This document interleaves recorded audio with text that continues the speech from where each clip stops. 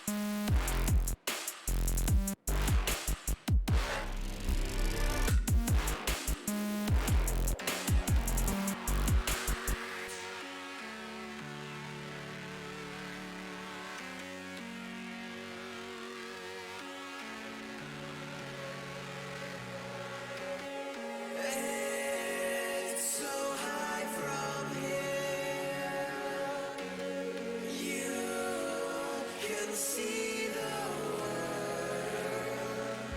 Aren't we all insistent to be small?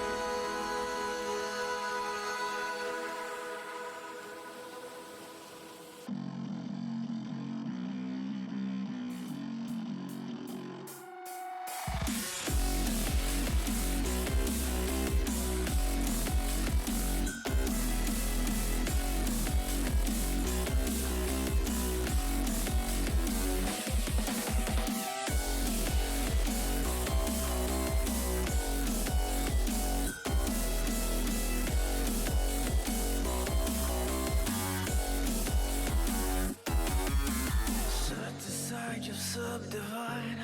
I'll show you how it's done. There's no sight, we go inside. The many is the one. You build your walls, faith in God.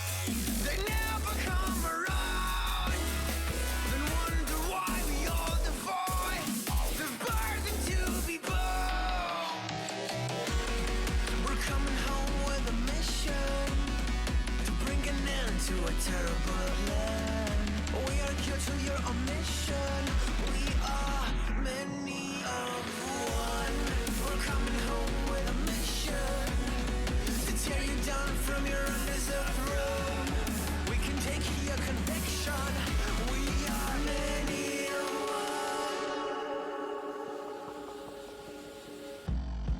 one. You may call it a virus, but we call it the antidote. It's an answer to silence. The future is here to revolt.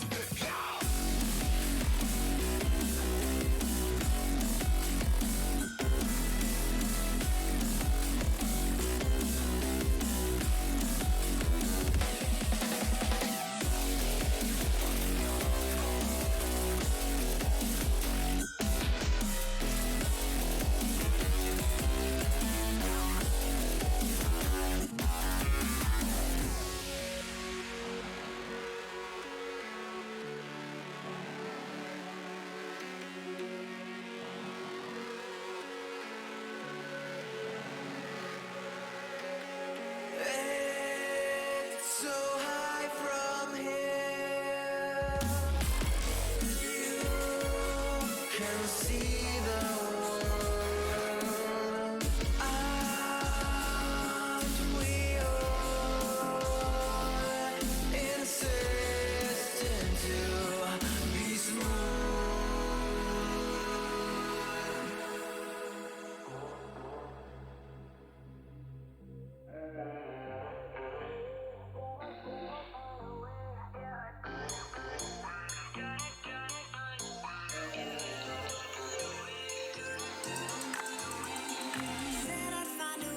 Turn my heart into something gold. No, I sold my soul to the devil long ago. I rode it all along on your way right before it broke. Time was thrown down the well, so I let you go. Run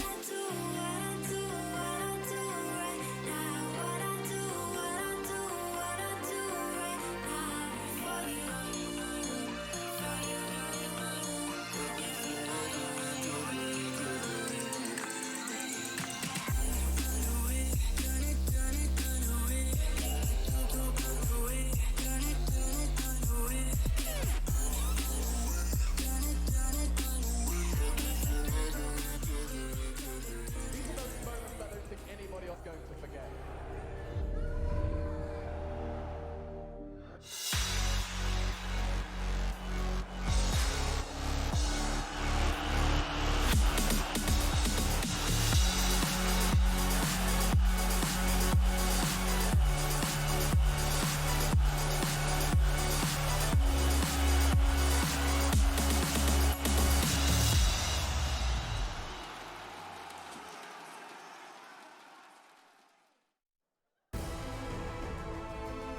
Good morning, good afternoon, good evening. A time zone friendly welcome to ESL 1 Hamburg 2019, powered by Intel. It is our grand finals day here inside the Barclaycard Arena. We are very excited as we move towards that grand final where we only know one of our finalists so far. TNC Predator have been on an absolute tear through this tournament, but they still need to find out who they're going to play. Our first series is around about 40 minutes away or so, but before that, we're going to talk about all things ESL 1 Hamburg. We've got the perfect gents alongside me to do that, but we'd also like to hear from you as well.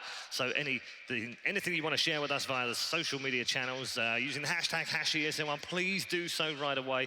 Whether it's a picture inside the arena, maybe it's a mention for your favorite player, maybe you've got a favorite team that you want to cheer on from home or inside the arena. We'd love to hear from you.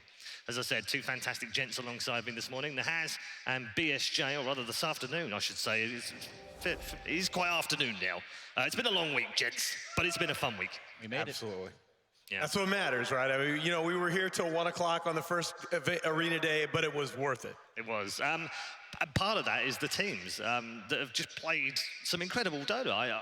I feel spoiled in a way, guys, because this early in the season, we know it's normally a bit scrappy and it's based on a few mistakes, and we're talking about teams coming together and eventually they'll just...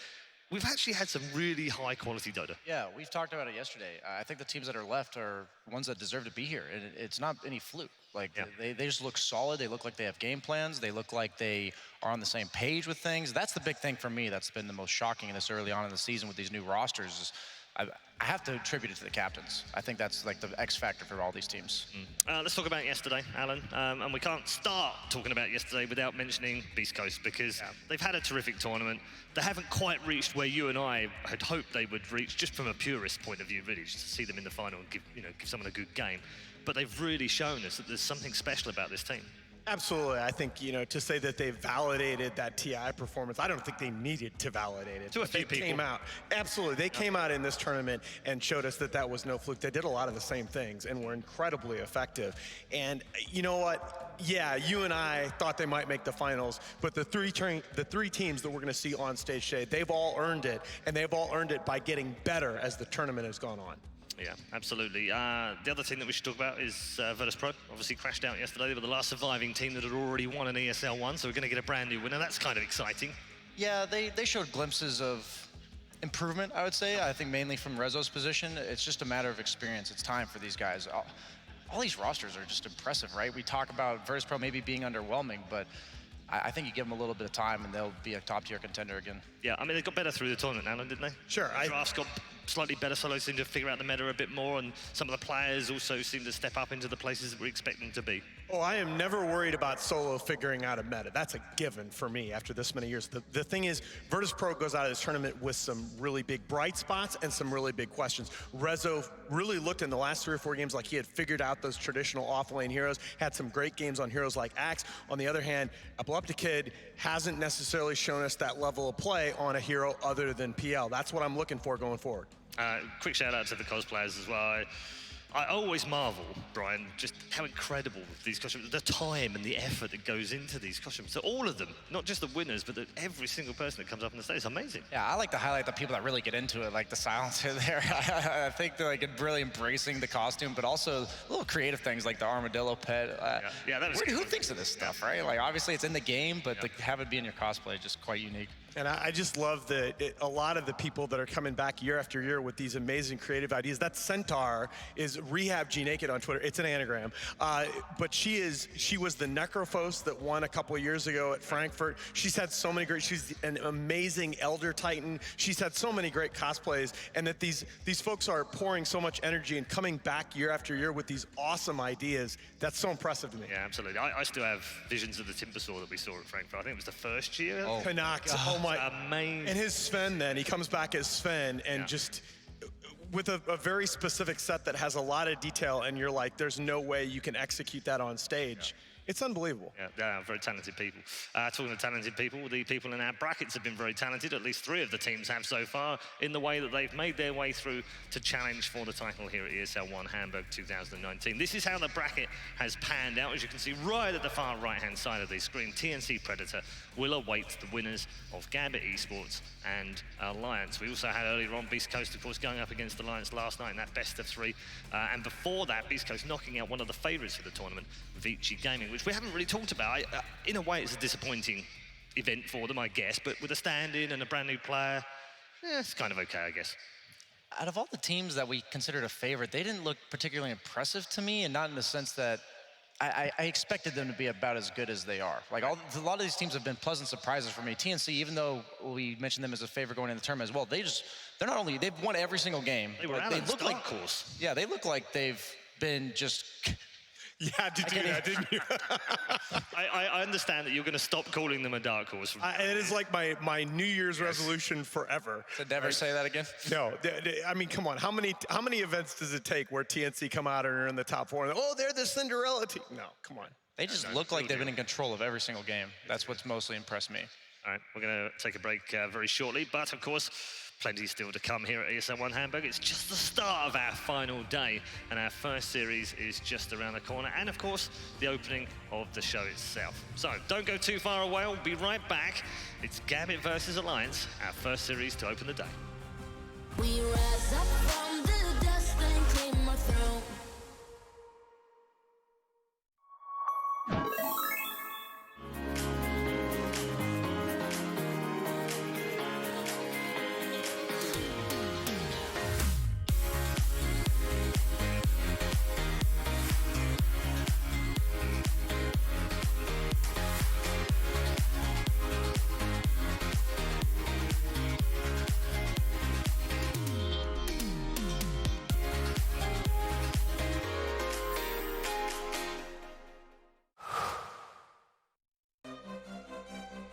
At the highest level of play, there can be no compromises. Gamers demand the highest clock speeds to give them the FPS they need to perform. Rise to the moment. Intel Core i7, the official CPU of ESL 1. Intel, unleash your brilliance.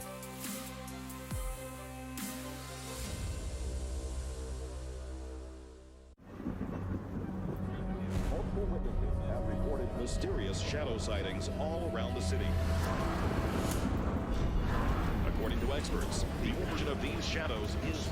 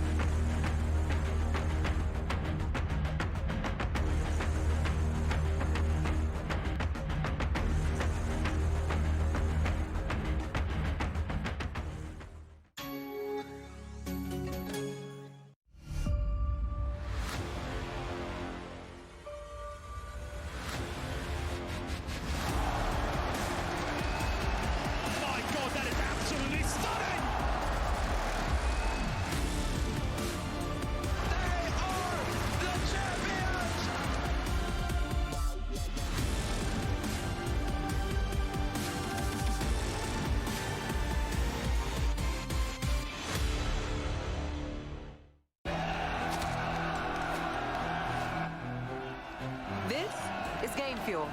It's domination in a can.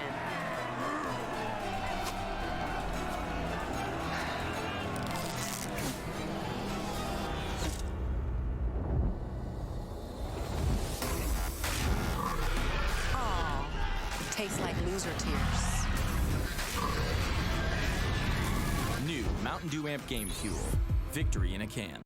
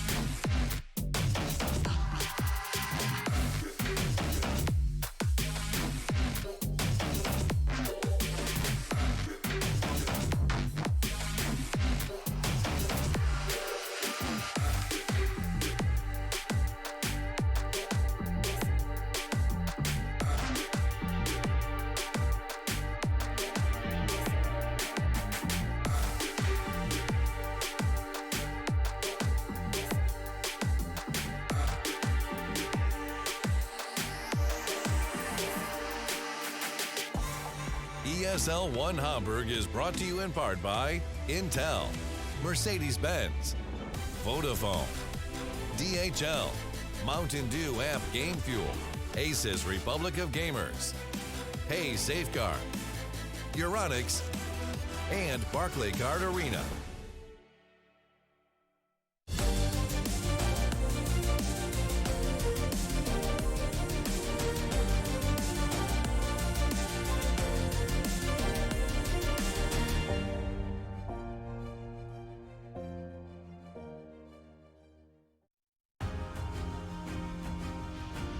That's right, welcome back to the lower brackets final on our final day. Championship Sunday here at ESL 1 Hamburg 2019.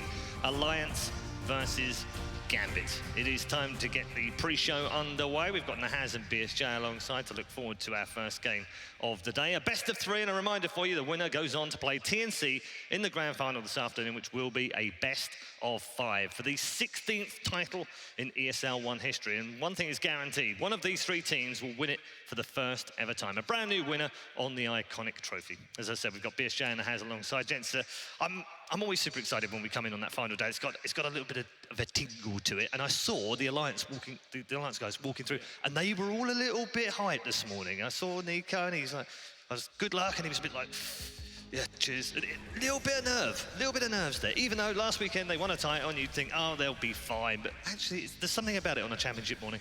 I think so, and when you look at it, like, Fata has a chance now to win his first 2 events as a captain. This guy has been around Pro Dota for such a long time. This is a very, very new roster. I don't think anybody expected them to have quite so much success this early. Yeah, and in a way, I'm gonna give this to you, Brian, as someone who's knows, and we've spoken about this before, with all the teams that are missing from the start of the season. You know, you've got your Secrets and your ex-Liquids and your OGs and all that kind of stuff.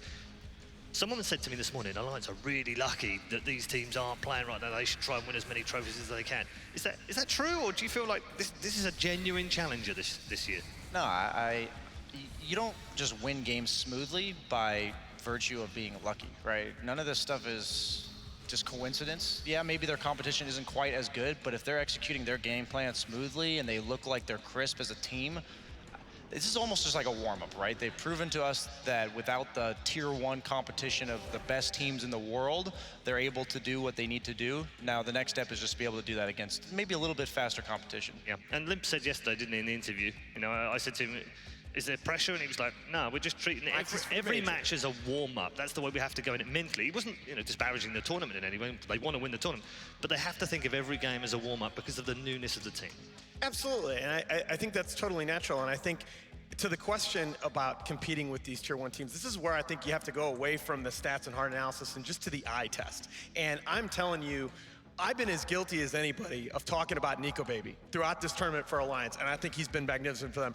But the Alliance in the last 2 series, their 4 other players have been magnificent. Fata on Undying last night was absolutely dominant. 33's Legion Commander just took Chris Lux Lena out of the game. If the rest of Alliance can play at the level that we've seen from them in the last 2 series, they've got a real shot to take home that trophy behind us. When we talk about Fata, we talk about an inexperienced captain. It's not the case on the other side of the field. Gambit have FNG, who has been around the block and then gone round again for a few times, has built numerous squads. Is this the best squad that he's built, do you think? I definitely do not think you can say that at this point, because the squad last year just looked so insanely talented. But again, a lot of moving parts, a lot of very different players in terms of their play style, and somewhat limited flexibility. We've seen that again a little bit in the early season. Only 36 different heroes played throughout the tournament for Alliance. That's one of the lower marks of any team here at the event, and they've advanced deep into the tournament. One of the things I'm going to ask about Gambit going forward is, can they become a little bit more flexible? Because, you know, everybody knew their sort of cheese, the Dahak Ursas, the Visages last year. They need to become a better rounded team, I feel, to compete at that tier 1 level. Yeah, we've talked about the growth of every team over the course of this tournament, and it's not something you can exactly pinpoint, but it's like palpable. You can feel when you see a team like Gambit, they're improving around their captain, right? He's picking them uncomfortable picks that they're willing to just say, hey, we're not have to play this ideally, but we're gonna get better at it.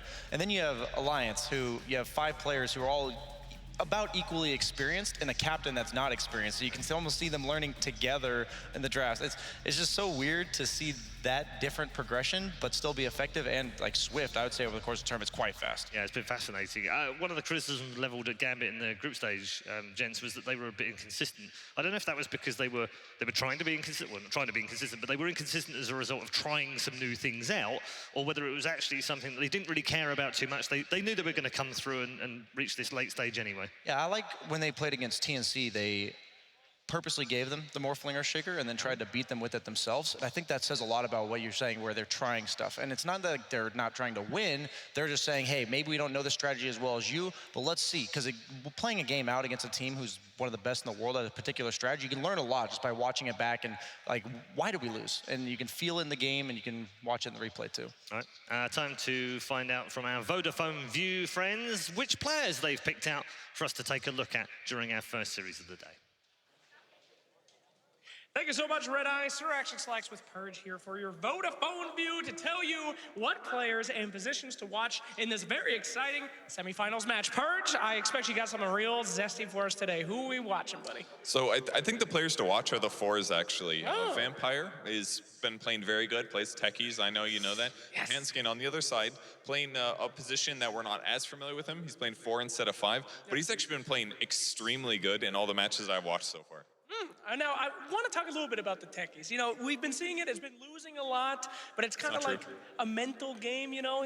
He's getting in there. Things are getting a little wonky. It did put them in the lower bracket, though, which is a little tricky. You really think we're going to see this kid pull out a techies today? I think in the right circumstances, absolutely. I think his techies is really, really good. He's clearly very practiced, much better than you. And the game circumstances that they had him in the previous match was just not perfect. They had, he was paired with a Sand King. It was a little bit hard to kill the Lesh, and then March got that heal creep that basically made him invulnerable, so techies just couldn't use Suicide. And then I was supposed to get levels and gold and start his game. So I think if they get him in the right circumstances, Vampire could run away with the hero. I see. So why are you so impressed by Handskin, by the way? What stands out to you? He's just making like really clean movements and ganks. He's not making very many mistakes at all. He's roaming well. He's supporting his lanes. They had some weak games yesterday, of course, but ultimately pulled through, and Handskin was definitely a big part about that. So he's versatile and he's getting things done. Versatile, unpredictable, and big impact. So if it was us, we'd be telling you to watch those 4 positions, but I'm sure you guys are going to have fun watching the entire game. Back to you, Red Eye. Thank you very much, gents up in the Vodafone View, giving their thoughts on players for you to keep an eye out. Time for us to keep an eye out on all of the players and both of our teams as we head to the stage to introduce you to both of them.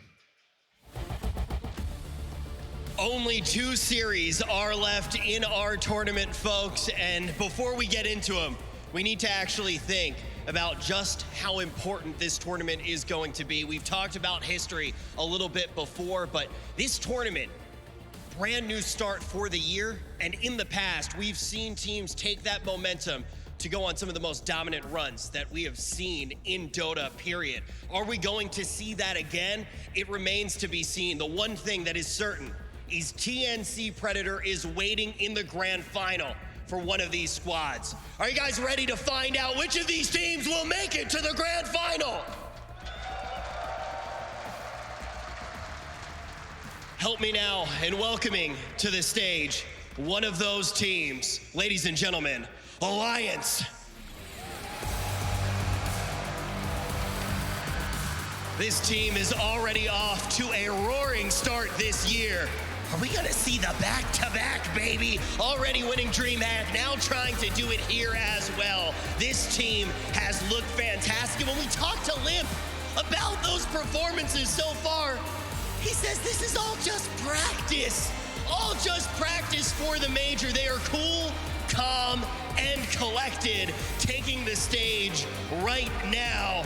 20 out of 10 confidence. And as well, Fata has the chance to have such a strong showing as a captain. Will we see back-to-back LAN wins? Ladies and gentlemen, one more time, make some noise for Alliance.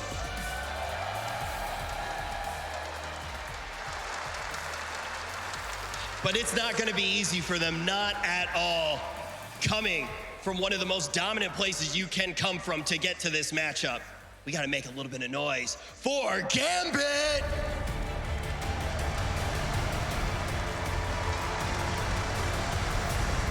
When you look at this Gambit roster, you know that this is a new shot for Gambit.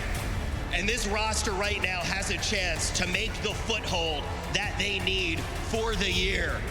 Will this be the squad that gets the chance to play against TNC Predator in the grand final? We are about to find out as they take the stage from the winners bracket final.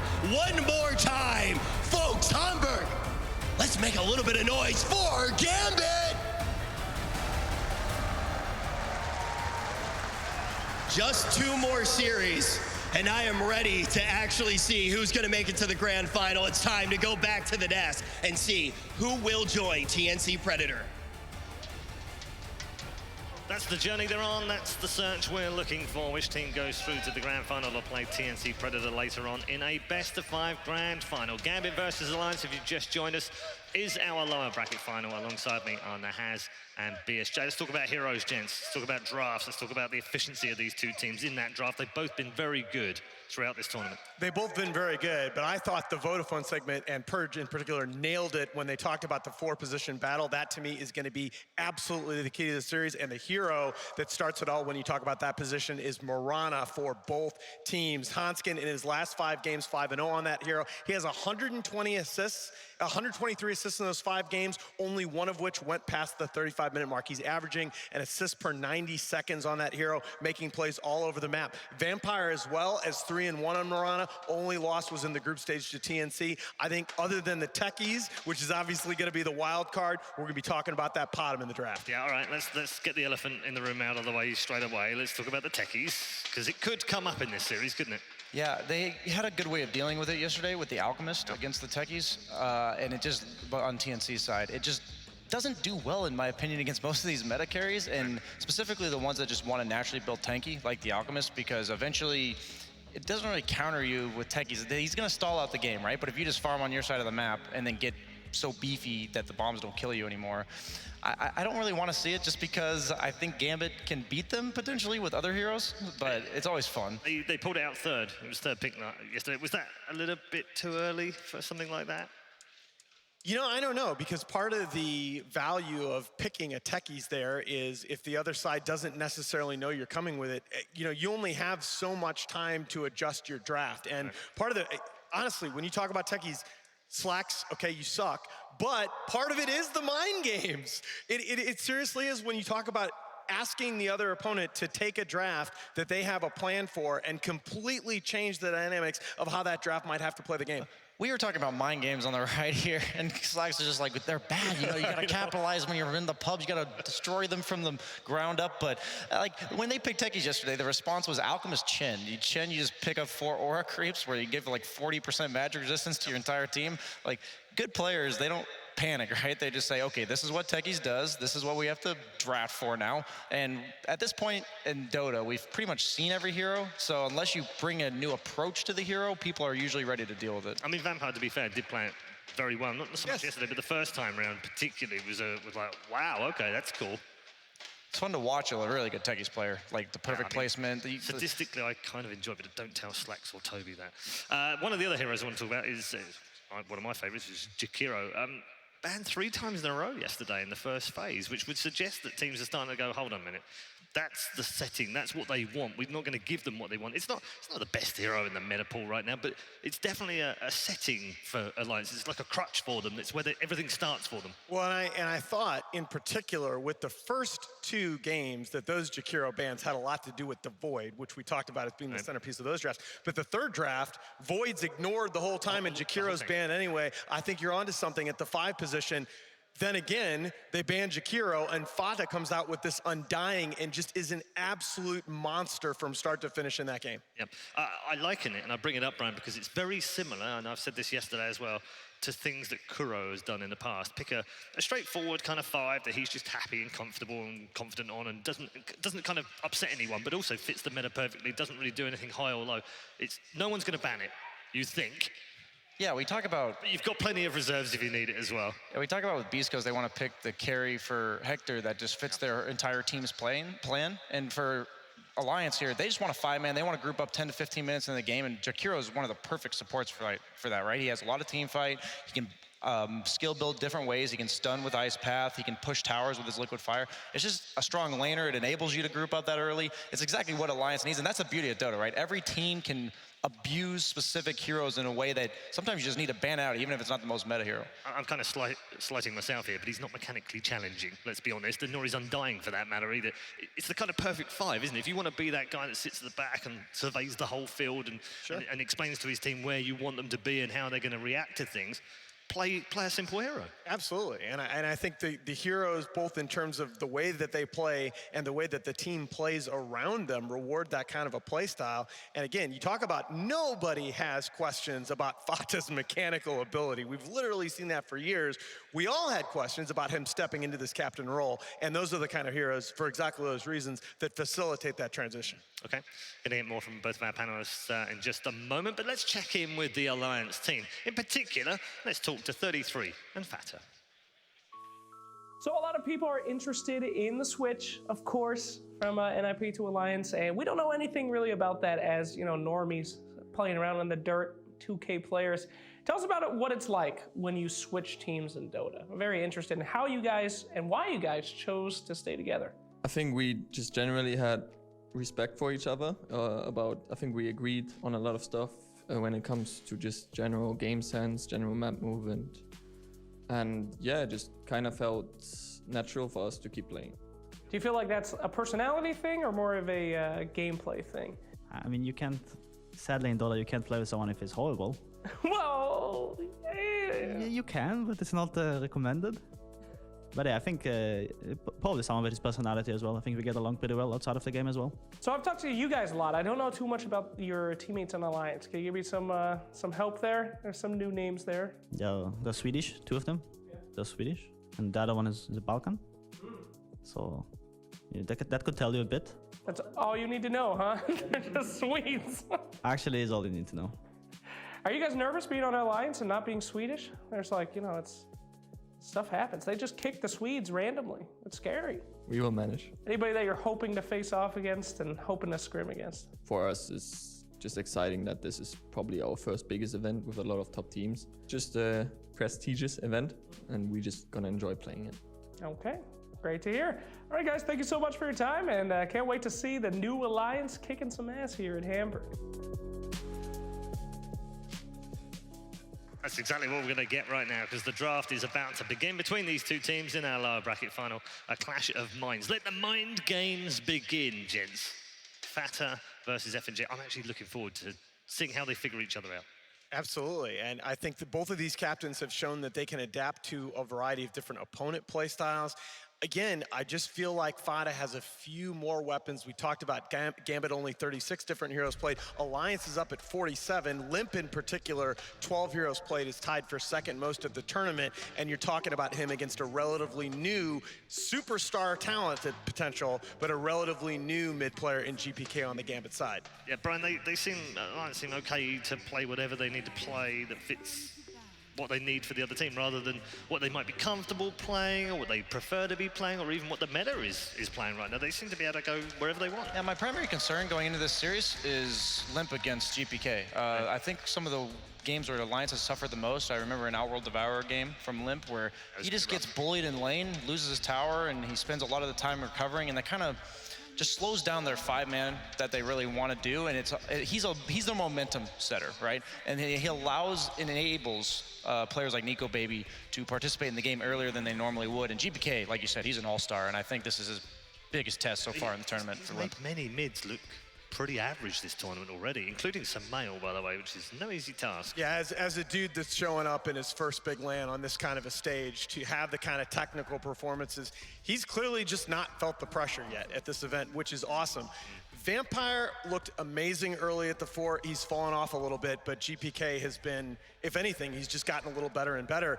The question is, can you guarantee him that comfort matchup? Because I think Limp is the kind of guy that can take him outside of that comfort zone. Yeah. What have you made of these early bans so far? The Alchemist ban by that's Gambit. Where they first picked it yesterday on Alliance, if you weren't there for that, guys.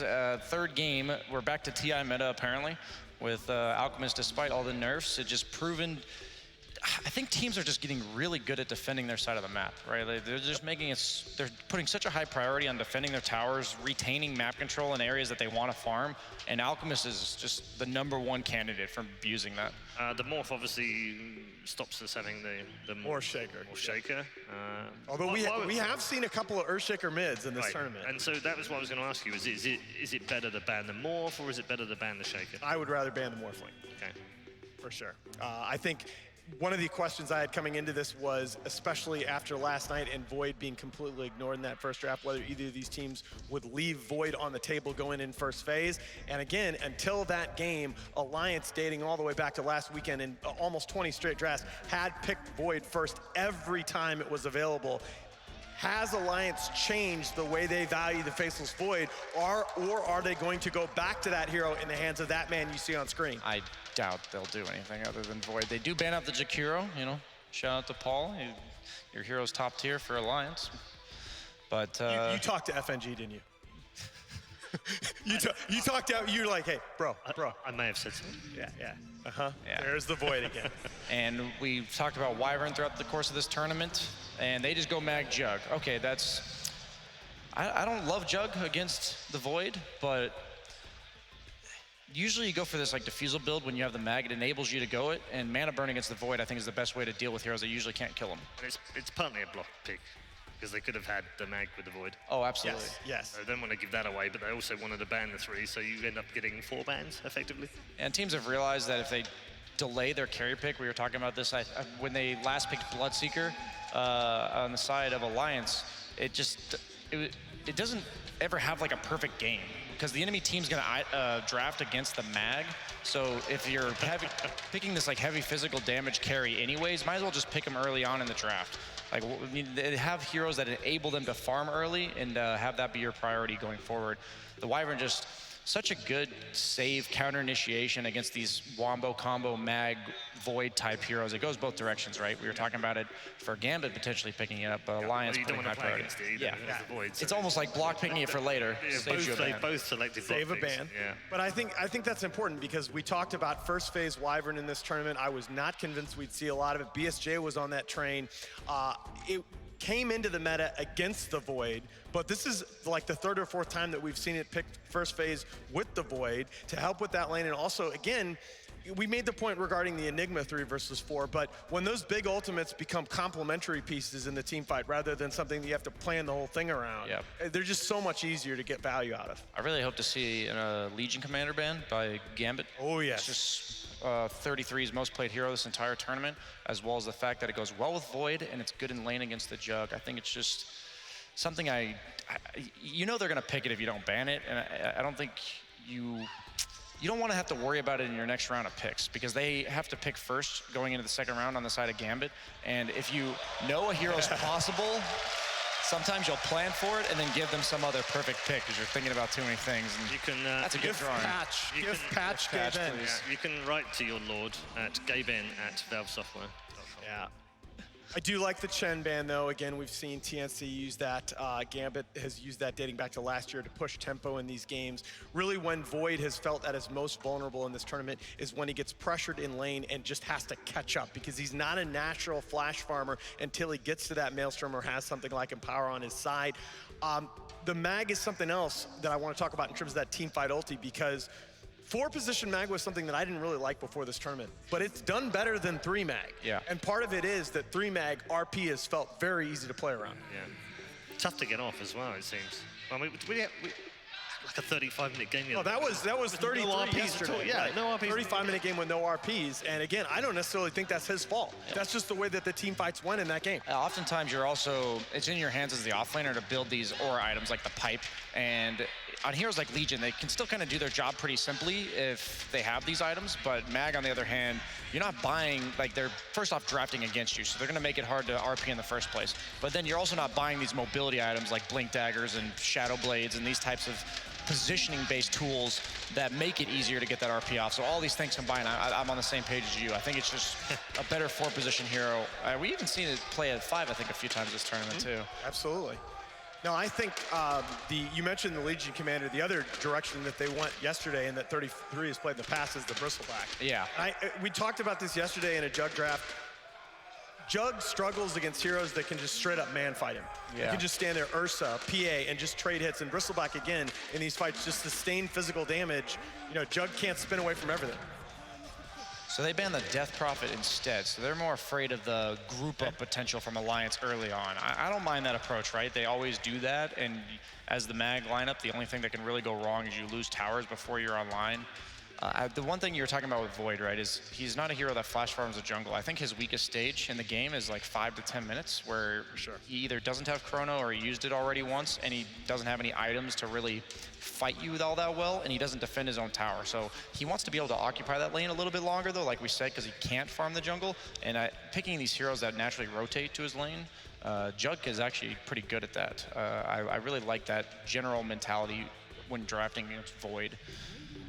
Just put him under pressure all the time. Yeah, exactly. Like, I agree with what you said, but that's partly why I'm not a huge fan of this Lich pick, because Lich signals that you want that really super strong static lane in the Lich Jug, but Lich is not a hero that's really great when he has to make those early game rotations, and I think that's having some roaming potential is so key. I like the Shadow Demon because you can potentially run it as the 4 position in the lane against the Lich Jug. Oh, here we go.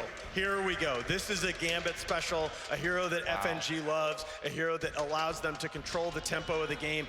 This, when you talk about Alliance liking to 5-man, is a great answer. But again, you mentioned the Shadow Demon. I'm just going to make the quick observation. Gambit right now have all their eggs in the Jug basket. Yes. All 3 heroes on Alliance crush spell immunity. Yes, I agree with that. And also, Void naturally kind of itemizes against Tree. That's why I'm not a huge fan. I'm almost certain that Nico Baby's going to go for a standard Diffusal Manta. That he goes Diffusal more often than most of these other players on the Void.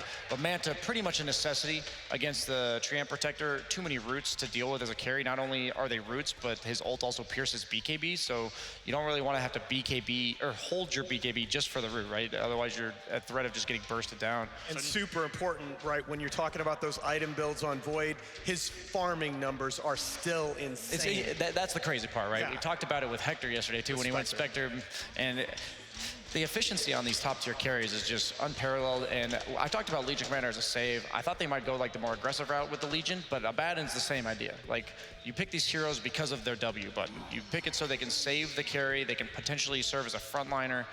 And Abaddon, really hard to play with RP against, because if you RP Abaddon and somebody else, then he just ults and shields them. If you don't RP the Abaddon, he just shields them. It just makes the game awkward. How do you play Jug in this game? Like who are you going on as Jug in this game? I think this is the most like diffusal important game I've ever seen for both carries. But Jug, the reason why I'm talking about diffusal as an item, when you're these heroes like Jug that usually rely on just pure damage output, if you don't feel like you can actually dish out enough damage in a quick enough time to burst them, you want to make it so over the course of a long fight, they don't have any mana. And that's the best approach that I think with these heroes like Abaddon Void. Even if you're not killing them, if you hit them 5-6 times and they have no mana left, you may actually be able to win the fight despite like using your initial volley of spells. I think it's really important with the Cold Embrace, the Abaddon saves, as well as just the overall like time walk sustain. I think like first item diffusal is really important here. And I'll stop talking about carry items. It's just my, pastime. No, I honestly think how Jug manages to play this game is like the storyline of this draft so far. I like the OD ban. I was thinking about it for the second round of bans, but there's just no way that Gambit was going to pick 2 cores potentially, and then also their mid. It's just too good against the Wyvern Void combo, and then also you throw the Abaddon in there. It's just hard counter to all 3 of these heroes because it just wants to hit you more. It likes these long drawn out fights. So are we just going full team fight play on their side of the map with a mid dazzle? Yeah, I was gonna highlight this. I was gonna highlight this. Like, they have no clear cut like single target burst damage on the side of Gambit, and that's when Dazzle is the best, when he can reactionarily grab Razor. It's still like an enabler, right? Because he's this hero that he just removes Jug from the game. That's the goal. They're all, you said they're all in on the Jug basket, right? Why not just pick the anti-carry in the form of the Razor? I think right now you just have to pick Queen, and you have to hope GPK just goes off. Because you pick Queen for the matchup against Razor. It is one of GPK's comfort heroes. It can't kill you without Chrono. Yeah, exactly. Yeah. I was about, you took the words right out of my mouth. There's a lot there's a lot of weight on GPK's shoulders, but he's proven that he can snowball that mid lane, and that matchup for Razor is real rough. I'm almost going to say if Queen of Pain is like 5-0 at 15 minutes, Gambit's going to win this game, otherwise they're not. We are so on the same page. It's not even funny. I literally had multiple people before this tournament tell me this GPK kid, his talent is insane. He could be the next no one. We're going to find that out right now. Yeah, I think it's a lot of pressure on him, but a lot of pressure needs to be on him if they're going to win this game. Yeah, this is the perfect game to test exactly what I wanted to see in this series. All right, thank you very much. It's time, ladies and gentlemen, to get into the first game of the day. The drafts are set. Our commentary team are ready. Cap and Blitz, it's all yours.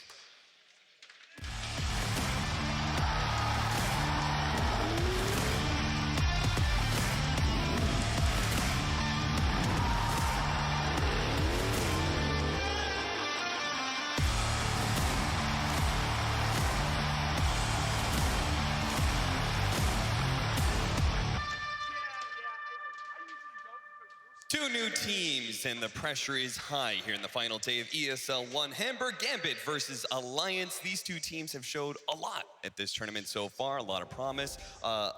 Led by their two new captains. FNG obviously has a storied history. Fada, quite new to the role, has done very well for Alliance, having one dream hack. But can they, either one of these teams, push into the finals and take down TNC? We'll see who's going to be able to do so, as this is probably an even matchup, right?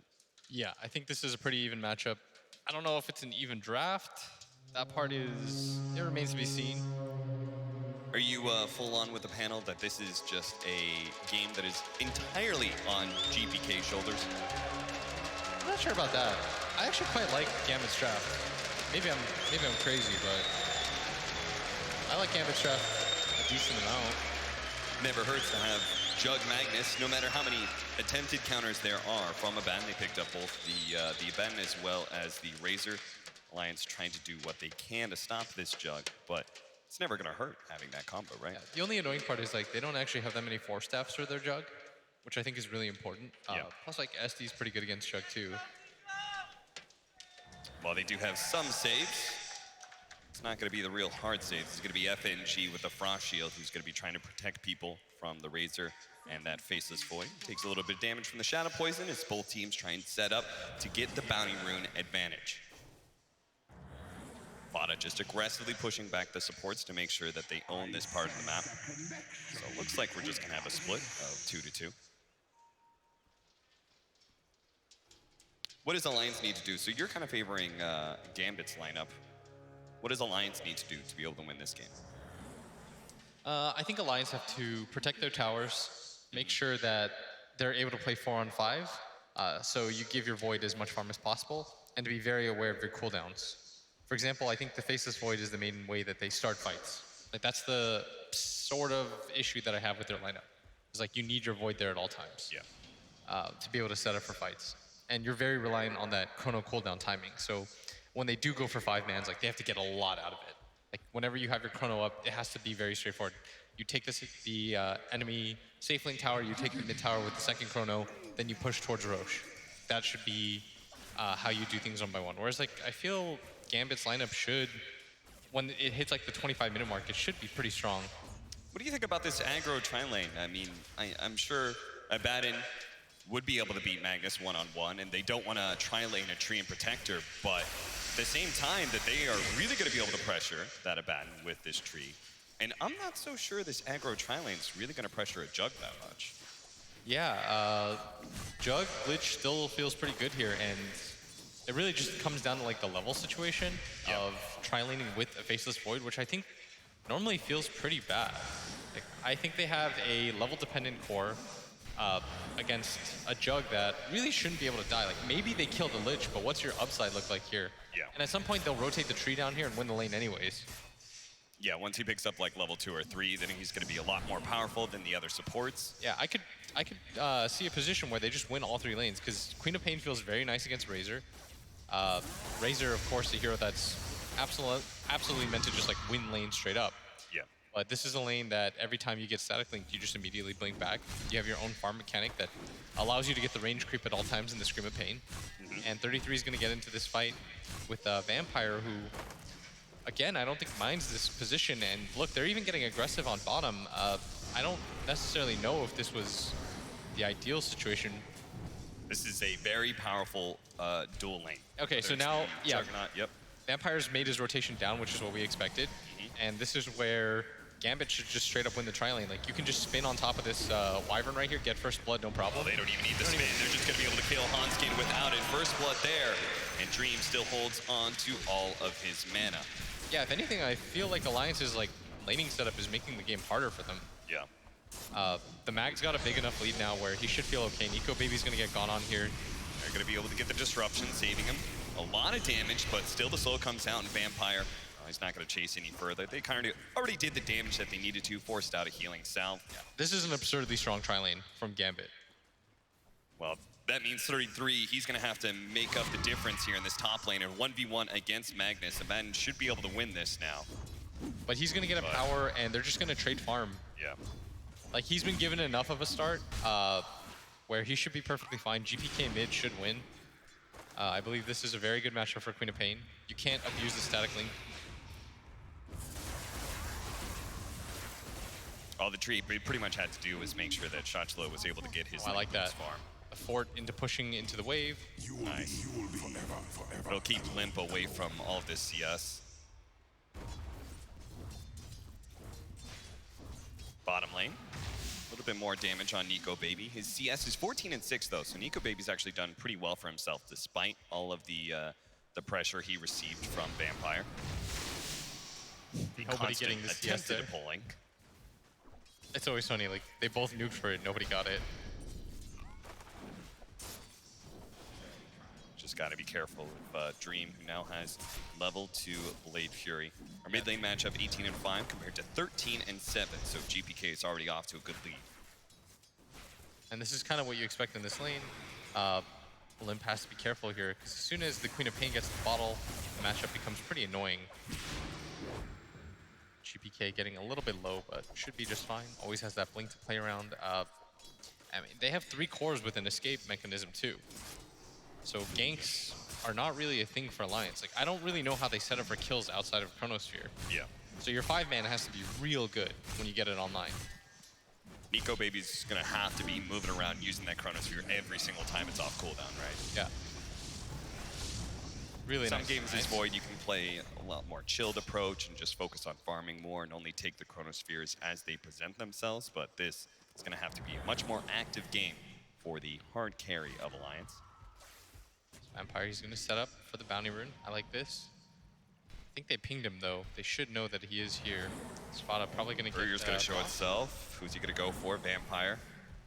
Wants to be able to bonk Fada on the head with a Frost Shield on top, and the disruption's going to go down. And mid, they actually do manage to get the kill on GPK. Limp outplaying that lane, even if he does end up dying eventually here. He's going to the Shadow Strike. There's no way that should happen. Yeah. That is... Limp is real happy about that. Like, if you look at the CS 23-21, things are going okay, but just dying like that, especially when you've got Blink up, he must have misplayed pretty hard there. Well, that'll allow Limp to be able to reset that lane, right? That's one of the biggest advantages of trading off those kills. It's just resetting lane against a hero that harasses so much. Yeah, and you get more XP. He's going to be real happy about that. Maybe GPK just overcommitted for the kill. Trying to overplay this lane a little bit too much. Maybe the pressure is getting to him after all. He's a relatively young player to the scene. Only 18 years old. They still have the gold lead though. They shouldn't be too worried. Mag versus Baden is going to be okay for the Mag just because you've got a power. It's really this tri-lane that I thought would go slightly better in terms of Gambit being able to get kills. Yeah. It's going to be kind of a rough time for Shachlo now that you have the phase boots advantage for the Abaddon as well as borrowed time. He can really dive the Magnus when he wants. Yeah. Mid being set up for Vampire just getting some vision down. Looks like he's just going to focus on getting really aggressive vision instead of trying to gank mid at all. what they're trying to... He's going to see the Razor come in. Still has his salve up, but... Limp. He tries to min-max this a little bit too much, and thankfully he doesn't. Just he activates the shrine. Still has a salve on him too, so he's perfectly fine.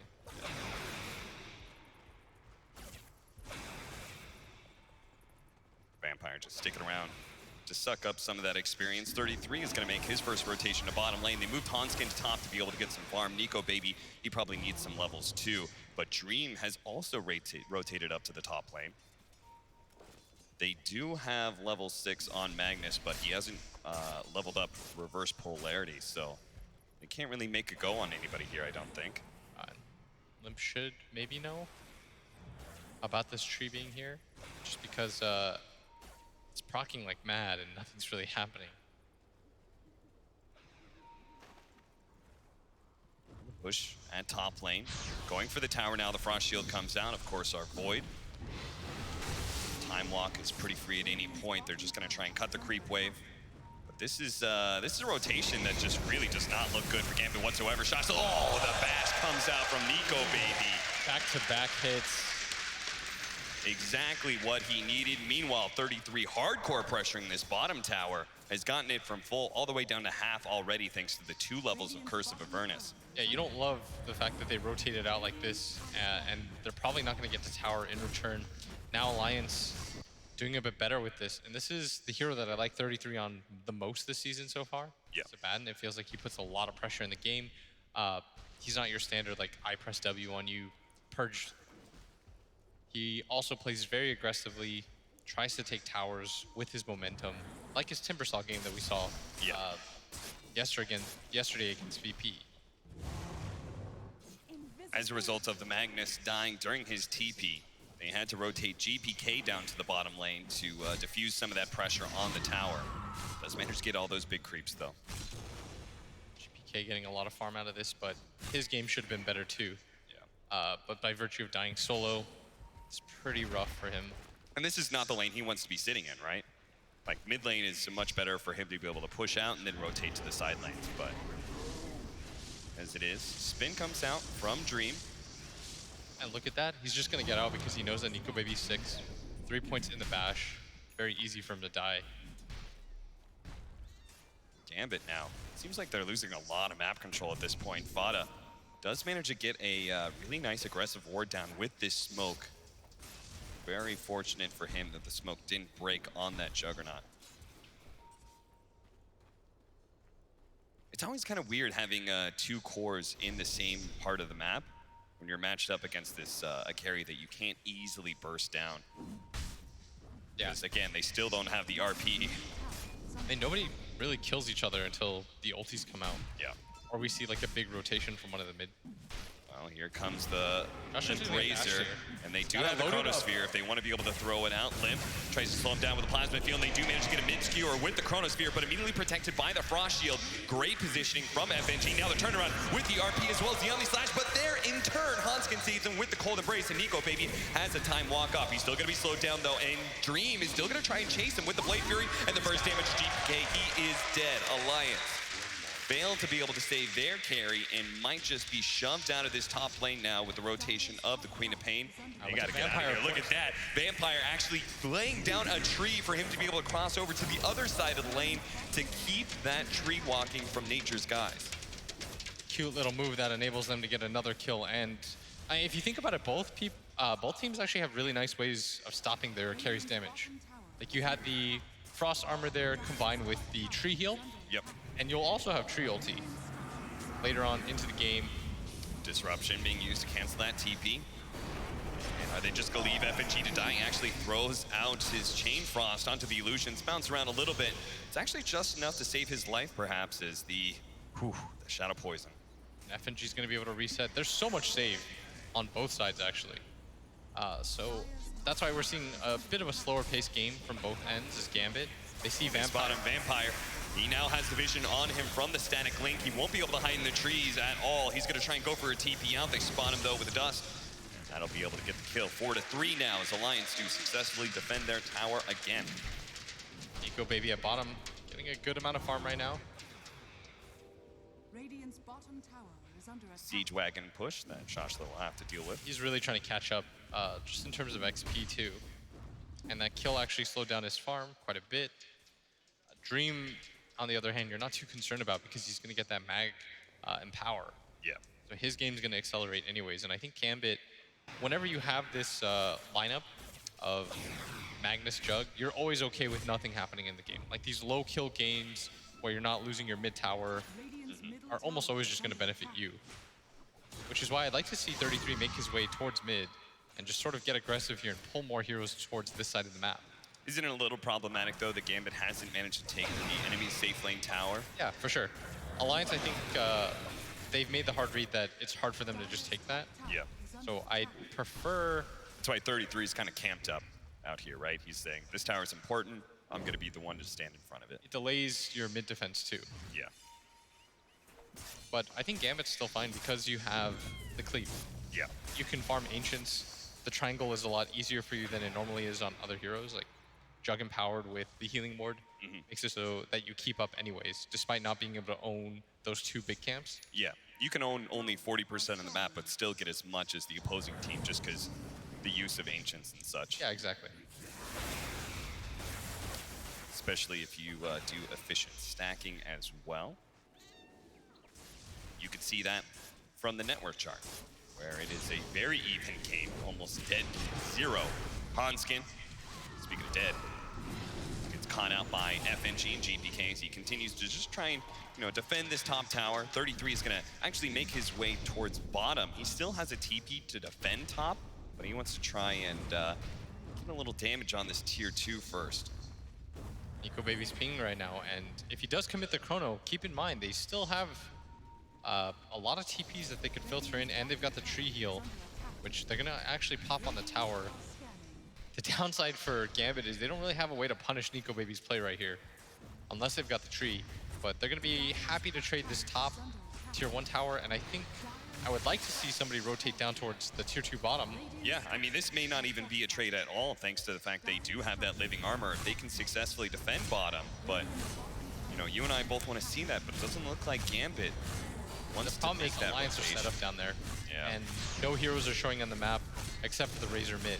So it makes it really scary for Gambit without any vision set up, without a lot of heroes. They'd have to bring like all 5 for you to feel comfortable about. And even then, you're at a vision disadvantage. Limp gonna get RP'd here, skewered back into his tower, into the tree. Beautiful kill for Gambit. Should be able to lock him down with a Train Protector. Follow up the Yule Scepter. Self-usage there from Limp. That just sets up a Sonic Wave, and the Chronosphere comes a bit too late to stop that damage. And now, the Train Protector with just a great overgrowth to be able to stop Nico Baby in his tracks. A Winter's Curse to follow that up. GPK will be low, and he does have Shadow Poison stacks as well as a Purge on him.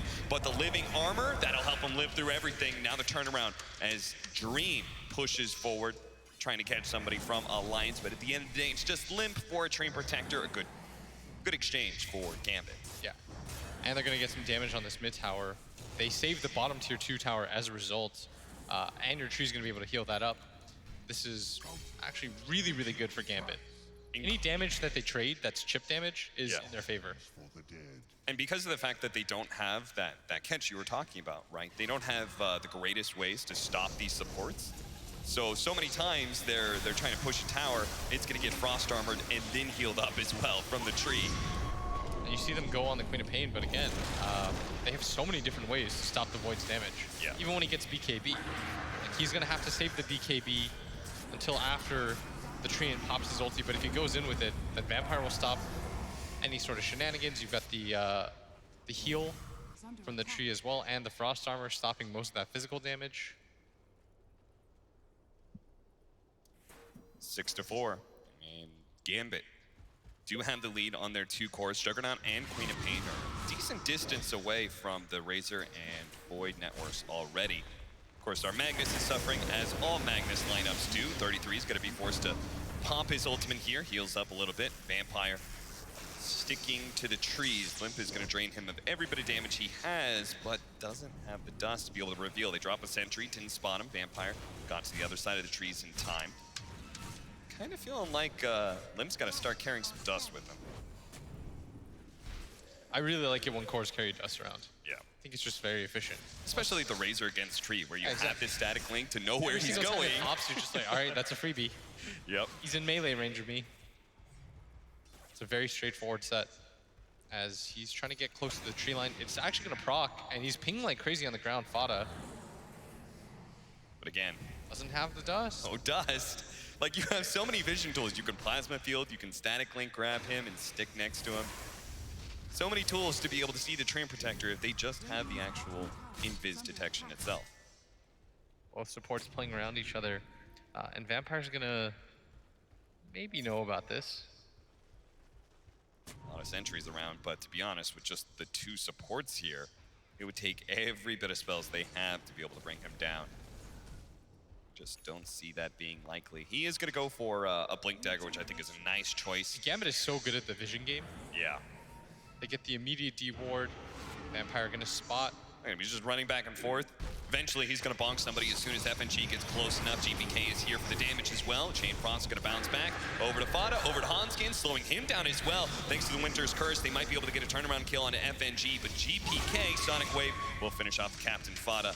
And FNG I'd like them to come in to now the shadows, boys. As fast as possible. Don't give up this mid tower for free, and that's exactly what they're going to do. They've got 3 heroes parked here, but without... Oh, the Overgrowth actually being used there, but 33 can quickly take it off with borrow time, no problem. They're just trying to get them off the tower. 18 minute rune, okay, not even there. Shadow Strike going out just to harass Limp a bit. And they're going to rotate their mag up to top lane, keep their Jug mid at all times. Nico Baby is free farming this entire time, and now he can kind of keep pace with the Juggernaut. Obviously, the Jug has the Empower advantage, but now Nico Baby has his first farming item in Maelstrom, and now the second one in Yasha. He's going to go for the Mantis style instead of the usual build we see, which is like the Mjolnir and the BKB or something like that. As Dream going to get aggressive on mid. Wants to be careful about using his spin. Hanskin does have the Cold Embrace. He wants to be able to get a Splinter Blast off here as he knows Dream is going to be slowed down by the Purge. GPK, though, quickly going to the back line. He's already taken out Hanskin. A nice skewer into the RP. That's going to be able to create some distance for Dream to be able to work around, but Shashlo is probably going to be sacrificed here. He gave up his line to save his one position. Nico Baby, though, may still be able to catch him with this Chronosphere. Locking down to 2. Dream, he's going to fall, and FNG still stuck inside the Chronosphere. Is going to die as well. A monster win for Alliance. They needed to be able to take a convincing team fight to finish off this mid tower, and they should be able to do so now. Just sticking around a little bit too long. There was no counterplay opportunity once 33 had his ulti back up and he popped it. After that RP, they got aggressive here, but I really don't like this play.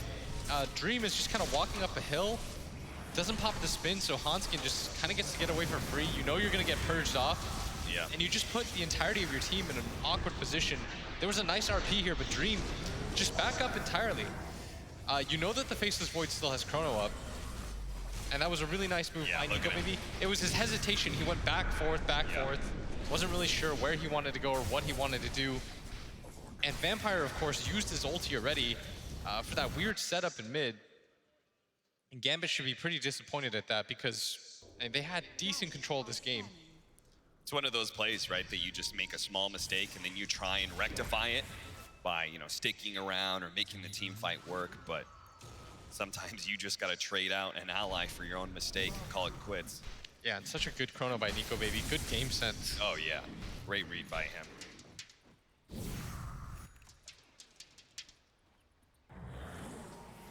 Of course, Dream, being another one of those newer players to the scene, has a wealth of pub history, though. He's been bouncing around the top 10 in Europe.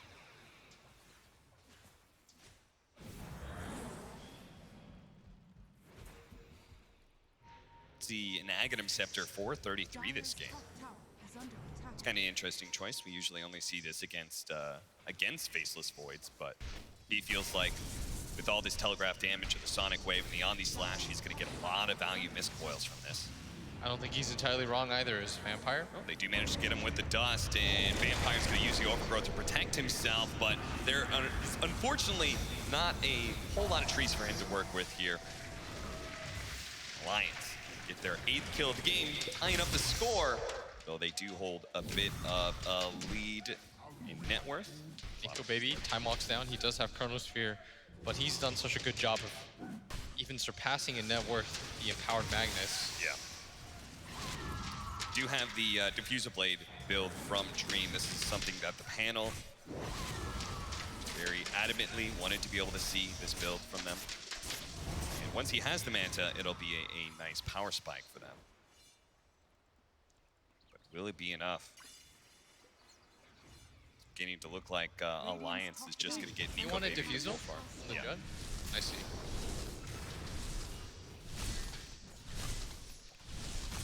Doesn't that kind of hurt you though because of the SD? That's a good point.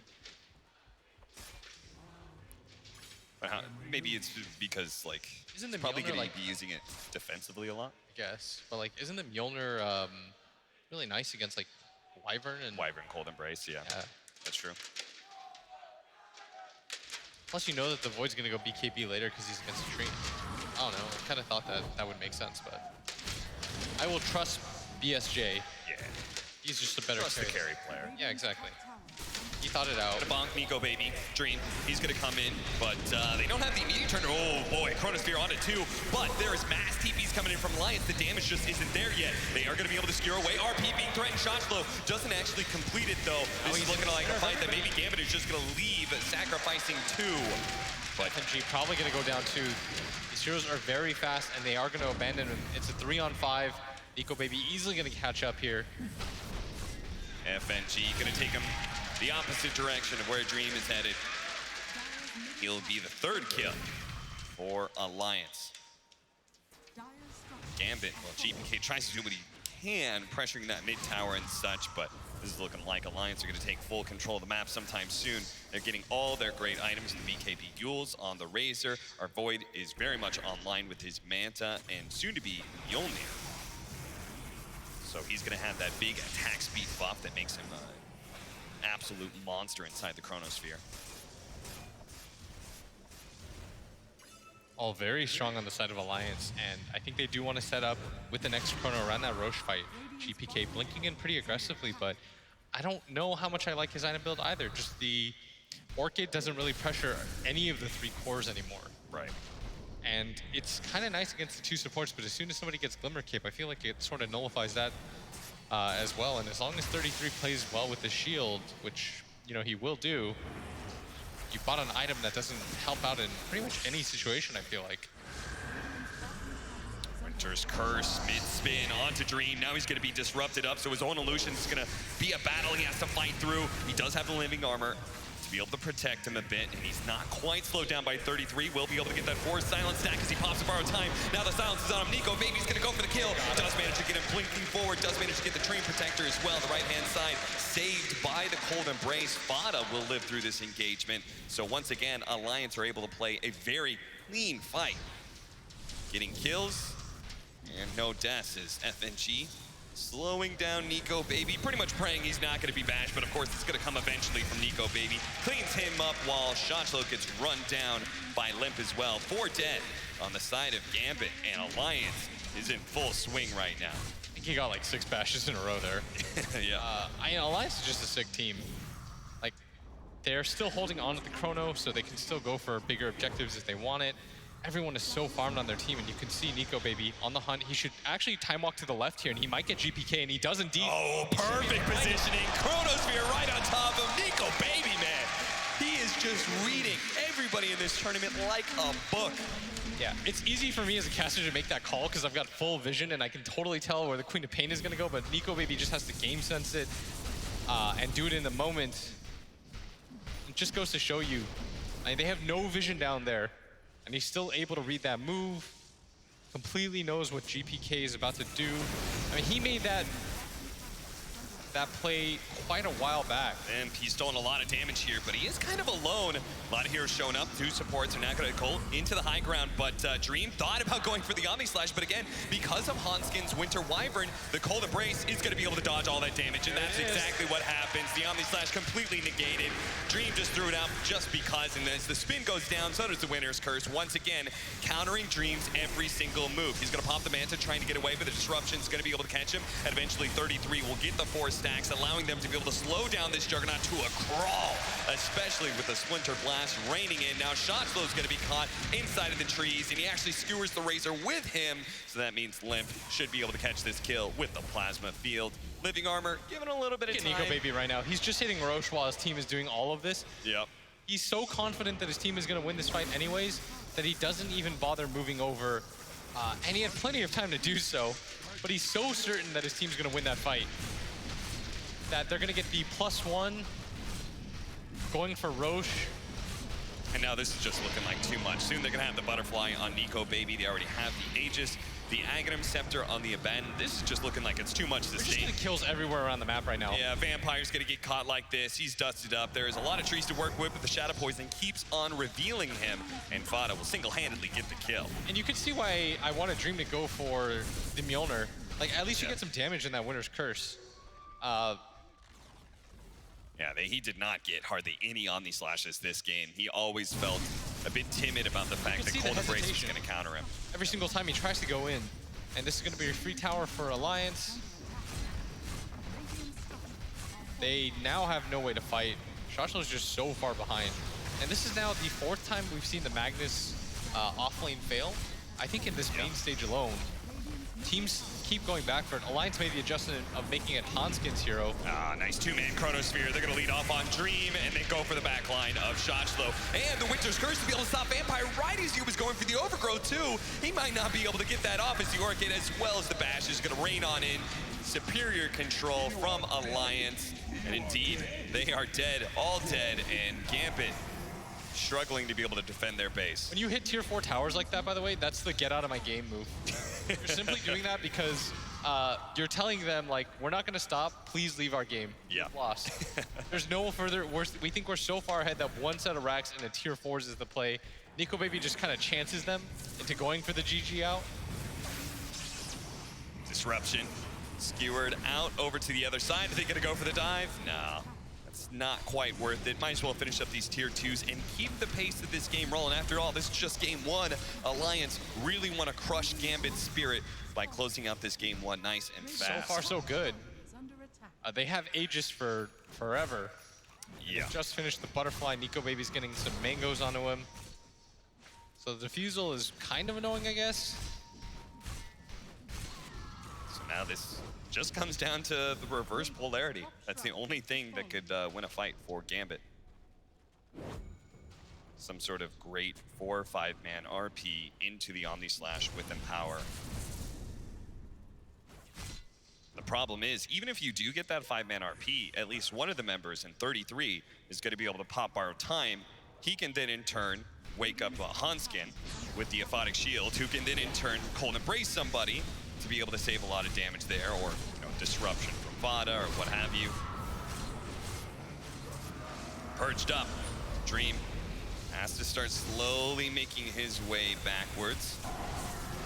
So you need to be able to poke at Nico Baby and just force away this Aegis without losing anybody. The skewer in, the RP out, onto 3. The Borrowed Time used too early there, but the Winter's Curse counter is going to be able to kill Vampire and stop any inflood of damage to GPK. Oh, he just gets locked down immediately by Nico Baby with that first hit bash. Now looking for another one onto FNG, whose Frost Shield is really annoying Nico Baby right now, but it's just slowing down the inevitable. We're gonna call it they are just going to run Gambit entirely out of this game. A second Chronosphere going down, and that's it. Gambit, they have been thoroughly trounced in 30 minutes, 8-28. Remember, it was 8-8. It was 8-8. They got 21 kills in a row on the side of Alliance with no response from Gambit. Literally 21 kills in a row.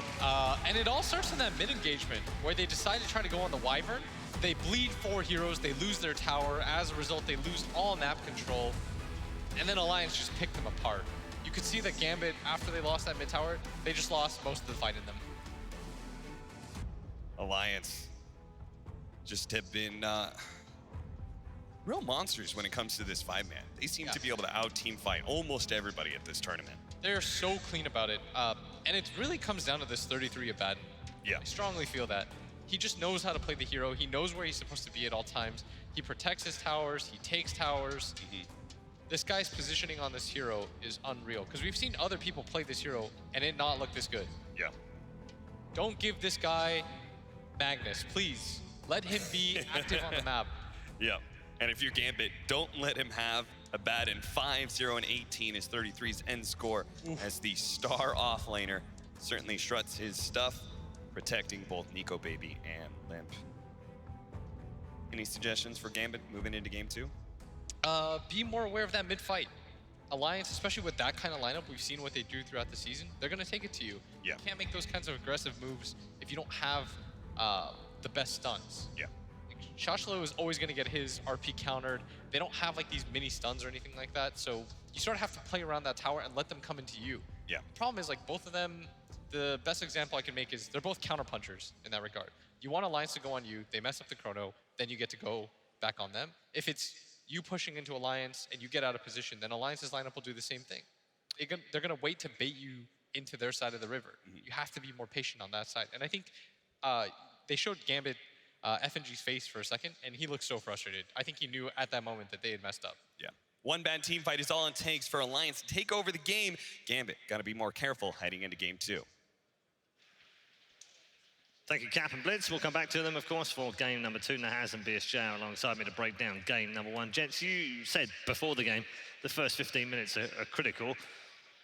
They kind of held out, but then it just fell apart. Yeah, I mean, the reason why I said it was critical for Queen of Pain to snowball that game is, I mentioned in the draft, it's really natural for Void to itemize against Tree, and that's a first pick Void, and you're looking at their heroes, he isn't forced to buy a BKB. If you are against Tree, you have to buy a Manta, so it's really only good to pick Tree if he's also forced to buy a BKB, because he's also going to have to buy a Manta, so he's going to have very limited damage output, very little limited farming, accelerating. But he can just go this Manta Mjolnir, and that's like a feels good Voids build. That's efficient. You move around the map fast, you attack fast, you do like everything you want to do as Void, and that's a first pick Void. That's the problem I have with That's the key, isn't it? You can first pick Void. We know it's a good meta hero, but there's plenty of solutions out there when you've seen it picked first. Well, and especially when you contrast it with what the Jug was asked to do in this game. I mean, what is Dream supposed to do, okay? Yeah, you well, are who's he playing supposed to go Jug on? into 5 counters, and really the only thing you have left at the end of the game, Queen of Pain already a hero that if she dies once in the mid game, it just kills her momentum so much. We talk about her as a snowballer, and you have no save, right? You have maybe living armor, you have all stuff that's purged by Shadow Demon. It's just a very, very difficult lineup to play for Gambit. I think FNG wishes he had that draft back. Yeah, certainly from probably the 4th pick as well. That Triumph was being picked into 3 counter. But there's too much going wrong, isn't there, in that draft? I mean, Shadow Demon's ult actually guarantees a kill on anyone. We talked about it behind the deck. So you get Empower gets removed, Living Armor gets removed, Frost Shield from Lich gets removed. It was just so straightforward, right? If somebody gets purged on the side of Gambit, they're probably going to die. If you go on somebody on the side of Alliance, they're going to get saved by 3 different people. And ease of executions it's something to consider even at this high tier Dota. It comes back again to what we were talking about yesterday with Fata being inexperienced, but also being Occam's razor kind of captain. You know, the first thing is probably the right answer, right? And he seems to be able to draft like this all the time. I also I just don't buy into the Fata inexperienced narrative to start with. It's a cool story because this is a guy that is one of I mean, we're on his home soil, man, and he has a chance to win his first 2 lands as a captain. But we're talking about a guy, he's the 6th most wins all time in Pro Dota 2 history, and he's playing with a roster. Bar Nico Baby, all these guys have been there before, man. They understand what it takes to succeed in these environments, and the transition to captain is just as natural as I've ever seen. Absolutely, he's doing very well so far. 1 up to the good. Let's find out from Purge now at the weather station what he made of game number 1. Hey guys, let's take a look at the draft and how these played out in some of the fights. Now they started with the Magnus and the Juggernaut, which is obviously a great pairing because Juggernaut is going to be able to accelerate really quickly. They responded with the Winter Wyvern because it's going to allow them to save against the Jug. And then they grabbed the Lich to save against Faceless Void, which is pretty nice. And then they paired it with the Treant Protector, another good way to defend towers, which is great and all. But this is how the team fights played out basically. Chronosphere gets countered by the Ice Armor and the Living Armor. They turn around and try to get an easy kill on the Faceless Void with the RP, but he gets saved with a basic skill from Hanskin. That's a level 4 hero countering a very powerful pair of ultimates. They eventually do kill the Void in this case, but that's a really difficult kill. And then Treant Protector, one of the issues with him as a hero is that he does lane very well, but he needs to participate in kills, otherwise he has trouble getting a lot of levels. And you need a lot of levels because you need to max out your Living Armor skill, your 3rd skill, and you don't really get it leveled out until like level 10, level 11, and that's really the mid-game timing. If you waste your ultimate like he did there in that earlier fight with his ultimate, then when the next fight happens, your hero's not inputting much value. Fata using his ultimate on the Juggernaut, a really good counter against Juggernaut. He ends up barely surviving with help from the RP, but now their Treant is over here not doing anything. He can't initiate, he can't fight in the river, he's just not a very good hero. And because they win this fight, and with the great Chronosphere to guarantee the Jug kill, they get to roll over the mid, and they get to abuse their heroes against these 2 heroes. Remember, the Tree and the Lich, supposed to be good at defending towers. They lost too many fights, they get run over, and the game is just over at that point. Good explanation of where they went wrong via the draft. Thank you very much to Purge. Plenty more coming from him throughout the day. Let's just wrap up on this first game of the opening series of the day in the Hands and BSJ. Final thoughts? I think the off-lane contrast is something that has to improve in the second. Shot flow, 0 kills in that match. Actually, 33 was the first to level 7 in this game. He got off to a great start on that Abaddon and just controlled the flow of the game in all those fights. Yeah, the one position off-laner. I don't know what that's... He was fantastic. It's 33. He plays whatever position he wants. He does. Brent? Void is broken. If you're not going to hard counter it, don't let him have it. I love it. See, we try and keep it simple here on the desk as well. Enough from us for now. We're headed to a break. When we come back, though, game number 2 will be with us. The draft will be upon us, and Alliance will get a chance to go to the grand final. We'll see you soon. We rise up from the dust and claim our throne.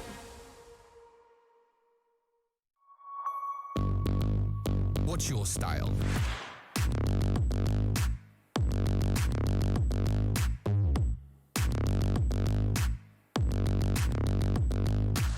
Get your merch at shop.eslgaming.com.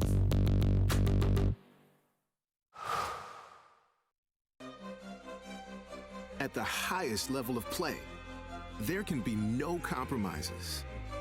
Gamers demand the highest clock speeds to give them the FPS they need to perform. Rise to the moment. Intel Core i7, the official CPU of ESL 1. Intel. Unleash your brilliance.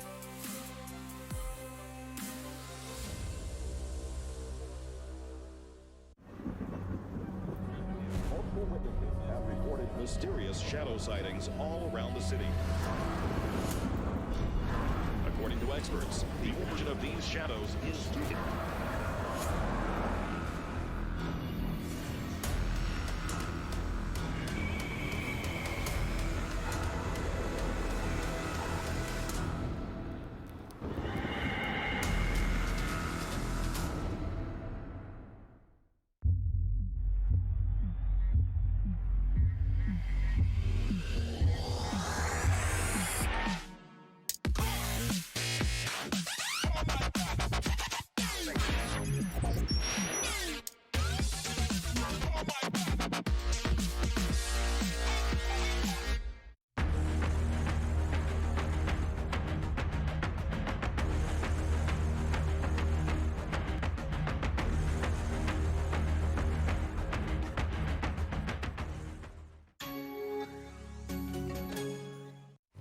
So this is it. This is where it all started. The great business of DHL. You remember when we still use these? We have all come a long way since then.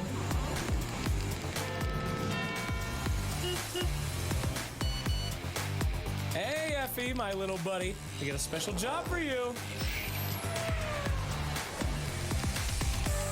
And this is only the beginning.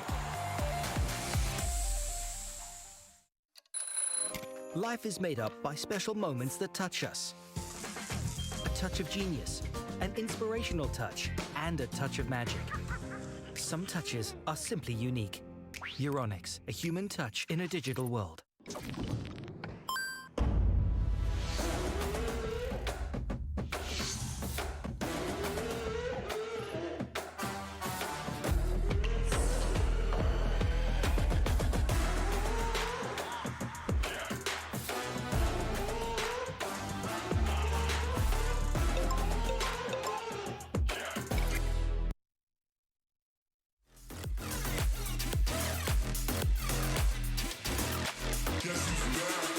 Under peach yellow skies, dreaming big and aiming high.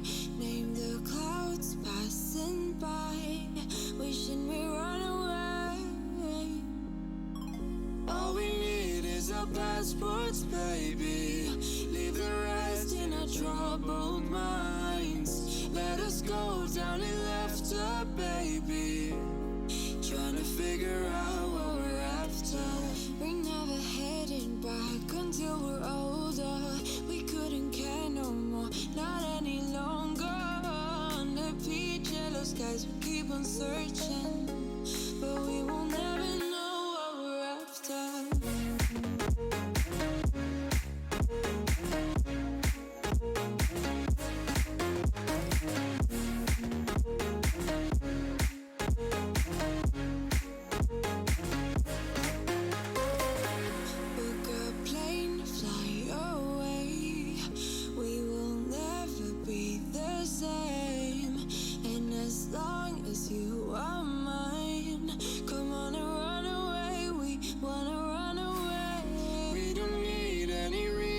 chance, baby. Leave it all for the faded hearts. I don't mind if they call us crazy, 'cause they don't understand what we're after. We're never heading back until we're older. We couldn't care no more, not any longer. Under peach yellow skies, we keep on searching, but we will never know what we're after.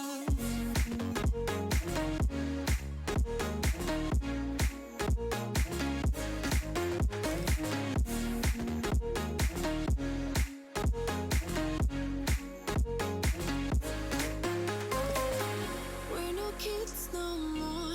I need to feel alive in this dreadful town. I'm running out of time, and as long as you're mine, I wanna run away. We're never heading back until we're older. We couldn't care no more, not any longer. Under peach yellow skies, we keep on searching, but we will never know what we're after.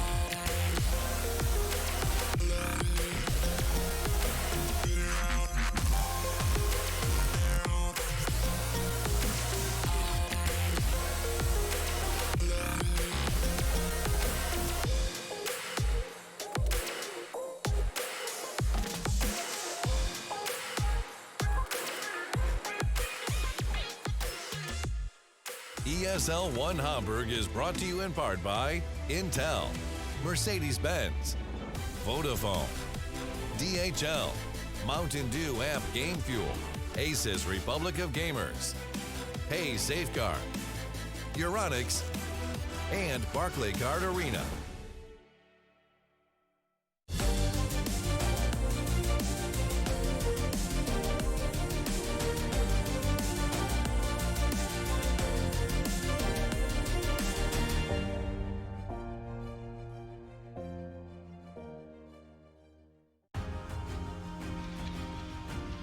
Welcome back to Hamburg for live coverage of ESL 1 Hamburg. It's Championship Sunday, ladies and gentlemen. The top 3 are guaranteed already, but who wants to finish second of the losers? Certainly not Gambit, so they've got plenty of fight left in them, and they're going to need it all because they find themselves a game down against Alliance. Reminder for you, best of 3, winner goes to the grand final to face TNC in a best of 5. Nahaz and BSJ alongside me, and the draft has already begun, so we'll drop you in there right away. Gents, let's get rid of that void. Let's just ban the void, right? I mean, I think so. I'm not convinced. I think TNC showed they could play against it, but TNC's shown that they can play against everything. I think the big thing is you just can't play against Void when it's Void's team that has the save advantage. Yeah, I was going to say that like both teams had this wombo combo team fight-esque type lineup, and one team had saves, so they could kind of play around the opponents while the other team didn't. again. And it's Alliance this time with the mag. Ooh. I think the Void issue is obviously going to be big in this draft with Gambit this time. You know, roles reversed, right? Of course. But I really think that's the pick I wanted to see. Omni. That is it right there. Shotchlo, who other than FNG, he's really the veteran on this team. He's 0-18-18 in his last games.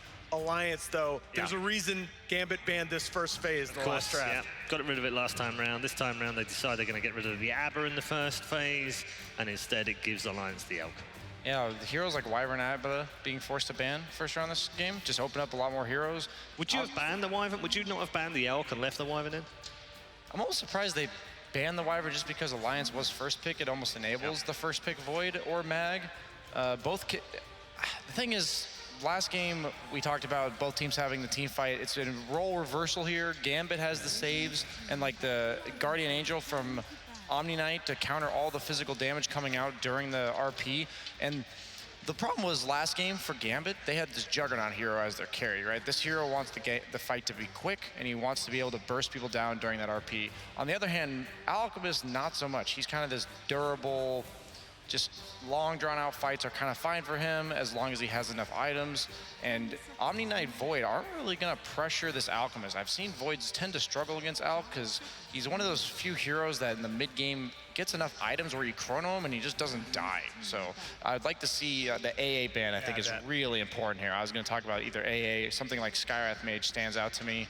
AA is definitely the best one just because it counters pretty much all of what Alchemist wants to do. Well, and they banned the Shadow Demons themselves. Gambit does another hero that I value a lot, both in combination with and against the Alchemist. You talk about trying to lock down those kills on him in the mid-game. Okay. That doesn't kill out. That doesn't kill out, but it does. It's a block pick because you don't want to give it up against your Void. And Omni. Yeah. That's true, yeah. Rubik's really nice against Omni. We joke about Rubik being the better Omni Knight. Yeah.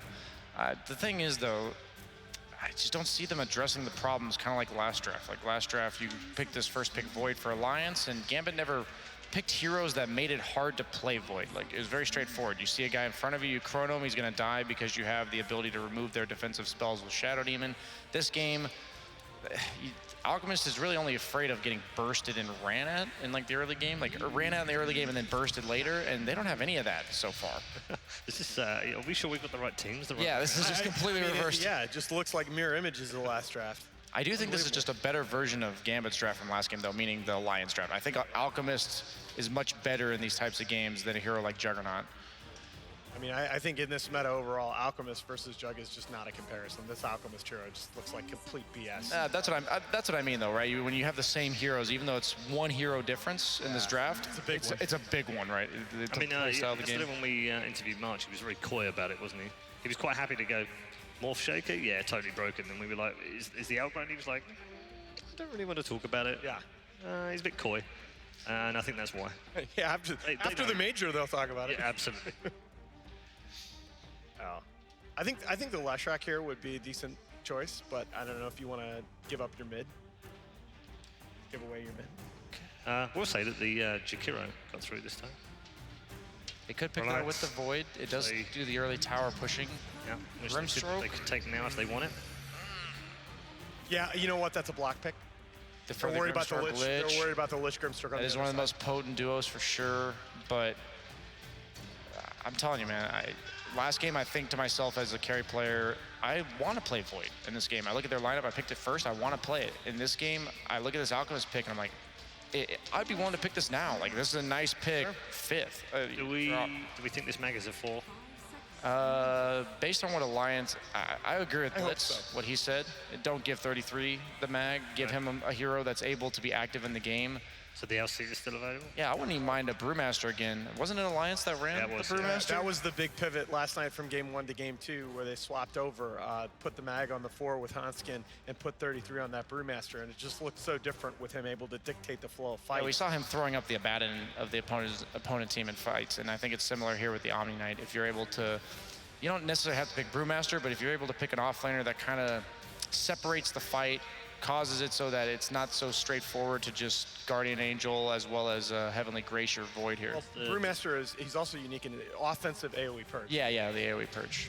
Does the okay. I like it. I don't like that as much, but I do like the fact that it's not an offlane mag.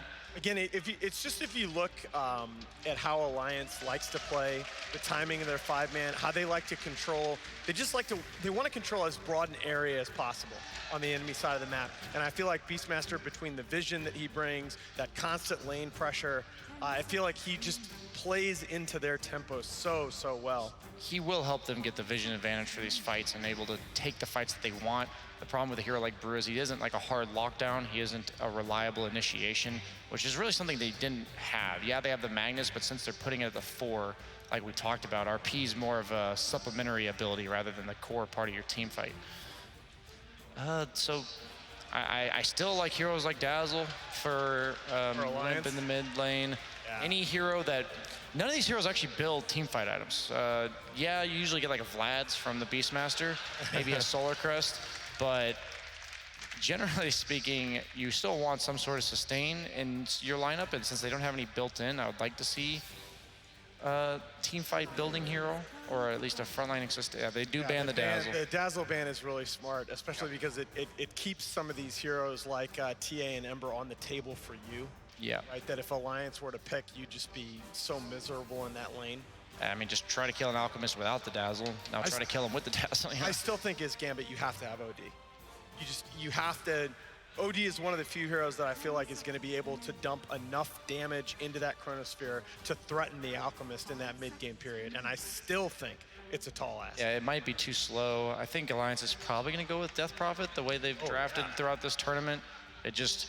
They really like to have this trump card of, if we 5-man, we just throw our spells out and we're going to win. Death Prophet, one of the best heroes in the entire game for that. Just too much free damage, and they don't have any burst on the side of Gambit. Yeah, they don't have the best saves necessarily on Alliance, something that's usually paired with Death Prophet, but since you're not really worried about getting bursted full to 0, Death Prophet with the Spirit Siphon, with their ulti going off, I think it's just too good for what Alliance likes to do.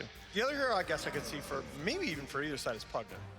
They do ban the Tiny, which pairs well with the Void. It's burst damage. This is potentially the final game of Gambit's ESL 1. Do they not just bust out whatever they think is completely and utterly broken? Gambit just hasn't had much in the way of cheese strategies. I haven't. Problem. They have been rather straightforward, even though we've talked about, they go for the Limp Lina, an absolute signature. And again, it's such a nice counter because I read OD here, and Limp will crush that lane. Yeah, that is a preemptive block pick for stuff that's already good against what stuff they have. So your goal when you're the first pick team is to prevent the perfect 10th pick. You just go you just go back to TA and try to win the lane against Lina?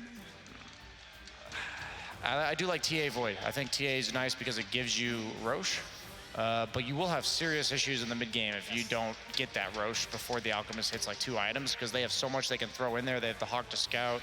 Obviously, the Radiance Burn becomes a problem in the mid game. They do need a heavy damage dealer. I think TA fits that well. I wouldn't mind Invoker either. That is one of the suggested picks, I think. And it's one of GPK's best heroes. Yeah, the Spirit Vessel natural builder. Usually you go the Quas Wex this patch. Again, though, I think you have to attack that laning matchup a little bit harder. I think Invoker will lose. That is the problem, right? That is the problem. Yep. Like you said, though, a tall ask. That's what I don't like about these heroes, not really addressing the Alchemist. Now I feel like this 10th pick has to do so much. Let's do everything. Yeah, it not only has to be good for your lineup, but it also has to be good against the opponent. It has to hit towers, it has to threaten Alchemist. Yeah, that's why I was not a huge... Leshrac stands out to me, even though it's not the best matchup against Lina. It's already obviously there, a hero we talked about. It does check all the Lesrec does check all the boxes. Yeah, it does. And I don't think it loses mid too hard to the Lina. I think it plays well in terms of the strategic aspects. That is not that is. I don't believe in that last pick. Yeah. 2 and 13 in its first 15 games at this event. It is his most played hero professionally, though, so there is that comfort element to it, but it hasn't been a great meta pick, Brian. When Alchemist gets BKB, like, what do? You can't kill him anymore, and if you can't kill an Alchemist in a straightforward way as the game goes on, I don't see how this hero loses. Ember's a spread damage hero. Right? There's just nothing on the side of Gambit that's going to eat through this Alex region. Gambit, they just need to roll these lanes. Yeah. They are all in on the first 12 minutes of this match. Yeah, pretty much. And then have to win it early as well. Yeah, they just have to shut down the Alchemist timings and then probably proceed to get, I'd say, all the tier 2s, maybe even Roche in the first 15, 20 minutes, and that's... So you're looking to get this closed out, what, 25, 30 minutes max? Yeah, you have to be in control, not necessarily close it out, but Alchemist has to be the only hero with any semblance of farm. It's more about Gambit need to be in control of the game when Alk gets his third item. Yeah. Otherwise, I think it's just over. Yeah, exactly. Time to get into game number 2 then, as we fear for the lives of Gambit as far as ESL 1 Hamburg is concerned. Are Alliance on the verge of a grand final? Let's find out.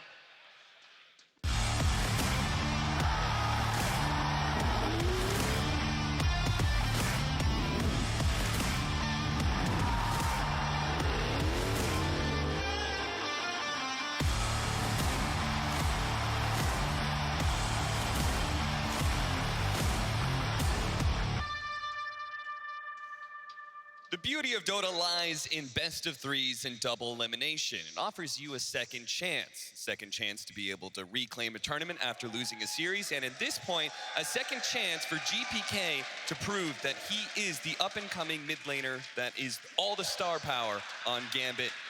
Another opportunity for him is the Ember Spirit. Yeah, I mean, it's not the easiest Ember game, though. We were debating, like, what was the last pick or what it should be.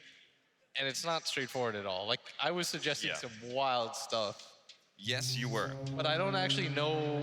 That's why I think it was such a good outgame, because you needed something that dealt damage, that doesn't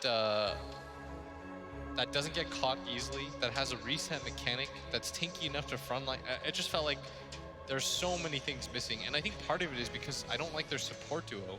Yeah. Rubik Grimstroke lack in damage real hard. Like, you have some form of control, but Alk doesn't really care if he gets controlled up if you can't actually burst him down at all.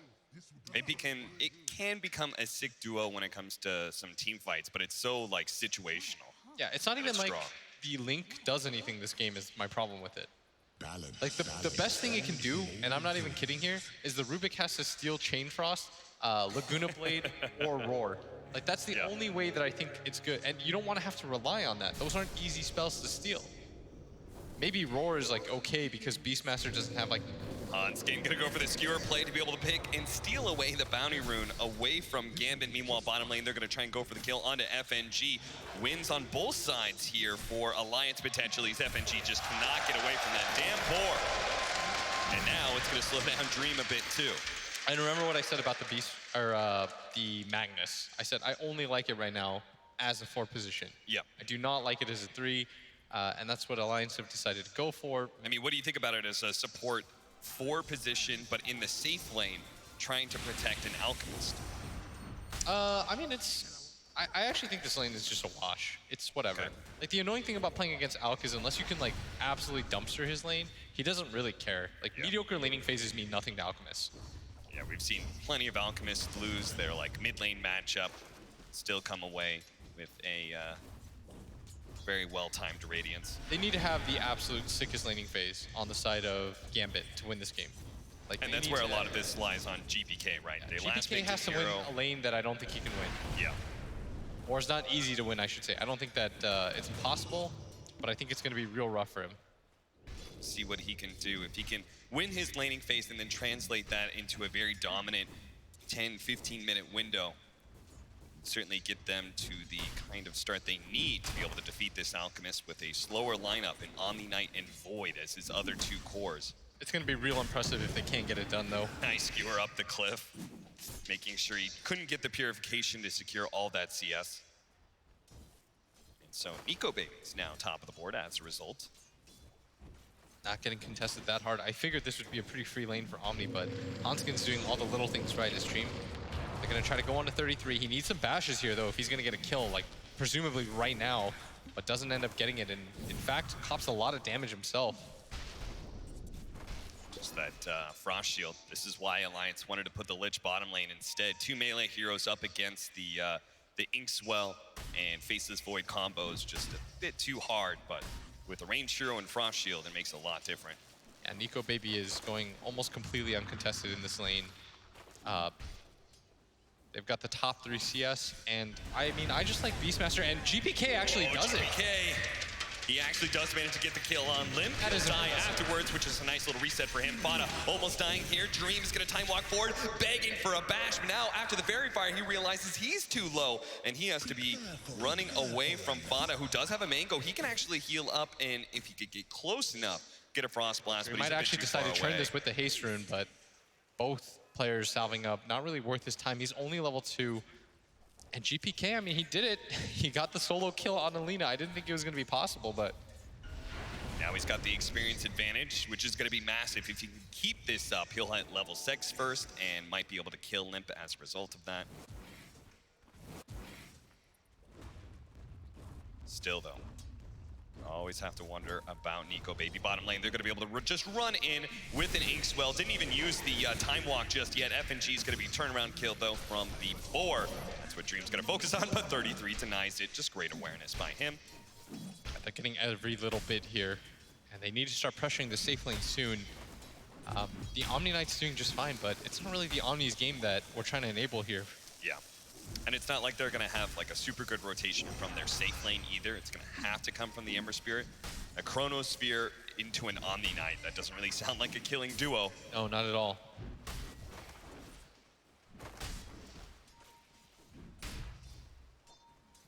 As a result of GPK getting that early kill, he's got Bottle on the way. Nice dodge there with a sleight of fist. At the same time, Shantalo is doing very well for himself in that off-lane position, a bit better than 33's Beastmaster, who's 17-3 right now, but Dream has been really pressured. He keeps on having to go for these kills with the Inkswell combo, but it's not actually alleviating the pressure when it comes to CS. Empire's gonna batter away at this courier, but 55 damage, like... Yeah, you're... it's not a thing.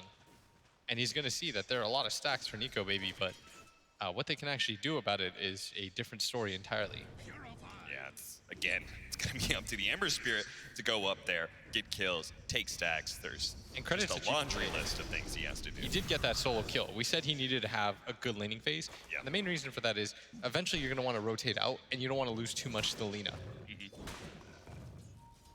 5-minute bounty runes. Once again, Hanskin playing the sneaky positioning on the enemy side of the map. 33 gonna try and contest Dream here for his bounty rune, but Dream does manage to pick it up, and he's gonna go for the other side of the river, but to realize he has to turn and fight with the Inkswell explosion onto 33. If they can get a bash here, they might be able to get the kill, but 33 kills off the Grimstroke before anything else, and the time walk away from Dream. And 33 is gonna pop a salve.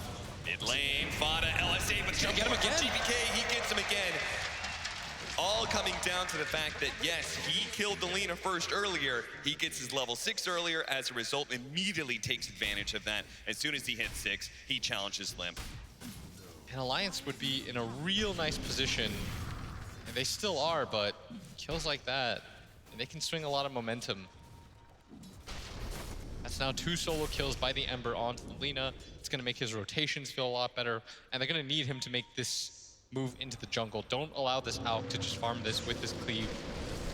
Bash, Inkswell, that's going to be a lot of magic damage to the Frost Shield, limiting the physical damage, but eventually he should be able to kill him. He himself actually buying a little bit of time. FNG is going to have to hit him with the nuke.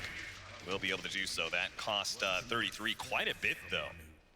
Feels like he's had like 4 salves. Yeah, popping so many salves means that, yeah, he's doing okay in CS, but his net worth is going to start dropping. And now they're going to swap things around as Hanskin's going to leave Nico Baby to his own devices, and he's going to pick up some levels here in the jungle. Wants to take advantage of this. I like this timing. They didn't overstack anything. Yep. Going to make it so that the Ember, it's not really worth his time, even if he were to make some sort of aggressive maneuver. It really is the earliest you could go into the jungle. He clears 1 stack, gets his level 6 as a result of that. Now with Chemical Rage, he can just freely keep clearing through things. All three players spotted out by that Hawk. Nico Baby a little bit low. He's got on the ward, but Vampire's going to be spotted here, and Limp doesn't have the mana to be able to work with.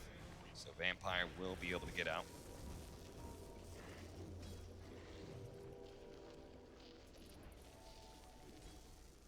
Treads up for Dream, still needs another level before he can make a rotation. The concerning thing is that the Alchemist is gone from that lane bottom. They're going to try and go for 33 here. The Inkswell Explosion does a good amount of work here, but just no stuns for Dream again. And now FNG being slowed down by both Frost Shield as well as the board. 33 may end up dying. Faces Void has to catch up to him, and finally the bash comes in. Dream had been waiting for that one far too long. Yeah, he had that one charged up. You knew it was coming. Yeah. It's like 5 hits in a row, didn't find one. And now he does have Chronosphere, so we'll see how he's going to use it. Maybe they just keep on trying to kill the Beastmaster, but the Alchemist being missing from top lane, Omni Knight just isn't a hero that can really pressure towers super fast like the Abaddon can. Yeah, what you need to do is skip the wave. Yep, and there is going to be the Chronosphere indeed. They are just going to try and kill 33's game as much as possible. How many deaths in a row is that now by 33? Yeah, that's like, that is 3. I feel like I just saw that deja vu over and over again. Yep. Not gonna run into FNG here, who is almost certainly dead. There's nothing they can do. Dream really should just get out, because there's still the Laguna Blade up from the Lina. And they're protecting this triangle area, forcing them back a little bit, and we haven't really seen this Ember Spirit get as aggressive as we wanted him to. He is gonna move into the jungle, but this is a little bit too late. Yeah. He wanted to pick up some levels before he did this, and Nico Baby is already migrated to the other side of the map. Just find the best neutral stacks for yourself too. The Mud Golems. The Mud Golems, yeah. They are so value for Alchemists. Ends up being 6 units from one camp. Yeah, I'd say, by the way, like an 11-minute to 12-minute radiance is very good. 13 is whatever, and then 15 on is like incredibly slow. You're throwing your team's game. But it's really going to come down to this next bounty rune set. Ending that Primal Roar, but the time walk away just halfway through the animation. If he hits the Primal Roar, it's a pretty much guaranteed kill on the Void. He gets away again. So Limp's rotation gonna be a little bit ruined here. If anything, GPK might be able to catch him. The Inkswell, nice read from Limp though, turning around with the LSA. He's gonna dodge the stun. And now GPK's rotation is gonna be a bit ruined. They gotta be careful about this. But this passive laning phase, even though Omni Knight takes that top tower, you're just creating space for this Alk, who's already at 636 GPM. Hasn't been touched once. His laning phase was fine. He's gonna go to the jungle. It's gonna be okay there too. What it really comes down to now is slowing down the radiance as much as you can. Try to secure bounty runes. You have to be there in the next 15 seconds because Shashlo's pushed up so far at top. Maybe they secure those 2 and they can leave him with only 1. Yeah. That'd be the ideal situation at this point, because if you give up like 2 out of 4, now you're in a real rough position. That's why Hanskin, he's again trying to go to the enemy side of the map to get a bounty rune, but this time around, Gambit, they've learned his tricks. They're gonna be able to find a kill in addition to the 3 bounty runes they picked up. Yeah, so now they're gonna grab 3. Like you said, help yourself out a little bit in this game because Nico Baby, his timing is gonna be real nice. Just about has it. Recipe, 400 gold away. So you're pretty adamant that this timing is just too slow from Gambit. They're playing it a little bit too slow. I thought you were about to say early pick Alchemist, right? I thought you were about to say like, is it too slow of a radiance timing? I was like, no, that's a phenomenal radiance timing. Yeah, this is going to be a fantastic timing for him. But I mean, this is an Alchemist picked up in the first phase. Like you would think Gambit would have had, you know, a better plan. Well, the problem with their lineup is like they have a lot of poke damage. Yeah. Or like damage that takes like over time for a fight for it to pay off. Yeah. That's where Alk is like the strongest because he doesn't really care about your poking. Smoke's gonna break and they're not quite sure where it's gonna be. Now they ping it, yep, down in the trees, but Limp has already left that area. But fortunately, there's GPK to the rescue. They're gonna be able to get the Chronosphere, a little bit delayed there as the trees blocking out things. Well, should be able to ensure the kill. Gambit is GPK. This is the one bright spot for them though. Yeah. How much GPK has abused Limp this game. It certainly has. And this is kind of what we want to see them, right? Hey, you're just taking some early towers. You're making Nico Baby's job a little bit harder by putting yourself in this position because now they've lost mid tower. They're getting some semblance of map control, and it only takes 2 or 3 rotations into the Alk's triangle to slow him down quite a bit. He's not unkillable at this point. They need a little bit more out of him before he gets to that point. And it's not even like Nico Baby really wants to fight in this position. Mass rotations. They're going to lead off with the LSA from Vampire. They will be able to get that kill. Meanwhile, the Primal Roar doesn't do a damn thing to GPK. Yeah, Nico Baby's just out. From Hanskin. Nico Baby says, my time is better spent farming while my supports are chased around and eventually killed by GPK, who now has a killing spree. Yeah, he's had a very good game for himself, but he's almost being doubled up by this Alk. If it wasn't for GPK's heroics in mid lane, I would say that this game was all but wrapped up. Yeah. We're going to see Alliance in 2 straight LAN finals. As a result, GPK is getting very big, and now Dream gets really, really lucky. He can maybe go for the kill on Limp. First hit bash isn't good enough. He needed a second hit too. It does seem like Gambit playing just a bit slower. Maybe they think they're confident that Faceless Void, they'll be able to survive that really hurtful mid-game window that an Alchemist reaches.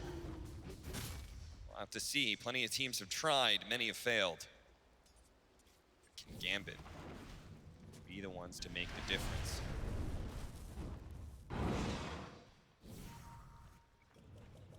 How's 33's farm doing? Straight Vlads, no boots. I've been seeing this from 33. He really likes the early Vlads a lot. That's such a good item for his Alk in this game. Yeah. It's not even like he needs, I don't even think the pipe is that important. The RP on GPK activates the shrine immediately. The Primal Roar stolen by Vampire, but there is going to be that Frost Shield now. The Primal Roar turned around on GPK, and the RP not quite being laid out until the Sleight of Fist is gone. He does have the Chronosphere though, and they just don't have the damage anymore. They're going to be able to lock down the 2 in the back line. GPK out of mana, has another Sleight of Fist, trying to dodge some damage. Purification comes out. He's going to be saved. The Inkswell's done, actually stopping the skewer at the same time that GPK's run down. Now the Laguna Blade onto FNG as well. They turn around, the double Laguna Blade out from Vampire. Looks sick with a Fate Bolt, but it just wasn't enough damage to get either kill, and Dream had already backed himself up. A 2-for-3 exchange with the Alchemist farming away. Vampire was insane there, by the way. Yeah. He has stolen Roar, Laguna Blade in that one fight alone, and they still don't have enough damage to win that fight. That tells you how deficient this lineup is. Yeah, we're gonna see that one again. Maybe if they had waited for the, but there was nobody else nearby. Yeah. I mean, it looks good at this point where so many stuns were being used on GPK and he still lives through it all. But then he just ends up running out of mana so quickly. And while they get that one kill on Hanskin at top, GPK gets run down. The last bit of magic damage is what's required to get that kill. Back into the game we go though. GPK gonna get his vengeance against Limp, unless Vada can slow him down with a Sinister Gaze. He's still trying to get him with a Sleight of Fist, but Limp, he does indeed limp away. But one more slightly skewered back. That's gonna be the distance he needs. Hanskin says, take me, not him. And they will take him indeed. Hanskin falls, but at least Limp gets away. Meanwhile, at bottom lane, the true threat of this game, Big Boss himself on this Alchemist. Can they get 3 bounty runes again for Gambit? It's looking like it. Nico Baby though, with almost having the Manta. Yeah, I feel like I saw this game, the TNC one, yesterday against Gambit, where Gambit just struggled to ever bring this hero down. Do you feel like Gambit has made any adjustments since then? In their lineup, no, but in their play itself, yeah. I mean, I think they're doing the right things. They're taking over the jungle. They're trying to make the map smaller and smaller. I mean, look at their ward vision alone. They place so much vision into the triangle, which is not easy to do, and oftentimes it's going to get dewarded, but you're doing everything you can to slow down this Alchemist. But the problem with playing against Alk is he's going to get his.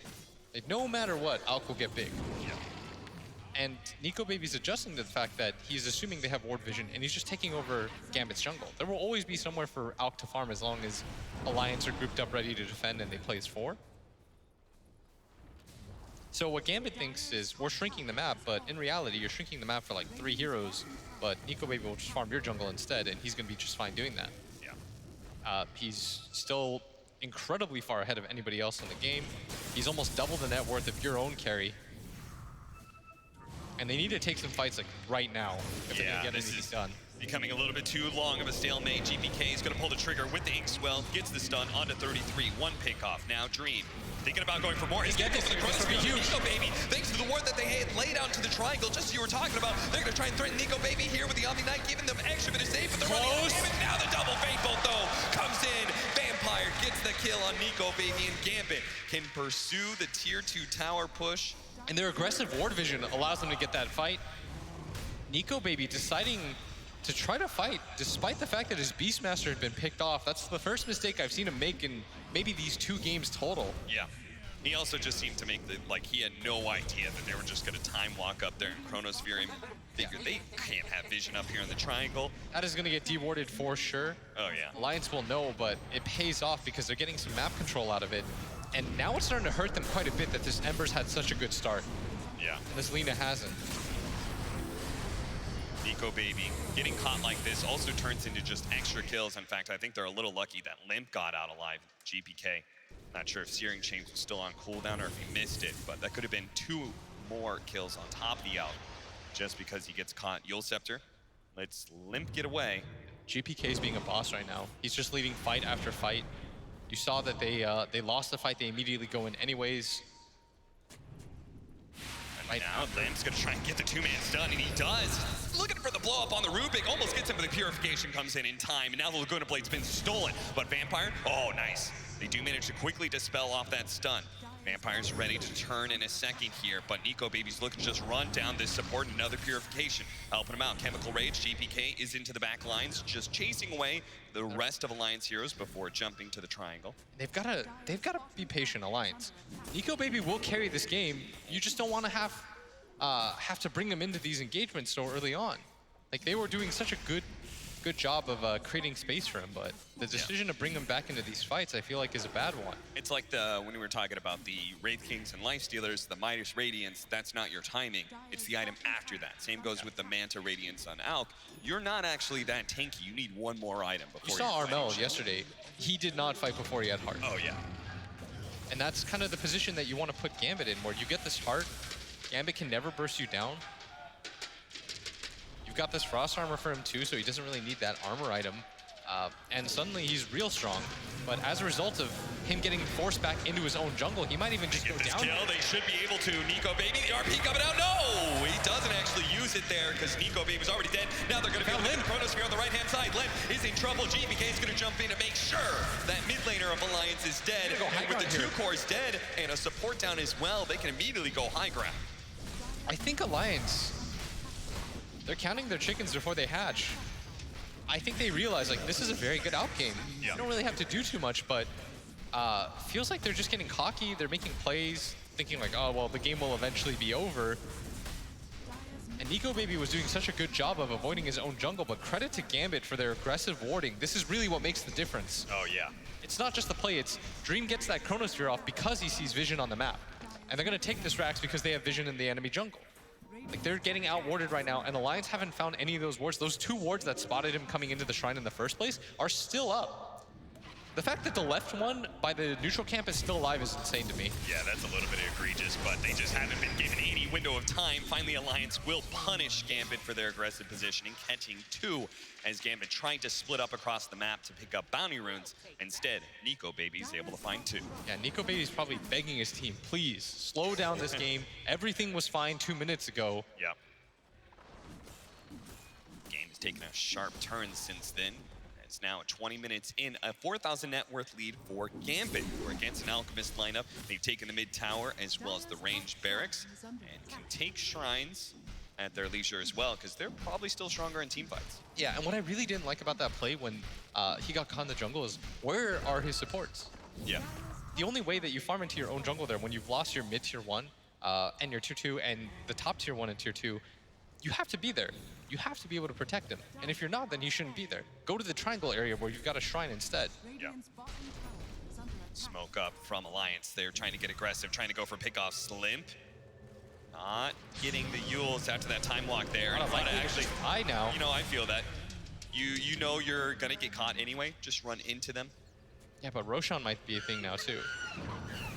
And indeed it is. Yep. By losing that Lich, one of 2 things happens. Either you show that you have vision, and Lich buys back, and you all in for this Roche fight, which is still scary. They've got Chrono in 1 second. They got more than enough damage too. Oh, certainly. And Alliance don't want to take this fight because, again, they're out. He wants a little bit more time for this. Unstable concoction already used. It may not be up in time. 5 seconds before Roshan falls. He does have the blink dagger. He can make a big splash here with 1 initiation. They do manage to find Limp though. The silence laid out onto him. Now the Chronosphere with Nico Baby having the unstable concoction already popped. He's gonna stun himself with the Ink Swallow to follow it up. It is just chain stun Nico Baby. The Sinister Gaze buying him a little bit more time with God more, but it's not enough. The damage comes in. Now the purification out onto Dream to keep him healthy as they just pick off Alliance one after another. 33 is gonna be the 3rd kill. Looks like Hanskin, they know where he's at. And the Roshan. He's gonna try and chase him down with the arcane. Hanskin's just gonna farm. He's like, I'm dead. Yep, I know you guys are catching up to me. He's gonna try and push out the lanes as best he can, but an ultra kill for GPK. The star mid laner of Gambit. We structured this story for game 2 about being about his play. We said for game 1, he needed to be able to carry more than his share. He needs to do the impossible. He did it in game 2. I actually can't believe how well he's playing right now. He has gone completely off. He has ruined Limp's game. Limp's decision to go for the Yule Scepter there. You're tipping off that you know that you see them. They've got gap close, and you've used your only defensive ability. There's no save on your team. Once you use that Yule's, the Ember Spirit feels perfectly fine chasing after you. The cores are just not coordinated this game on Alliance. I feel like they rushed this game a little bit too much. Nico Baby taking so much damage from that Mjolnir already. Dream, oh, they do manage to hit that LSA, and now Dream's gonna be able to maybe slow down somebody with Inkswell just out of range to be able to go for Limp, so instead he hits 33, who does have a buyback. He's gonna use it immediately. Dream, still man fighting against Nico Baby. He's got a purification coming in. Nico Baby's not gonna win this man fight, and it's still against an Aegis. That's why the Skewer comes in, tries to take the RP, but GPK jumps to the back line, not quite enough to get the kill onto Nico Baby. GPK instead tries to go for Limp, but he's gonna Yule's up, LSA, dodge with the Sleight of Fist, while Dream does manage to finish off Bada. Go back to the buildings, reset for GPK. Now they don't have the ulti on the Alk, so he's got to be a little bit careful. They just got to give this lane up, I think. No RP. Take out the Aegis, but I don't think they can take this fight 4-on-5. And Limp had to use the buyback too, as did 33. So any sort of diebacks, real worrisome for Alliance right now. This is looking like Alliance is going to have one last shot being able to stall out this game. But a double chains? Vampire. Thought about it because he does have the LSA, but now they're going to try and retreat without losing anybody, covering each other with 4 staffs and slows. The Shrine being taken out. Dream doesn't have the Aegis, so maybe they want to just wait a little bit. They do have a Manta now on him. He's going to push out this bottom lane. The rest of his team looking to connect. They want to apply the pressure to Alliance. They smell blood right now. Yeah, they certainly do. 28-11, a 13,000 net worth lead against an Alchemist. All they have to do is just march down lanes. As long as they don't get caught anywhere, and this game should be easy. For Alliance has to be so disappointing. You got an Alk with Cleave. And he's not that much more farm than everybody else. Like 6,000 gold at this point when the 3 cores on Gambit are so far ahead is actually unreal. Like look how far down the next Alliance hero is. It's Limp, barely has anything as the just a straight up a 2-man Chronosphere. That's going to be 33, almost dead immediately. And now Nico Baby in trouble. He does have the Frost Shield. That'll slow down some of the damage, but it's just not looking like it. They have so much magic damage on top of that. Empire stolen Chain Frost. Bounces around a little bit, but they actually see Hanskin from the cliff area that they were at. He throws out the stolen Chain Frost from Excess Vampire to finish the kill. Vampire's so good. He's so good. Stolen Lina. Stun into that. Limp is gonna pop the Yules. Let's just make it a full team-wide Piers. GPK shows up to collect Limp's life. Another Sleight of Fist. Wicked sick for him. 11, 2, and 10. This guy, they're gonna call it. That's it for Alliance. An even series now as Gambit managed to win game 2. Our panel. I think Alan said he could be the next no one. GPK certainly turned up big in clutch for Gambit as they certainly needed it against that draft in game 2. Admit the fact that he gets 2 different solo kills onto Limp, he takes his tower. Oh my lord, he overperformed on this hero. So important he gets that first one. He gets the kill before Limp does. He gets the experience, therefore he gets his level 6 faster. He kills Limp again, and it all just snowballs from there. It's amazing how one player's performance can do a lot, but Gambit as a whole playing quite well in that second game. Yeah, most Alks can carry that game, But if your team is doing that bad and they're just throwing away hero after hero, they never got D-wards into their triangle. They never got D-wards into their own jungle. That one ward by that medium camp that was blocked for like 6 minutes, like you said, that was egregious. The fact that that was just left there and they didn't really think about it. There were just so many opportunities where I feel like Alliance were just being a little bit sloppier than normal because I think they just thought the game, like, we're good. Everything's fine. Nico Baby, look how far ahead he is. But you need to give him a little bit more time than that. Just 3 minutes of free farm alone would have changed that game. Gambit lost the last time they matched up against the Alchemist, but they made the adjustments in this game. What can they do going into game 3? Thanks, James. Yes, one of the many questions we'll ask our panel. We've got Nahaz and BSJ to talk to you about game number 2, a game in which both of them predicted that Gambit had to do very good things in the first 15 minutes and win it by 25. And who knew that these guys were actually clairvoyants? That was, I mean, perfect breakdown, wasn't it, from the draft? Got to do well in 15, got to finish by 25, job done. Yeah, we gave them a very specific win condition. I didn't really believe they could pull it off, but I mean, you talk about all these theory crafting during the drafting phase. You're like, this is what's going to happen in the game. This is what we think is the game's going to look like. And then your mid just dies twice solo to the opponent. And whenever you have an Alchemist lineup, it's always going to be him on the top of the net worth. And the biggest concern you have to look at when you're seeing if the team's winning or not, because it's a little skewing on the net worth, right? It's always about where the 2 and the 3 position players are on the Alchemist team. And like when you're against Void, you're just gonna get chronoed and die. I didn't like the Manta purchase because you're still died to Rubik Grim and you're the only hero with farm on your team. It's just too easy to focus him at that point. Really well played by Gambit. Props to GPK. Yeah, I mean, GPK, that's the one. We called it and we said it's been such a difficult hero to do well on at this tournament. I think it was like 2 and 14, I think, before. He has played at an awful lot. It's his most played pro hero as well, and he showed us exactly why he's good on it. He won the game. I don't think you can overstate the impact of 2 solo kills onto the Limp Lina, and he just translated that into so much map pressure. We talk a lot about the Alk and the Void because they've been picked off in this tournament, but the other core matchups went so decidedly in favor of Gambit. The mid lane we've talked about, but also Shotslow, 24 minutes in, he was doubling up 33's net worth on his Beastmaster. That's a hero 33 farmed so well with. This is when, yes, Alchemist is your win condition, but your other cores are just not even in the game. Were you weren't convinced, were you, when we left this area at the end of the draft? You were pretty sure this was going to be a 2-0, I had written this off. I had flat out, we talked about the win condition. I feel good about that, but I felt how much did Gambit need to do in that early game to have enough control? Because if you make one mistake in that draft against Alchemist once he has 3 items, and I think you lose the game, but they're just so far ahead at that point, and Gambit they played clinical Dota. All right, let's check in with Purge and find out what he had to say about game number 2. Hey guys, it was a little bit hard for Alliance to win this game due to their draft. Put them a little bit far behind in some ways. We've got a Magnus support, very difficult to get gank rotations, especially pre-6. They've got a Lich who max Frost Armor, so very low damage output before he hits 6. Lina had a rough time, and the other hero is a Beastmaster, so it's very reliant in some ways on sitting back and getting farm for a bit. They do a timing here at the 11-minute mark with Radiant's finish. They're going to kill GPK in the safe lane. They roar, they get ready to RP. Then they realize that over on the side, their Lich gets caught, so that's more damage potential, more disable potential, and if they commit to a fight, they're not going to be able to fight long enough probably to win. And the cool thing about the Gambit lineup is the Grimstroke just makes Ember Spirit such a better hero, which further made better the fact that he got those 2 solo kills. And then about the 13-minute mark, great vision, laying the foundation for this on Gambit. They end up messing with their opponents in the enemy jungle, and just look at the impact of Alk in this fight. Obviously, a stolen Aurora is a huge deal, but disable, into disable, into disable. Effectively, all he's doing is Radiance burning this entire fight, which really wasn't that big of an impact. They went about even in this fight for both teams, so it wasn't really that great for Alliance. And then if we pause for a sec, take a look at the mini-map at this stage of the game.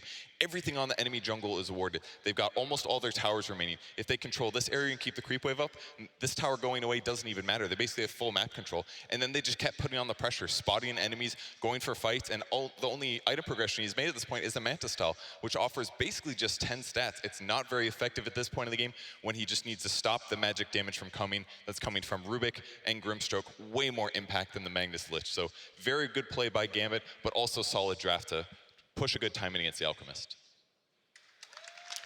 Plenty of pressure on Alliance right now. After a fantastic game one, they've fallen victim to Gambit in game two, which means, ladies and gentlemen, we need a game three, which is coming up after the break. First, though, let's check in with Alliance with their pre-match thoughts.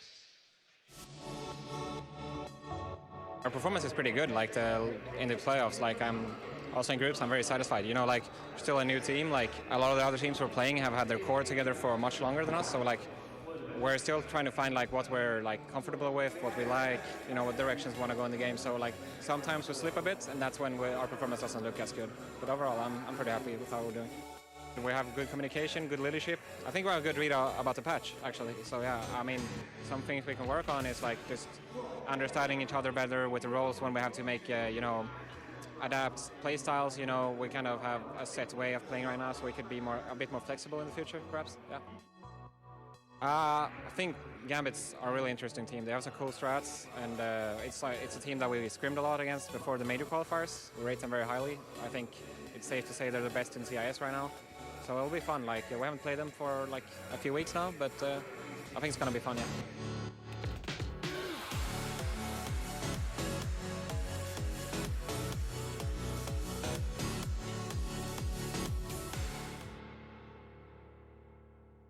We rise up from the dust and claim our throne.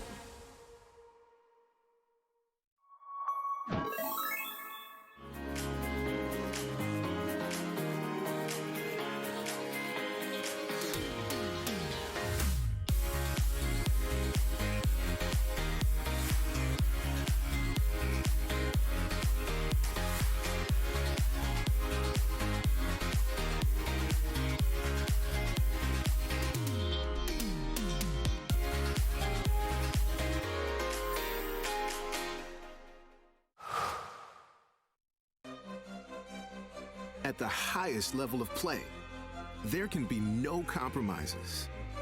Gamers demand the highest clock speeds to give them the FPS they need to perform. Rise to the moment. Intel Core i7, the official CPU of ESL 1. Intel. Unleash your brilliance.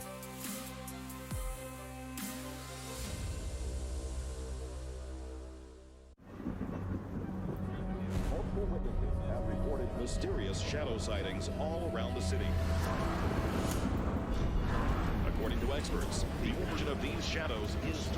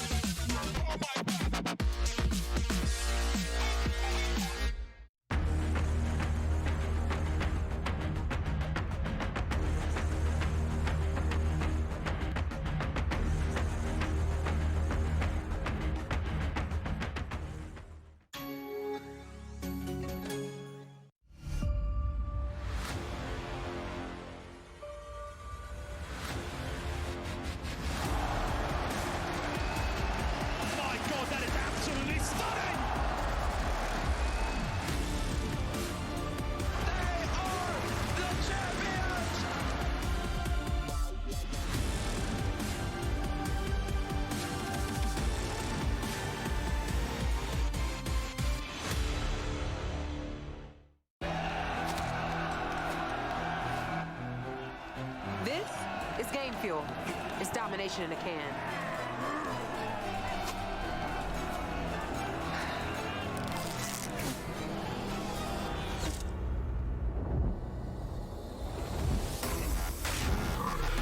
Aw, tastes like loser tears. New Mountain Dew Amp Game Fuel. Victory in a can.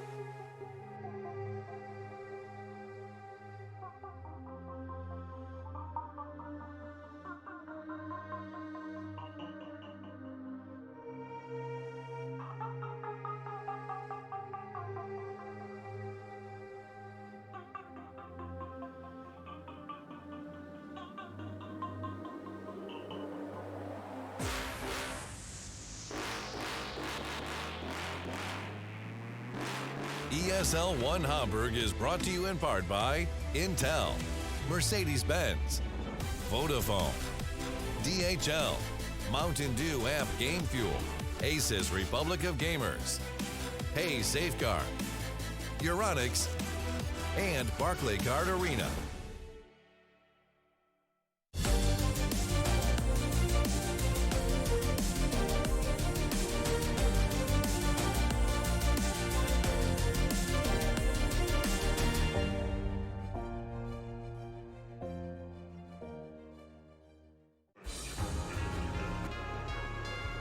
When we practice and play paths, we are playing like not against strongest players and not against strongest teams. And you have some kind of feeling of enemy timings, of how enemy will play and so on. But when you come to the tournament, you see completely different timings. Is this what we need right now to get this feeling? No, I mean, everyone is growing because if you have a fun game, you have a fun game and everyone will grow.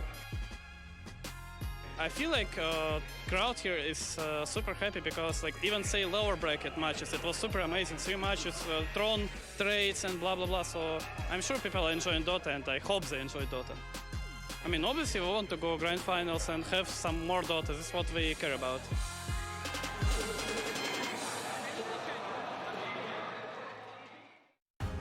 Here we go then, ladies and gentlemen. Game number 3 of the lower bracket final. Alliance versus Gambit. We're all tied up at 1-1, and we'll get you right into the draft because it has begun. These guys have waited for no man or woman here inside the Barclaycard Arena. They are already into the draft. We've already had 3 picks as well, and it's exactly what we had in game number 2 so far as well, Alan. Wow. Yeah. I think Alliance wants the back half of that draft back. I think that's what's going on because I think they are. You don't think this is just adjustments along the way?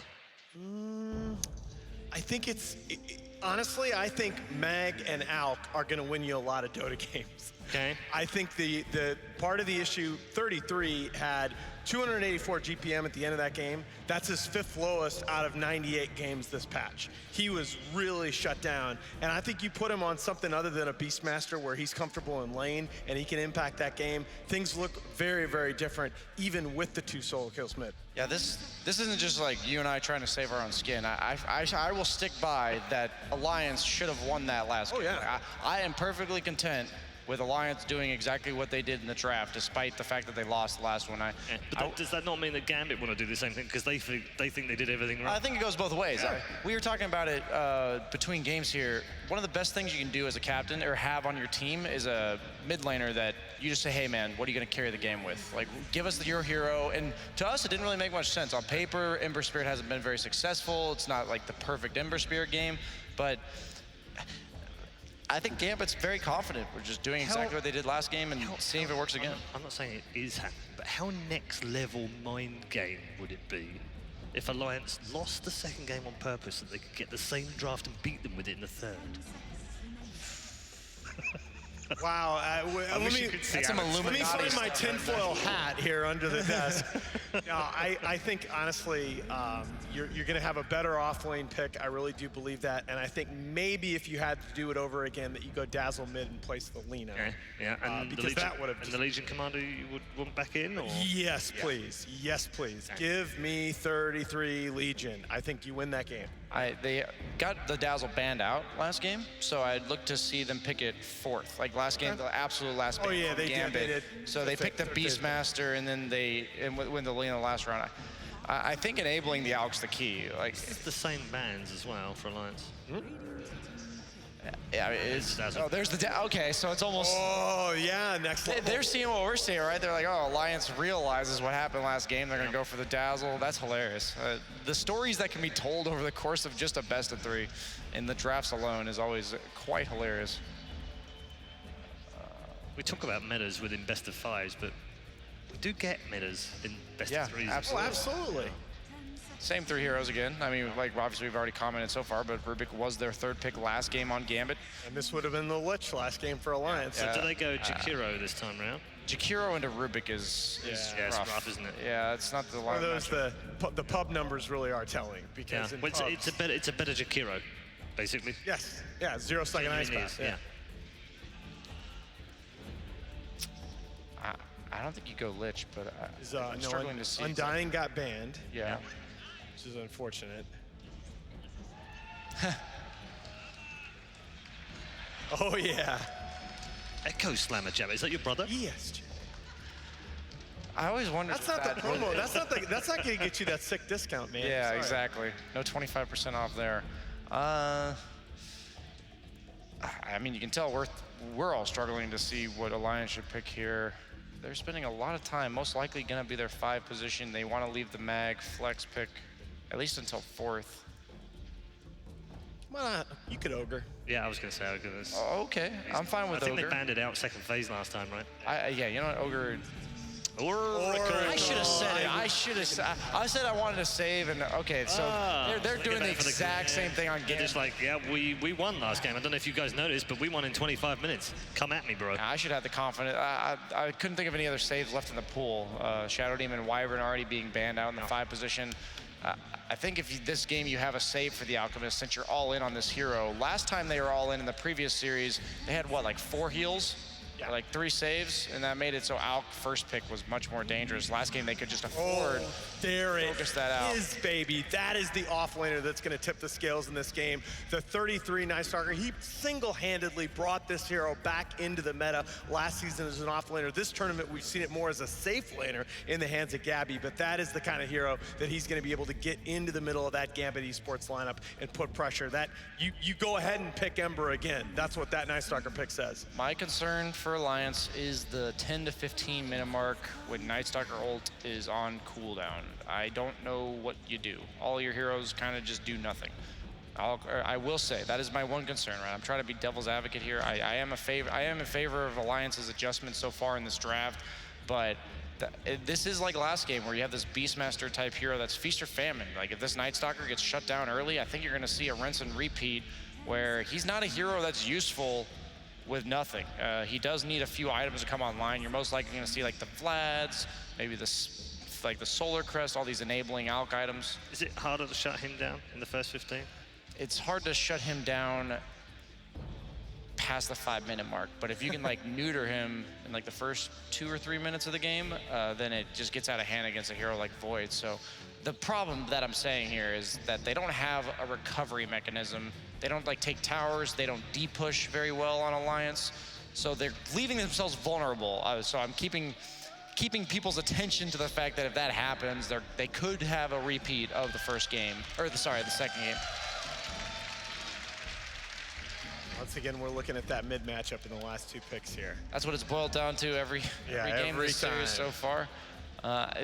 Most notably, Gambit, I believe, has that absolute last pick all 3 games. And we talked about the importance of that going into this series, and Gambit clearly on the same page. They, carry me off laner, or mid laner, excuse me. That's usually my approach as well. I think it's just the lane that's so much more vulnerable to tipping the balance of the game. We talk about early kills not mattering, but those mid lane kills, the exception to that rule. I like the OD ban. Just anytime that you're second to last pick, anytime you're 9th pick overall, that OD is a hero that you're scared of being countered by the Pugner or Sniper, but you don't want them to have. I like Tiny here.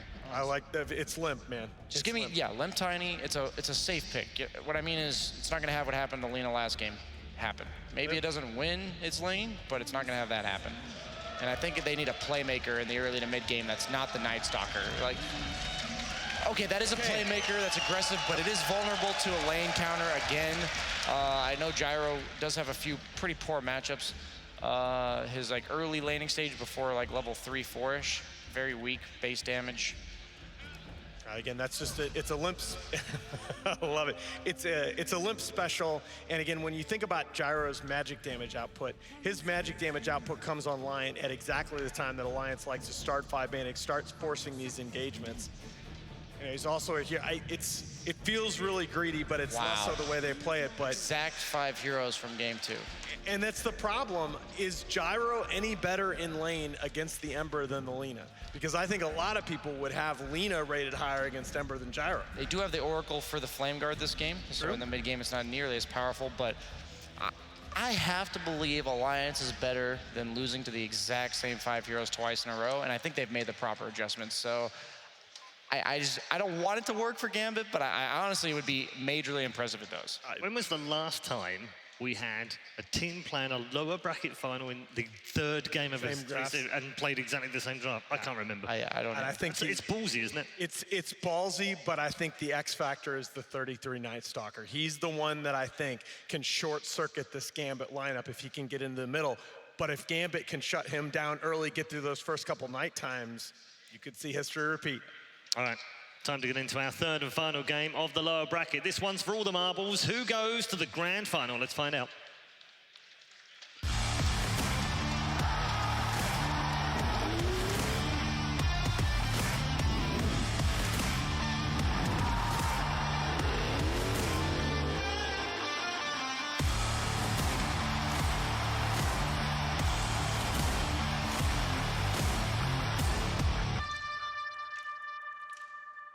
Well, you don't get any bigger balls than this. FNG, Game 3, elimination on the line, or grand finals on the line. And he says, I'm going to pick the exact same lineup. Deal with it. Yeah, that was a complete deja vu. I'm not really sure. I guess he thought that, he was like, this is literally the perfect lineup. I looked at it, I was like, maybe Omni Knight Void, maybe they think it's an unbeatable opening. And then I looked at the supports and I was like, maybe they just think Rubik Grimstroke is unbeatable. And then they last picked Ember Spirit, and maybe they think this entire lineup is just good to go no matter what. Yeah. We'll have to see how it works, though. What do you think of Alliance's adjustments? I mean, I actually thought their draft, I still stand to the fact that like their draft was fine last game.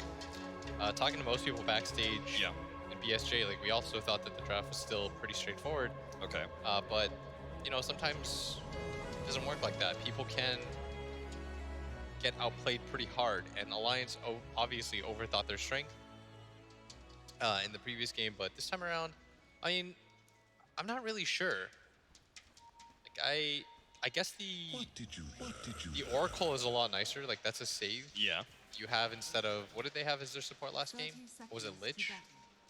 A hard save instead of a Lich. Yeah. So, and it's better against the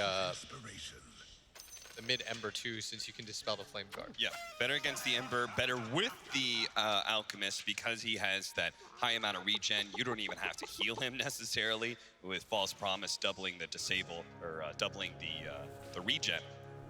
He's just usually going to heal up to full no matter what. And again, Gambit don't have a ton of burst either, so Oracle works in that favor. The Gyrocopter is going to be a big difference here for Limp as we go for the Bounty Runes. Alliance, though. They're going to take 3. They're going to take 3. Great start.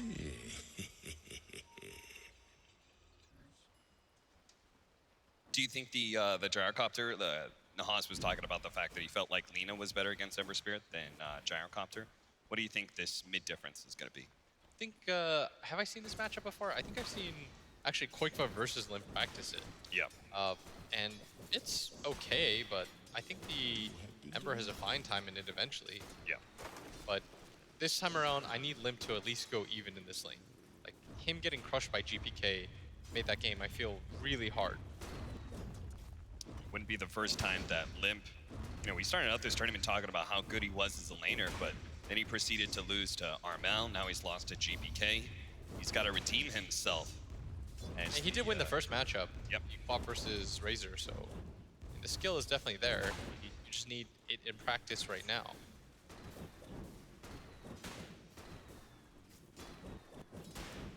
Once again, we're gonna have this Omni Knight trying to pressure the Alchemist, but I just don't think he's gonna be able to do a whole lot. Hanskin, he'll be trying to pull constantly, which Vampire's gonna protect as much as possible.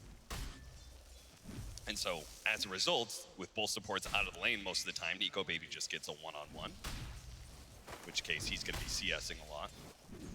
Night Stalker, I mean, they did a good job of pressuring Dream last time. Even if the Beastmaster did die a lot later on towards the laning phase, Dream was very low on CS as a result of that. Do you think the Night Stalker will fare a little bit better than the Beast? I mean, maybe. In this lane, I think he should be fine, right? It's kind of hard for him to die. Like, the only time I ever see 33 die is when they try to go for these, like, trade kills. Yeah. Remember when he played Abaddon versus that Night Stalker lane against Gabby? Yeah. The only time we ever saw him die was when he decided to trade his life. And I don't actually know if it's ever worth it. I'd prefer if he was a little bit more patient, didn't rush his game so much. they will have a very clear counter to the initiation aspect, because they do have the Fortune's End, which can purge off the Inkswell, causing it to instantly explode, basically doing no damage and very little stun. So that'll kill a lot of opportunities, so Dream is probably going to have to play a lot more passive. I do like the Night Stalker in this game, by the way. Yeah. I feel like he gets on top of the Ember Spirit. Obviously, the way that the Fear works is as long as you're on top, you can't really cast any spells. You're tanky enough once you get things like Blink Dagger. I mean, 33 for me was like the original Night Stalker player. Yeah. And this guy gets to play Night Stalker in any meta, and I can't blame them. Because he was playing it when it was dumpster tier. That's true. The fun part about this game, though, is that Alliance get to just like run it back in a very similar situation. Obviously, they know more or less how Gambit want to play this lineup. What's interesting to me is... Oh, geez, look at that top lane. He almost dies, and Vampire is going to run into him in a second here, but Nico Baby's already healed up enough that right clicks aren't going to do it. He does have a Fate Bolt here in a second, and actually Nico Baby jukes back into him. Now the Fate Bolt is up. He just needs the vision. Somebody give it to him, and Shotchlow makes sure he runs over. That's going to be your first blood for Vampire. And this is kind of funny because we saw this exact lane where Nico Baby got absolute free farm. Yeah. This exact lane, literally nothing has changed. And this time around, instead of getting free farm, I mean, the Omni's doing much better, and they get the first blood onto him. I always find these kind of games fascinating because of that, right? Because so many times you just don't get to see the same lanes match up against each other. Yeah. And see people play it a little bit different. Because everyone has an idea of what lanes are going to win, but so many times players can surprise you. Yeah, it's like, it was like they agreed to a scrim, and they're like, we just kind of want to see how it goes the second time around. Yeah. Okay, that makes sense. So, I mean, at least Alliance should feel very comfortable and just try to replicate that same success, but this time around. Oh, bottom lane. They do have the Inkswell that's going to be purged off. A little bit of stun under 33. No second bash, though, for Dream. So they'll miss out on that kill. We can see already the Oracle counter against the Grimstroke, and that's going to be a good counter later on against the Ember Spirit. I would like to see a different item build from Nico Baby, by the way. Just, I didn't really agree with the Blink Dagger choice or the Manta decision. Going for something like Heart or BKB. BKB is excellent against Void. You take away so much of his damage. His Bash, his Maelstrom. When you're chronoed up and you pop your BKB, or you have your BKB pop before it chronos you, he can't do anything to you. Yeah. Or if he has a heart, you just have the raw HP to tank through it. Like, either option is fine. Dream, he actually manages to get the bash onto 33. That results in Dream getting in front of him to be able to get that bounty rune, and it looks like the second one as well. You're gonna get all 4 bounty runes. All 4 bounty runes for Gambit. That is a big slows down your timing so much as an alchemist, as they're gonna pop the shrine here too with GPK. And again, we're just seeing deja vu, but a little bit better from Gambit. Yeah. Is the mid lane going any different? Well, yeah, it looks like it. Limp, he is winning in CS while the Ember Spirit is away, and obviously he hasn't died yet, so. Already a much better start than last game if he hasn't died twice at this point. It's just like, whenever I've seen these sort of matchups where at least one team picks the same lineup, it's never the same result. I don't think I've ever seen it. Almost always the enemy team is able to make the adjustments to beat a lineup. So it's incredibly, I guess, courageous, we'll say, of FNG to do that. Yeah, because the enemy team now has complete familiarity with your lineup. Yeah. And then I guess if we lose, then that old proverb about the fine line between bravery and stupidity will come into play. Just a sentry dewarded by Vampire. Top CS for Shotchlow, and Nico Baby has already gone to jungle just like last time, giving Hanskin the solo lane just like last time. We're going to have our Army Knight try and cut creep waves and do what he can to pressure the tower, but he'll need some extra help if he really wants to take it quickly.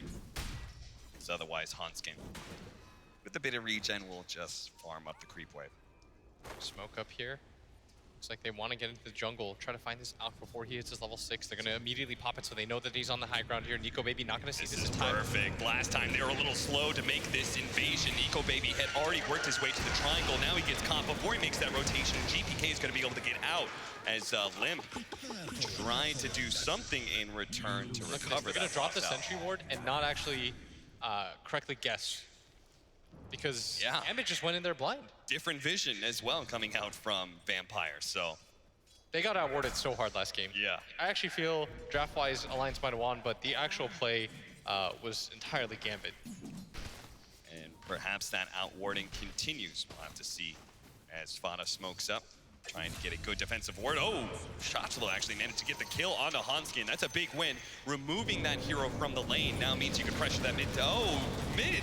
We're gonna lose Limp here as the two supports come in. The telekinesis toss back. Eventually that missile will wear out, but Limp is very tanky. Yeah, you're right. Juan, GPK ran out of his Flame Guard quite quickly, and they don't really quite have the damage for that, but they are putting pressure on him. His CS is just fine. Faceless Void is not doing as well as the Alchemist, but this time around, Shachlo's had a completely free game. Rune gonna be controlled up by Alliance. I like it. They've got somebody at bottom and top.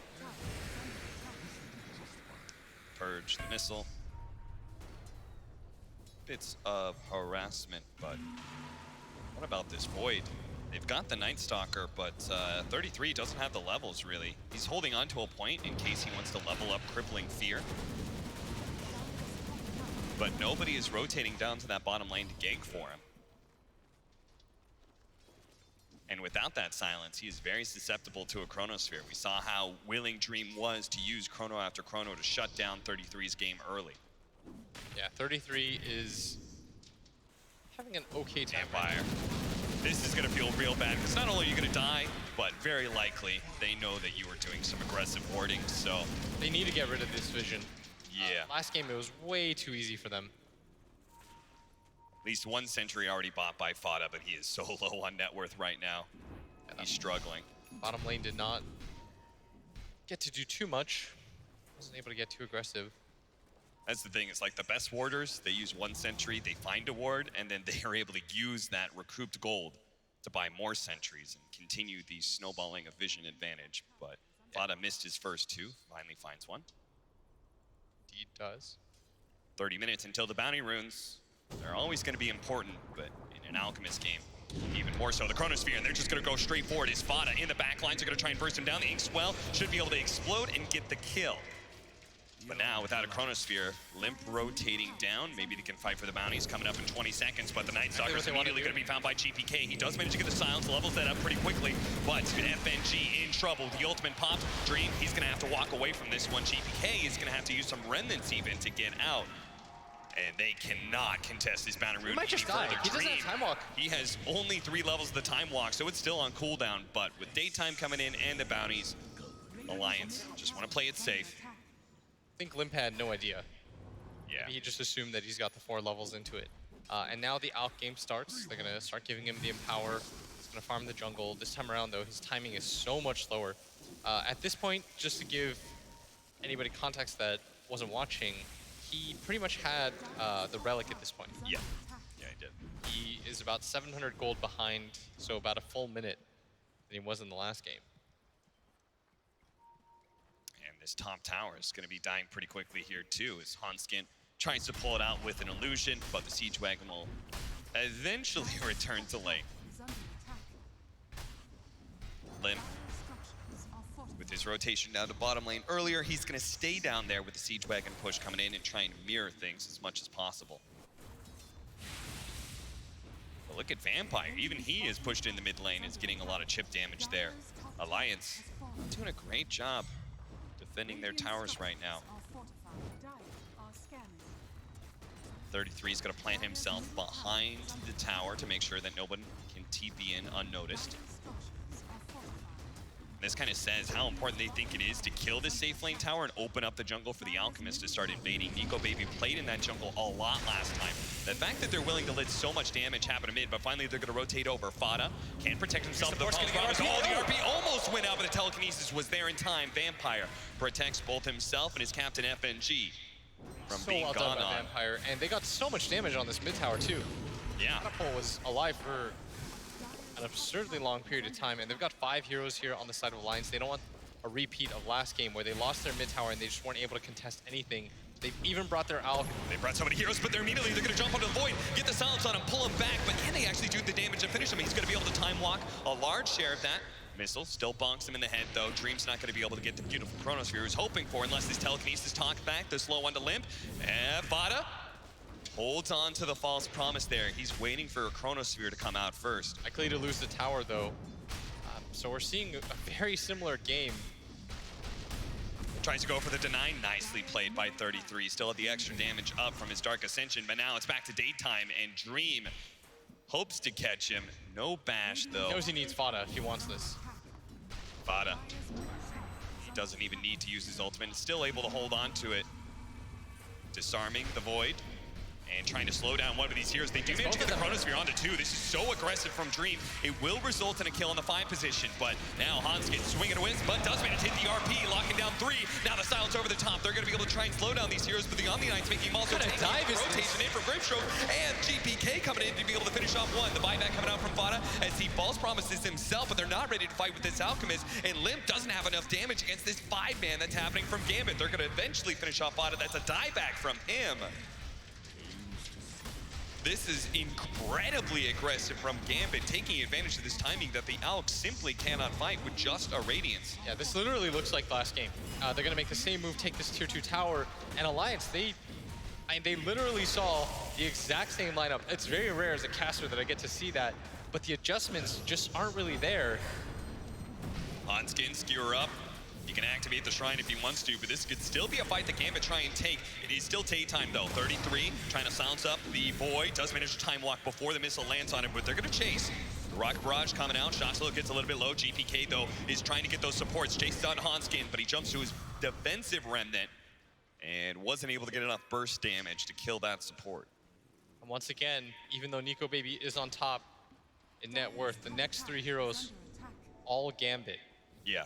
That gap between the carries is not that big compared to last game. Oh yeah, last game he had pretty much double. As we see the perfect Chronos here. Alliance had to know this was going to happen, by the way. Dream, what he was really waiting for was Fodder to show. Exactly. Yeah. And once he found him, and he even found the perfect positioning on the 33, Hanskin comes in. Shashlo, I love that. He just pops the Guardian Angel. Yeah. Before he gets hit by the RP, he realizes the danger that they're in anyways, and they get additional kills because of it.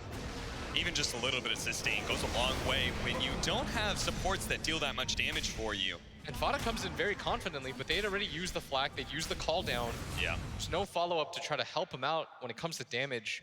And Gambit are just running over them again. During daytime, it's all in the gyrocopter to pump out the damage, and they knew 33's Dark Ascension was still on cooldown, so. The good news, though, is I feel like Nico Baby at least has made the right adjustment. He's going for the BKB. Yeah. No Manta or anything like that.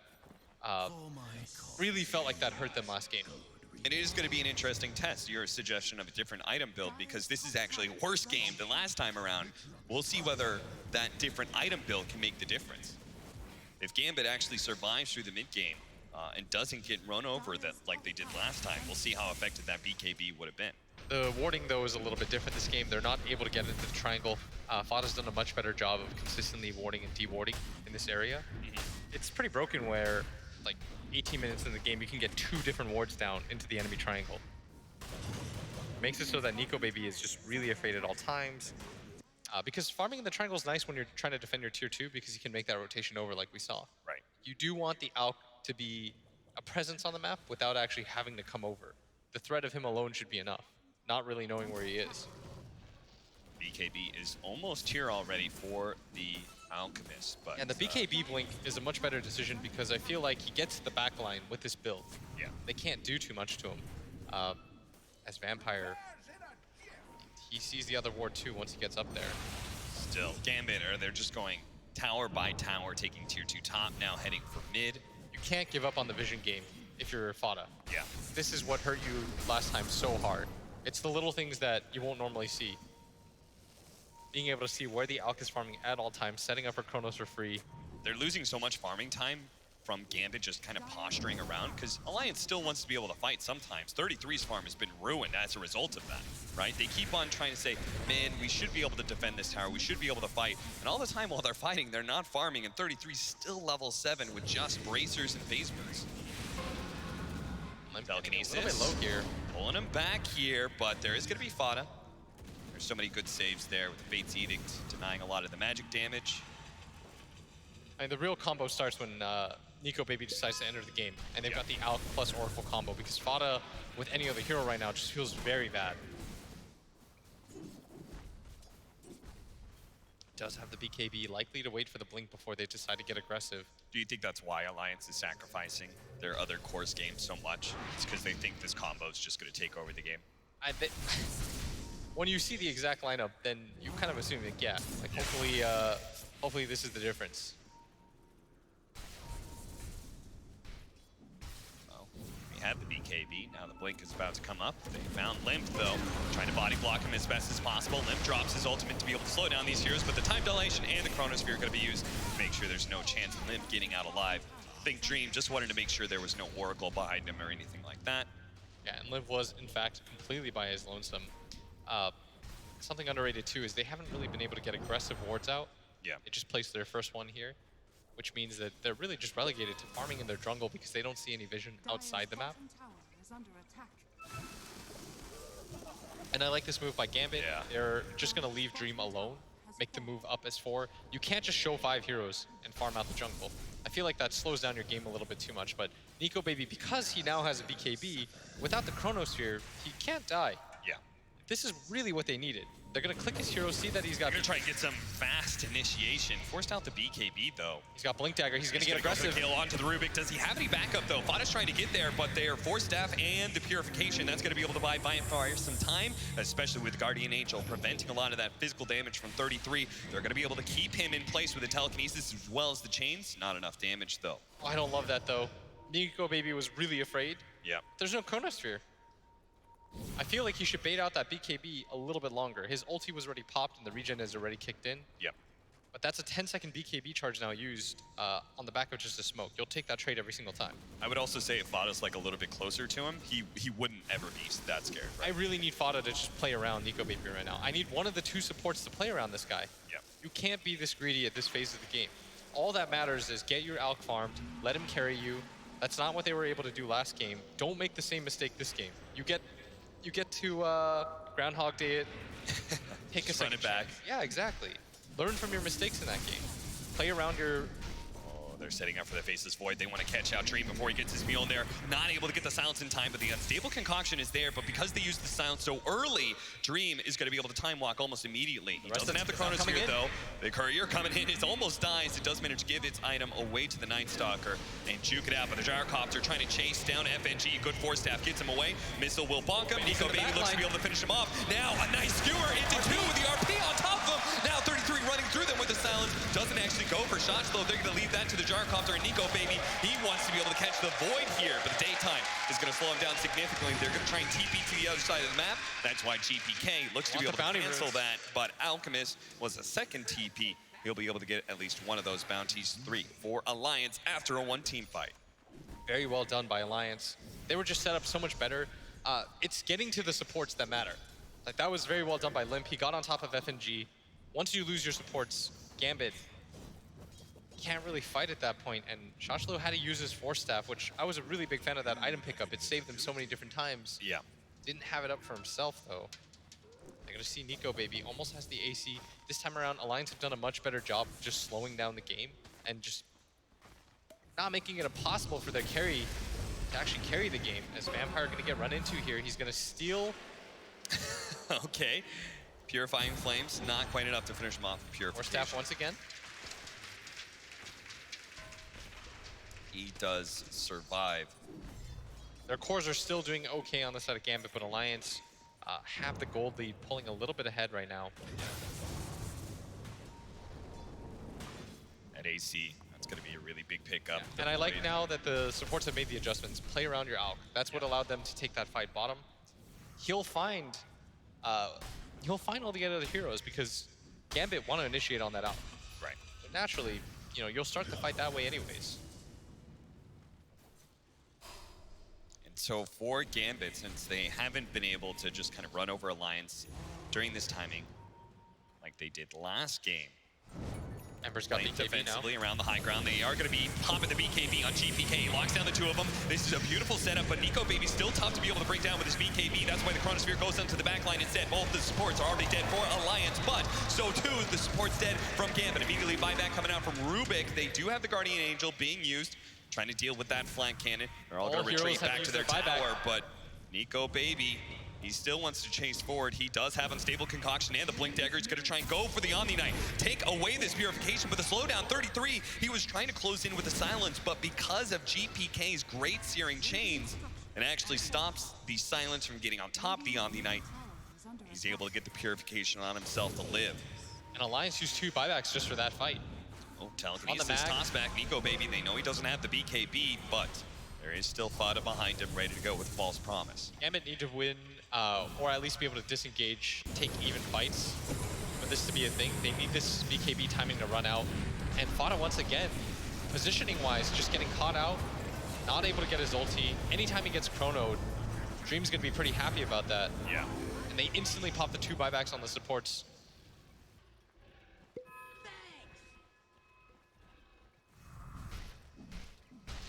What is this? Gambit. Don't have the Chronosphere, but they're still gonna go for it anyways. Trying to sneak one in like this with the empowered up Faceless Void. They're saying that that steal from the Rubik is good enough for them to try and take this Roshan. It's already down to half health, but Alliance are around this area. They have no Dark Ascension, so it is a really hard fight for them. But they do have an RP. They need to be able to get vision inside the pit. Nico Baby, is he gonna run in? Limp, maybe he's gonna chop down the call down. They see how low it is. Limp's gonna make the call, trying to rush inside the pit, but he's been chained up and won't be able to get there in time. Now the Aegis is on top of him, and Dream wants to be able to take this engagement, even without the Chronosphere. Just the Inkswell is good enough for him. Limp is forced to pop his BKB, turns, gets a couple flat cannon shots. Nico Baby stuns himself. He doesn't activate his BKB, and now he may be in trouble, almost bursted down, but that's why the save comes out from the False Promise. Gambit, they forced that out of Nico Baby, and then just quickly retreated, reset the team fight. That's what you need to do. You can trade one support for that and you'd be okay as well. Just reset the fight, make him use his BKB, get those charges down, whittle it down. You've got a lot of control and a lot of magic damage on your side, provided you're able to get that BKB low without just losing complete control of the game. And that's why you take this Aegis, you go for that risky play, you're playing to win at that point. You're making it so that the Alk just feels even more pressure. The Alchemist has double the net worth of the highest Gambit hero in the Ember Spirit, and yet they're only up 2,000 net worth. Smoke up. They're gonna try and make their initiation with the Chronosphere. It is there to be able to catch out Limp. They know the False Promise is still on cooldown from the Oracle, and Limp, as tanky as he may be, will eventually die. They're gonna go high ground again. These timings, they just keep on abusing them every single time there's something big on cooldown like Dark Ascension or False Promise. Gambit forced the fight. It's gonna be nighttime now though. Can they get the bounty runes? Good play from 33 to get to the other side, so they split it 2 for 2. Dream doesn't have Chronosphere for another 100 seconds. And even though the Alk is so farmed, again, they need Limp. They need somebody else to They need help carry, 33. right? They need somebody to split this burden. This Alk's BKB is eventually going to get low. Everybody from the side of Gambit are getting farmed. You need at least one other hero in a game like this to be able to carry you. And 33 is going to try and help, but he's building into a BKB, so he's not going to have that big AoE damage that an Aghanim Scepter does for you. And because the early BKB choice from Limp, which was smart, they were beginning to get run at for sure, but it slows down his farm as well when you don't have the Maelstrom or the Aghanim Scepter as well. Big farming tools for a hero like this.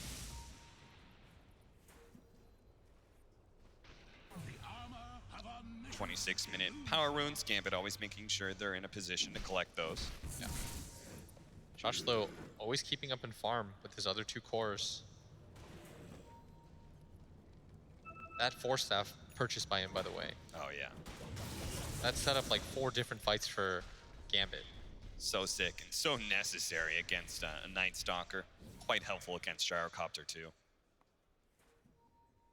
And you see Fada's net worth. That buyback, the dieback in fact, early on. 1,500 net worth. And all the Sentry he's been buying. Yeah, trying to get rid of the vision, but Gambit still has vision up there. They see all heroes right now. Ward right there, and this may result in a good Chronosphere in 8 seconds time. Dream is not ready to go just yet though. Fada, once again, they're losing the vision battle. They're finding ways to sneak vision into that triangle, and it's making it hard for them to play a normal game. Is Nico maybe gonna run into Shoshlo for the time being? 33 has his BKB, so it looks like they do want to fight, or at least get a little bit more aggressive than they have been. Vada, it seems, has matured a lot as a player. Certainly not somebody you would expect to be able to captain given his temperament 2-3 years ago. But he said that he's learned a lot since then. He's ready to take on a leadership role for Alliance. They're going to see Vision the entire time. They see Fada too. They see the Alk on the high ground. This would be ideal. They could get at least 2 of the heroes. Fada is. He wants to be able to get the Chronosphere on him and one other if possible. The unstable concoction, stunning himself, and they have to know there's got to be vision here, right? And Fada will finally find it. Maybe it's not too late. The silence coming out is a little bit too late to catch Dream before the time walk, but now Dream, he's just going to turn and fight 33. Fortunately, BKB might be able to buy him a little bit of space, threatening the Chronosphere instead, going for Limp. Really far out by himself. His BKB as well, but now these BKBs are going to run their timer. Nico Babe goes for the back line, trying to get the Omni Knight. Dream, over for a bash, not quite there. Guardian Angel out from Shotchlow, and another great force stab into the high ground. Great retreat from Gambit, but it's about to run its end. The Chronosphere, they're going to turn, catching the 2 cores with Inkswell on top of that. He's going to go for Limp. The Gyrocopter feeling he's got the more damage. False Promise is there. That's why they turned to Nico Baby instead of the RP. That's going to be a beautiful one, but they can't quite finish off Dream because he's got the Aegis. They can't overcommit for this one. And the Gyrocopter still dies. He doesn't get enough heals. 33 is going to get caught. He was trying to go to the back line, but he dies as well. A 1-for-2 exchange. They had Vision up there for way too long. Yeah. Nico Baby put in a position where he feels like he has to pop the BKB. The double force staff, the coordination from Gambit right now, just outplaying Alliance. We're unable to ever start a team fight. So Nico Baby feels like he has to play reactive Dota. Yep. He's getting a little bit too skittish. And by the time his BKB's over, he can't really do too much. Killing that Grimstroke, a great choice for 33, but just a little bit too late to stop some of those spells. This position right here, once the RP is laid out, that's where you want your BKB up. Yeah. The fact that they had to blow it so early, and Gambit just kited them around beautifully. And Gambit, I mean, they're just playing to farm at this point. They're okay with the way the game's going. They're keeping the net worth relatively even against an Alchemist lineup that is eventually going to run its course. He's going to have to start handing out Aghanims because he is 6 slotted right now. He's going to give the first one to Limp. There's some very good Ags, though, to give in this game. Yeah. Very, very game-changing Ags to give. Limp can get one, 33 can get one. Hanskins and Fadas are kind of whatever for this game. I think Hanskins is actually pretty good for this game. Double Shockwave back and forth. Yeah, it's all right, but it's not as game-changing as like the 2 core ones. That's the ones that you care about. For sure. His Dream, they're still here as 5. Alliance, their smoke's gonna pop. He's gonna walk onto the high ground. They know there's no Chronosphere. Dream's gonna get out for a second. Doesn't have the Aegis. Looks like they were just trying to fight over the bounty runes. But Nico Baby is still pressing forward. They're gonna find Limp, chains him up, and Dream 20 seconds until that chrono. That's why they're not immediately jumping on this fight. Gambit, again, are just gonna try and see if they can force out a BKB or something from Limp. How long is Nico Baby's now? Oh. Controlled up, he's right next to the shrine. He's gonna be forced to activate it here. Healed up by Fada as well. But there's no counterplay they can really make right now. And now that the shrine's been used, he's just going to continue to be kited around here, and he's so by himself. Onskin tries to come in. They do manage to get the locking down Fada. Fada is going to die in this fight. He does have a buyback, though. The Guardian Angel thrown out. That's going to slow down the damage. Shotchlow staying alive thanks to this purification. He's got all 3 cores on him right now. Trying to run him down still. The missile's going to come in. That stun isn't going to last for long, but it looks like it's just going to be long enough to be able to get the kill. On the high ground miss, but finally 33 is there to be able to collect it. He already got FNG. Now he's going to try and chase down Vampire or Dream. Dream, he doesn't have a BKB right now, and they have the unstable concoction. They're going to be able to get a chain stun. The force staff gets him away from the silence, and he's going to be able to time walk out now. Nico Baby instead going for the Rubik. The time dilation slowing him down. And Void, they do have another silence. They're going to be able to get the RP. Hunskin saying, finish off this carry. I brought him to you. The counter skewer doesn't save Vampire. GPK diving in deep. He does have the BKB. He's going to try and finish off some of these heroes. Lions are taking a lot of damage here. They bought back already. GPK, slide of fist after slide of fist. Now Vampire, telekinesis 1 second. The chain's able to stop the TP, but a force staff out from Vampire is able to get GPK back a little bit farther. They're going to be kited. Alliance are so low. Can they buy back on anybody else? Nobody else has it. They just needed one more hero for that engagement. Oh, no. Gambit could have had the opportunity to turn that fight and wipe Alliance, but nobody had a buyback besides Get Vampire. that damage done by GPK in that fight. He gets into all 5 heroes. They needed anything at that point. But the Chronosphere That was not ideal. Only finding Fada, who immediately bought back after that anyways. It was fine before when you were so much stronger than Alliance, but now letting these cores go running around with their BKBs, you're just going to lose so much of your backline during that. He's going to get another Ags for his Night Stalker. This is going to make 33's life a lot better too, and you can see the net worth shoot up because of the Ags that was given. Yeah. Like now it's not just the Alk that's going to be a problem. This next Roshan, though, likely to determine a lot of this game. Dire's going to scan. They're going to see that they're in there. 5 seconds until the Rubik's up. Gambit this time around will have everything available to them, as well as a DD rune. Dream will likely want to get his level 18 before they take this fight. This is going to work nicely for Alliance. Roshan doesn't spawn for another minute and a half. That's going to sync up nicely with this next nighttime.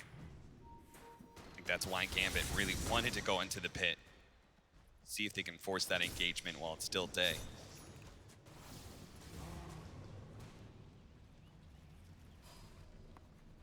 Two minutes left until it's natural night. Alliance posturing around the area. They know they can't give up an Aegis cheese. If there's anything to fight for, it's this, and their lineup has finally found its legs.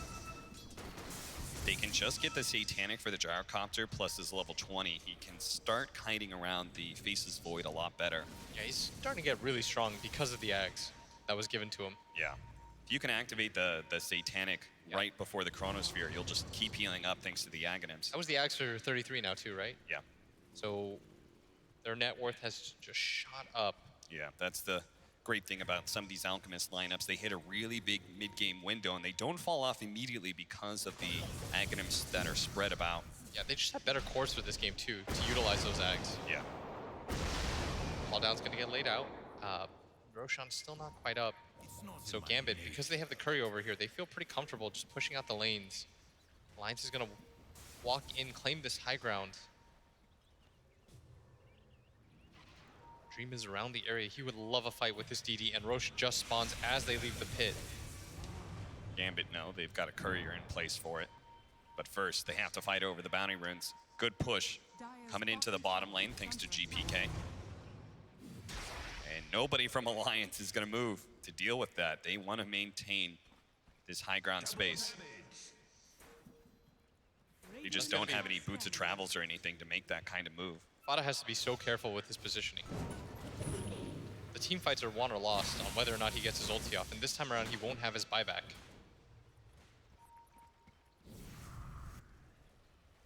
Bounty's up. Alliance just going to play for one of them at this point, not being greedy whatsoever. Still a double damage on Dream. And he's just going to go in with the Solar Crest. Alliance have no idea about this. And they don't have a scan or anything like that either, and GPK is going to push forward. I don't think they know. Get a chance to look inside the pit? In 33, might think about popping his Dark Ascension here. Lim's going to come in, throw out the call down. There's the vision. They're going to know that it's really low, though. They know that Dream's been in there, and his DD was popped for this. 4,000 HP. Now 3,000 Alliance. They're going to be forced to make a move here eventually. 33 looks inside the pit once again, throws out the silence real quickly, trying to deal with Dream, but Roshan as well as Void's beating on him. He's going to throw out the Chronosphere, but he's not sure who to hit. He's trying to hit Roshan to be able to get the Aegis and cheese, and he does manage to grab it just in time while GPK jumps onto the back line. Fada protects himself, though, with the magic immunity. Now he's going to turn around, try and get the lockdown on the Ember Spirit. They do manage to get him. A silence, unstable concoction is up. They also have the silence there. Chain stunning him. They bring him down in time. The force staff, the purification, he's away. He's able to get out now, but Dream actually jumped in a little bit too deep. He may have just fed away his Aegis. He's trying to get to the other side of the cliff with Time Walk. He does manage to do so just in time. Had the blink, but just not the distance on it. All 5 heroes were clumped up for a second. Alliance, they want to take that fight because they know that Chrono's down, even though they do have Aegis. And the timing of that Chrono is going to mean more to them. Well, it does mean that Alliance can actually get 3 bounty runes from earlier. Everybody was paying so much attention to top, nobody could rotate to bottom. They're going to go back in, though. They really want to fight Dream, even if he doesn't have... if he does have that Aegis, they're going to be able to find Fada. Fada just wrong positioning, has to use the false promise on himself, but he do manage to get the silence on Dream. That's going to be him down. That's going to be the Aegis gone, but when he comes back up, he'll have BKB, and Nico Baby's in trouble. He needs to be able to activate his BKB, but he's being chased on for so long. Hanskin gets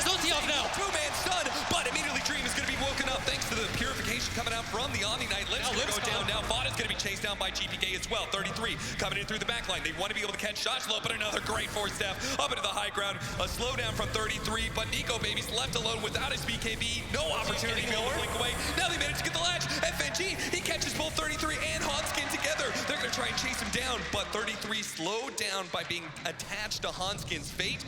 Finally, they do manage to break up, but GPK, no Aghanim Scepter just yet, so he can't chase any further out of Remnants. Fada has to be more careful about the positioning. Yes. Just getting caught out right there made things so hard. Nico Baby, they almost bursted him down. I mean, that was a pretty ideal. Didn't get a single bash. Dream is saying, are you kidding me? So many times I've just not had the bashes when I needed them. But now he does have a Satanic. Can Gambit, though, go for the high ground? Gotta collect some items first. The Aghanim Scepter's still waiting in GPK's stash. Shashlo's actually gonna try and get one, too. That way, his positioning won't really matter too much. He can Guardian Angel from wherever he's at. Now that 11K gold lead that we once saw cut to 6. Nico Baby down. They want to take advantage of this grab. The last outer tower. Gambit feeling themselves. Alliance, they have to do a better job of protecting Fada. It's not just all on him. Yeah. He's often being left alone without a circle around him. Their item builds also not the same as Gambit's, where they're able to just save their supports. Yeah, Fada does a better job of helping him out. I mean, he only has boots. Yeah, he's broke, so he needs the Glimmer Capes and Force Staffs to come from his allies. Yeah, but none of his cores able to get one. Well, he's got the 120 GPM, so maybe that'll change things for him in 10 minutes' time. He needs something defensive right now. Yeah. It looks different when Vampire is able to double Force Staff with Shachlo, somebody out of any position. There were multiple times where the Ember, for example, should have been caught out, but GPK, his team, able to help him in a pinch. Gotta be a bit nervous. They're gonna smoke up right now. They know this is a great opportunity. They may not have Blink, but they have Force Staff on Vampire with the stolen reverse polarity. It's a huge team fight advantage, but if they get overzealous and have the wrong positioning as a result, Alliance, though, playing on the low ground right now as the Bounty Rune's about to spawn. 33 has his smoke broke. Emperor is going to jump in pretty wildly thanks to his Aghanim Scepter, just trying to get some vision of anybody, but Fada does manage to get the right positioning. 33, though, is a little bit isolated right now. The rest of his team needs to be able to group back up, but Fada is going to be trying to stay with this Night Stalker who's just running in. 33 silencing everybody, slowing him down with the Void as well. They get managed to the Shrine, but FNG's already dead. The Chronosphere is going to be able to lock him down. They're going to focus on the Night Stalker of all these heroes, but he's not dying that fast, and Fada is still ready to go with the False Promise. There's the RP. I cannot get the from Hanskin. Going to be able to lock down Dream. Dream's not going to get the time walk off in time. Alliance win the fight, and Alliance are going to be able to chase down more. Shachlo, he's going to be found by Nico Baby, and 33. He will be the 4th hero down unless a Force Staff. Now it's daytime too. Maybe he's actually out. Gonna run himself away, does get caught by the tail end of that shockwave, but Dream, that Chronosphere, that was not the Dream. No, it certainly wasn't. He's running out of damage. GPK, double damage. I mean, GPK tried so hard to be able to find that Oracle, but Fada... Shashlo's now been left in no man's land, gonna get stunned up. Heavenly's Grace is going to be able to make some of these stuns go away, and another great Force Staff. Time after time, this guy finds the angles to be able to get up and down cliffs non-stop. And they're not going to chase as a result of that, but huge for Fada not to be able to get caught there. He held his position on the left side. Yep. 33 found a 3-man Void. They ran into the call down. They found FNG once again. Gambit supports got a little bit too over-aggressive there. Such a cool game where so much of it is determined by support positioning on both ends. And it seems like both teams are pretty confident in their late game, too. I mean, Gambit really could have tried to push the envelope a bit more, but after all, they've got this Faceless Void hard carry who is working his way towards being 6-slotted. Yeah, it's a little worrisome, though, that he wasn't able to burst down any hero in that Chronosphere. Oh, yeah. Trying to go for 33, but he had 17 armor. And even still, even if he did get low, Fada would have saved him. He was there, ready to go with the False Promise outside the Chronosphere. Game's starting to get a little bit messy for Gambit, who had again an excellent mid-game, but 1 or 2 sloppy fights, and Alliance with great positioning, trying to pull things back a little bit. Yeah, in the mid game, it felt like all the sustain from Gambit was a huge advantage, right? Yep. Thanks to that Omni Knight, but now that Omni Knight, that sustain is kind of playing against him. He can't provide damage inside the Chronosphere, and Alliance is beginning to weather through that void and all of his burst inside Especially Chrono. because now they were able to give Nico Baby space. He pays that back by getting the 2 Ags. We saw how good it was on the Night Stalker in that one engagement. When they ran up the high ground, he voids 3 heroes. Both supports feel like they have to continue to go up and call down, lay down on top of them. Soon he can start going for moon shards as well. Looks like that's what he's got queued up for now. Level 25s. I like will it. be He's just coming gonna up make soon. Limp stronger and stronger. Said Limp, you might have not had the best game, but I'll artificially make it better. Nico Baby may just have to pass over the reins of carry to this gyrocopter. GPK. Level 25 GPK with Aghanim Scepter. Dream's gonna walk up onto the high ground. Nico Baby charging up the unstable concoction, wants to be able to get that Omni Knight as always, but a beautiful soul bind immediately from FNG. Slowed down, 33 tries to get on top of him, but there is Dream, able to lock him down with the Chronosphere. He's gonna focus on him while GPK distracts everybody else. He managed to force spot it to use False Promise on himself. Oh, the skewer in! Dream, he time walked straight into the skewer. Now he's gonna be RP'd up, but he does have the grace. It's not good enough, the damage too much from Alliance. Now the counter RP from Vampire, only hitting Limp though. 33 gonna be able to chase down that Rubik, silencing him as well, and leaving the carries to be able to finish up the kill. Alliance, what a beautiful skewer. Just happened to be timed right as the time walk in. And Dream also gave Hanskin that opportunity though. He very confidently time walked in. Yeah. But he didn't really have anything left. They're gonna lose some more heroes here. Gonna be saved, have the grace as well as Solar Crest, and now Nico Baby, he's overextended himself. He doesn't have the chemical rage, he's already dead, and GPK knows it too. He's moving on to the next target. That's gonna be the Night Stalker, 33. Uses Hot buyback chained, forced out the BKB. He doesn't have a TP though. It's good enough. Roshan not up for another 2 minutes. Something that Gambit are gonna be quite sad. Another advantageous Roche timing for Alliance.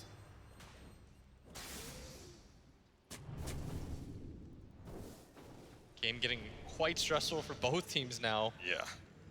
Nico Baby just got ahead of himself a little bit. Level 25, the Gyrocopter, not the greatest. 3 homing missile charges, but we do have 25 on the Alchemist. That's a big upgrade in damage with the base attack time being lowered. I feel like Dream is maybe getting a little bit frustrated. He sees the Night Stalker, he's like, screw it, I'm gonna chrono whoever I see. Yeah. He's trying to protect his supports, who admittedly do add a decent amount of damage to the team fight. But maybe he's overreacting a bit. Meanwhile, GPK, he did a really good job. He just dove into Alliance and immediately went for Fada, and Fada was forced to use the False Promise on himself rather than running forward and saving the Night Stalker. A good idea, but sadly didn't work to execution as Dream just running out of damage here. And unfortunately for Gambit, Roshan will not spawn in time. The Alk is about to be up if they're maybe a little bit luckier. Maybe they can still do something though if they control the power runes. It's an invis rune there, but at bottom, a double damage, one of those game-changing runes. I'd like Gambit to be able to check that one.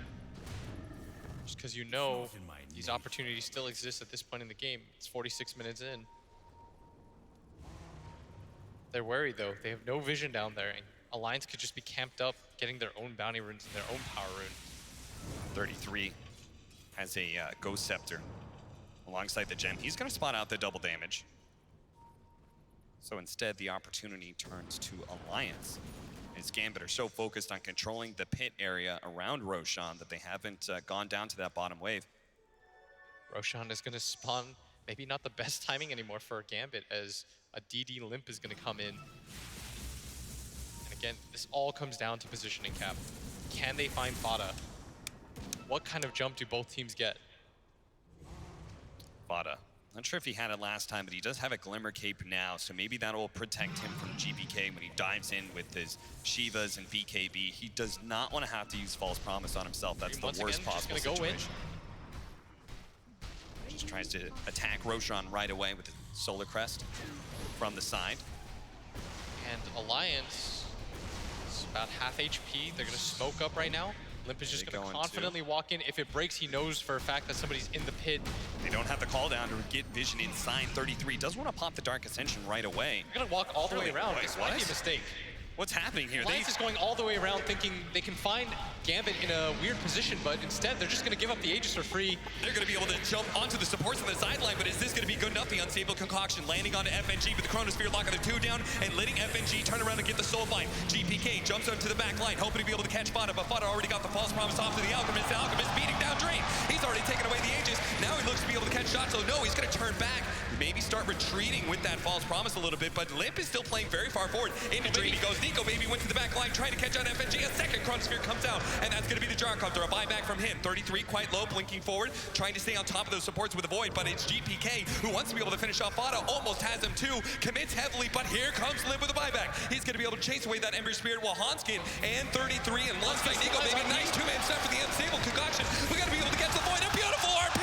Look, another 2. They can't activate the Shrine. They're both dead. Shotzlo, he activates the Shrine for himself and Heavenly Grace away, but he goes away. GPK died while trying to chase away Fada, who he never even killed. A disastrous fight for Gambit. Now Shotzlo's going to be chased to the infant ends of the earth. He will be caught eventually here, surely, as Nico Baby may take the time to be able to clean up FNG instead. Homing missile after homing missile, looking to be able to run down that Omni Knight. He got back to the Shrine. FNG survives. Oh, then now they've gone too far. 33 with a dive in of GPK. He'll be able to finish off the Night Stalker. Gem on the deck, but he wants to be able to catch Limp. Limp is healed up with the Satanic, but he doesn't have the BKB anymore. And Limp fighting up against the Ember Spirit. He's not going to win this man fight. Hanskin needs to be able to save him somehow. A 4-1, a skewer to the side, but GPK definitely dodges it once again with his Light of Fist. Now, Unstable Concoction. He does manage to get that stun on GPK. Immediately taken away, they have in the grace. Nico Baby just forced to stand and fight against 3, and now he's going to die. Alliance, they dove too deep, they went too far, and now they pay the ultimate price.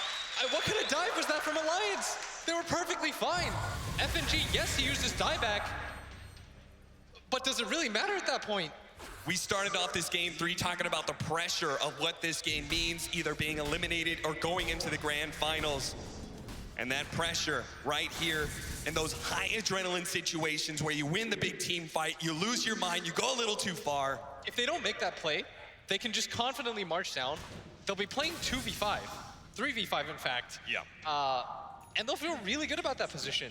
I mean, they just want to fight against Aegis and Refresher Shard too.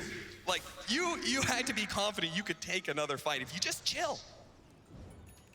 They know there's no buyback on Dream, and instead they're put in this position where Limp, he's dead for 60 seconds. This is likely going to lead to at least a Rax.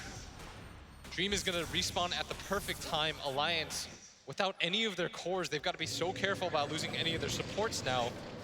And Grimstroke, the timing of his stun, when it explodes onto both cores under the tower. Pressed up. Alliance do have the glyph. Dream's gonna find a double damage rune. They've got 35 seconds. What are they gonna do right after they take this tier 3? We'll see if GPK can find any sort of initiation. Dream with this DD rune, they might even go for more. Can you fight with the Gyrocopter still down for that small window, or Gambit just gonna take I think they should just take the one, set. just the 2? I think you take another set here with the DD. One more set, double damage, still has plenty of time. But are they gonna get caught though? Maybe just a melee Rax and back? Yes. Yeah, that's what Dream says. He's like, I'm getting the hell out of here. Gyrocopter's coming back up, boys. If you don't get the DD, you actually just take 1 Rax, and that's it. But because of the DD, Dream gets there in time, and they even find the Shrine for their troubles. They're gonna go up by 8k gold. What a swing that was. Coming on the heels of Alliance just diving into tier 4 towers for a 5 support. And grouped up perfectly for GPK to make that big jump in. What does the win probability even look like after that one? You can see that defining play where that happened. Yep, bounce back and forth, up and down, but right now in the favor of Gambit. Gambit though, they're gonna start recovering a lot of their buybacks, both the Void and Rubik. Gonna have theirs soon. And Alliance, they need to farm up some gold to get some of theirs back, such as on 33. And it's a regen rune, Arcane Rune at bottom. This game can still go either way. Any more level 25s yet? No. Do have the Void with the 25% backtrack. And Omni Knight with the Heavenly Grace cooldown. That's why there have been so many Heavenly Graces. A 6-second cooldown for a 12-second duration. 2 people are going to have a Heavenly Grace on them in these fights, making it really tough for Alliance to keep the lockdown on these guys. The buyback's now available for this Faceless Void, and there's none on Limp. Got to be careful about their positioning. Vada's done such a good job, by the way, since the mid-game where he was getting caught out. Yep. Now he's recognizing his positioning matters so much. You could see he is improving from game to game. These little things from the 5 position, obviously new to the position from this season, played off lane last year, and most of his career was a mid laner. This top push, by the way, is going to alert Gambit to the fact that nobody's here. Yeah. Almost certainly in their jungle. Alliance is very obviously playing aggressive, and Gambit will just sit inside their base until somebody shows, and as they do, immediately pop back out. Octarine now for GPK. Recharge time starts getting a little insane. GPK's been insane in the last 2 games, by the way. Yeah. This Ember Spirit does so much work. He's made so many fights theirs with his play and his positioning, dancing around them non-stop. Trying to poke at the Alchemist here. See if they can force out a BKB. And he's got to be careful, too, of the Chainstone because of the Scythe of Vice that was picked up by FNG. Will be able to get that Chain to stable into the Chronosphere of the False Promise already there. Vada in position, in time to be able to save this Alchemist. And he stood start regenerating up. Oh, what a skewer! They're going to be able to group all these heroes up. They don't even necessarily need a Chainstone after that one. The Alchemist is able to cleave through almost all of them. GPK still going to be alive. FNG dead with no buyback. 33 trying to stay on top of these heroes while playing around the cliffs is looking to be able to slow them down with the Voids. They're going to make sure that Shotslow has no chance of retreating. And now 33 chases for more. He's got another Void to be able to slow him down. Vampire, he's looking like a juicy, easy target to be able to take down. It's the Rubik, but the GPK, if he's silent long enough, maybe they can actually kill him. To have the Grace, finally the silence wears out. A sleight of fist, jump over to the left side. 33 in with the Ghost Scepter, but lightning procs are hitting him. He's sitting and hiding because maybe he doesn't have his Nico Baby right now. Sleight of fist, and finally he does go down. Nico Baby to fall as well. Gyrocopter not going to be bashed up just yet. Another false promise from Vada. That's going to be able to save Limp, who does not have buyback here. But Hanskin, he may not have buyback as well. He gets away with the Shadow Blade. They didn't see him.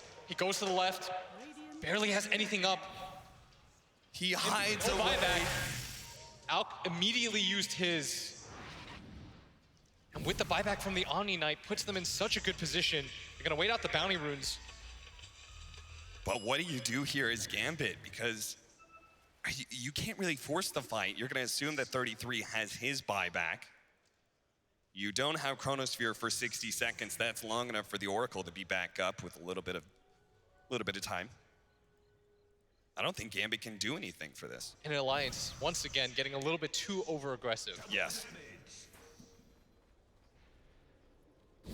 Just a little bit too much. But if they win the next fight like that, there won't be buybacks this time around to turn things for Gambit. And they still have it on the Void, and it's going to come up in a minute for the Ember Spirit. That's true. Actually, the Ember Spirit is the scariest one, right? Because of all that mobility from the Aghanim Scepter. Actually, Alliance that are in the much worse position without the buyback now for Nico Baby. They will have a buyback coming in for Limp. Yeah, but Vada's buyback matters so much. Oh, yeah. Being able to just come back into the fights, buy out, have his ulti available at all times. He saved his course so many different times through that usage. Yeah, especially with the much lower cooldown of False Promise. Once you get it to level 3, 45 seconds only. 10k Goldie. Gambit should poke right now. With the Chronosphere up and no save, if Dream was in position right now, this could be a kill. They're going to take the Shrine instead first. Limp's going to get poked out just a little bit. They've got to be careful about overextending. It's going to be the Chronosphere. They don't have a save for him. He positioned himself for it because he does have a buyback. He's basically saying, go ahead, Chronosphere me. I'm going to have buyback. We're going to try and win the fight immediately afterwards. Dream's got to be careful. If he gets way too out of position, he could just skewer him really far back without Gambit being able to make any sort of rebuttal. 80 seconds on Limp. They're trying to see if there's a position where they get a catch with his buyback. Smoke up 33. He's going to go into the back line with a Dark Ascension while they start the initiation on a Dream. Now, Nico being kited up. They're actually going to turn on to 33. Immediately, they use the Guardian Angel because 33, he wants to try and go for those supports, but can't quite finish him off. The Soulbind under 33, trying to stay away from his supports. Actually, Hanskins gets a little bit too close. He was trying to go for an RP, but now he can't blink forward. So on the left-hand side, they're going to try and chase down Dream. Dream forced to fight during his time walk while it's on cooldown, but as it comes up, he jumps away. But the missile's still chasing him, and he's running low on mana. He's only got 100 mana to work with. That's 2 time walks away. The stable concoction. Can't get away from that one. Can't get away from the missile either. Another one's up in 3 seconds. Forced down. Trying to get him away from the sound. Slowed down by the Void. He gets nailed by the call down. That's going to slow him down. But the Lincolns and GPK actually jumping into Alliance to force him back. This time around, Alliance do not overextend themselves. Look at their base, though. Gambit, they got their Void out. GPK just creating this impenetrable wall. The buyback was used by Limp. He had to at that point. Yeah. Gambit was daring him, but the fact that they got out with all 5 heroes was massive, right? They forced out a buyback from Limp. They still have their buybacks, and in time, they can play And a for the Roshan Roshan. is up now. Yep. They've got buybacks on 2 of their cores, 1 of their supports. Their buyback situation is just looking so much better. It's so tough to be able to beat this Void when he has the Refresher Shard. And the Aghanims. That's going to be a big difference, too, in these fights. Oh, yeah. They have to usually play around these timings, but... In Alliance, it almost feels like they should try and contest Roshan, but I'm not sure if they can. But no, that would be the game at that point. I think you just have to hold for the high ground and hope for the best. You have to trust Fada to not get caught in this fight. Well, they will have 2. Well, they're going to try and push out, but a little bit too late in GPK. He just went in a big old triangle, making sure that nobody of Alliance could get close with the smoke. I love the way that GPK is playing, by the way. Yeah. He's constantly scouting with his ult. You saw at that bottom engagement when he got the Lincolns off for his Void to save him in the first place. Gonna go for the smoke. Between the Lincolns and the Heaven, the Grace, it's so hard to lock down Dream. And Fada, his position matters so much. He's going in to be put in position, but Fada, if he's already dead, and he gets executed just like that. He was trying to collect with his team who's playing on the high ground. They saw a double damage. They thought this is a great opportunity. Limp's going to come in, and he is actually going to complete that TB, which is by himself. He activates the BKB. He does get the Satanic off, so he's not going to take any damage. What a beautiful bait from Limp with that TD. That allows the backline to be got out with the RP on the 2. The double telekinesis, though, that's going to help out. Limp lost the DD, though. The double side. Nico, baby, he's about to fall with 33.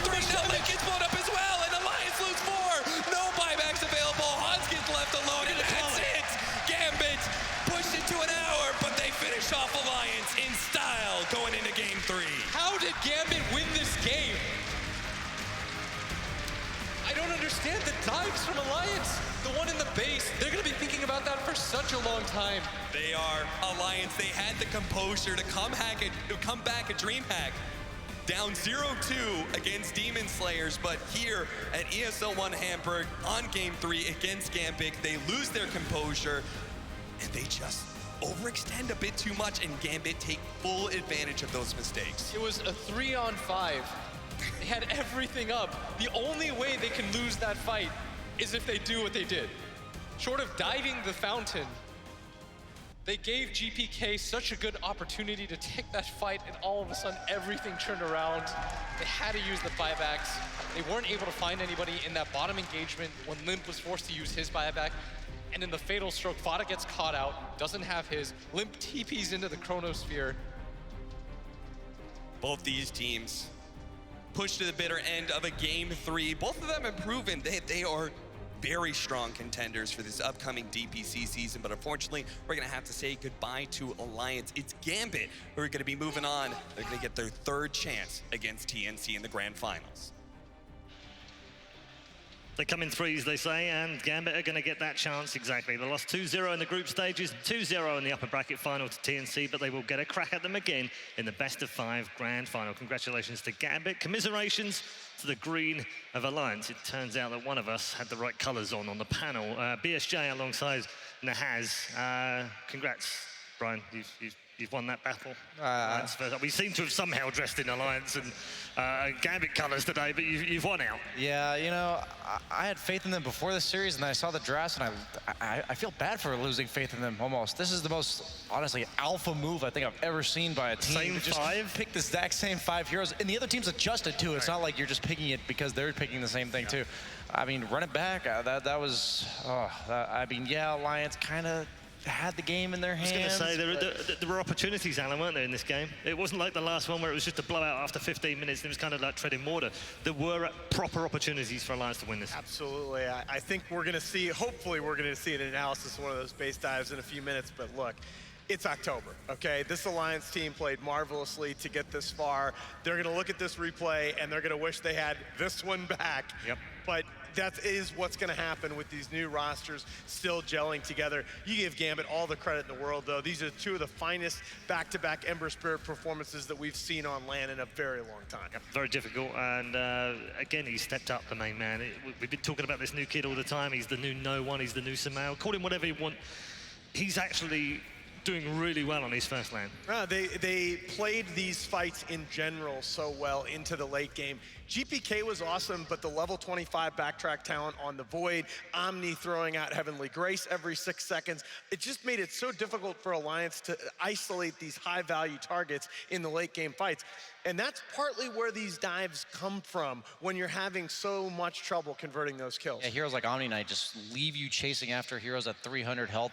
Normal situations where they would not live because they don't have that 50% status resistance, didn't get that extra purification heal. And it's easier said than done to just say, don't chase them, you know? Like, they're so close. If you kill them, you win the game. So much on the line. I give more props to Gambit than I do to, you know, fault of Alliance for what happened in that game. It's a very competitive scene, we know that. Never more so than at the start of the season when there's maybe a few of the old guard missing. But Alliance's performance over these first 2 weekends of big tournaments, in terms of winning Dream League last week, finishing in the top 3, that's great. That's a great start to the year. Yeah, you actually asked me on a panel last night right after the series, are you convinced? And the first thing that I did when we got back to the hotel last night, I rewatched those replays, and yes, I am. I am convinced that this Alliance squad has the potential this season to be a Tier 1 team. I think that they have the right pieces around Nico Baby. I think 33 is going to look like he did the season before last when he was the premier free agent after TI. I think this is going to be a great team. But you know what? How many captains are there out there that would have the stones to go back to identical drafts in Game 2 and Game 3 of a series like this one with a brand new roster in this land? FNG, hats off. Brian, thoughts on that? And we talked about the lack of versatility coming out from Gambit, and that was about the definition of the lack of versatility in a draft. I know we were talking about when's the last time we saw that, but it is so hard to beat a good team twice in a row with the same heroes. People adjust, right? There's so much that can't be done live, can't be done in the middle of one game, but is much more capable of adjusting to over the course of a break between 2 games. Okay, well, why don't we bring him in? FNG is backstage right now. FNG, congratulations on reaching the grand final. And I have to ask you, the first thing we have to ask you is, why did you draft exactly the same 5 heroes for the third game?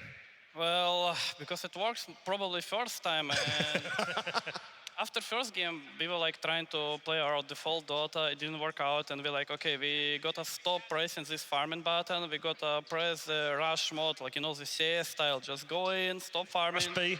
Yes, rush B, and this is what basically happened, and our heroes were super good for that, so I guess that's why we repeated our draft. Yeah, I don't think I've ever seen a team, or a captain for that matter, draft exactly the same 5 hero lineup for 2 games in a row in a lower bracket fight. That takes a lot of guts to do, but you're obviously brave. You're obviously having a lot of fun in the team as well. Yeah, we do for sure have a lot of fun, and we have something prepared for finals. Okay, good to hear. I want it to be really competitive against TNC because you've lost the last 2, so you're gonna play harder this time. It's about fun. It's not about winning. I've got BSJ and the Haz alongside. I'm sure they've got questions as well. Yeah, going off of the same draft in Game 3, if it's not too much information, at what point in the draft did you know you were going to pick the same 5 heroes from last game? We thought that second stage, their bans will be probably Grimstock or Rubik, like at least one of our supports. And then we didn't see at all these bans, and we're like, okay, let's do it again. And we thought that they will ban Ember even, but once again, they did ban OD, I believe, or something. So we're like, okay, let's go Ember again, and that's it. I think as a spectators watching this game, I almost felt like the series turned when you guys went to the Ember Spirit on that 5th pick in Game 2 because GPK delivers these 2 unbelievable games. Can you, if it's not giving away too much information, can you take me through the thought process of picking the hero, or was it just your young mid players saying, this is what I want to play? No, as I said, it was just rush B mod, you know, Ember have some rush abilities, and this is why we pick it. You just need love hero it. who jumps. I absolutely That's love it. It's fantastic. One quick question before I let you go and have a quick rest before you go to the grand final. What's with the Tash? I like it, but November is a few days away. You're early. Well, I have no answer for that, to be honest. All right, I'll tell you about it backstage. It's all fine. Go and have a rest, and we'll see you in the grand final. Make sure you sign the camera for us. Sure. Thank you very much. Good man. Yeah. That's what we like to see. Well done, FNG. Well done, Gambit. Thank you. They are in the grand final to play TNC Predator. Quick wrap up from you guys. He's such a great character. I love the fact that he's enjoying his Dota as well, because you can see it on his face. And yet, a guy who has to rebuild teams every single season, it seems like. And one of my favorite things in Dota is being surprised when a team wins. Just being impressed, because you're expecting the game to go one way, and they just prove you wrong, right? And it makes you humble. It makes you excited to be a part of this community and this game. And you were wearing the right colors. Exactly. I calculated this from the beginning. You did. You were a bit smarter than I was. Obviously, I was going for the 4 Alliance look, of course. Let's check in with the Mountain Dew Amp Game Fuel power plays. These are the 4 power plays that we've picked out for you from our first series of the day between Gambit and Alliance. This is number 1. This is the Void Chrono in game 1.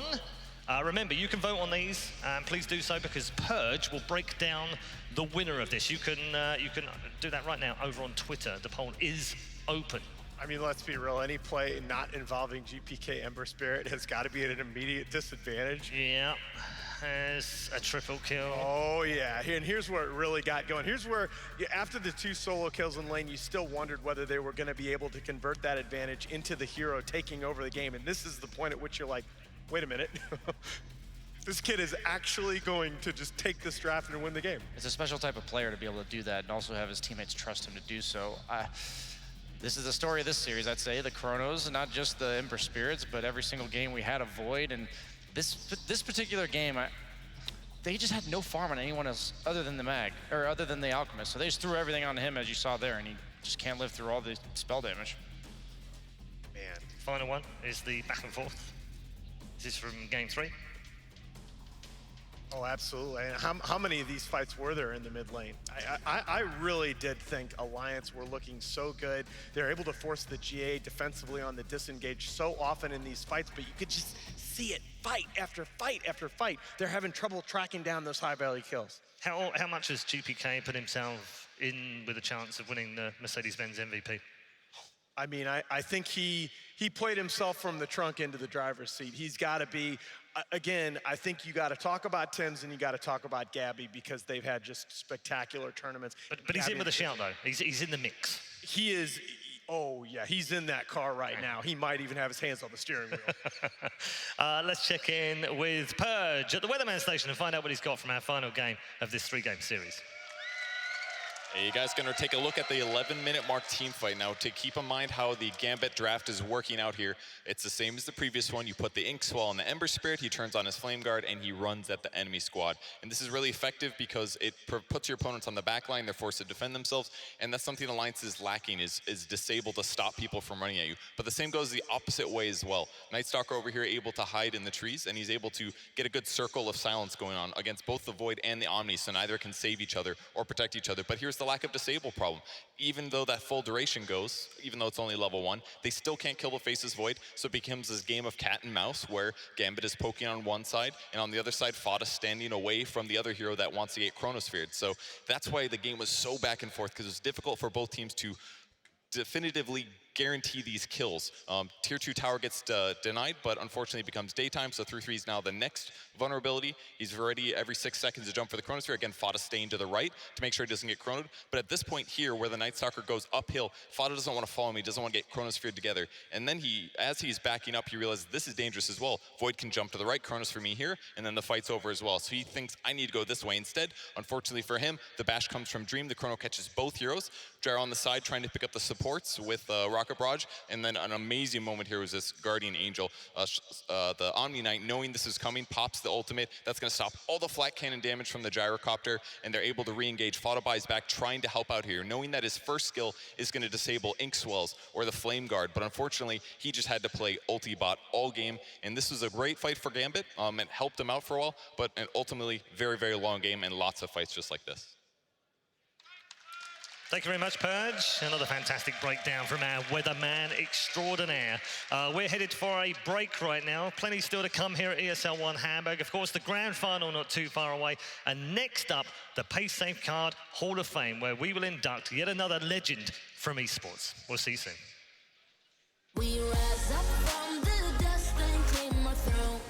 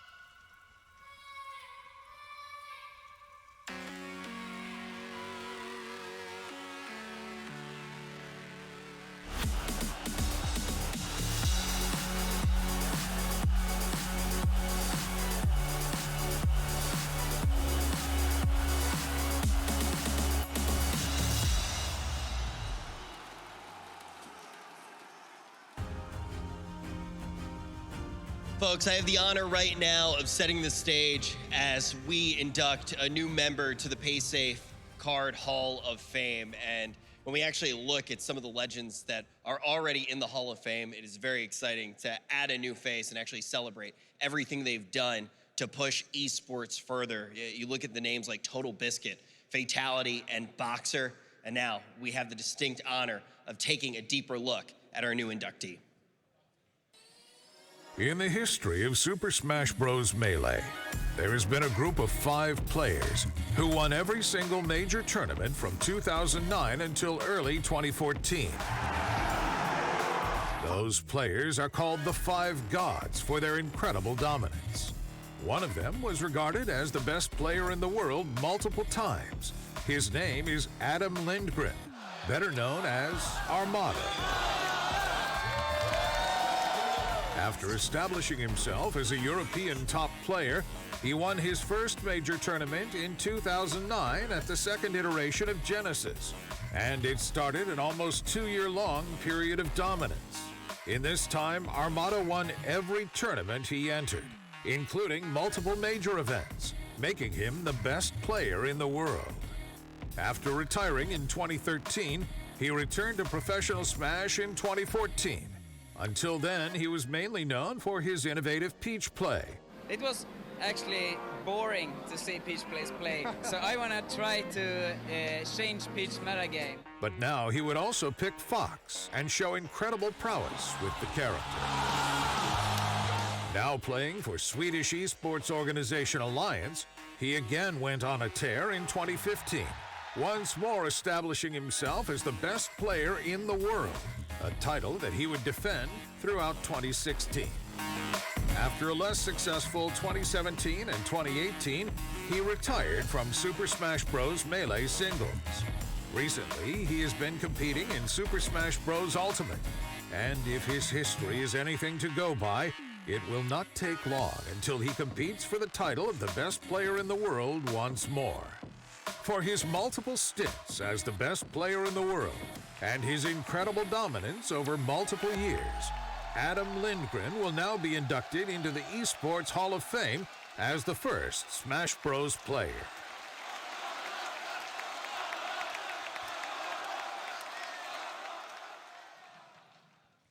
Congratulations to Armada. I could not think of a more, yeah, guys, make some noise for Armada. I cannot think of a more deserving name to be joining the Hall of Fame right now. And Armada could not make it here to accept the award, but he did send this message to all of us to accept the award.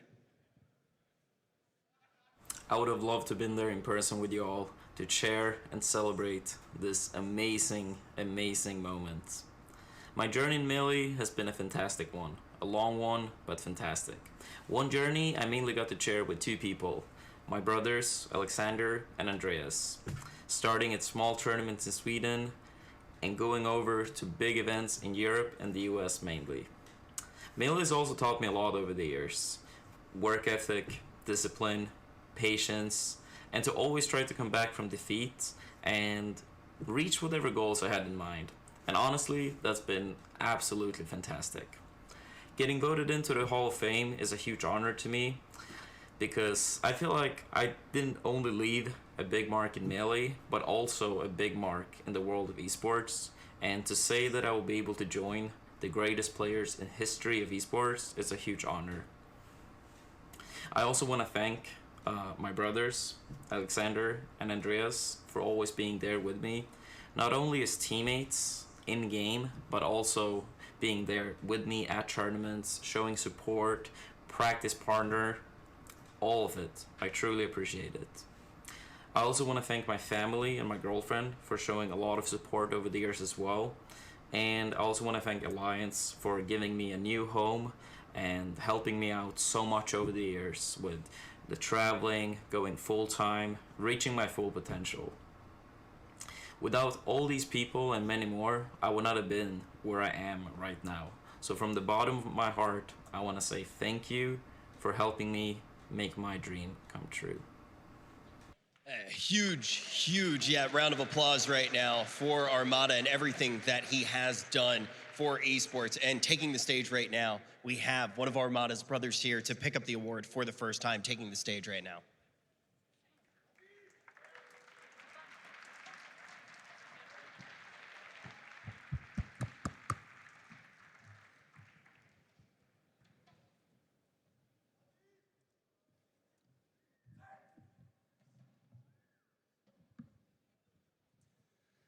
It is a great honor to be here today and accepting this award on my brother's behalf. As Adam mentioned, he has made an amazing journey. Back in 2005, attending small regional tournaments, hosted in small cabins back in Sweden, to global tournaments hosted in major cities around the world today. During his professional years, Adam has not only helped bridge the gap between the geographically different Smash communities around the world, he has also helped the promotion of esports, both nationally and internationally. But one should also recognize that none of that would have been possible if not for the pioneers of esports that blazed the trail for the rest of us, especially the fellow Hall of Famers. It is an absolute honor to have my brother's name among such accomplished people. When it comes to the Super Smash Bros. Communities, it is a story of a series of grassroots events. And we would like to say thank you to all the tournament organizers and competitors around the world for making it to what it is today.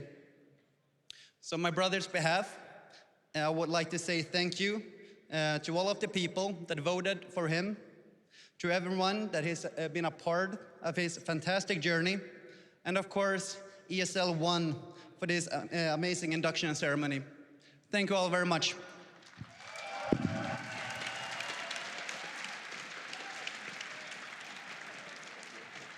As we look around at this stage right now, it really is important to think about how far we've come as a community. Thank you to Armada, and now it's time to get ready for the grand final.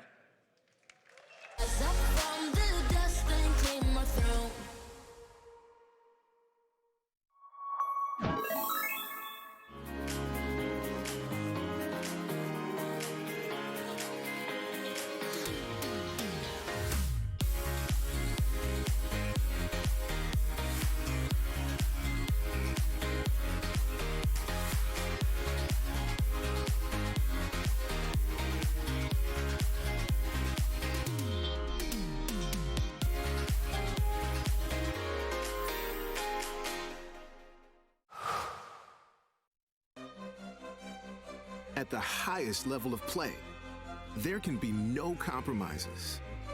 Gamers demand the highest clock speeds to give them the FPS they need to perform. Rise to the moment. Intel Core i7, the official CPU of ESL 1. Intel, unleash your brilliance.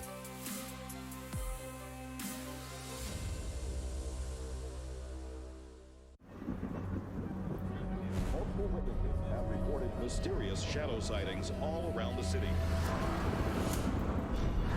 According to experts, the origin of these shadows is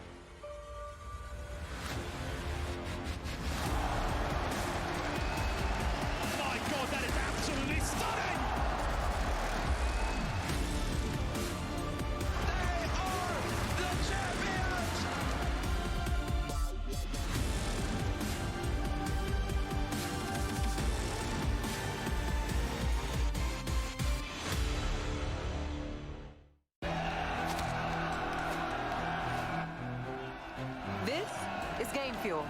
It's domination in a can.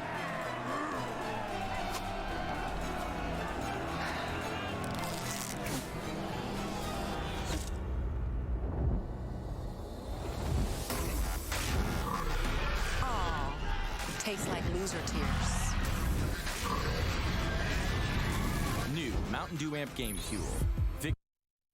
Skies, dreaming big and aiming high. Name the clouds passing by, wishing we run away. All we need is our passports, baby. troubled minds. Let us go down in laughter, baby. Trying to figure out what we're after. We're never heading back until we're older. We couldn't care no more, not any longer. Under peach yellow skies, we keep on searching, but we will never know what we're after.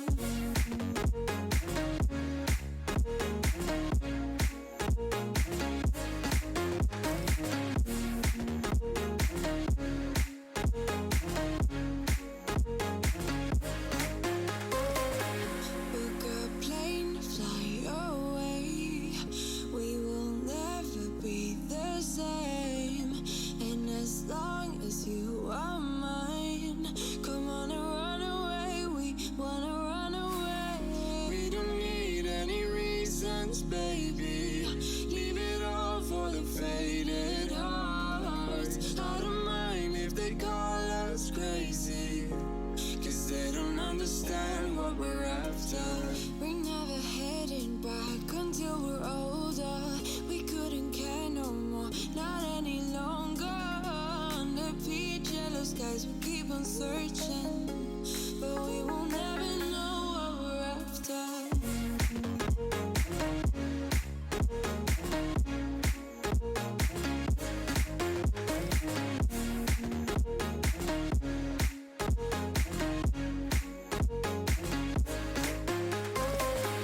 We're no kids no more. I need to feel alive in this dreadful town. I'm running out of time, and as long as you're mine, I wanna run away. We're never heading back until we're older. We couldn't care no more, not any longer. Under peach yellow skies, we keep on searching, but we will never know what we're after.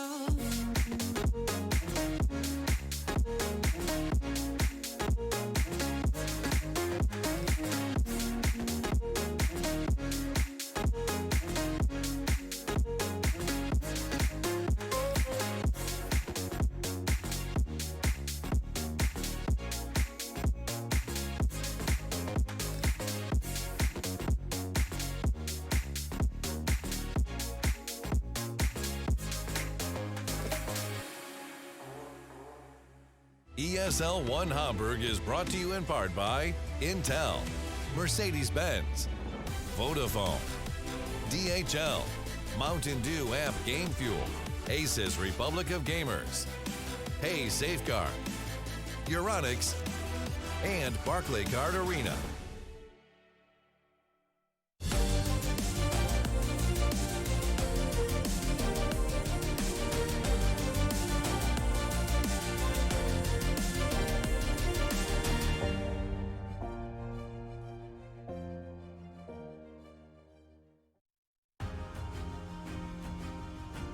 The Mountain Dew Amp Game Fuel Power Plays. Hey guys, you picked the back and forth team fight from the previous match, 21 minutes into the game, and this is the time where Alliance has a really nice timing. They just finished BKB on the Alchemist. He's also got a Blink Dagger and an AC, despite the recent items. Now, what's happening right now is there is a pending team fight here. Everybody on Gambit is on the high ground here, ready to siege the tier 2 or look for an engagement. And Ember had just finished killing his top lane, went back to base, and just purchased his BKB.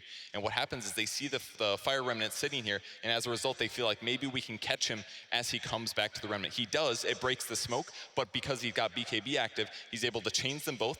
Grimstroke ties them together, and now Void gets to go over here and aim for the supports. These are the big targets they want to take out in the fight, because that's an RP and a save from the Oracle. That's going to make it a lot harder for them to win their fight. Also, Vampire here lifting the Rubik up and pushing him to the right. That's going to keep his damage away from his allies, which is very important. Unfortunately, FNG going to be the odd man out. He gets caught by the 2 run at you heroes. And despite them killing those supports, what happens now is Alliance gets to do what their heroes are good at. Very tanky heroes, good at chasing down their opponents. Gambit lost their support, so they can't stop this run at you, and it just creates this atmosphere where they're just going to kill each other and then spread out, and then we're going to go back to farming.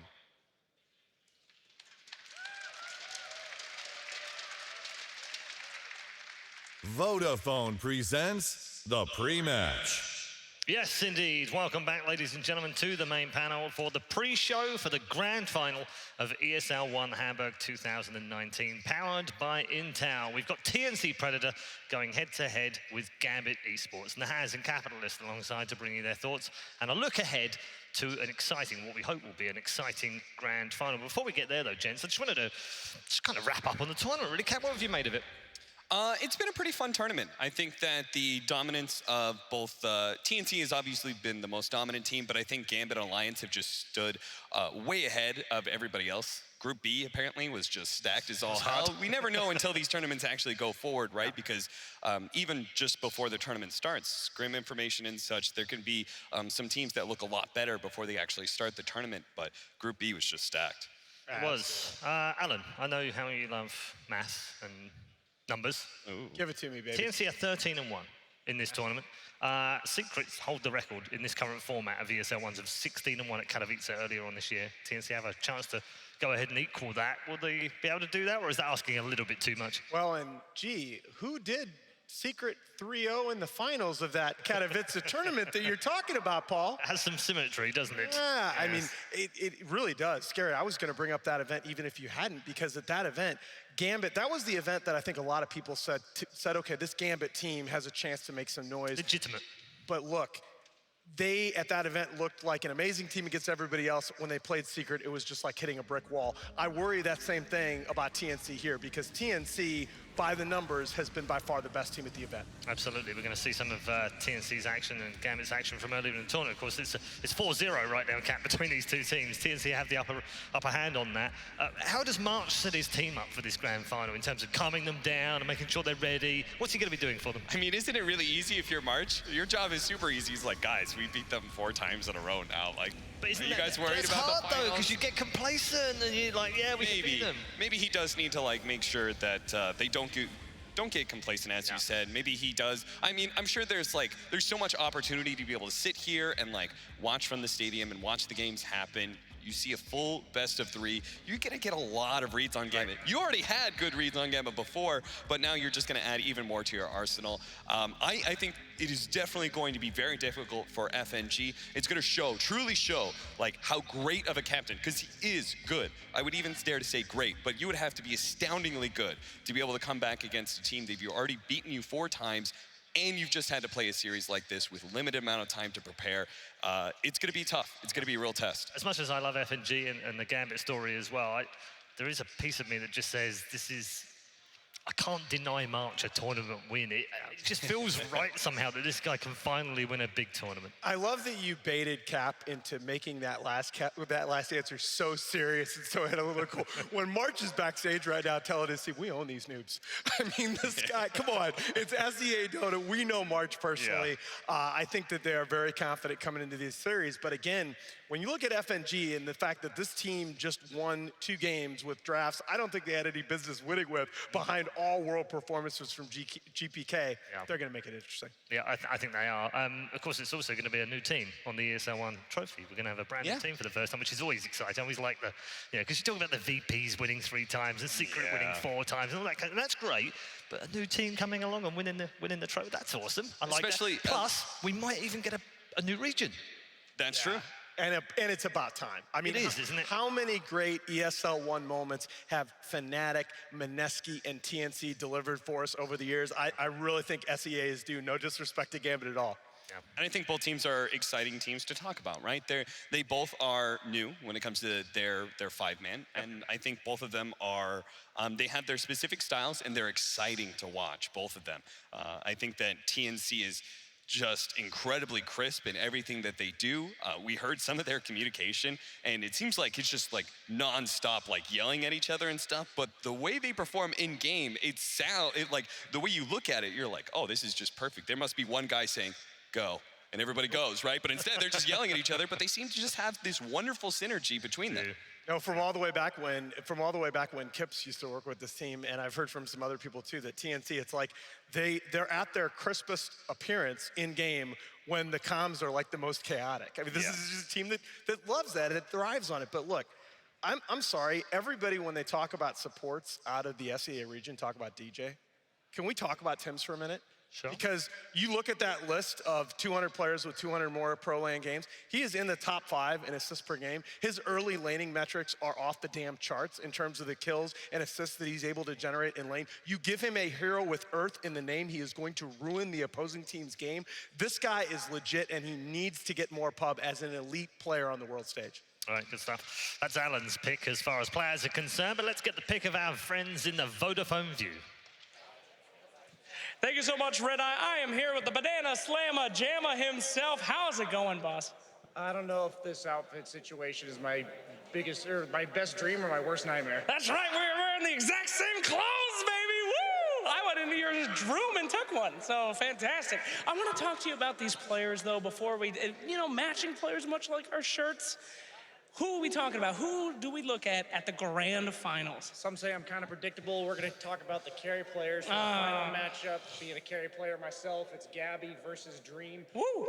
Gabby's been known to play pretty much every type of carry. We saw Morphling Shaker take over the group stage. We see his Night Stalker, one of the few teams that are willing to pick Night Stalker carry, one of my personal favorites. On the other side, though, Dream, he's been looking dominant, but he's only played pretty much Void in this entire main event, four out of 7 games, and otherwise playing Jug Bloodseeker, and they're very carry-esque type heroes as opposed to what Gabby likes to play. I mean, Void is the strongest carry of all, right? A 9-slotted Void can beat anyone. Yeah, this is my dream. If I only have to play one hero to be a competitively viable carry player, I'm in. All right, quickly then, who do you think is going to win? Come on, between these two carry players. I honestly think Gabby and the rest of TNC is unstoppable. Oh, unstoppable. All right, well, we're about to find out if that unstoppable call out from BSJ will be real. Boys on the panel, walk us through it. It's no coincidence, is it, that the Gambit logo is black and red, and so are Suraction Slacks and BSJ. I think we know where their loyalties lay today. Back on the panel once more to get some thoughts from our two men, Nahaz and Capitalist. Before we head to the stage, we need some intros, of course, and start the show off properly. But just some final thoughts on Alliance, on their route to the final, and then getting blocked by just an incredible couple of drafts from Gambit. Look, I don't mind setting it up this way because I appreciate it. I always like the underdog story, so I'm going to go ahead and say it. From Day 2 of the group stage, I was ready to say TNC was going to win this whole tournament. You even heard me in some of my outros, Paul. Remember that? It's like, can anybody stop TNC? And you're like, whoa, come on. It's too early in the tournament to set that storyline. But I was so certain watching this team. I think they look incredibly good, and I'm not sure if Gambit's going to be able to stop them. But it will be a fun story to tell if they do. Incredible against the odds story. You're right, I did. I tried to, caution. You can't contain my enthusiasm, rein the horses in, right? But we also, talking of horses, we also have Mr. Dark Horse Predictor over there who's said no, he's not doing any of that. These guys are legit, but they have lost one game in this tournament, and it's when they got 10th pick Huskered against their TA. FNG is going to need to come up with something. It's time, ladies and gentlemen, to start ESL 1's Grand Final.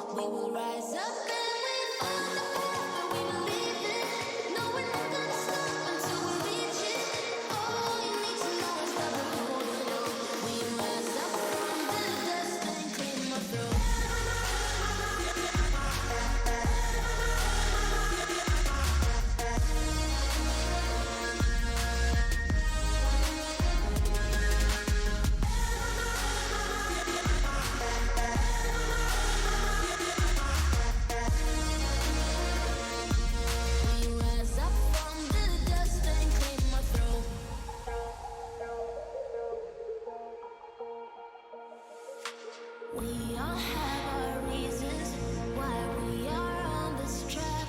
Oh, we all have our burdens, yeah, but we just keep on fighting and we never look back. Here we go, go, go, let us heal and grow. You won't be alone, we're unstoppable. Don't be afraid to show what we're going for. This is what we know. Here we come to life, still breathing, standing up every night, gotta see it. Oh, make some noise that we're holding on. Even if we fall, we will rise up and we find the more we believe in. No, we're not gonna stop until we reach it. Oh, you need to know is that we're holding on. We rise up from the dust and claim our throne.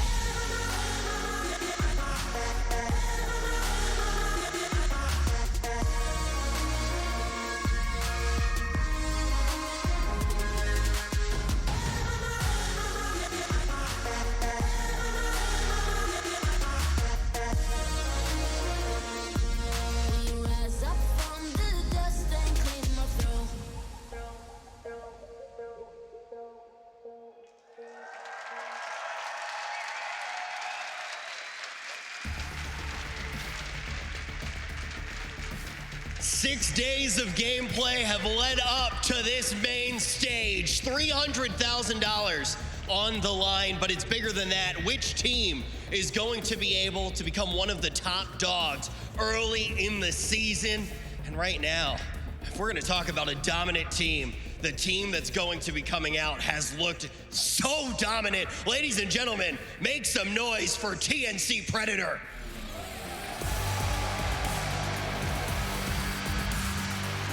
$13-1 in this tournament, and against their opponents, they are 4-0. If they are able to pull this down, it's going to be history here at ESL 1, the first ever team from the SEA region to be able to take an ESL 1 Hamburg. Are they going to be able to do it? It sure does look like it. Almost flawless, only dropping one game so far. Hamburg, make some noise for TNC Predator.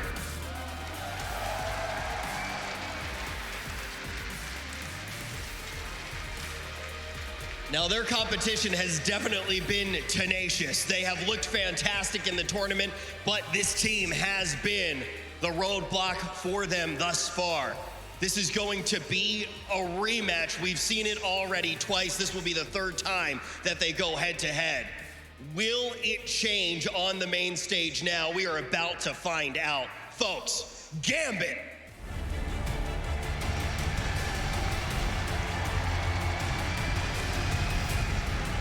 This has definitely been a hard matchup for this team, but we have seen them be one of the top contenders in this tournament. This grand final is something a lot of people did expect based off of what we've seen in groups and also here on the main stage. The question is, are they going to be able to overcome that roadblock? This roster has looked phenomenal for them thus far. This best of 5 is going to determine it all. All those other matchups can be washed away after this series. Ladies and gentlemen, Gambit!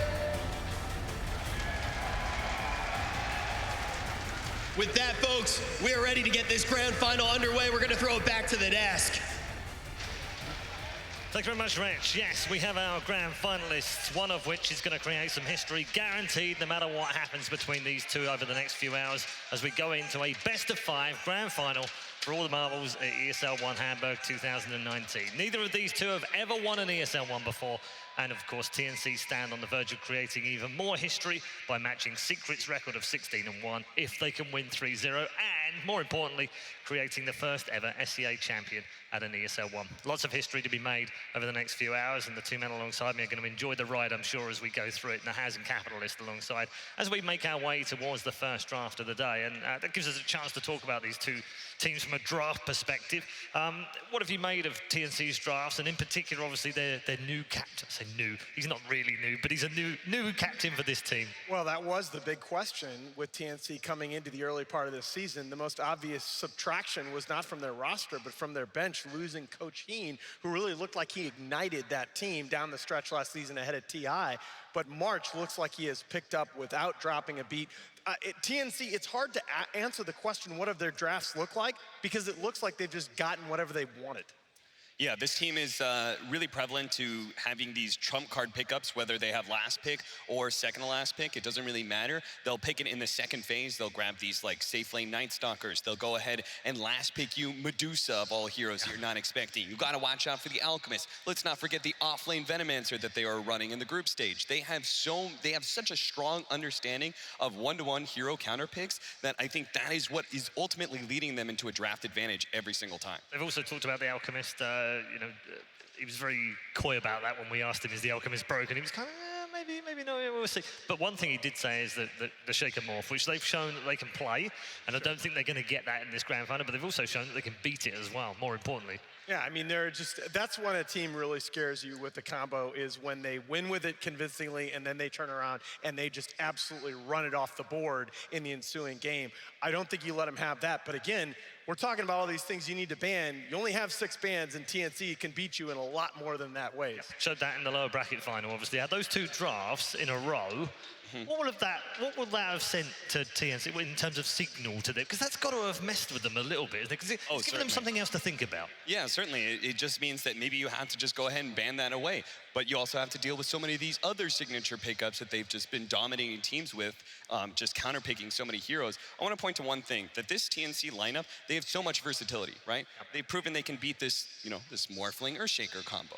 What's one hero that they haven't played against, I don't think, at this tournament? Alchemist. It's the one hero they just won't give away in the right situation. They'll either make sure they have a good lineup against it, or they're going to pick it for themselves. And another hero that they haven't played against is Omni Knight. They have not been forced to play against Omni Knight. Again, I think TNC's drafts are very focused on hero versus hero matchups, as Cap said. The one thing I want to see Gambit try to do is prioritize controlling the pace of the game. Because TNC is a team that once they get the advantage behind these hero versus hero matchups and lanes, they group up, and they just choke off the map. You have to have that pressure release valve, like we saw, say, from Whisper's Puck, to have a chance of withstanding that team's power spikes.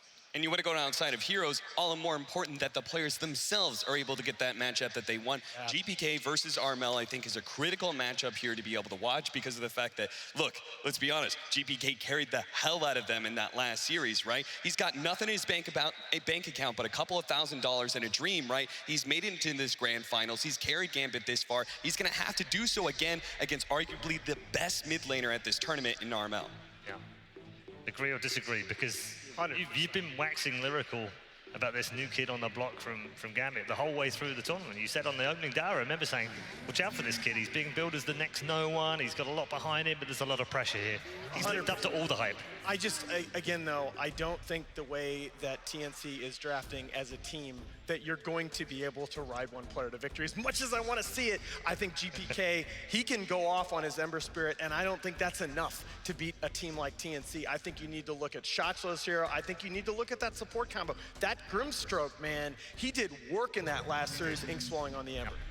We're well into the draft then, and it's a first pick Chen. The other thing to mention as well is that it's 4-0. It's 4-0 right now. Yeah. So they've got a lot to overcome. And there is the Omni Knight with the Rubik alongside. The Rubik is the most played hero at ESL 1 Hamburg, by the way.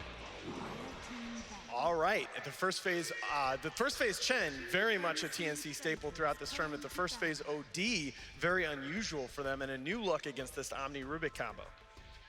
Yeah, the combination, like, you don't want to give that combo away to Gambit, and I think it's quite powerful against Gambit as well. You just don't feel as good about your Guardian's Angel and your natural sustain mechanisms, as we saw from, like, the previous series, that sometimes your sustain can play against you if the enemy has a lineup that just grows more powerful the longer a series goes. And, like, these ODs, these Larks, these kind of heroes are just going to get stronger while you're just kind of sitting around with your Guardian Angel not taking damage.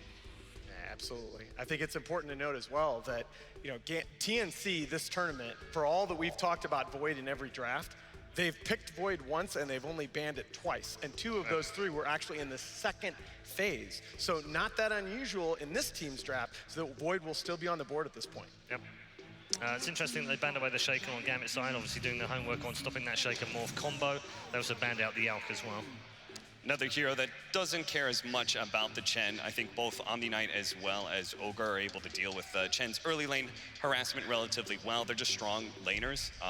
They're not necessarily heroes that are going to be looking to out-harass or kill you either, which is where the other Chen strength comes in with that constant sustain. They're going to go for this combo again. We've seen this a couple times. The Chen Enigma support duo. And it really is as simple as they are getting so much out of this March Chen in the early lane. He's a presence in multiple lanes that they're able to have Tims dip back into the jungle, farm some camps, and come out and help push lanes, and their lanes still look really strong. That's been, you know, 4-position Enigma went away for so long because the teams running it couldn't sustain that pressure in lane. TNC has been able to do that behind their Chen.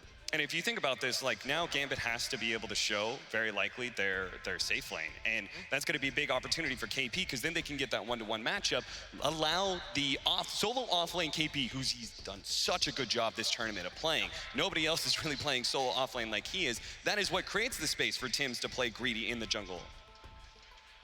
Yeah, I think you need, again, think about what FNG said at the end of that last series. I think you need mobility, you need split push ability. You are not gonna outfight this TNC lineup. This Drow, I like it. I like the willingness to commit to the strat, but man, it feels risky.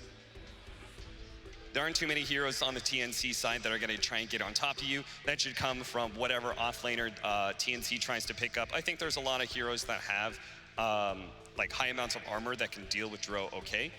What about like Drow Arc though?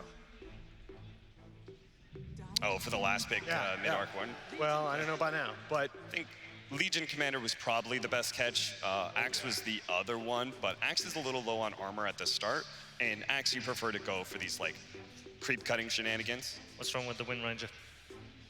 Oh boy. The double archer combo, I don't feel as good about it. You do have like the save from the OD that can be really powerful against that. What's really nice about TNC's combo, I always love playing Legion with OD because he gives you this big burst of damage. You lock down this one hero, he comes in with his pure damage, hit, hit, hit, drops the nuke. Great, we're gonna get that kill, but also the fact they play around with each other really well. You can play aggressively on the LC, start a fight, knowing that OD can come in and imprison you if needed. They save each other, and that is always super hard to play against a team that is very good at team fighting, and I think TNC is the best here. Yeah. TNC has done such a good job at zoning fights, at splitting them apart. And when you think about how an OD and an LC can come in, use that imprison and that duel in combo, all of a sudden you separate two heroes from the main fight just a little bit, and it feels like a solo duel pickoff. I agree. Sometimes I think you've just adopted the Wind Ranger instead of the Jakiro because you like to be able to piss off slacks. Yeah, that's what it was. Jeez. Kevin, you're needed. Kevin to the stage. Kevin to the stage. Are you trying to break up relationships, Paul? Come on. Okay. I can, yeah. Some Wolverine. Some wolves. Get something that runs at the enemy. There's still a little bit concerned of the Omni Knight, but the Omni Knight's passive pressure, usually you can deal with it as a Lycan because you just are a good farmer. It's a lot of creeps though. Drow just gets run at. There is a lot of other stuff running around now.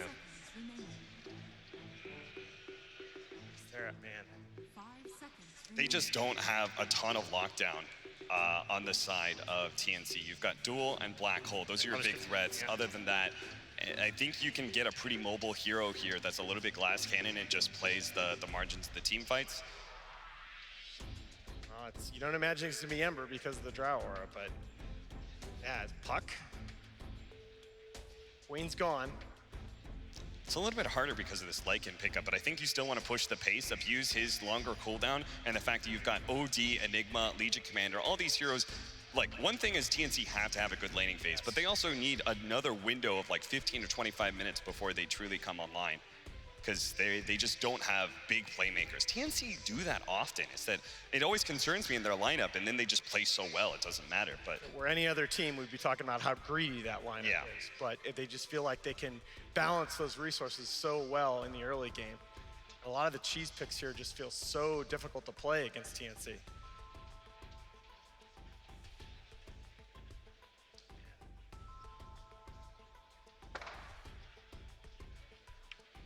One interesting thing, I guess you could probably Dro versus OD if you wanted to get a different safe lane.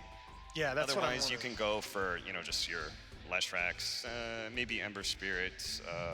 You could do Gyro mid, Storm Spirit. Storm Spirit, okay, Drow Storm. There is, outside of those big ultis, you pointed it out, and I think that's the key to understanding this pick. There's no disable. Ember had the advantage of an instant mobility spell, which you can stay ahead of Duel and Black Hole because there's a slight animation. Storm doesn't have that same advantage, but much better carrying power that can get on top of the OD and some of these backline heroes. So I still like it. Still, like, abuses the fact not a whole lot of lockdown on this team. Yeah, bit worrying. Better draft in your opinion, Alan? I think you are still all in on your young superstar in the mid position. If this Storm can get off to a good start, I think Gambit might be in this game, but boy, TNC are just gonna, how are they gonna answer the TNC team fights at 25 minutes? Okay. I actually kind of like Gambit because of their lineup here. I think hopefully GPK will just be able to carry this with the Storm Spirit. One thing Blitz always tells me, and Storm Spirit loves attack speed. You've got that from the Drow Ranger. Maybe it works. All right, good stuff. Ladies and gentlemen, time for our first game of Championship Sunday's Grand Final. Your commentary team for this one, Kyle and Toby.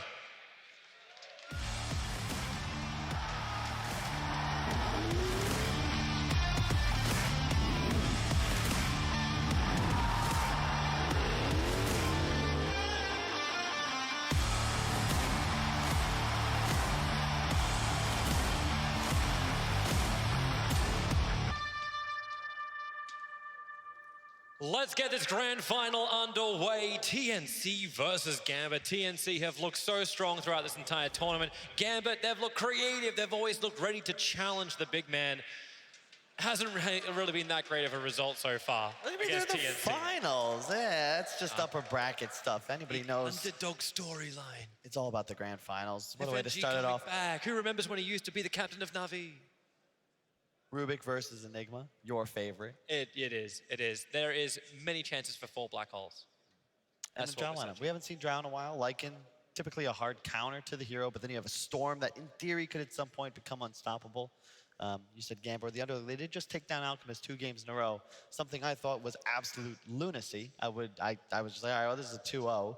They turn out, somehow managed to pull it out. So I'm looking forward to this. I think that at the very least, we're gonna have a 4-game series, hoping for 5 as our I'll be happy in-house. with 4.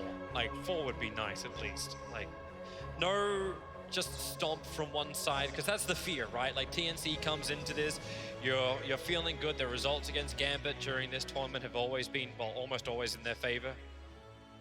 Yeah, it'll be interesting. They did take Enigma into Rubik, partly because Tim's plays this different kind of style. He starts the game with a glove of haste.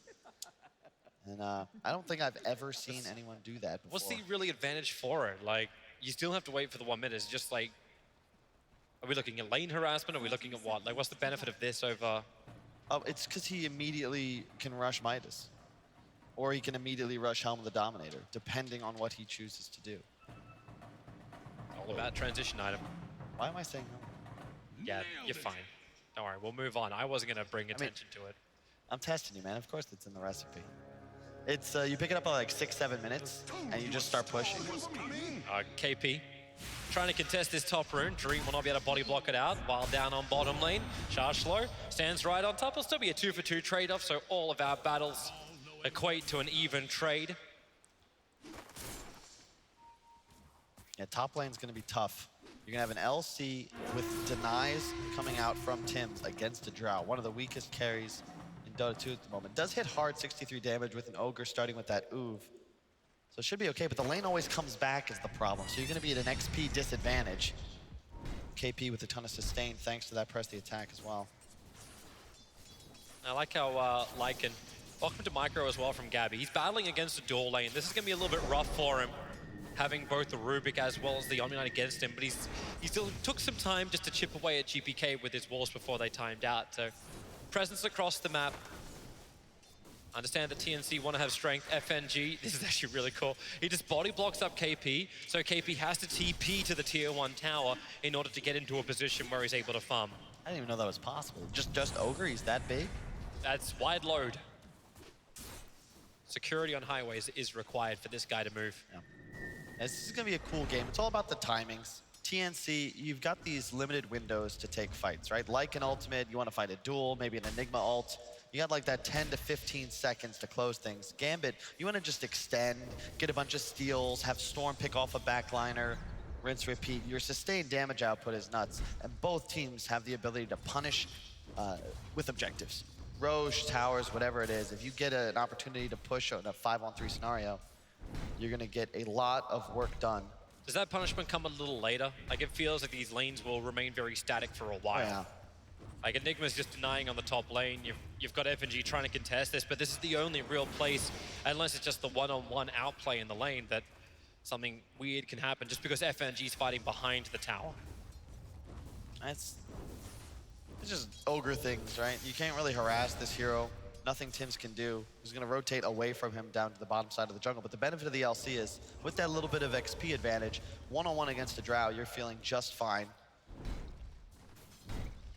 Actually, really annoying when FNG can get last hits on Eidolons. Stops the farm, as well as giving that little bit of extra to the Ogre.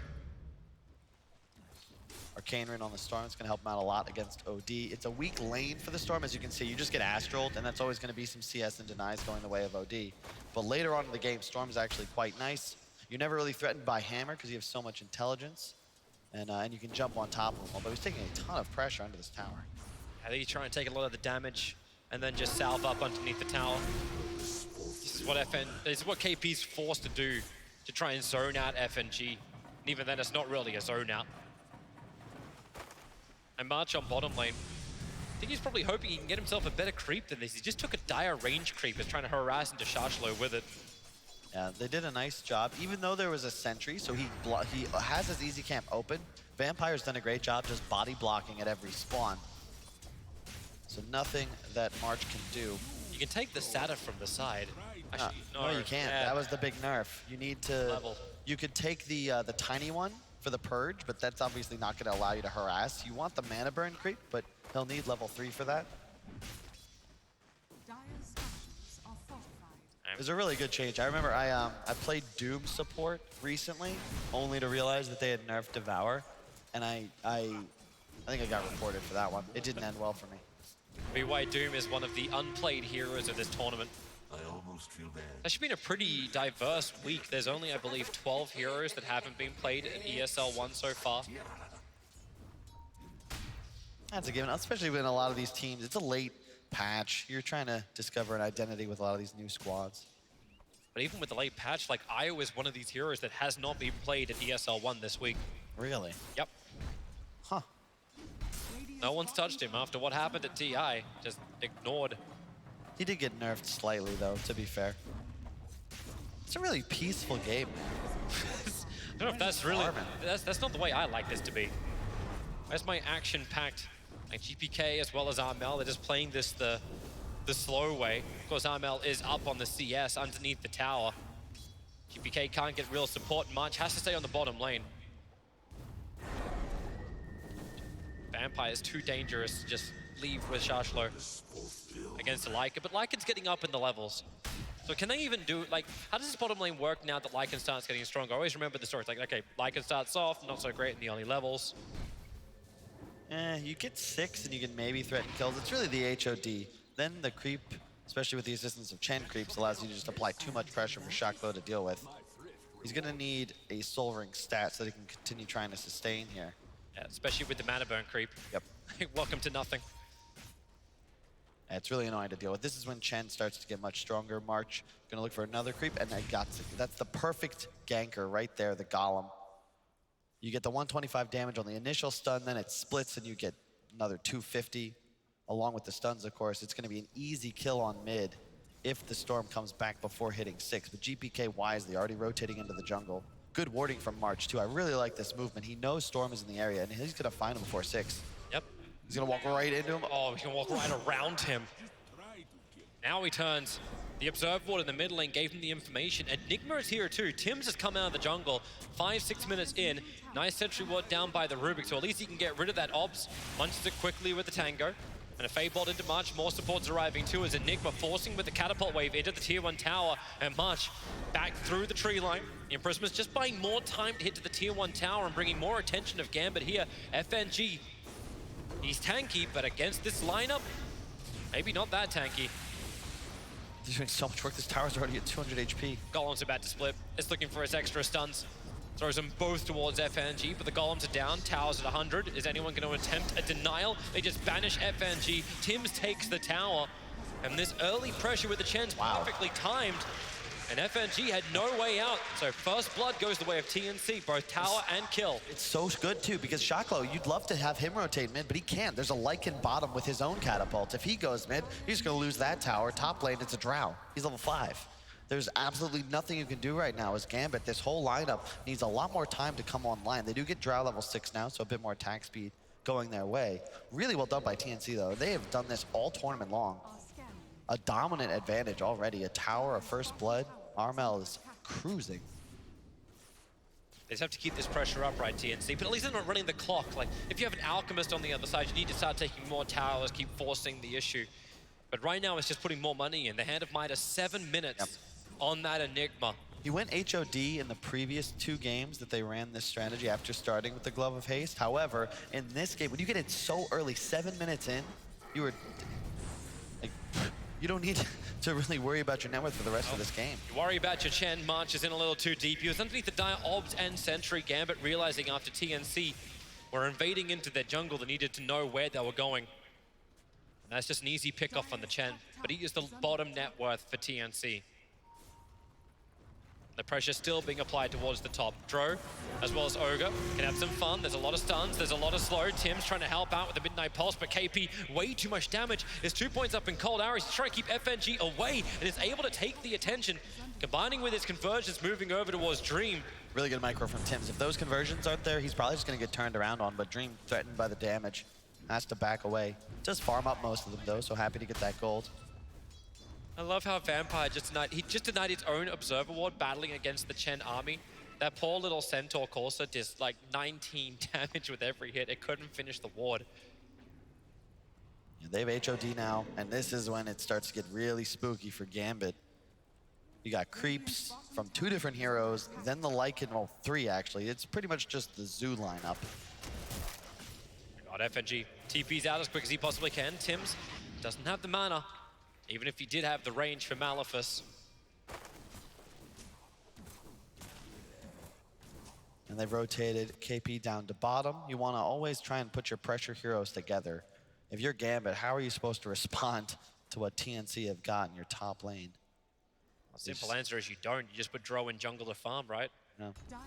It's hard because you're never really going to be able to fight this lineup as Gambit. You've got to get tower trades somehow, but Rubik? TNC play every lane. Trying to play the trees. Vampire looking for the juke, but the Observe Ward is just outside the tree line, so OD even walking away for a second, just in case. The Imprisonment wasn't going to find the kill. Bell came a little bit closer. So Storm has completed what? So Arcane Boots is his first item. Oh, bottom. And moves towards the bottom lane. They have to get this pullback onto KP. Press the attack comes out, but he waited for the Vortex. Perfectly timed from GPK. Now get the kill onto KP. Huge kill. They really needed that. You've got to try and make something happen because currently TNC have already taken a tower. They've warded your jungle. Now they're farming it. And this is the strength of this kind of lineup. When you take this top and mid tower so early, it's easy now to control this top shrine area of Dire. You're going to get both bounty runes controlled here easily. Of course, you will lose the ones that Gambit pick up on the bottom side, but it's a lot of natural map control, and Drow is now challenged. If he goes to the bottom shrine area, you're going to just cede this area of the map. You kind of want to contest it, but it's very difficult under the circumstances because, as you can see, Armel now, he's just going to come join his heroes. Tims retreats back to the jungle, just going to continue to farm. Only level 6, but he does have Midas. But he knew what he can get away with. March dropped down the sentry ward, but he didn't catch out that Dire Ops, the one that actually got him killed. So he may feel a little bit more confident about Vision as Rubik. Well, he's up to level 6 now, but it's on bottom lane. Under the tier 1 tower, the dive begins, but Armel has arrived. KP able to tank through with 1 charge and press the attack. Charge low, the duel is up. But GA will protect him for a fair chunk, ensuring there's no duel victory to KP. In fact, Shashlo may be able to walk this off. Difficult once again as another imprisonment will come out. While over in the jungle, Chen is solo killing up the Rubik. It's just split both ways. The hammer will drop, so Vampire and Shashlo, they have fallen down. March will be, again, the expendable player of TNC. Yeah, a very interesting game thus far when you consider that they actually took the Enigma into Rubik, but they also, so you're kind of countered in that regard, but you have OD against Omni. They watched Gambit win 2 straight games with the hero. This is arguably the hard counter. You ignore GA, you just keep spamming those orbs.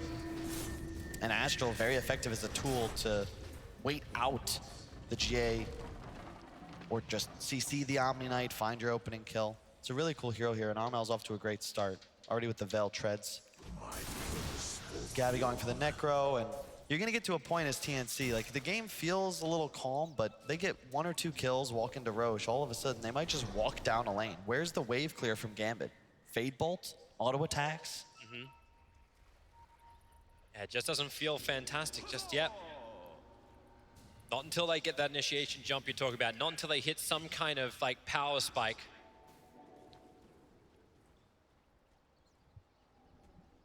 It's all taking a little bit of extra time, and that's fine for TNC. Gabby's doing his thing up on top lane.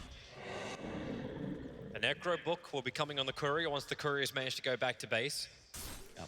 KP's rapidly approaching a Vlad's too, so the auras are all going to rack up nicely for TNC just to be this big ball. But then so, does Storm, like, once he's got the Kaya, can you look to the backline jumps? Can you look to like remove this Chen Not very really. early on? If you talk to Will, right, the one hero he's got a lot of expertise on is that Storm. The way you beat it is to push. You deny him the ability to scale into the late game. The Kaya is nice, but it's still just a farming tool. You need that second item. You need a Bloodstone. You want an Orchid, maybe even a BKB in this game.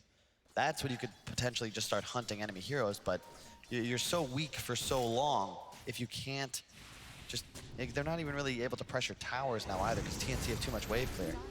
Multicasting stun coming in. Ogre creating the space, Enigma in pretty deep, and nice move away from GPK, ensuring that there wasn't going to be any kind of black hole with Lycan nearby. It was a risk. Huge play. They get the Wolf Creep too, that's plus 200 gold. Very nice for GPK. The downtime for the pressure that Enigma was looking to apply. He was looking for all that farm so he can just get into the Blink Dagger. Arcane Boots are done, you hand it by us, but he needs to get the initiation jump. And check out the itemization, right? You've got KP just rushing of Vlad's. Yeah, sure, you have a Midas on Tim's, but that's just so he can get the mech up faster because the HOD can get picked up by Gabby. No Boots Necro Book as well, and the Veil. A casual Bassi as well on Tim's. So you're gonna be able to go high, push maybe around 17, 18 minutes with all of these auras. There are none on the side of Gambit. That's gonna be like plus 15% damage, the magic amp, you're gonna have plus 6 armor, 8 once you get the buckler for your entire team as TNC. But Gambit have another thing, they just have like insane attack speed with even minimal amount of damage. They can make this kind of work. OD, the chain stuns are out. Vampire needs to be here for the quick pickup. Mel, okay, he's actually going to steal imprisonment. He's going to kill OD with his own ability. If there's going to be enough damage out, he'll pop an OD. No, Armel stays alive a little longer, and then we'll end up dying. It's another multicast over on the Enigma. here. BK needs to jump away, getting away from the rocks, and Chen Army, they just have to GA, buy some more time to escape back out these imprisonments, allowing Gambit to actually move further away, keeping KP out of the fight. Vampire won't be so lucky, or maybe he will be, trying to get away from the minion army of that Lycan, who's now lost his movement speed. FNG is the first one to die, even though Vampire, I think, was the bigger problem for TNC in this fight. All 5 heroes from both teams end up in the mid lane, and it's an OD for an Ogre trade. That's fantastic for Gambit. That fight was far away from any objectives. They don't lose anything. Only a hard support. You found the OD. You can see where the Omni plays up against this Lycan, though. Yeah, sure, you can pop ultimate run at us. You get the GA off. However, you're going to watch Gabby. He's going to play with this Purge creep for most of the game. Long jump. It's all the battle for the 15-minute bounty runes, and KP try to contest for it. The press the attack and a quick force start from Armel. We'll be able to get KP into safety. More support is still coming in. It's Vampire here, and Armel, it looked like he thought he had a chance at this fight. KP's hanging around, he'll have to press the attack to get Armel away to safety, to pick up the throw down, but Vortex, they've just got so many controls here, Gambit. Armel will die once again. 2 times in 2 minutes. This is really well played by Gambit. And this is what you've got to do. You're gonna lose trades when you have a numbers disadvantage, so always bring your squad, find these kills. And Vampire, stealing Astral is so big in this game. Extra interrupt, it's especially powerful. Anytime somebody were to get a duel, you can either do it defensively or offensively to peel off. You can see that the huge army comes in, immediate GA. The Purge creep right here, where is it? Right here is gonna try and help him go for Vampire. Actually, it just faded, wasn't even utilized, but he is playing with it. And we're gonna look to see him continue to try and do this. You cannot save your Rubik if he is going to be purged. removing that GA. And the sweat from the brow. And this actually feels like the type of game that Gambit just adore. It's like, okay, you want to fight us? Sure, we'll play high tempo now that you're willing to fight. And in the meantime, whoop, Armel slides in quickly towards the mid lane. What have we got for a steal from Rubik? Gets to pick up a throw down. He can imprison himself in 2 seconds time, but stun control is nice from March, arriving with that Centaur.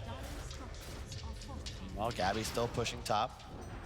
He's got to be a little cautious with no boots. If he has ult on cooldown for any moment, he's very slow to back away from an area. Has he got Necro 3 on the Curry already? Indeed he does. That is 1650, and he's effectively completely online now. Necro up in 16 seconds. They're coming to fight.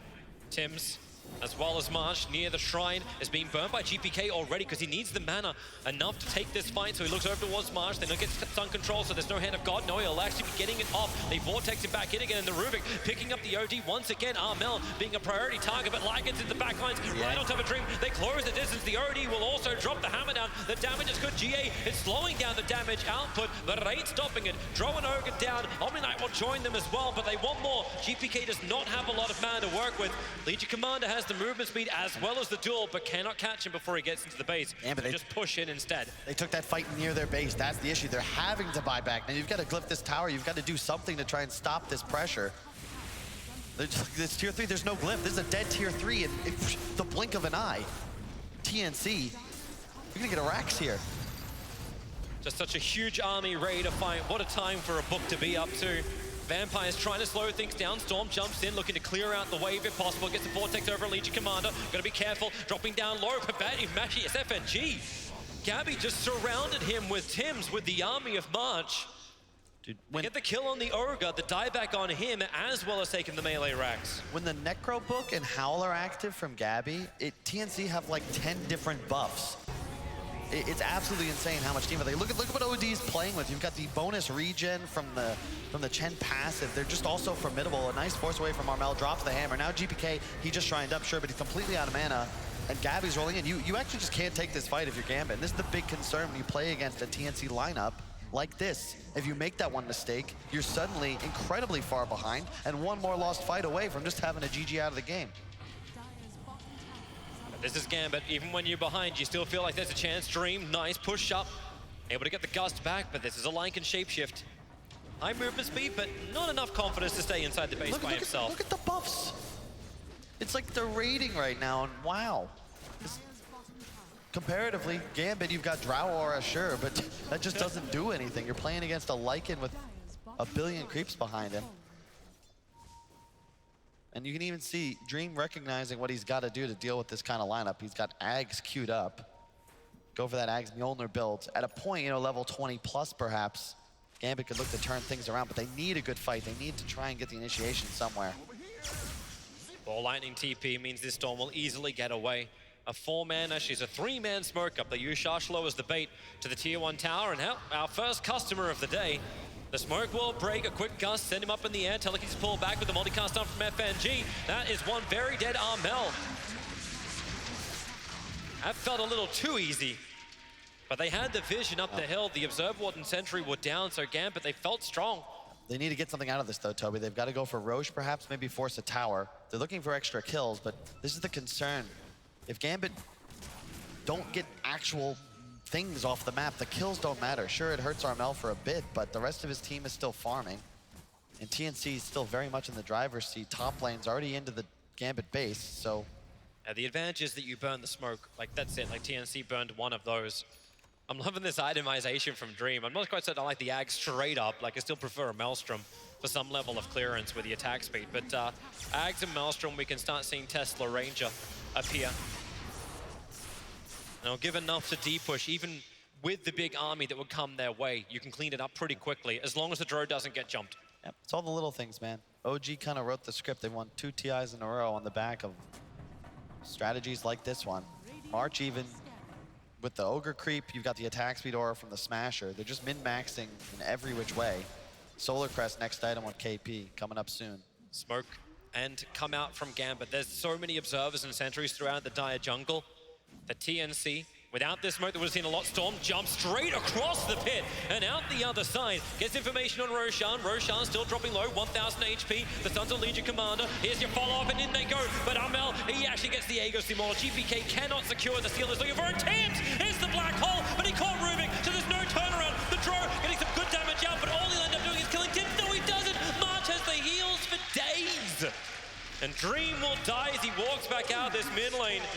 He does not escape this. A blink forward from Tims will get the stun with the duel victory. And Armel, who's been the punching bag of Gambit at the start of most fights, now gets himself a triple kill.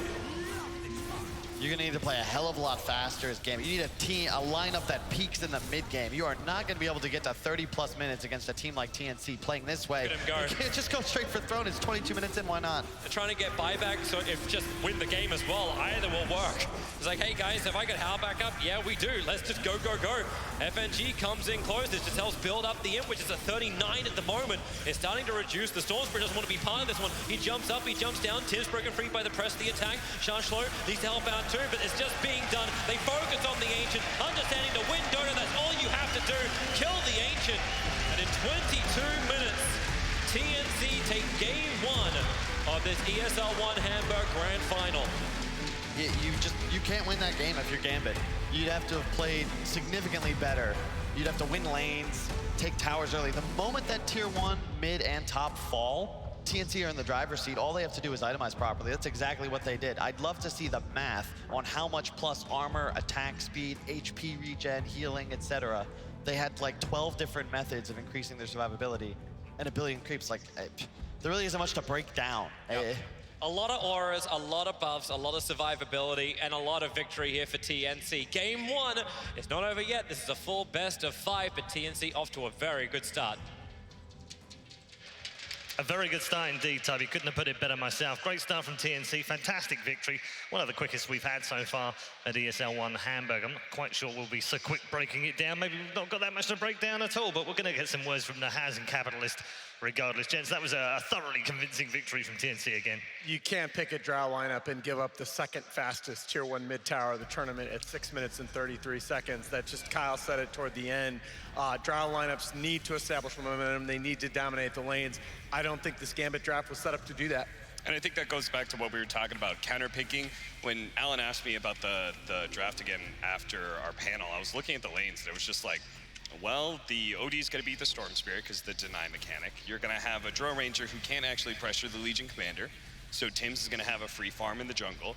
And your safe lane's probably going to go fine because it's a Lycan. He's always going to have a pretty good lane for himself. You can't actually harass him out of lane. So you have to win lanes against TNC. I think that is all important because especially when they do these greedy lineups, you have to be able to punish them in the laning phase. But again, the counter-picking of just 1-to-1. Yep. KP knew what the safe lane was. They set up their draft so that Gambit was going to have to reveal their safe lane in the Drow Ranger. Once he sees Drow Ogre, KP has the knowledge to be able to tell you what hero is going to be able to do fine in that matchup. Legion Commander's the hero. Has high armor, has when you max out your W, a lot of regen to be able to man fight against the Ogre Magi. You even have your passive working for you. You can't win those lanes, you're just going to get demolished. Proof was in the pudding. Yeah, honestly, this is I was surprised how quickly TNC won. I don't think you should be able to do that. Like, that was way too fast, and it makes me very concerned for Gambit moving forward in this series. Yeah, it does. Ice Frog, nerf TNC, please. If you are a Gambit fan, you don't want to see Chen again in this series. I think when we're talking about lane dominance, we're talking about getting away with greedy lineups, we're talking about all these things that TNC is able to do to facilitate these game plans. The one common denominator I can see, I don't want to see that Chen pick because that is the pressure release valve on all these lanes. I thought the mid game was going to be a decent approach for Gambit. That's why I kind of like their Storm Spirit and Omni Knight approach. But at the end of the day, I think you just have to beat TNC when it comes to laning phase. Chenj is obviously a foot for FNG, but he's shown that he can adapt. I mean, they did this in the lower bracket, right? The game 1 was very much this is what we want to play, and it didn't work. And he went, okay, well that didn't work, so we're going to go back to what we know works. Think they're going to do that? Well, I'm just asking you. Omni Knight Void opener. Let's go. I mean, I think I hope not. Okay, all right. We're going to leave it there because otherwise we could get into some hot water in terms of who goes where and who does what. However, time to move on, ladies and gentlemen. It is 1-0 to TNC, and it was very dominant.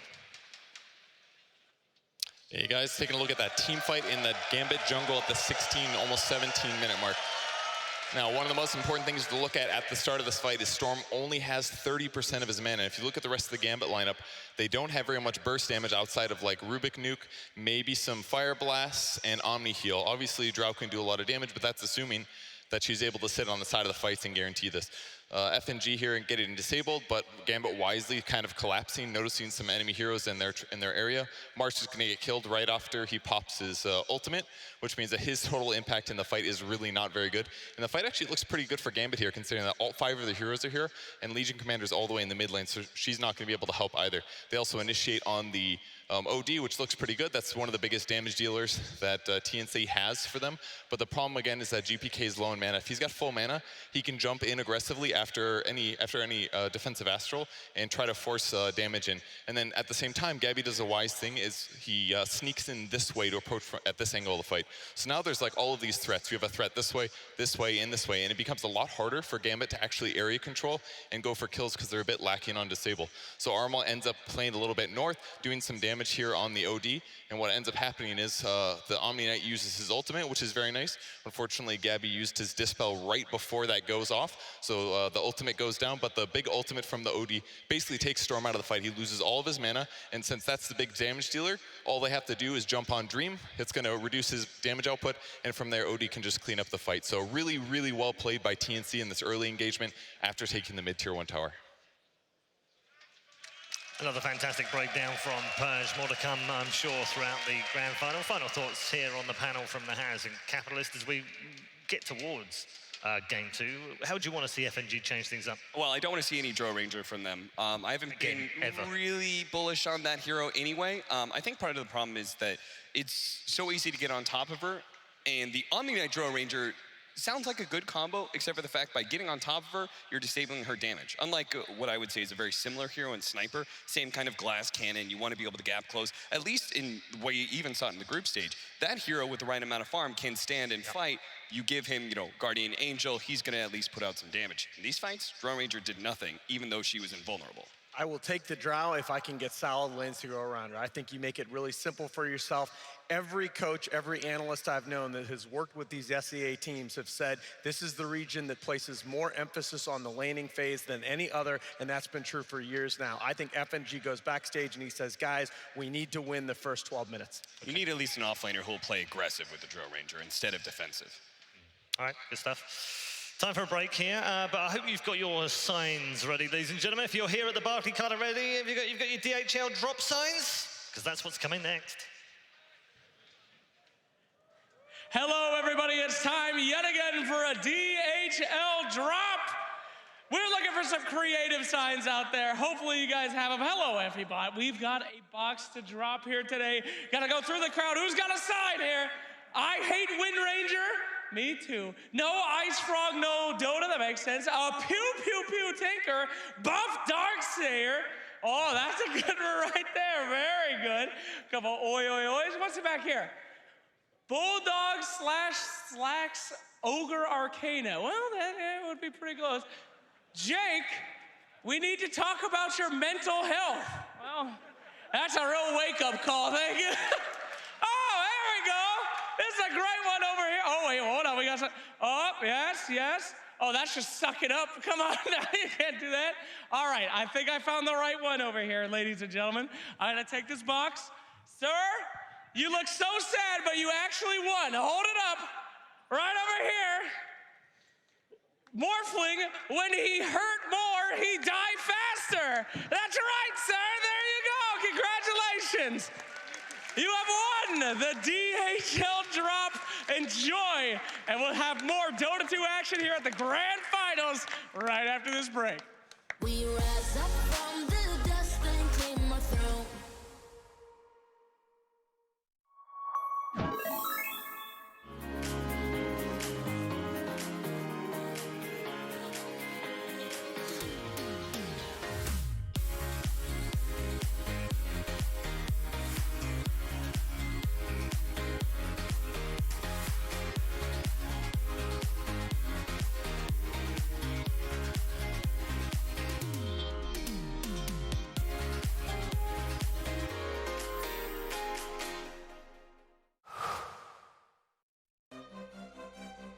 At the highest level of play, there can be no compromises.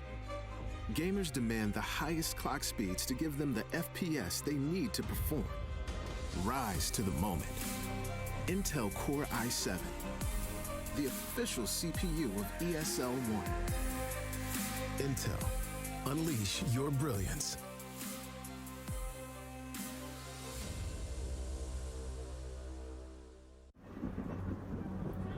Multiple witnesses have reported mysterious shadow sightings all around the city. According to experts, the origin of these shadows is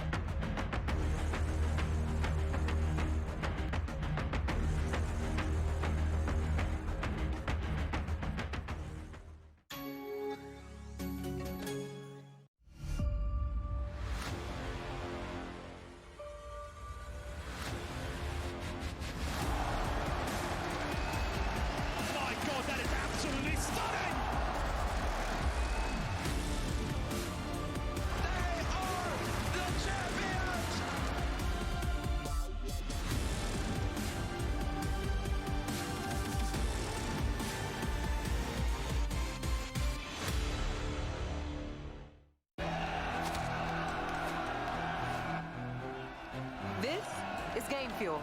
It's domination in a can.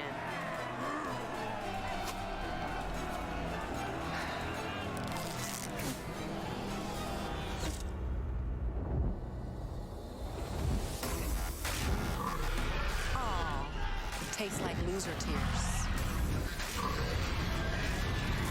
New Mountain Dew Amp Game Fuel. Victory in a can.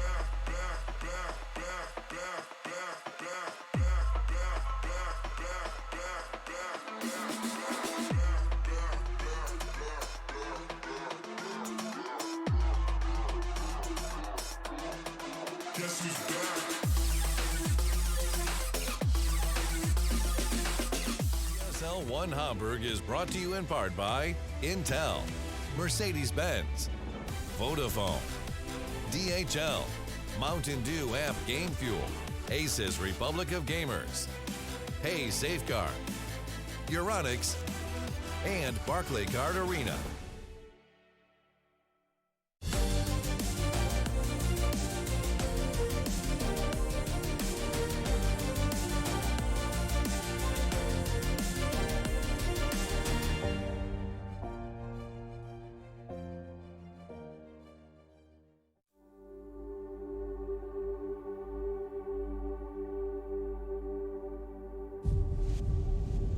I just feel like the guys are just so strong individually. I don't really have to stress too much, and March kind of keeps the team calm and collected. For me, I just feel like everything just clicks.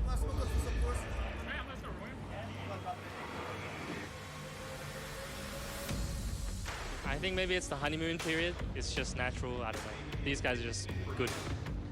For me personally, it's been a long time since I played a final, so I'm really happy for that. And I just want to put on a good game for the fans. There's so many people here, especially when they picked the techies. I could feel the audience, everyone was just so loud and energetic. So this is a really big audience for me, and I think it's really nice. Yeah, I'm just excited to play again.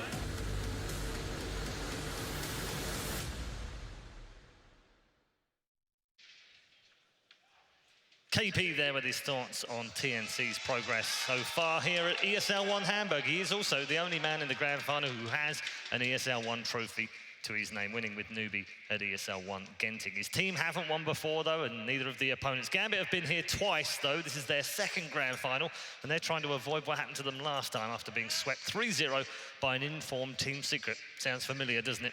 Nahaz and Capitalist are alongside after a devastating game one. We need a lot more back from Gambit, and I think we're going to get it game two because they don't stay down for long.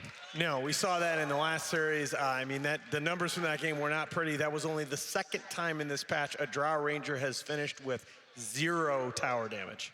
Nothing, nada. One into the draft, and we are 2 picks in fact. Shaker, early doors for Gambit. The Morphling is still in the pool as well. Don't think it's going to get through the second phase. And the Techies gets a first phase ban from TNC. That's respect from them. So they respect the Tim's Enigma enough to take that out, which is how Earthshaker is still left in the pool. I think the ban of the Chen is what I really wanted to see. I mean, we've seen TNC play against the Shaker Morph already. Yeah. We know that they can play against it. They know they can play against it. Are they worried about banning it, Cap? Maybe. They're going to start off with just a more open. I like this, the gyro pickup, because you can still run it mid and run a side lane Morphling.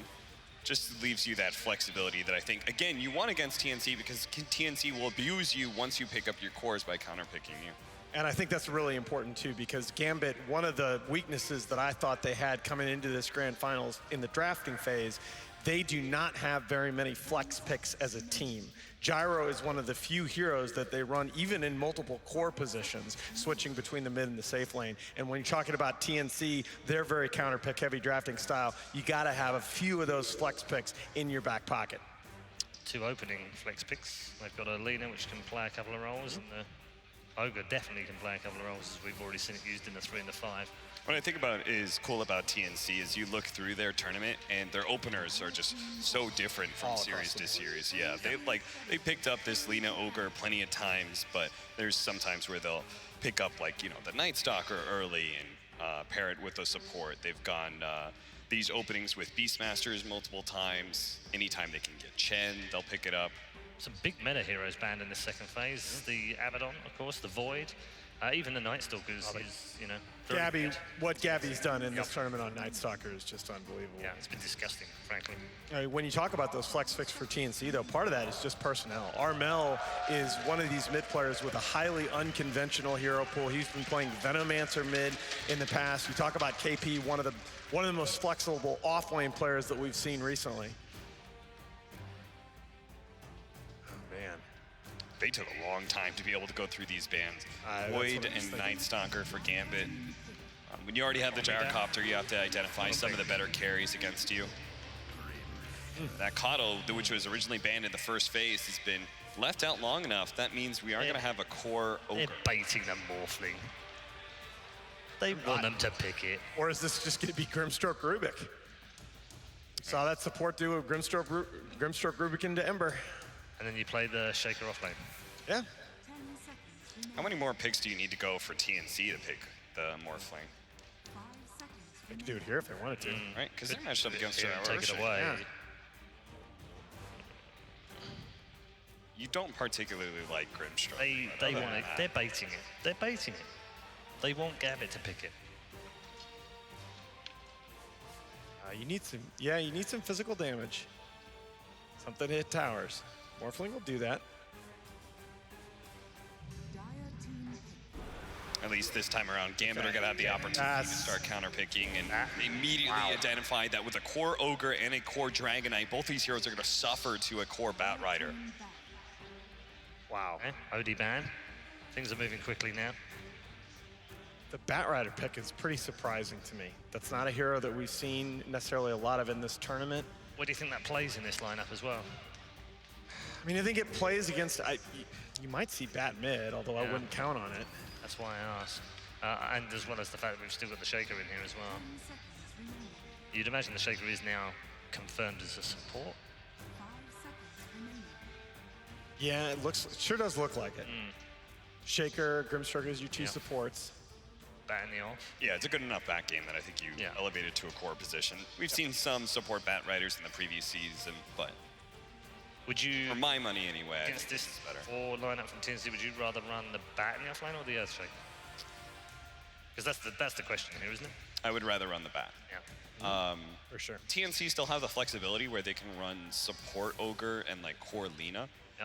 The laning phase would be kind of weird. Whether they're doing side lane DK or side lane Lina, I don't know. Both are abnormal, let's say. I mean, I think that's part of what enables you to pick the DK there, as well as the drafting order. You know, you're not as worried about something like a Monkey King, a hard melee counter to the DK in the mid lane, because you have that flexibility in the Lina pick. Gambit have two side laners that can also be mid, and Bat Rider as well as... Earthshaker mid is something we have seen it several times. I love it. Pick up the phone.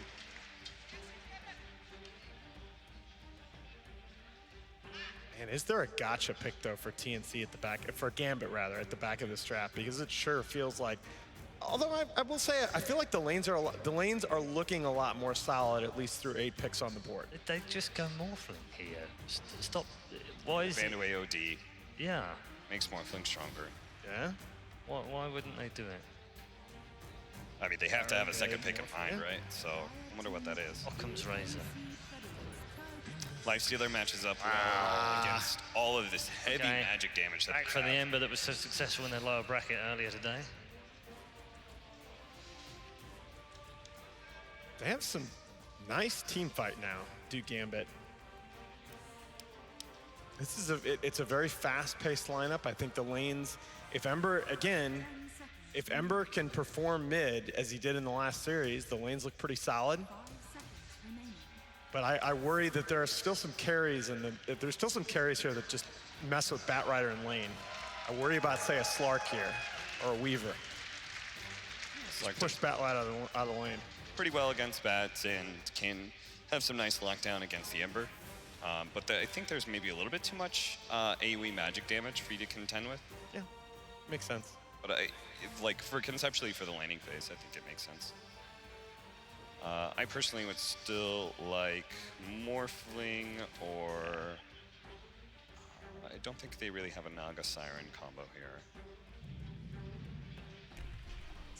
Yeah, the Slark is just, it's too good to pass up, and when you look at, again, the pace that TNC likes to play, I think they're gonna put a ton of pressure against this Bat Rider, and I just think Gabby is gonna ruin this game. Can you elevate the Earthshaker now to be the core and the Bat Rider to be the support?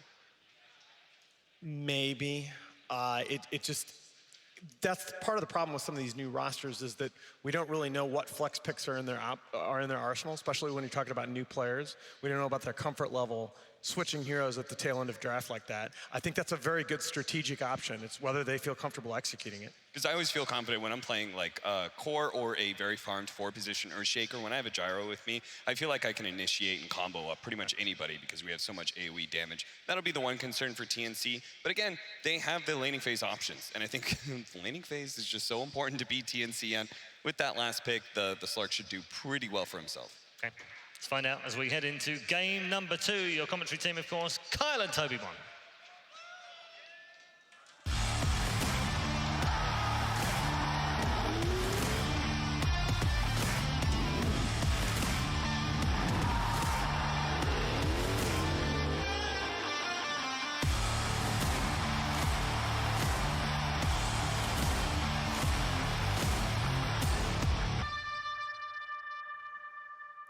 Once again, it feels like TNC are coming out of this draft feeling strong, feeling good. It feels like this entire tournament for them so far.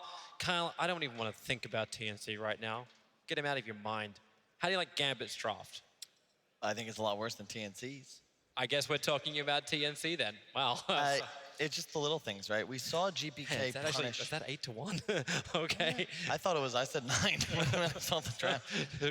You saw GPK punish Limp in the previous series today, Ember versus Lina. And like the panel was talking about, these flex picks are so sick because support Lina is a completely different hero concept. A core Lina, you just initiate on. Ember Spirit very easily can dodge out the stuns. You find kills. Support Lina, however, you're going to be cast, you're going to play the trees. You don't need to get involved. And you offer a ton of burst damage if the Ember ever gets stunned by one of your many disables. Also, there's no counter to Slark. This hero is a game winner, 22 pick. This is a completely free game for Gabby. He can make mistakes, get 100-0, sure, but once he picks up a BKB, it gets real rough for Gambit. Yeah, because that's when, like, unless the ES can get the instant jump and stun, like, before the BKB gets up, then Slark will have to get out of jail. That's an interesting ward down by KP. That will not last very long unless someone's got no money for a sentry ward, which is exactly what is the case. Yeah. And it's also cool from TNC. They are total, and I respect this a lot. I think it's the way you want to be drafting nowadays, where they will give you something that has seemed broken throughout the tournament. In this game, you could have morphed Shakered if you were Gambit. They give the Shaker away, but then they go Lina Ogre. This is their canned answer. They're comfortable and confident playing against the quote-unquote broken heroes of the patch. It's a big advantage in the draft. And nice from Shashlo to grab that bounty rune on bottom. If he didn't do that, in fact, FNG's already tipping him, it wouldn't be a 2-2 trade-off. As TNC just zones Gambit out of their own lane. A little too fearful of the spam that can come their way.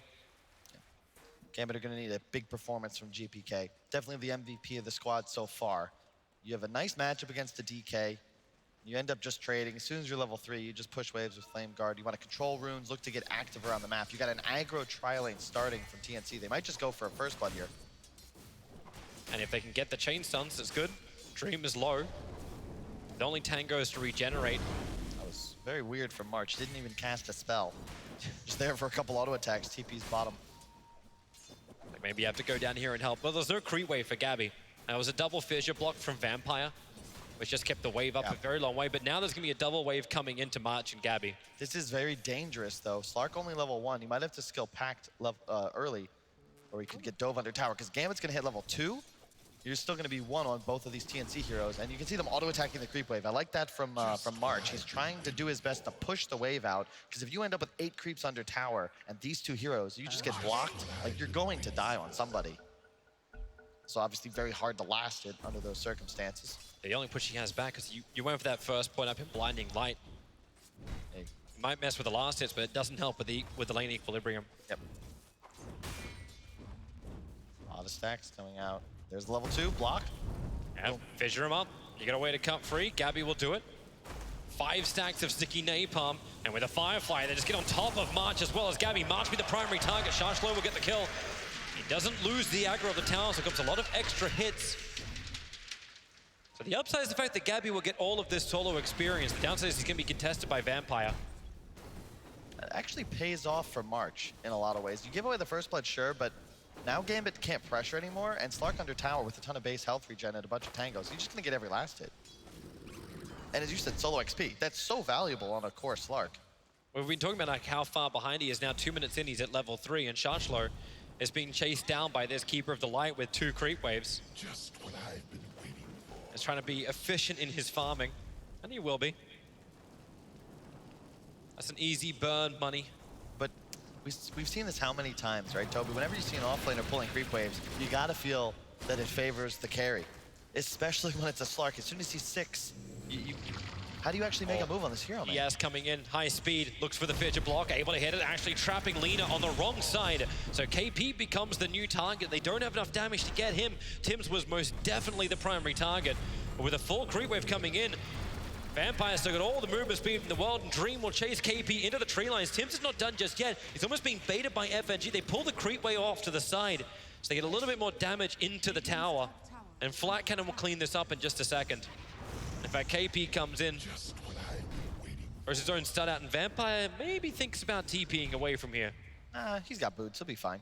He might want to go back towards bottom, but Shacklow doing a good job. Just now with that level 3, he can just play behind tower, keep pulling creep waves, never really need to contest the Slark. This is what you've got to do as an offlaner when you're countered in the lane.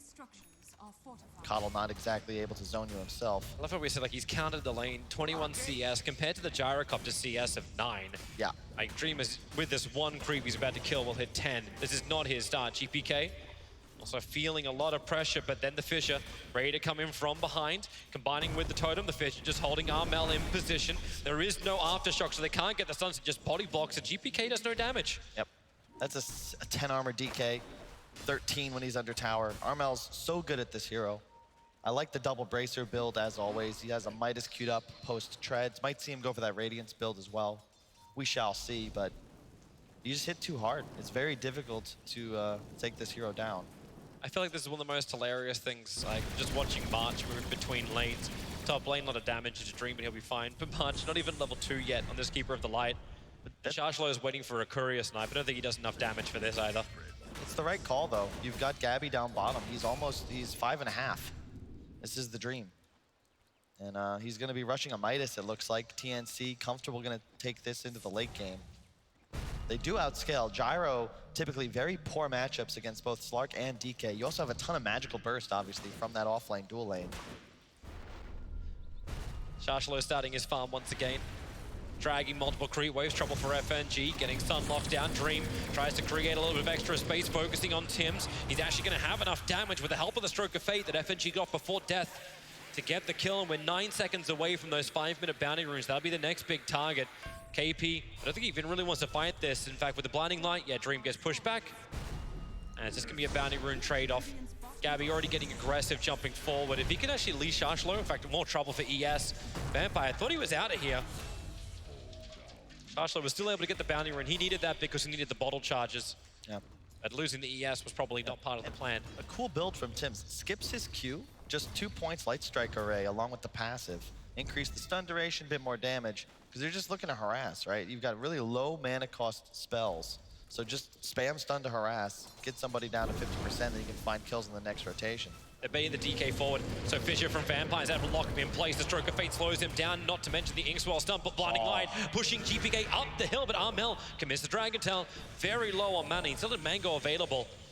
But this is the first Dragon form being popped, and he really wanted to do damage to the Tier 1 tower, which Gambit stopped. Yep. Gambit love this early pressure. When you see the Earthshaker, you can assume he's going to be roaming, but Armel, arguably the most formidable hero in Dota to try and take out in the mid lane. And he actually stole the double damage through March.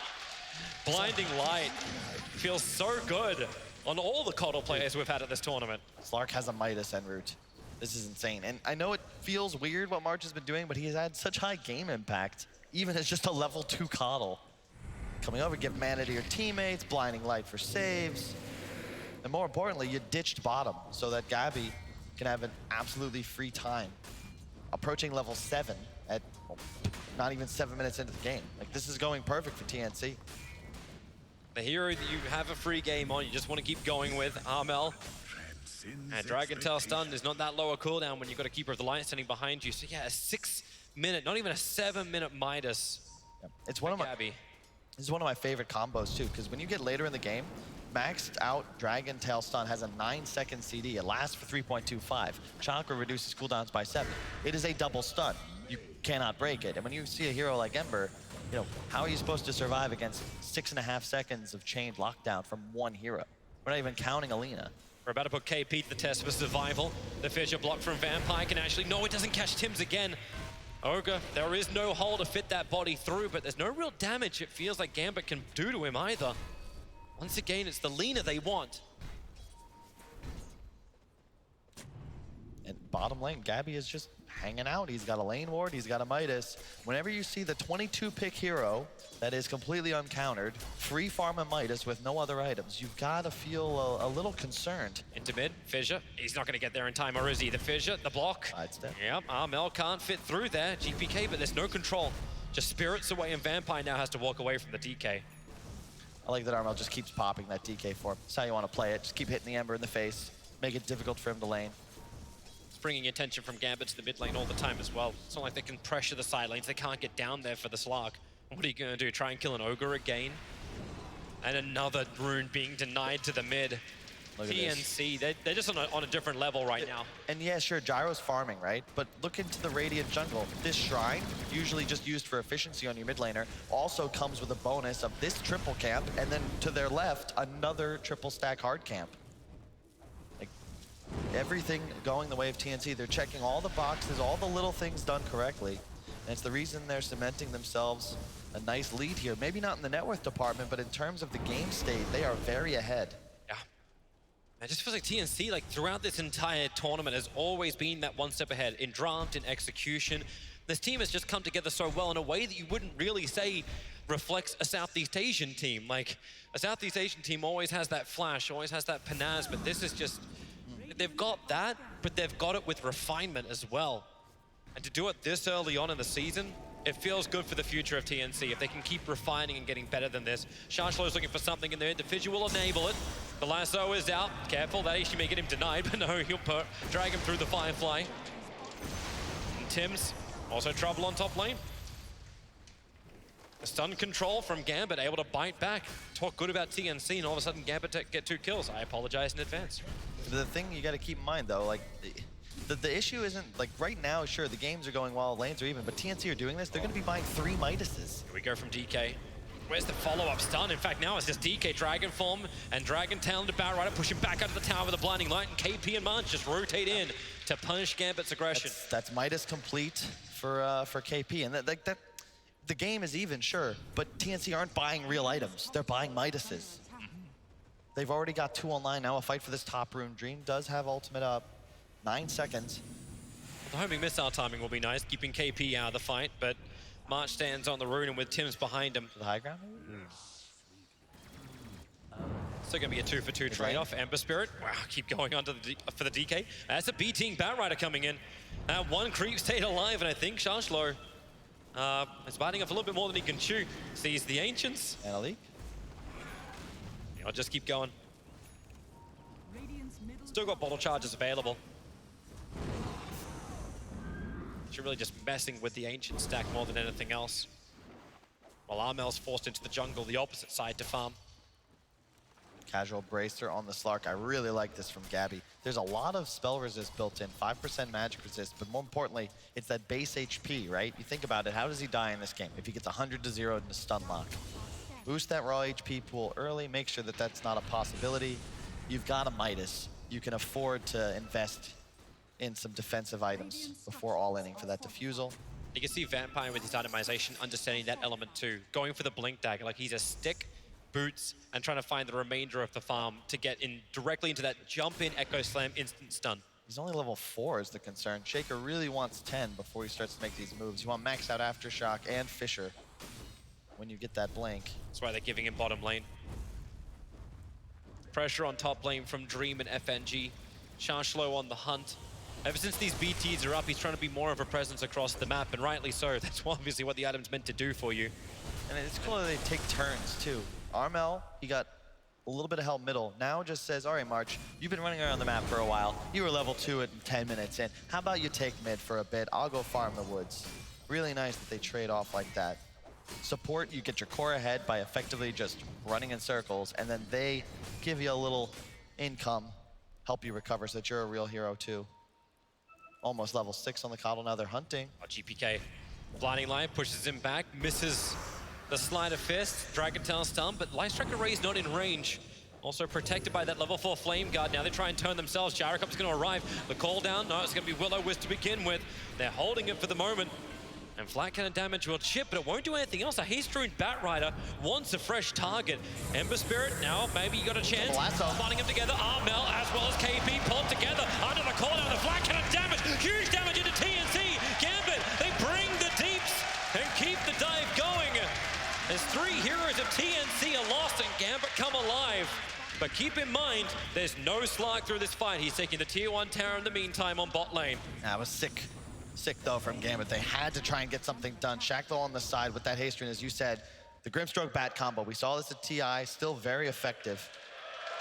As we check out some of those spooky trees. I like Halloween them. fast approaching. Take a good fern every day. Yeah, it's very nice, but it's the objectives that are going to count for Gambit. They're playing up against 3 Midases. They do not have the luxury of trying to out-farm in this game, as all 3 cores of TNC shall be accelerating. And some faster than others. AP hits the lotto. It is crazy that multicast works on that. Like, no comment. It's just, you know what, we need a little bit more RNG in this game. Ever since 17% really wasn't as strong as 17%, like, you needed something else. It's just a standard game now for TNC. Relax. They had the right idea in the sense that you could see, like, they blew all these spells in the mid-fight, but it wasn't really a fight. They didn't actually think about getting aggressive. They knew that their goal was merely to ensure they survived, but really well done by FNG to get the poke off with the Soulbind, and then obviously with the hasted Batrider, it's not hard to find the lasso, but they need more fights like that. You need to collapse, find multiple kills, and then get towers. The difficulty is, and I don't mean to harp on TNC and why they're ahead, but it's so much easier for them to play the game. They don't need to do anything. Just relax, farm. Eventually you win that one fight, breaks the game open. It's when Slark actually starts to hunt, right? Exactly. Like, so Gambit can have all these fights, but how do you get the initiation? And the items are starting to arrive for Gambit, and this is terrific. Like, you've got drums, boots on Batrider. It's the fast movement speed bat that we know and love. A Blink Dagger from the ES will be afforded in 20 gold. So they have the jump in abilities, but isn't that the way the TNC don't want to play? They want Slark just to run around the back, get that pick off on the back line. So Gambit are always one player down, so they can never get the combination because they don't have it all up. But that means that Gabby has to remain aggressive. Okay, come on, guys. We are not starting to cheer when we get double multicasting Midases. Hey, maybe we'll have reason to now. Bottom rune, smoke move coming out. Gabby on one. Man, that's a lot of players ready to go. Gabby quickly jumps away. He's already used his Dark Pact, however. Spirit jumping forward, has to go into the Shadow Dance. And a quick pick off of the Will-O-Wisp, but GPK wants to keep this fight going. March with the new target with the Inks while he just can't run away.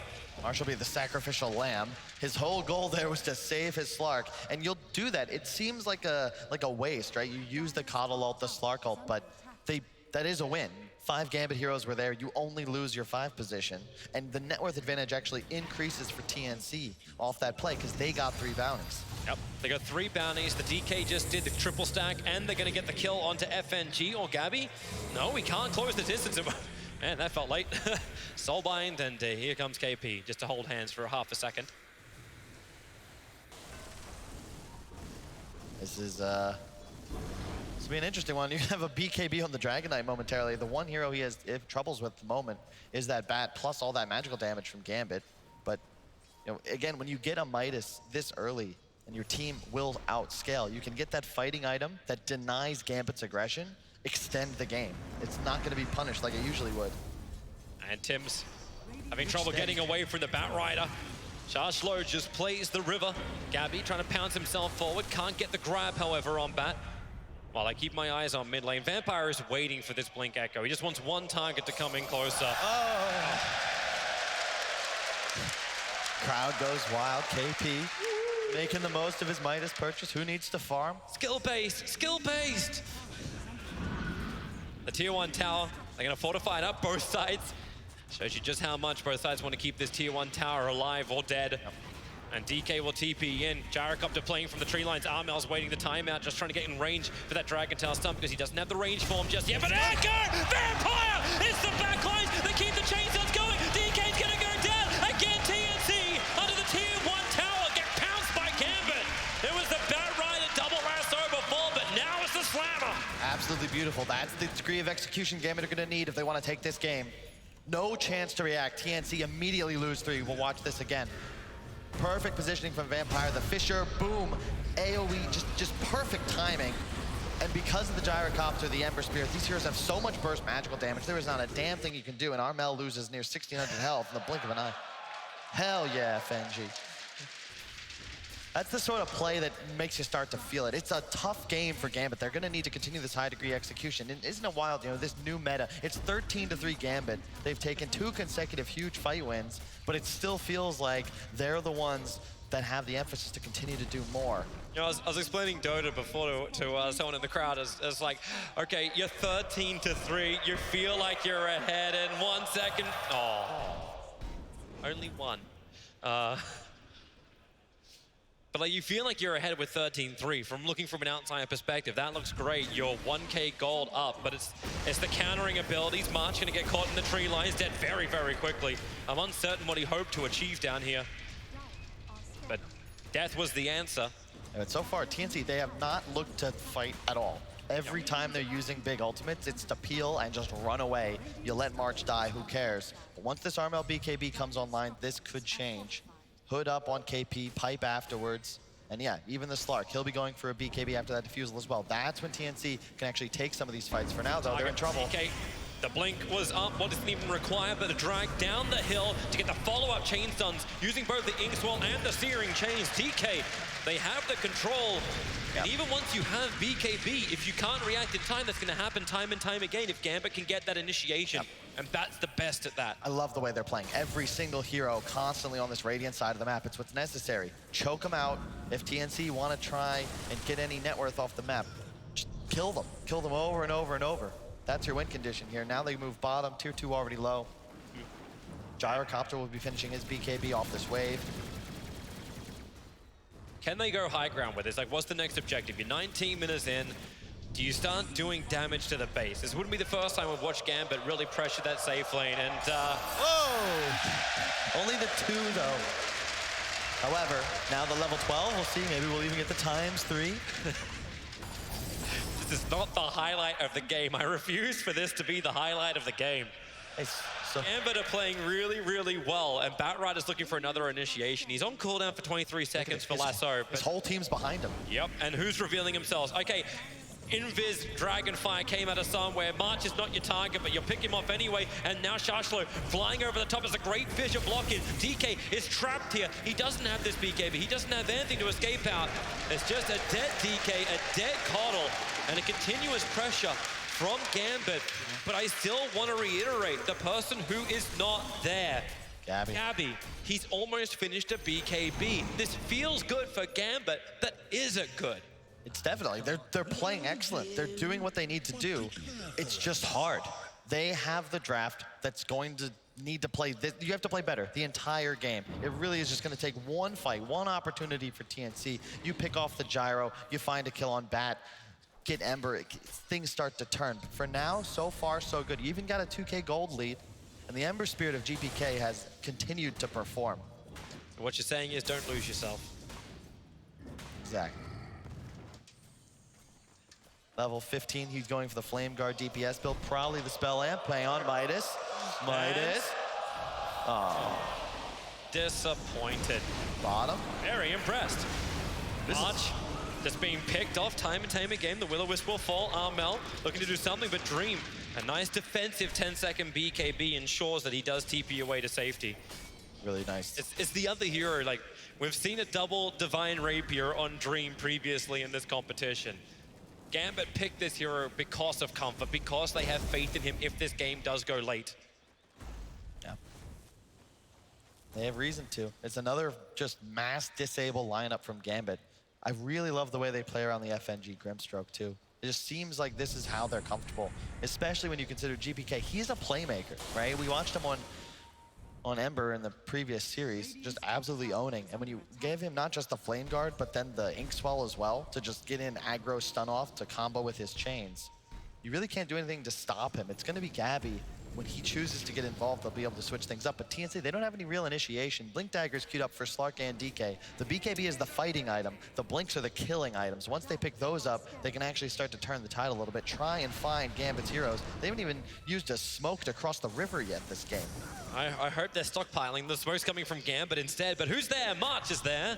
Observers and sentries. There's a Grimstroke for the double assault and the double lasso. Get back down here. Get your feet wet, TNC. The call down. The Fincher has blocked the DK in, and down goes one. Wait for ES. He's still got the Echo Slam. Vampires waiting the back lines. There will be the TP out under the BKB of DK, but now his 10-second BKB is not to get out after killing a hero, it's to get out after they've lost two. But Leash, Control, this is Gabby getting finally into the mix. That's his first kill of the game, 22 minutes in, and they are hunting him. Homing missiles, looking for the stuns. He breaks free, and where's your lockdown? He doesn't even need to use his own 10-second BKB. Oh yeah, level 18 already, 23 minutes into the game. And as you said, Gabby was literally not on the board. Score now 420. Maybe it's time to smoke up for TNC, get onto the other side of the map. Oh, if he'd landed that pounce, could have done some damage. Oh, a blink away from Shanshlo.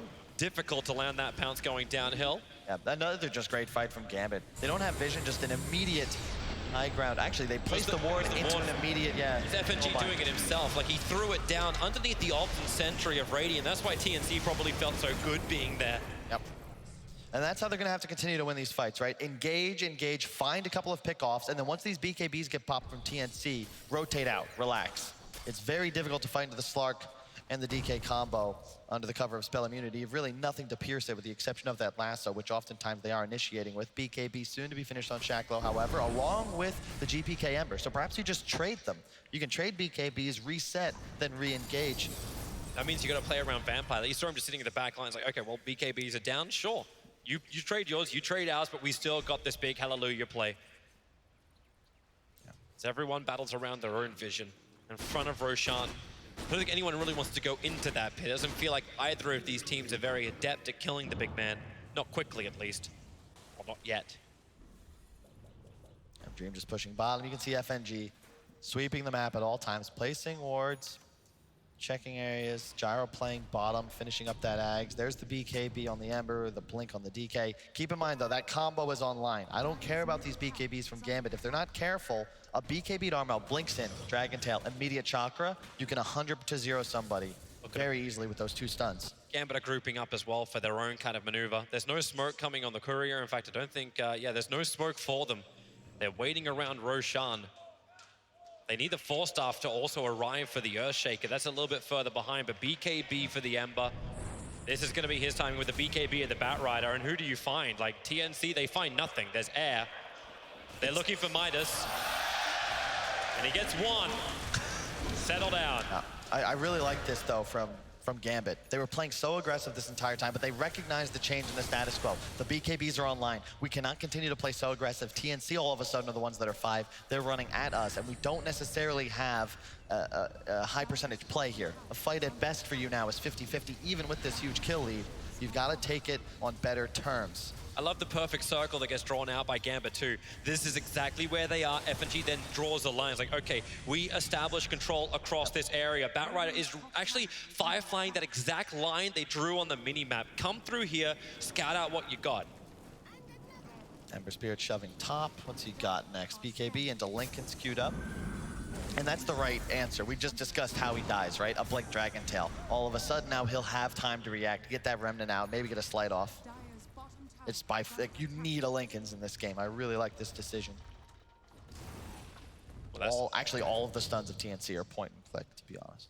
That's a nice Arcane Rune to bottle up for the Ember Spirit. DK thought he had that. The best rune for an Ember. Especially when you go the spell build. Ags up on Dream, perhaps looking to make something happen soon.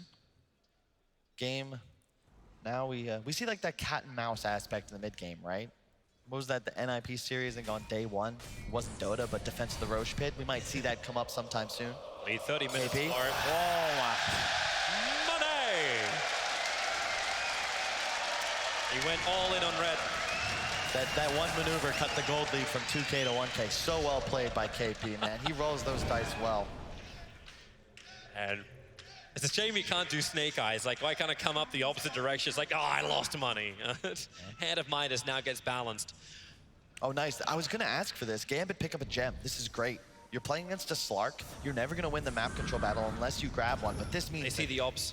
They're trying to get rid of it. DK jumps in. Don't lose that gem. Now they're in trouble. Shashlo needs to get himself out of here. The lasso, he's moving around the tree lines, going up on the hillside. And with the lasso, they hold him there for the moment. But Batrider still low on life. And the Ignite is just KP forcing back Gambit. The blink forward and blink away. Sorry, Gambit gets out.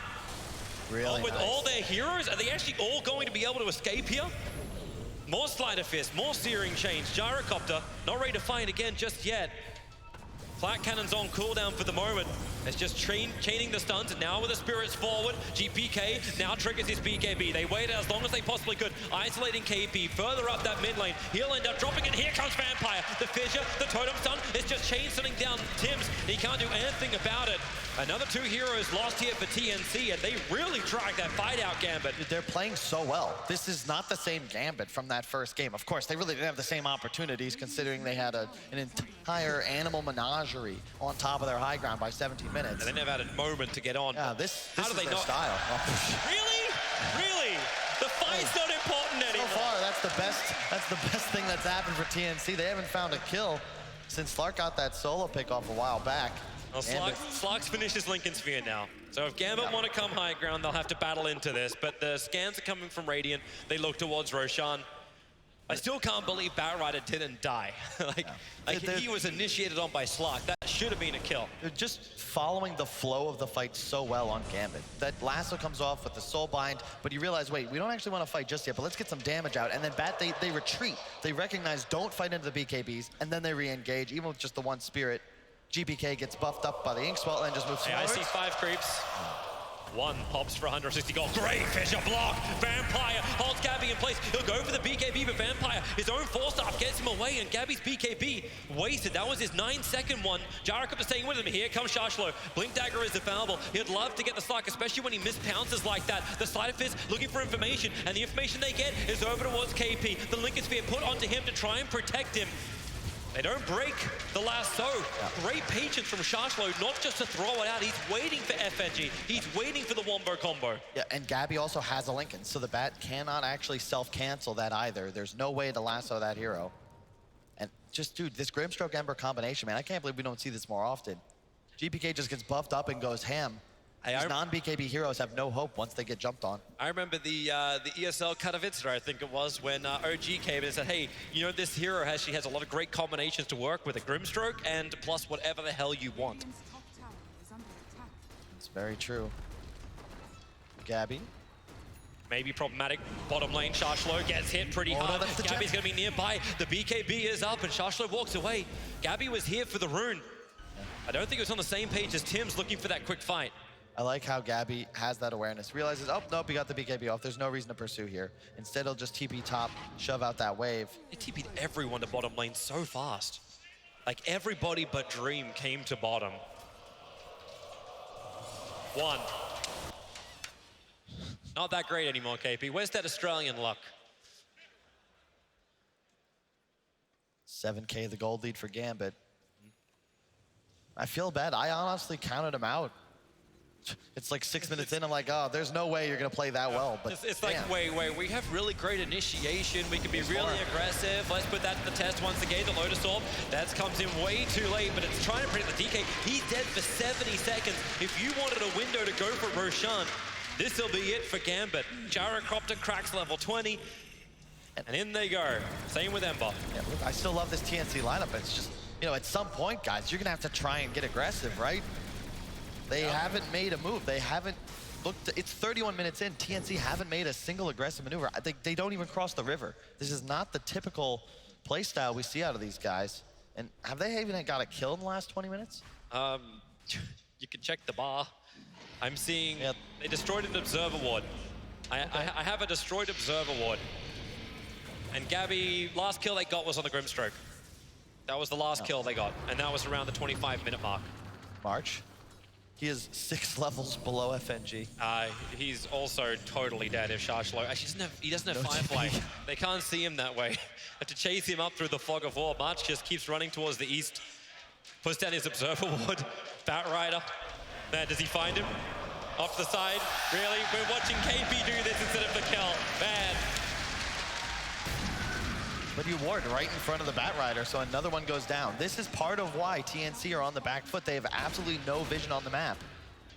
This really hurts. They're trying to hit that power from the high ground defense, but Gambit's smart enough not just to push in. Yeah. I asked the question around the 19-minute mark, does Gambit go high ground? They've done this before during the tournament. Do you add the pressure? They're like, no, we pull back. We understand we're not ready yet. And all these upgrades, like Lina just finished up an Aghanim Scepter as well. It's like, I've got damage, but there's no target presenting itself. And when it does, it's Batrider, who's got BKB and is dragging heroes back into a better position for Gambit. Trying to think of what TNC are waiting for at this point. Divine Intervention.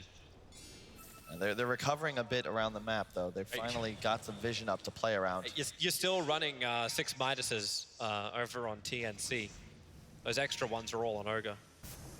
FNG's gonna add the pressure on top. Earthshaker's ready to fight if he just gets a little information.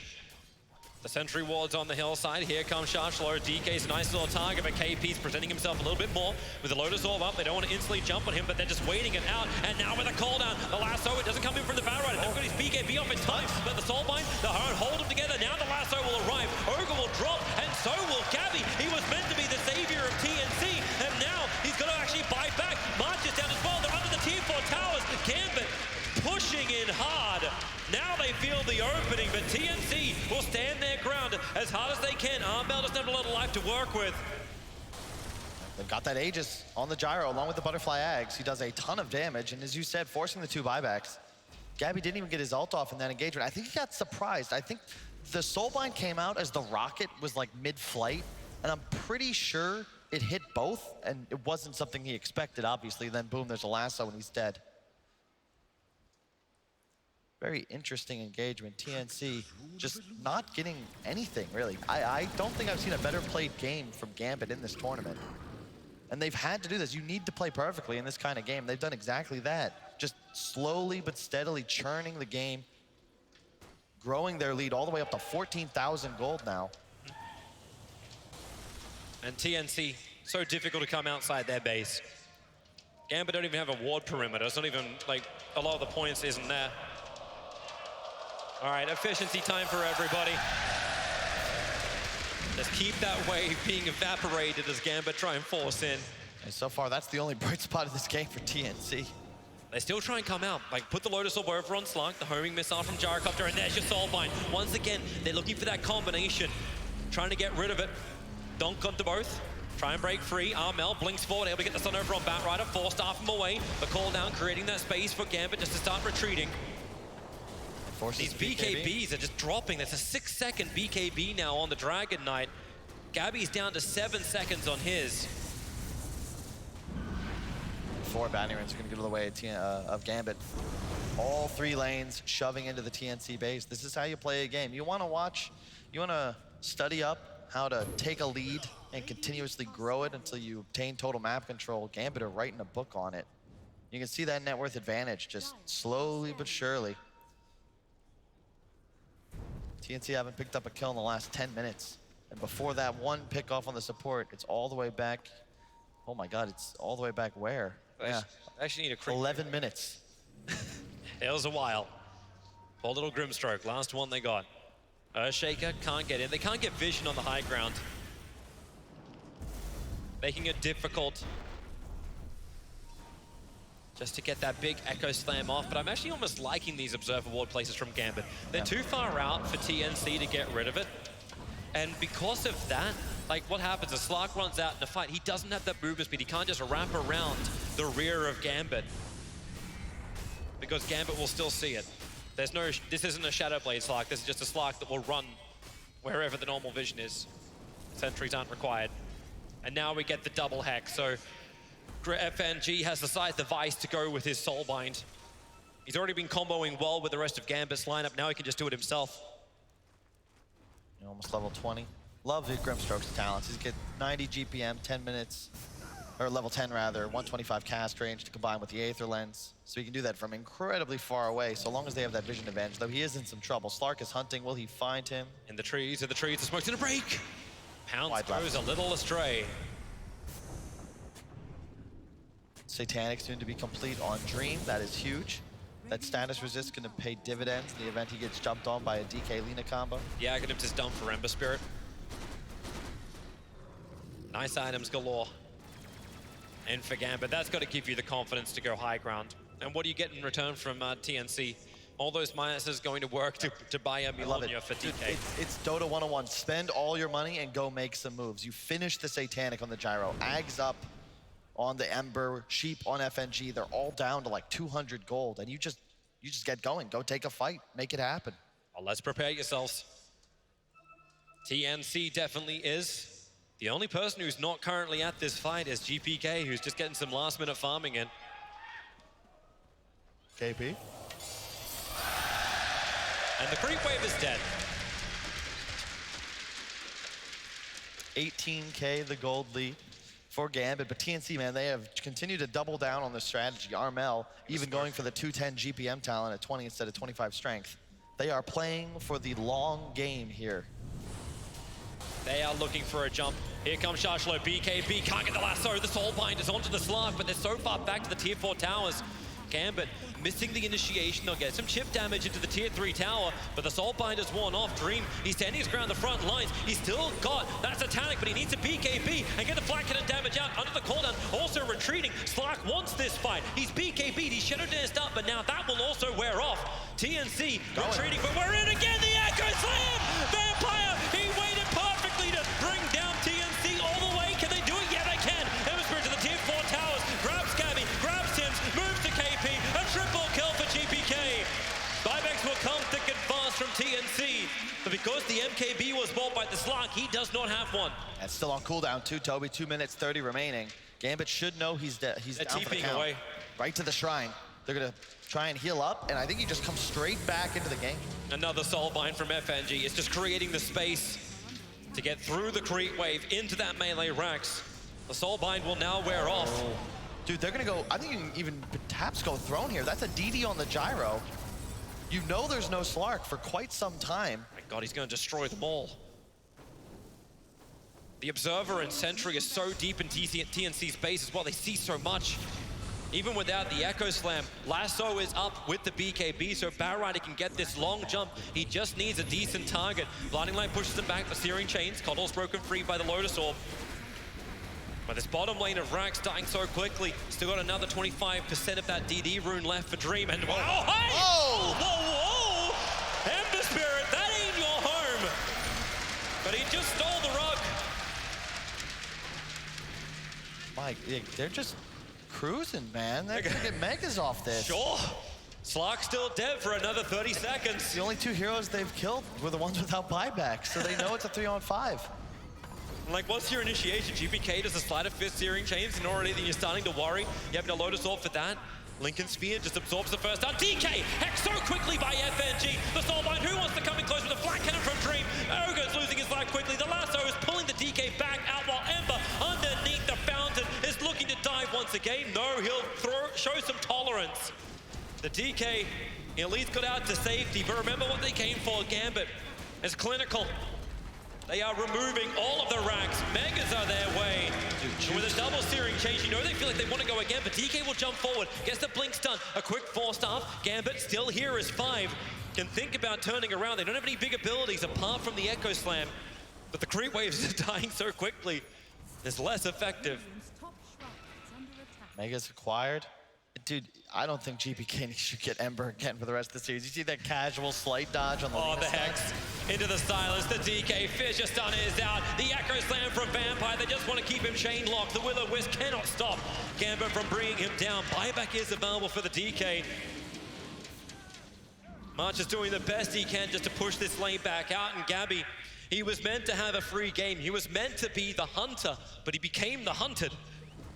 And Gambit moved for the tier 4 towers. They want to end this now. They want to ensure that they're going to level this series up at 1 apiece. The BKB Batrider, drag him back in for the double lasso, hold them in place, and bring him down and push out the GG from TNC's lips. Gambit tie the series and ensure that TNC don't just whitewash this grand final. That was so sick, man. Like, TNC, I don't know. It's not hubris. Like, this is a team, they came here to win, but 3 Midases? I think it's great. I felt like maybe they just cruised to a victory. Obviously, Gambit had other ideas in mind as they just continuously slayed and slayed and slayed, and arguably the best game we've seen a team play in this tournament. You can't make mistakes for this kind of lineup. You're up 20 kills, it's still just a 2K gold lead, but they were able to stretch it. They got the Roche, they got all the towers, they pick up a really nice gem that they protected. Yep. Just really excellent performance. It's Gambit wanting to do what they want to do. Like, we get to fight, we get to have fun, and that's kind of what FNG's been saying in every single interview he's had. It's like, hey, we're just here, we just want to do our thing. You can ban Techie's first phase against it. Sure, we'll get ES first. We'll have more fun with this. Gambit, I love them, they're entertaining, but of course TNC's a very good team as well. I doubt they're going to get away with that again. You know, I've always wondered what FNG stood for. Now I know. Fun and games. That's what they had in game number 2 as they equaled the series up with a fantastic performance, full of style and panache as well. Nahaz and Capitalist alongside. I'm sure they enjoyed it as well. Absolutely. That was just a good showing from Gambit. I think that is one thing that FNG has really drilled into this team is that when they do get an advantage and they go into the mid game and the enemy team tries to split push with them, we've seen that a lot this tournament. They know how to control the map so well and punish. They just don't really slip up too often. And we talk so much about TNC getting away with these greedy early game lineups, but they took that to a really, really large extent in this game with the multiple Midases, with Gabby not participating in fights. Gabby played like Hector in this game, and that is not their team identity. It's not what brought them success all tournament long. I want to know, though, you got what FNG stood for. What does GPK stand for? Because we are entering Sumail, Storm Spirit, Miracle, Invoker territory at this point. The question is not whether the Emperor gets banned, but whether it gets banned in the first phase. It was fantastic. There was a kill towards the end where I don't even know where that came from. I was like, what the hell? Talking about him diving the fountain to kill the Keeper of the Light? Yes. Yeah. Like, well, okay, that's just swagging on him a little bit, you know? Got to do the psychological damage heading into game 3.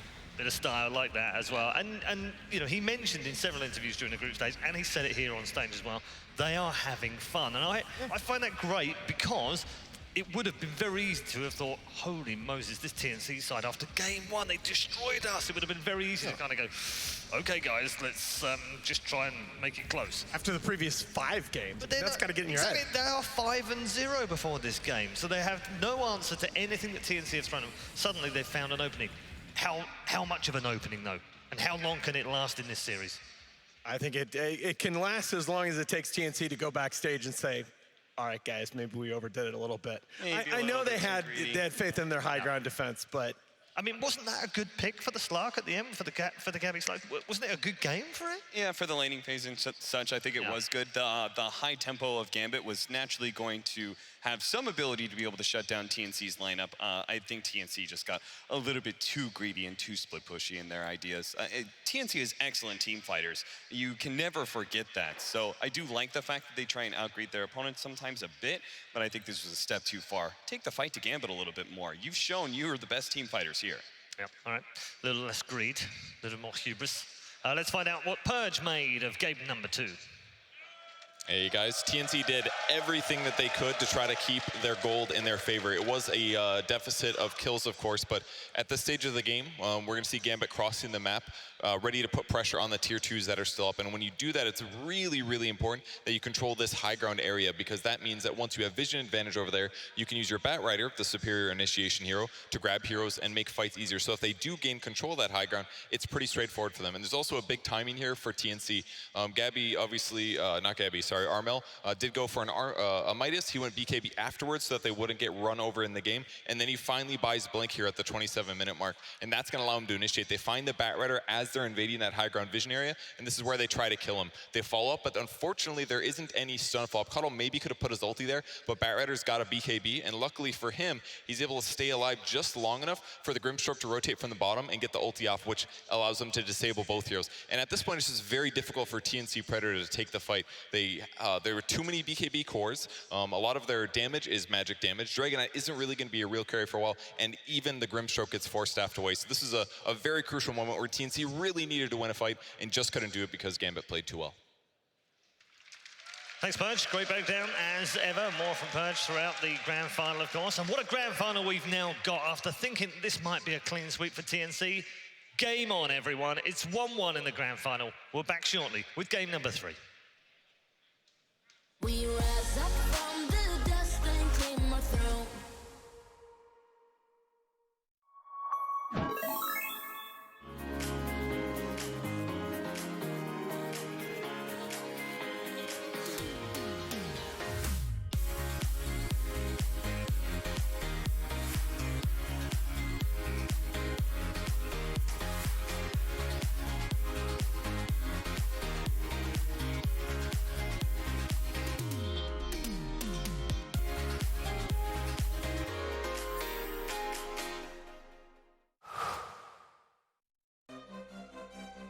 At the highest level of play, there can be no compromises.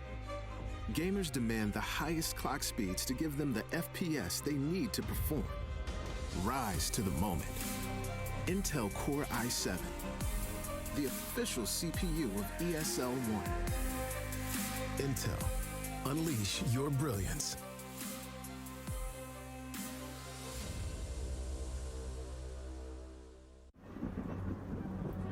Multiple witnesses have reported mysterious shadow sightings all around the city.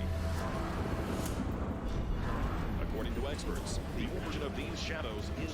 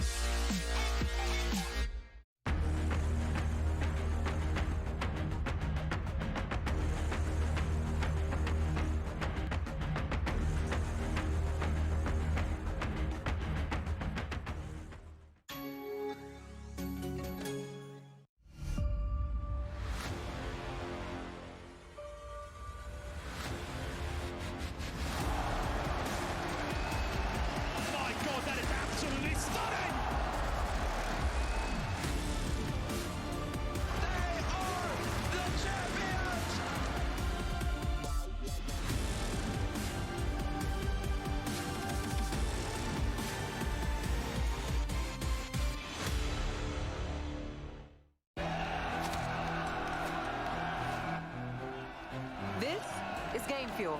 It's domination in a can.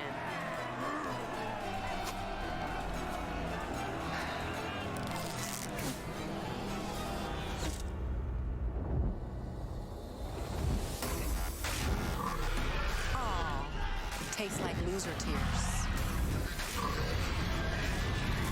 New Mountain Dew Amp Game Fuel.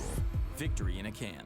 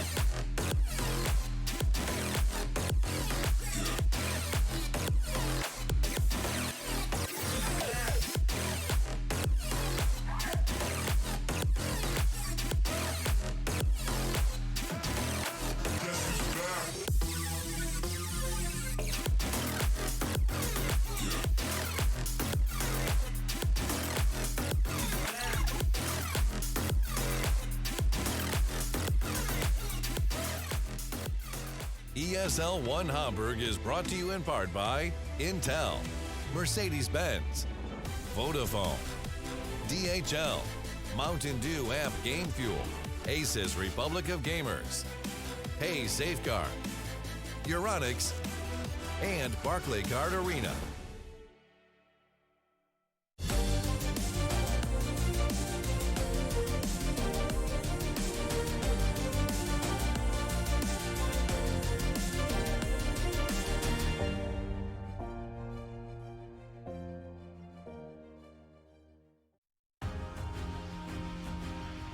Gambit versus TNC, our grand final to find the true overlords of ESL 1 Hamburg.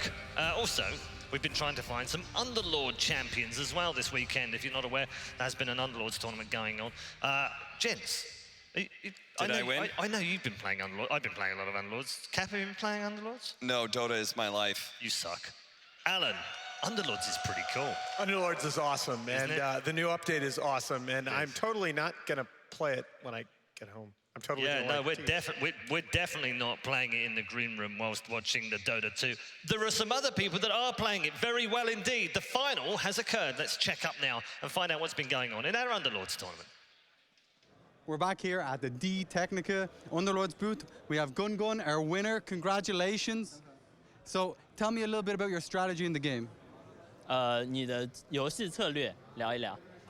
就是我不知道你能不能翻译啊，卖血啊，卖血，然后那个经济啊。Okay, I basically sell my HP. I exchange my HP with my economics. So I sell my HP for gold and win late game. Okay, against in the 1v1 matchup, did you ever think you could lose at the end? 你在最后决赛的时候，你有想过你可能会输吗？我的优势还是很大的，应该不会输，我觉得。Yeah, I was just killing it. I never thought about it. Easy game? Yeah. Okay, easy. Thank you very much and congratulations again. Cheers, guys. See you later. Easy game, a man after and that has his own heart. Playing around with economics, forget that. It's all about the Warriors. Let's get back to our grand final draft just around the corner, of course, as we head into game number 3. Good to see the Underlords. You are a Savage Warriors fan, aren't you? I am, yeah. Y'all want Still, by the way. You want my phone? You want to play some Underlords? I'll handle the draft for this next game. You just go ahead and play your game. Could you host as well? Yeah, I don't have a second phone for you, but honestly, I can do everything on this panel. It's just a one-man show at this point. What's up, Hamburg? I'm gonna pass over to my analyst Cap. So I think for this next game, you're not going to be giving Vampire Earthshaker again, though he may slip in the Mirana instead. We'll see. I mean, please, you're supposed to be hosting and analyzing. You know you two are getting paid for this, right? Like, brilliant, even better. Paid to play Underlords. I never thought that would happen to me at this age, that's for sure. I just know that you just offered to do my job, and there was no pay involved, so yeah, go for it, buddy. It's fine. I'll demand 3 times the payment from ESL for next event. So whether or not you guys are here. Wow, dude, careful now. What are you going to do with $30?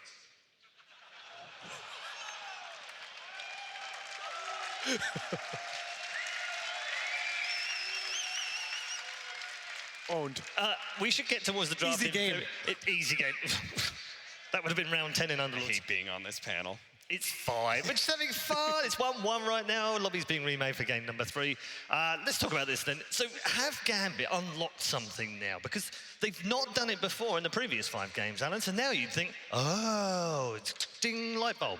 I think that was more about TNC changing their play than it was about Gambit. I love what Gambit did, and I think that gyrocopter performance was something I had noticed. He had 9 tower kills in that game. That is the 4th most all-time in Pro Dota 2. The only players ahead of him all-time on gyrocopter in building damage on land, 2 guys named Miracle and Ana. Never heard of them. I think I've heard of those guys before. No? No. They're okay. Yeah.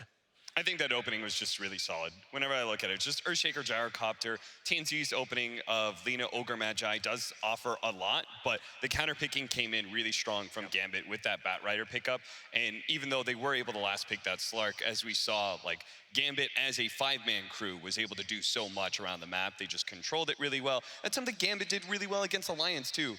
One other thing, their kiting is insane. It is insane. Holy crap. When they take these team fights, like I think TNC is the best team fighters here, but special shout out to Gambit when it comes to reading, when they're able to force something out of an opponent and then immediately back up without losing anything. How much of that is a very special How much skill. of that is FNG? I mean, I imagine it's got to be a large part, but a captain by himself is not going to be able to do it. I think these younger players in both Dream and GPK, who are both like 18 and 19 respectively, they just seem to have some great instincts for the game. Obviously, GPK, he just looks to be a up-and-coming star for sure. He does. Talking to GPK, you don't want to have to ban an Ember Spirit phase 1 right now in this meta, but you might have to, right? Yeah, you're thinking about it. I mean, that's, what is it, 33 kills and 3 deaths now in 3 games as Ember Spirit. The guy is on fire, and literally. And look, it's not just that they're not giving up these kills and they're kiting out everything, it's that they're not giving up the high-value targets. Part of that advantage that FNG talked about having the mobility heroes is support kills are worth so much less than core kills right now. You've got to have a solution to get to that gyrocopter and get to that Ember Spirit. And TNC, partly due to greed, partly due to just Gambit having the mobility advantage, never really able to convert those kills. That's why it's great being able to have these 5 positions. That's why for Virtus Pro, Solo had this idea of this running back, this 5-position abandon, because being able to have this hero force fights while simultaneously having a second life, but then on top of that, even if you do get the kill, it just doesn't really seem to matter that much. It's being able to identify what cores are most important in a team fight and getting on top of them. Look at last game, I mean, or the game before that, game 1, that jungle fight where Gambit started an initiation on Storm Spirit going for a Chen, who already gets off his heal anyway, uses most of his mana pool for it. It's just like, they get run over in that team fight for a reason. Yep, absolutely. Other stand-up players, we've got to start talking about Mercedes-Benz MVP. We're in the grand final after all. We're 3 games, or we're about to be 3 games in. Has anyone made a better case for themselves in these first 2 games? Well, we talked about, I thought GPK after that last series had his hands on the steering wheel. He might have his foot on the gas pedal right now. If Gambit wins, I think he is going to be the big comeback in terms of staging that, driving away in that Mercedes. Okay, TNC on the other side, is it still Gabby leading the way? Well, I know Tim's was leading the popular vote. I actually kind of disagree with that one. I think Tim's is doing good, but I actually feel like Armel and Gabby are doing incredibly well. I think KP is maybe overlooked in the fact that his it's probably his knowledge. Like when it comes to mid, and I think off lane as well, it comes down to your drafter is going to ask you like what hero can work here. And with the way that TNC specifically draft, where they have this counter picking strategy, it's KP's knowledge that allows him to be able to pick the right off laner, and he plays it solo so well that I think that's what enables a lot of TNC. It's been very flexible as well, hasn't he? He's played the sacrificial 3, he's played the core 3, he's played the support 3, he's played all the different roles. And it kind of sometimes you get a bit overlooked if you're doing that, but it's a skill in its own right. Yeah, for sure. And then obviously like March, so basically all 5 of them for TNC are potential MVP candidates, where Gambit, it's like very obvious, like of course if Gambit would like definitely go in GPK because his performances so far have carried Gambit through so many games. And very surprised that TNC gave XS Vampire the Earthshaker again. I don't think you want to give him Mirana or Earthshaker, but they've also this got time the around option there's of no picking gyro. up the Morphling as well. If they really want it this time, they can open with it. Well, and the gyrocopter is going to be banned. I thought that hero obviously hurt them so badly in that. Well, we are going to see it looks like the core Night Stalker out of Gabby. He has set records in this tournament. 6th highest GPM of all time, 6th highest net worth at 15 minutes in 2 separate games on that hero. And I think that's, again, TNC realizing they need to refocus on that early game, need to refocus on both the lanes and the transition into applying pressure in the mid game. What I like about Gambit's response here with the Beastmaster is it's a hero that, one, is able to give you good vision. So that's really important against Night Stalker, limiting the vision advantage he has during nighttime. But then on top of it, it's a long range, long duration stun. I think that's really important. You can't afford to let this Night Stalker play in and out in the team fights. He wants to be able to play on top of trees, constantly voiding people, going on somebody, then backing up again. So I think for both the laning phase, I imagine safe lane Night Stalker versus Beastmaster goes all right for Beast. Looks like we've got some extra contenders for the Underlords tournament. Nice. No, I also think when you're playing against a Night Stalker, you have to have, especially a safe lane Night Stalker, you know that Ags is coming online early. You have to have a plan to deal with that vision advantage, that vision imbalance, and Beastmaster at least gives you some counterplay in the vision game. What Night Stalkers really hate is just being locked down. Like whenever I'm playing Night Stalker and I have this Aghanims, I just want to be able to play in the trees and like continue to poke at people and like go and pick off a support and then back up. These long range stuns make your life hell, especially if it's coupled with vision. Yeah, interesting. Look at Gambit concentrating their bans both on on the Chen and then going back for the off lane control heroes. I wonder if TNC is going to be looking at the Omni Knight. Take it away, Legion Commander. That's a pairing that TNC have done a couple of times now, I think. Night Stalker safe lane, Legion Commander off lane. They'd have so much catch between those 3 heroes because they already have the Keeper of the Light, that long range Will-O-Wisp. Well, you wonder with the Beastmaster already on board. Okay, the Grimstroke ban, that's, man. Yeah, I thought that was another hero when I glanced over there, but with the Beastmaster already on board, man, you don't want that roar into Soulbind combo. I like tankier heroes against Night Stalker. Obviously, he likes just to be able to burst down.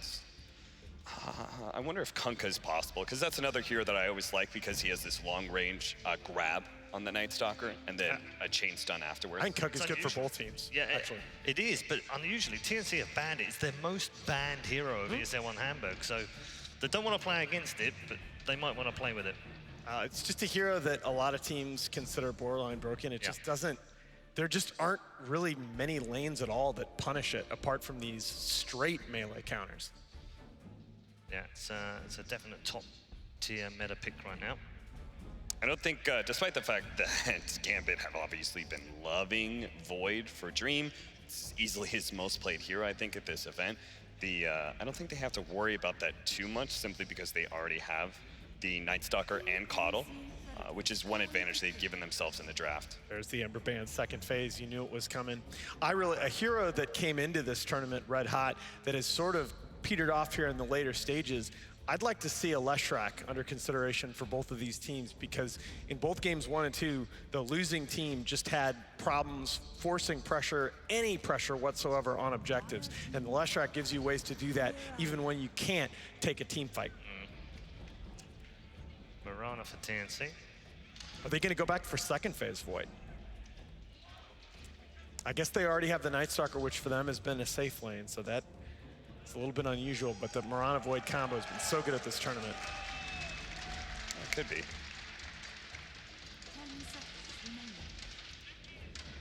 What do you want to match up with Beastmaster? I just don't feel... What, is an offlane partner? Sorry? What do you want? Oh, you match up against Beastmaster. No, I just mean like your safe lane pairing with Beastmaster. Because I think that's like usually... Because Beastmaster in himself, he kind of insulates himself in lane. He just wants to be able to sit there. And so I like to be able to have aggressive carries that are able to rotate into the Beastmaster's lane and then take that tower. By taking that tower, you open up a lot of map control, which Beastmaster takes good advantage of. And I think that's really important when you have an Earthshaker, a forward position that's naturally a little bit greedy because he has so much impact in team fights once he has Blink Dagger. You want to take that safe lane tower because that opens in the map for Earthshaker to be able to find more farm. Oh, man. That is just brutal. Squeaked through. It was part of the second. Go ahead and pick Void now, because I think when the Lich showed up on the table, you start thinking, oh, man, Chain Frost into Chronosphere. That's scary. Well, gee, let's go ahead and pre-pick the hard counter to the Chronosphere in the Naga song. But they can still pick the Morph here, can't they? Yeah, I think that's maybe a better pickup than combine it with the Shaker as well. Yeah, the huge amount of mobility means that you can actually use Song of Siren as an escape mechanism as well. You have to just all TP scroll out of there. I already thought that the Void was a little bit of a hard pick because of the Night Stalker Coddle. Even harder because the Naga Siren counterpicks it so well. But they do have that nice arrow combination, which you wanted to see anything to match up and make Tim's even more viable in the game. They don't have a whole lot to easily address illusions right now. Nah, but that's where again, you know, the Leshrac still on the table. You got some AoE potential on the Earthshaker, but you do need some physical damage.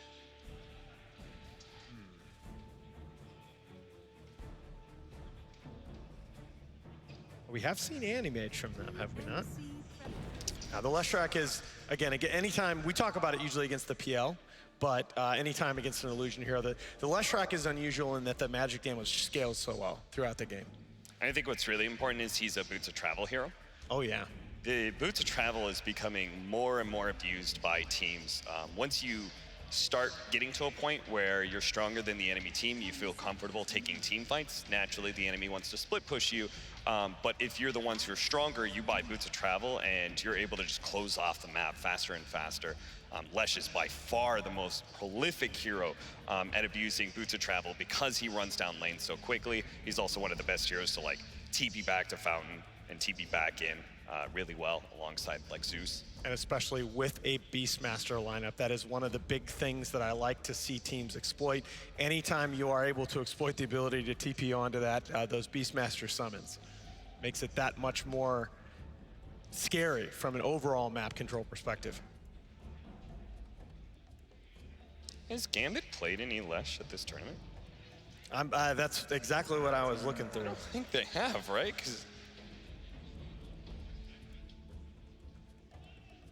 I was trying to think to myself, like, is it a possibility that they could do side lane Lesh, or they could do a mid Lesh? Is this GPK's hero? This could very well be a safe lane Lesh, taking a page out of the China handbook. All right, well, we are in terms of push.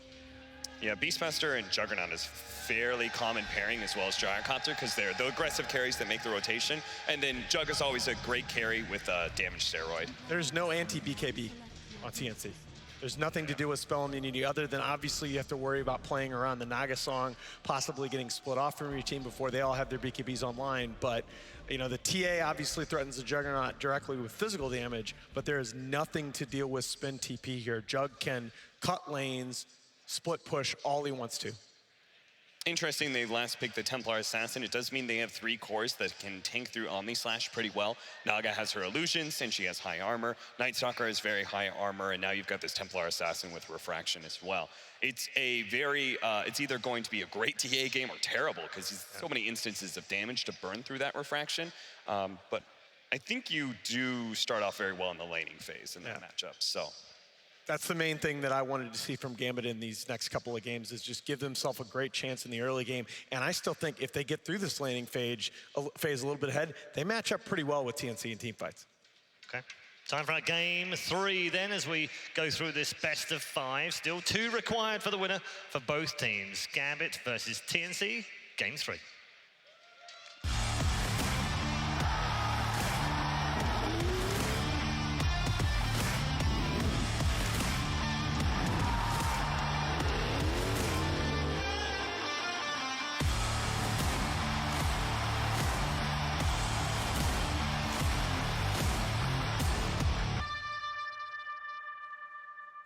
So I think we've all woken up now that we've turned this best of 5 into a best of 3. Gambit and TNC, let's start all over again.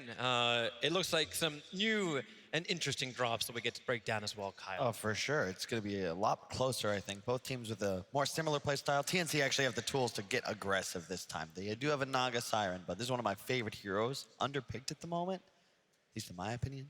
Uh-huh. They have a Lesh. I was more on the favorite hero side of things, less of the undervalued thing. Favorite? What do you mean favorite? Favorite. You actually favor, you like Naga Siren? Yeah. You like techies, dude. Don't even get me started, all right? You don't have a leg to stand on here. That's why I'm sitting down. Yeah. But it's a fun draft. KP will have to earn his goal this time around, playing that Night Stalker in the 3 role, but definitely one of the heroes we've seen just create an insane tempo. Like such strength that comes early on and then it just keeps rolling him through the nighttime after nighttime after nighttime phases. Yeah, the name of this game is going to be vision control, right? TNC got abused around the map in the previous game, mostly thanks to that early gem Bat Rider combination from Gambit. This time, you have Naga Illusion shoving waves, traps, Night Stalker vision. So difficult to play against if you fall behind as Gambit. March, this is not how we wanted to have to start this game. He's leveled up Blinding Light. KP wants to try and create some space. That's done from GPK. Well off target, but the spin's out from Dream. March is slowed up, and he's not going anywhere. The level 1 Frost Blast skilled up from FNG to give that extra slow. They won't have time to contest the other bounty rune. So it ends up just being a 2-2 trade off. Let's see here. This mid lane is the one to watch. GPK on the Leshrac against the TA. A very skill-based matchup. Certainly TA favored. He's coming to the lane with 66 damage against the Leshrac's 53. However, if you go the Diabolic Edict build on the Lesh, you can maybe threaten kills. You rip through that refraction, but it's easier said than done. Armel actually going refraction level 1. I like that a lot because even if you were to catch a stun, not going to take any damage. Guarantees you a few last hits early on. Not only we've been seeing the TAs going for that Sideblade build, just playing that skill base you're talking about. Play the positioning, get the early harassment, force out the consumables early. But this Leshrac, double circlets and a mantle. It's still a lot to get through. How does the Naga play out in this? Is Gabby on this safe lane Naga? How does he play this lane against the Beastmaster and still stay ahead? You will be. Well, it helps that Naga kind of counters Beastmaster in the lane because you just send illusions at his board. It's part of the reason Shaklo just opts to skill up the axes here. You don't want to feed away extra creeps. Do you actually like just stay off that for a while then? Can you fight with Inner Beast and Wild Axes as a priority? You can skill it as you just did here, but I don't think you want to pop them because the boards just give way too much gold and XP away. And if Naga gets an advantage early, it's very tough to take him down. Axes don't really clear illusions too well because they have so much armor. But at least giving some vision, that'll help. Vampire has managed to drag the creep wave all the way up to the tier 3 tower. Tims will look for a contest against it.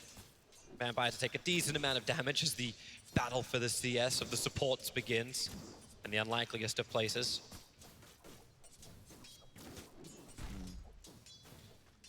And it's going to be another slower game. I think that KP is going to have to get aggressive here for his side.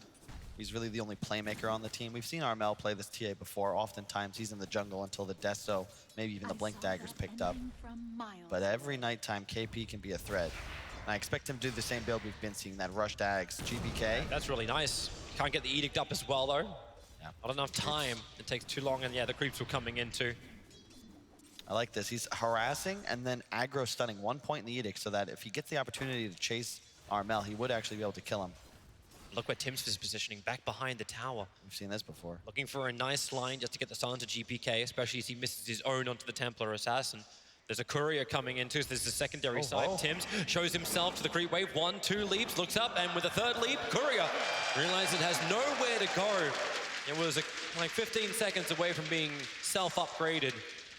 And that wouldn't have been possible, but that's the south for Leshrac, and now GPK has to go all the way home to heal up.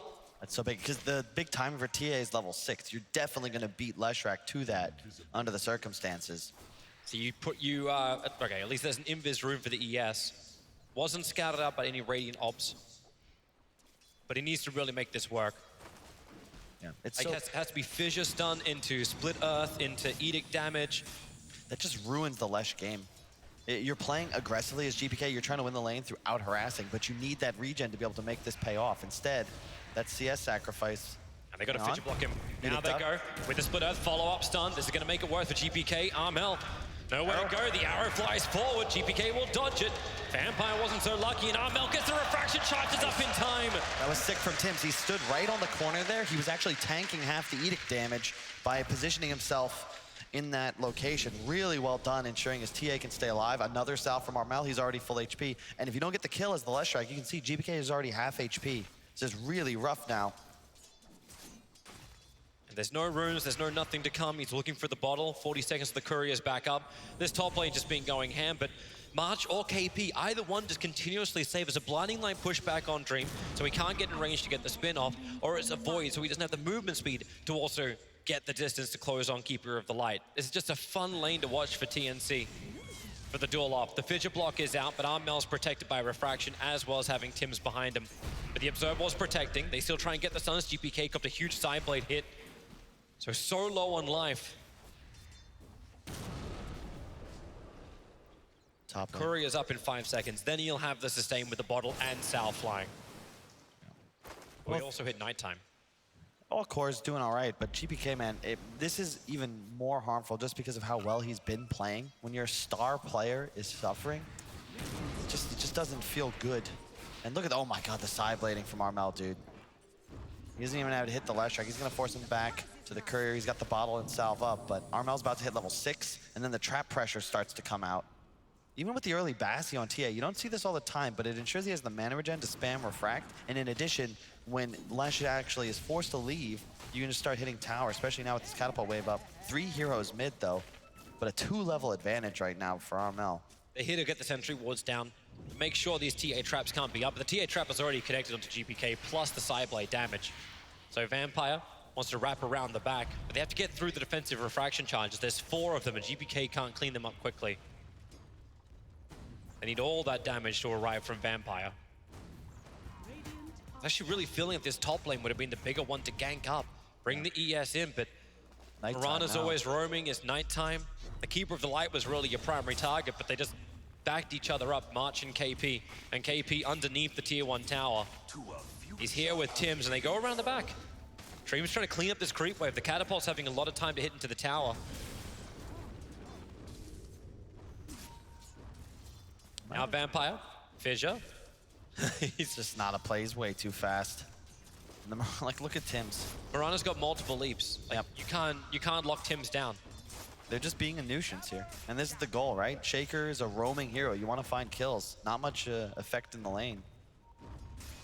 So you can't kill mid. There's a TA there. Now farming his own stacks, as Armel is always happy to do. Right, these ones were March, and we've seen this over and over, right? March kind of runs around, dies a couple times, but it's no big deal. A core then leaves him the lane after they go to jungle.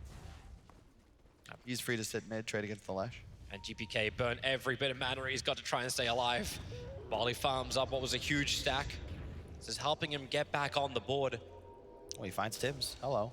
Yeah, that'll help. If he can get the stun, Tims is just pulling the wave over. And Tims, he's got 1 leap available if he sees the arms go up. He's looking for the second wave too, but he'll lose the first one. TP's coming in from the ES. This will give that initial stun they need to get the follow-up split earth, and Tims will be picked off. Can't leap if you're perma-stunned. And then on top lane, KP trying to escape from Dream and FNG, but 2 points up with the Frost Shield, that 25% slow. With the phase boots of Juggernaut, it's not something the Night Stalker, even in nighttime, can escape. Oh, look at this huge Ancient stack, by the way. March doing work. Is that 4? Yeah, it is. Really nice for Armel. Not something that can be cleared up by Gambit as well. Yeah, they have nothing that really clears Ancients. That's problematic. Very low on life. KP almost killed him off. Had to burn the 1 charges, gets back onto the tier 1 tower, and you can feel KP wanting to go for more. Instead, he just drops FNG down, and FNG will TP home. So the top lane will be totally abandoned as Juggernaut does the long walk of shame. Yeah, you might have died as KP, but when you TP back in with full HP, full mana, and it's still nighttime. A Jug with nothing left. This guy the stacks. Vampire just stacked it up, and what does Gabby love? He loves stacks. Speaking of stacks, look at Armel, man. He's already doing this. Is this 4, 5? Just 4 stacks, but still, like, it's part of the reason TA, even after the nerfs to Refraction, no longer functioning on denies, it really just doesn't matter, because how many other heroes in Dota can do this, right? By far the most valuable camp. FNG's being played. They have to bring the Hawk up from the Beastmaster to try and chase Gabby. TNC left a very deep Observer Ward down. Had a funny feeling that, yeah, FNG knows about it. It was just the way that Gabby was playing. It's so cool that we saw him do this in the previous days, I think on Thursday, Friday, where he just starts playing in between tier 2, tier 3. How are you supposed to kill him, right? You have a Roar, sure, but a level 4 Shaker, that's not a threat. There's actually nothing you can do to chase this hero down. It's part of why he gets that early win lace. 400 move speed on the Naga. Shaker's actually busy. Like, he's farming up the mid lane. They push Leshrac to the bottom lane. Juggernaut's down here as well. So they have to be forcing the tower. 4 points up in Edict. The Split Earth's not going to connect from GPK while up on top. KP going for his dive once again. Shashlo. Again, not where he wants to be either. The Ensnare is out. The Roar as well. Tries to create some space. Walks straight through with a phase boost. FNG to push the shields up. And they're just trying to disengage. Our pressure is not stopping on bottom. Mirana, okay, leap out of the trees. But they just have to Edict. Take out this tier 1 tower and just look for the tower trade-off. While Shashlo, and he's already committed his Roar, doesn't have phase boots available, but FNG, Frostblast, KP, takes to the trees. Shashlo is just copping a beating on top lane, but it's for the good of the 2 cores on bottom. I just love watching March, man. He is so selfless. Just, I'm a Chakra bot. I help my TA keep Refraction up. Let me stack these Ancients. Man, all in for the team. And the Fidget can't even stop Armel from hitting into that tower, but FNG does wonderful ability called Frost Shield onto the towers. GPK is now finally going to arrive. FNG pulls him in. The Blinding Light pushes him back, however, canceling the Sinister Gaze and buying the time for Armel to back off. And GPK pulls out of the Split Earth. Typical March Dota. Yep, always. Right place, right time. He's not even in XP range. He's staying just outside of it when he can. Now a little closer just to ensure he can protect his TA if needed with that another Blinding Light. 10 minutes to get 100 CS on a TA. Yeah. Good down for that. And you can see the big difference. Because TNC have this more aggressive style, they're not just buying Midas, this is a big part, but look at their farming patterns, right? They're ahead, but these heroes can farm way more aggressively on the map. Instead of just chilling on their own side as DK and Slark farming the woods, now Gabby is taking this whole top side, Armel's pressuring mid, then returning to Ancients. They couldn't even farm Ancients in the previous game. So it's a lot easier for them to split resources around the map. It's why they have a 3K lead even when down 3-0. Yep. Cannot believe the level disparity between Gambit and TNC. No, Lesh getting hit. He's trying to just Edict through. It's level 12 on the TA because it wasn't just a solo experience from mid. No one was there leeching the Ancients either. And because you had both Lesh and Juggernaut on the bottom lane, they're also under-leveled in comparison. He's taken 7 stacks of Ancients in 11 minutes.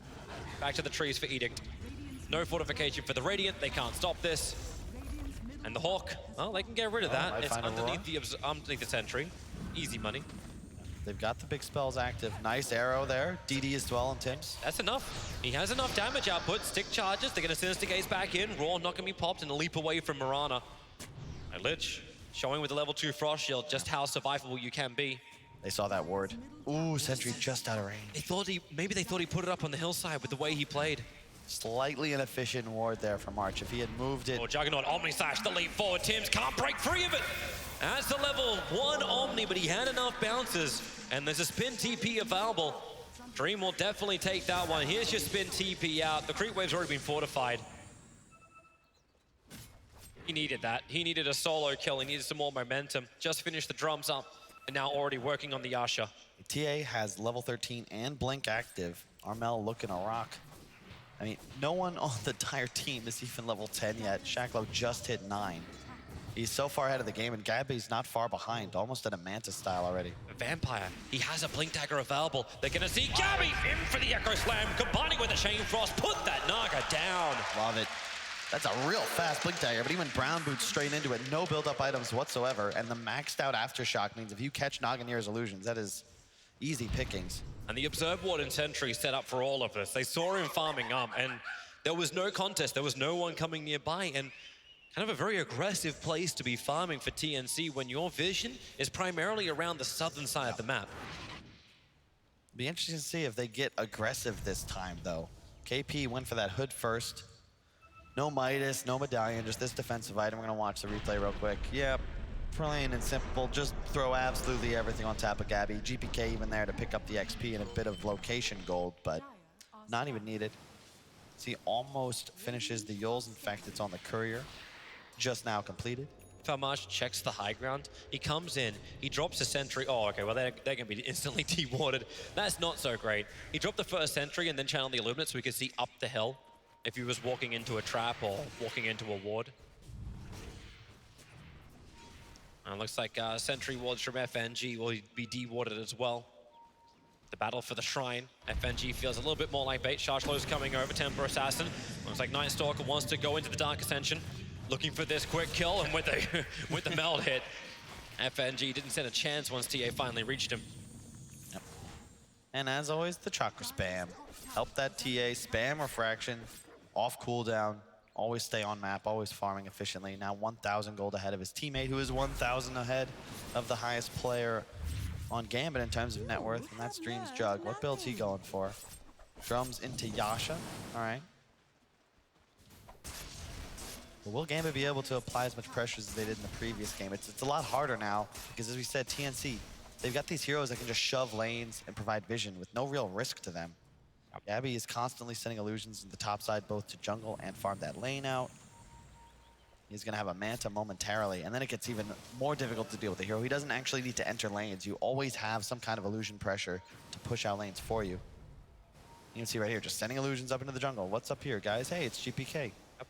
GPK actually tried to stop Leshrac by himself before it proved it definitely does not work. He lost a third of his life just to 2 illusions. So they try and clean up the stacks instead. March will finally get his D-ward. I think he saw the sentry as well. So he just gives some cover fire with an arrow to farm up the last one and then allow KP to Quelling Blade. Yep. You can see KP has that hood locked. The pipe is on Courier. He's going to pick it up soon, but he wants to have that double application. Fissure 1, no sentry ward for the dire side in that position. Yeah, it's really cool. Highly recommended if you're an up-and-comer that you start doing this too. Actually, I lied. Now he unlocks it, so he's not going to go for the play where you would pop hood mid-fight and then unlock it. Pipe completes, and then you can pop that as well. Have the double barrier instead, just holding the pipe. Very nice item against the Leshrac. That deals with 4 or 5 seconds of that Pulse Nova damage with ease. You're also against the Blink Shaker, of course. And if you can just keep your Naga TA alive to get that counter initiation off, whether it's a Refract, Coddle Ult, Naga Song. Oh, they smoked right on top of the Dire Observer Ward. This is very well telegraphed to Gambit. Gambit were ready to fight themselves. They're dropping down their own sentries. They may not want to de-ward straight away because it will reveal their position. But up on the hillside, here they come. Smoke breaks over on KP. FNG took a second to react, and in that second, Narmel will kill him. The Will-O-Wisp pulling Sharshlow back in once more. But for all of this, you're going to get 2 hero kills. That's fantastic. More importantly, you walk straight into the Roche Pit. That's a max meld TA with Deso. This will fall no problem unless Gambit can get into the vicinity. Feels like Gambit want to go for the trade-off. Like Dream is bleeding into the tier 2 tower on bottom lane. GPK is going to come down. This is the old school trade. I would take my tier 2 tower for the Aegis of the Immortal onto a snowballing style hero like Templar or Assassin that lets me fight and push high ground. That's the name of this game. Name of the trade. Unless ES wants to go for something YOLO, but he's too far away. It's looking really good for TNC here. Both their core heroes hitting their stride. And because of the nature of their kit, they're gonna also farm faster than the respective 1 and 2 on the Dire team of Gambit. Yeah, 2-shot onto FNG, pop the ultimate from Coddle. Doesn't matter if it's just 1 kill. This is the vision provider for Gambit, along with their big initiator. So that means Roche is a freebie too. Now you got TA free to play around with that second life. Are you still okay with this if you're TNC? Like, I feel like we're going to go for another Omni Slash on bottom lane, bouncing around. Tim's trying to leap forward. This has happened once before. It's going to happen again. In for the spin. He'll get the kill and then instantly TP away to safety while the spin offers the protection. Yeah, I think he couldn't stop him in time. I'm not sure if that's because he's not timing it right or if you just can't disjoint leap. I think that if you can get out of vision, then it does it, right? But you need to then like leap into trees. You can do it if it's like mid-slash or something like that. But either way, if he just holds it, right? The Omni isn't killing him 100-0. He could just leap after the fact, instead blows all 3. Might have been a little bit of panic, but no big deal, as the Jug was forced to TP out, and his team is still dominating the map. Now an Arcane Rune on the Naga. That is the absolutely perfect room for this timing. It's just the Juggernaut's farm, which is starting to rise. I'm feeling like the core amount of damage, both physical as well as magical, is starting to come online for Gambit. It's taking time, but Leshrac has the Yules as well as the Kaya. The Juggernaut's now got the Maelstrom to go with the Yasha. These early fighting style items that let Gambit play that high tempo game. And now, Fissure doesn't block in the Night Stalker, so that will not be a kill. But the Moonlight Shadow burn from Mirana. Yeah, but since that first kill on the Naga with the Blink reveal, there hasn't been any sort of movement from Gambit. They haven't been able to find a pick-off anymore, and a big part of that is because now Gabby is safely playing on his own side of the river, trusting illusions to over on the Night Stalker, Arrow's going to fly forward, connects into the ledge. The Fissure block will hold KP in position with the split Earth stun. They just try and keep that Night Stalker control, but under the Will-O-Wisp, it's difficult to fight for Gambit. Chainfrost, they're still holding it out until a TA jumps in and kills off Effigy. I cannot believe KP surviving through this. 3 HP, the ball couldn't finish the job. The Arrow, a little bit of target, so GPK CP, it will be able to complete, but Shanshlo may not be so lucky. Is there a stun? There is not available. Both the supports of Gambit going down. The only big ability being burned is, well, actually none. It's still on cooldown from before, the Omni Slash. It's just so hard to take fights. There's so much vision all around the map. TNC, you don't have to commit too hard into the engagement either. KP just pops ult, now he's flying around providing clear vision, traps all over the place. Aegis on the TA. You'll Scepter up, look for that stun directly in, but TA just blinks away to safety. That beautiful part about Refraction. As long as it's absorbed, it's not going to put your blink on cooldown. And they've got their vision advantage. TA trap triggers on 3, sentries everywhere. I swear March has spent a cool 1,000 on these sentries. 20 minutes. I like how he TB's bottom just to place more sentries.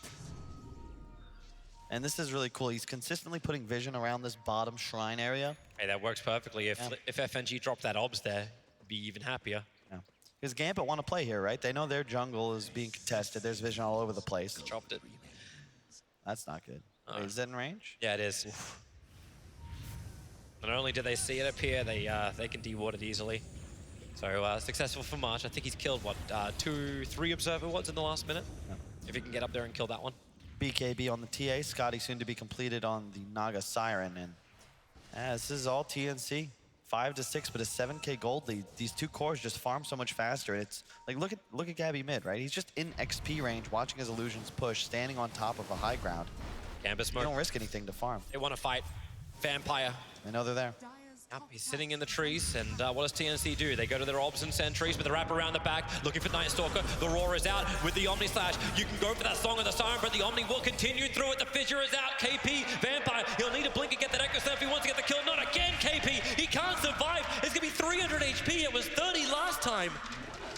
Gambit will not be happy with this. The Song of the Siren is just that disengage that TNC have at their disposal. They learned the lesson, right? Last game, absolutely run over by Gambit. Killed them like 39 times to 5.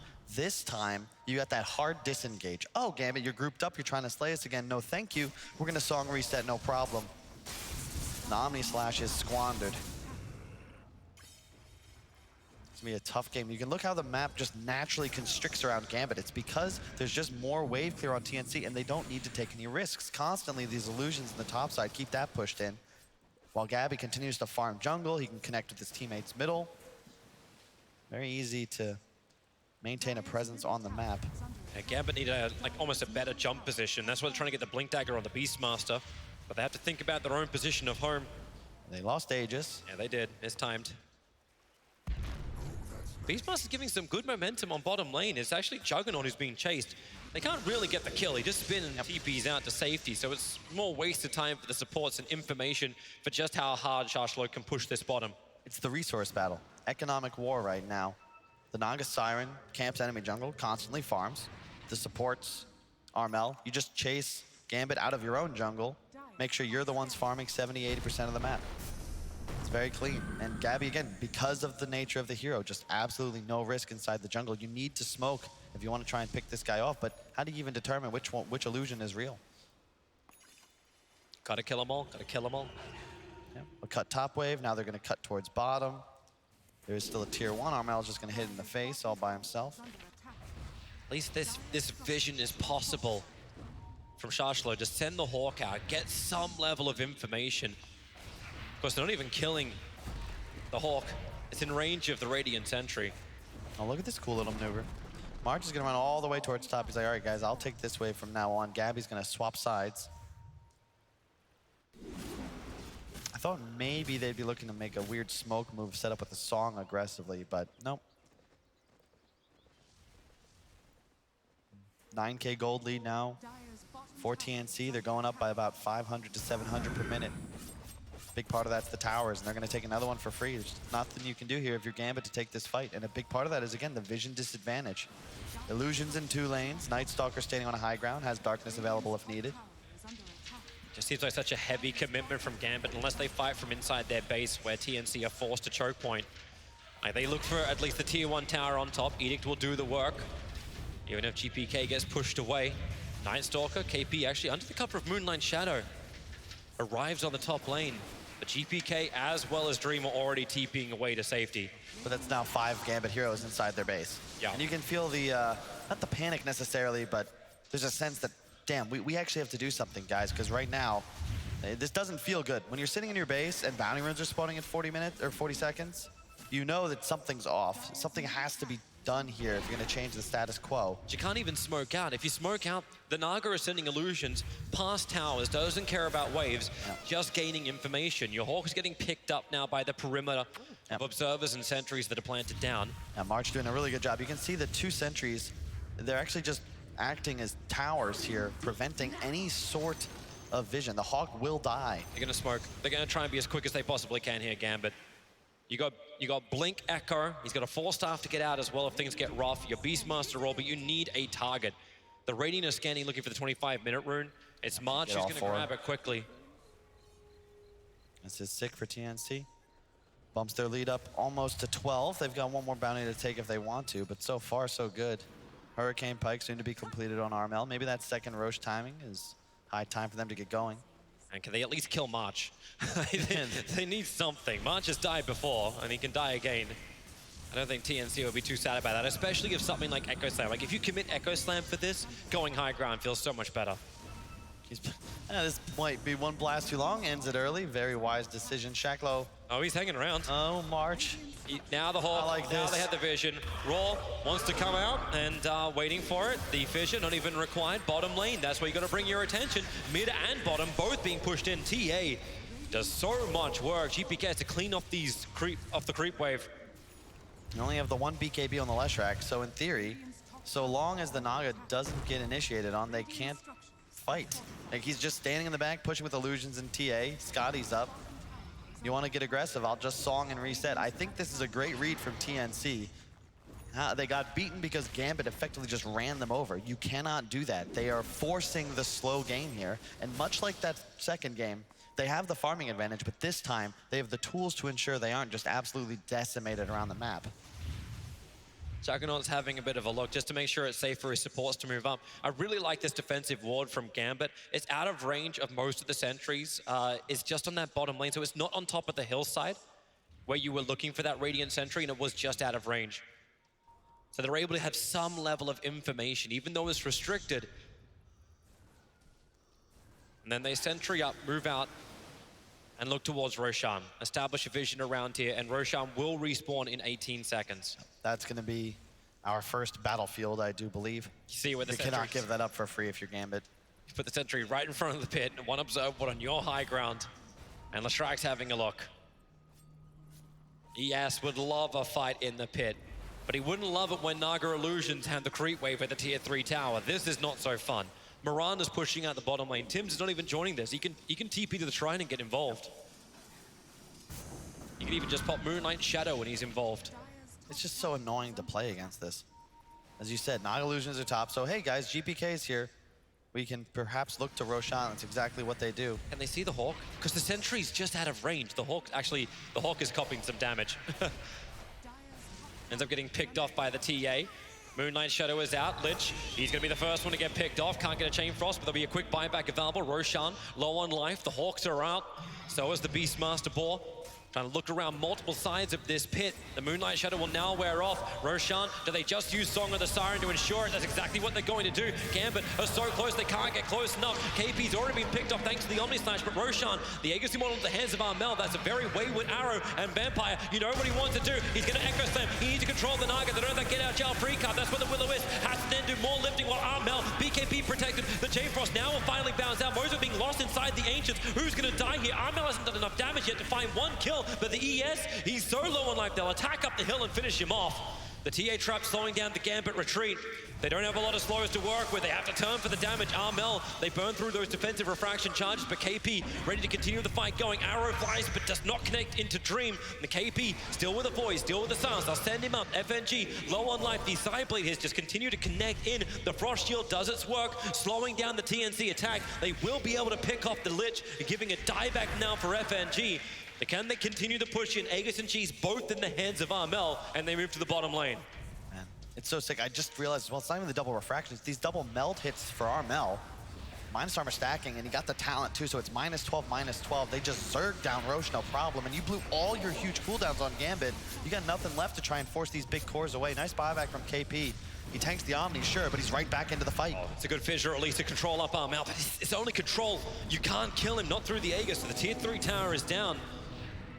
The Echo Slam is not up for a while, but it's still enough for TNC to back up and remove shrines, re-establish that vision control. Ag soon to be completed on Night Stalker. We discussed this a lot, but the tier 3 opens up the shrine. So much gold on these structures. You don't need to force racks necessarily. Collect your payday, buy items, look to rinse, repeat. They definitely got big ones too. The Lotus Orb now being completed by the Mirana. More safety for that front liner you send in. And Alan did bring up the lack of BKB piercing disable on TNC. That is true, but as we get into the late game, those meld hit bashes, especially when you consider he's being chakred immediately, you're just gonna double stun people even through the spin, through anything. TA is so fast on the hunt. Blink tag is available. Looking around near Shashlo. There's observers and sentries nearby, but TA decides to go down, farm up Ancients instead. Juggernaut pushing the top lane in as quick as he possibly can. Just watch those buybacks. Lich is the only one who has his on cooldown. So Gambit will be able to defend as long as they're in position.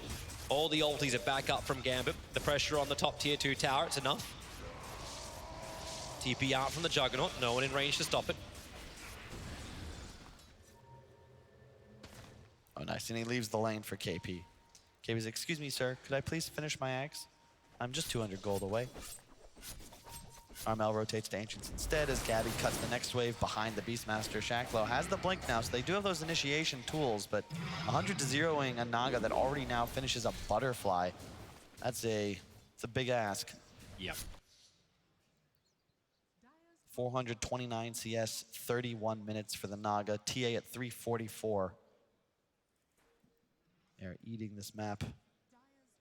Definitely some clearance issues for Gambit. Just to do it quickly.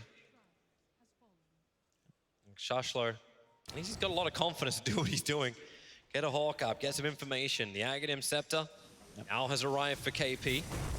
They go with the gem, the fissure is out. March being caught out, he's the sacrificial lamb. Armel ready to fight. If he wants to, but March just pushed away. That was a defensive 4-step from Armel. Nice save on his support. You've stacked my Ancients for me many times today. I shall grace you with some assistance. These Naga illusions get so much information. Shashlo is going to potentially intercept the courier. That'll be a nice grab to get. The balls will do the work. Not even the real hero. No items on it. Nope. But still annoying. You won't be able to finish the MKB on TA before this Aegis fades now. He's got a DD bottom, Aegis for 45 seconds. I'm not so certain about this. Song of the Siren's going to come out. Earthshaker Waiting to give a little bit of extra help. They'll kill off the healing ward. The rest of Gambit are nearby, and we'll see how much damage they've got to get through the Juggernaut. He doesn't have the mana to get that Omni Slash off. Being pushed around inside the Will-O-Wisp. Dream can still not break free. Now the spin is up. Moving back up the hill. Armbell hits him with a Mail Strike, but not enough damage once again. Being stunned up. The Lich will die, but that's just par for the course. The tier 3 tower low on life. A quick void to the Leshrac. But remember, Vampire, he's itching to just go for that quick jump. And you can no opportunity will present. TNC respect it. Gabby's just finding him with the illusions, right-clicking. So long as his blink is canceled, he's not a threat. And it's just so difficult. So long as Gabby continues to play with this discipline, he is forcing these big initiators out of the fight. And you need vision to make a play, but how do you even get wards up under the circumstances? You've got one, and TNC are no longer playing that area. Daytime for 2 more minutes. I expect them to chill just a little bit. They have Gem and Ags on KP. You really want to wait for nighttime before you try and do anything to end the game. Their gold lead continuing to increase, equal to the total number of kills in the game now. I'm still worried that TNC's execution won't be enough against Gambit. And what? Like, How so? Oh, right now, like I feel like inside the base, you still haven't seen that Echo Slam come, and TNC, that fight dragged on for like 15, 20 seconds. They couldn't get the initiation onto the Juggernaut. They really needed after the Song of the Siren set you up, and you couldn't just bring everybody in to just get the kill. Well, they're just a bit out of position. If they do group up, then Vampire gets the jump. I definitely say, like, yeah, TNC are in a very good position in this game, but we've seen Gambit time and time again find these initiations and just put a team back down. The problem is that they've just kind of been read in a sense. Like, yeah, you still have the opportunity to do so, but it's going to require TNC making a mistake. They have a fluttering like Night Stalker. He's going to be checking high grounds. If he doesn't see anything, everyone else is probably safe. Illusions on one end, TA traps, scouting arrows. It's a lot to work with. It's hard to make a play when you don't have any information.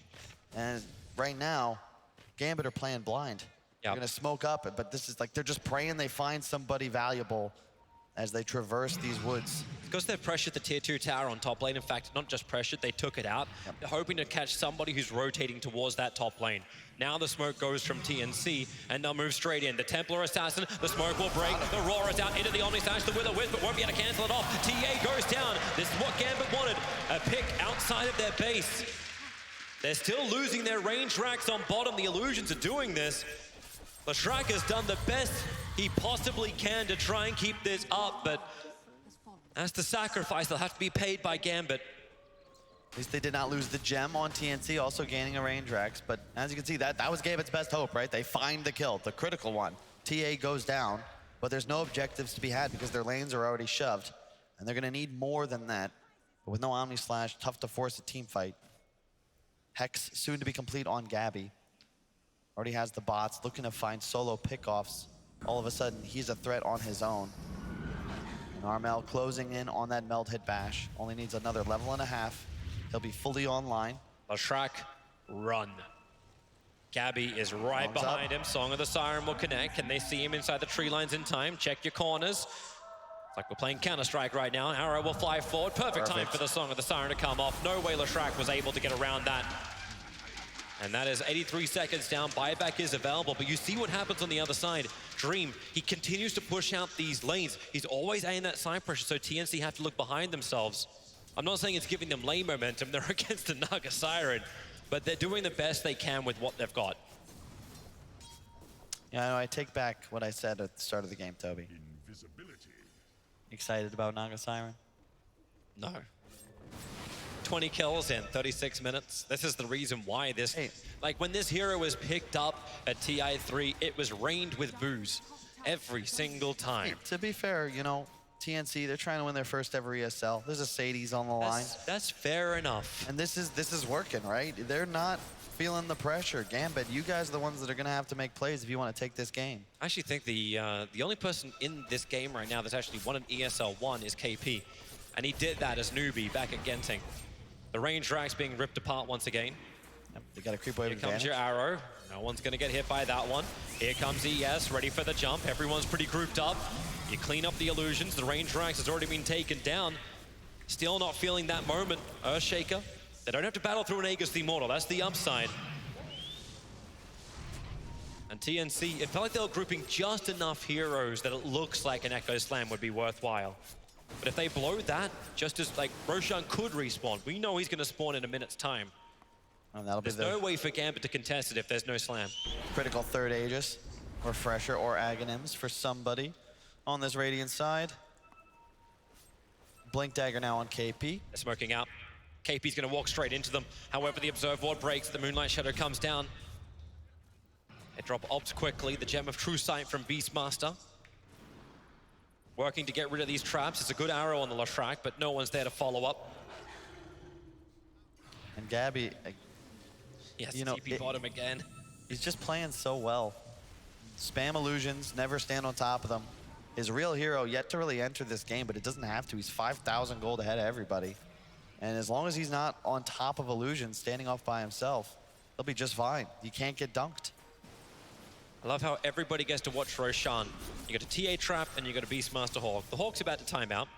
Roshan will spawn in 5 seconds, so a secondary Hawk will have to be sent.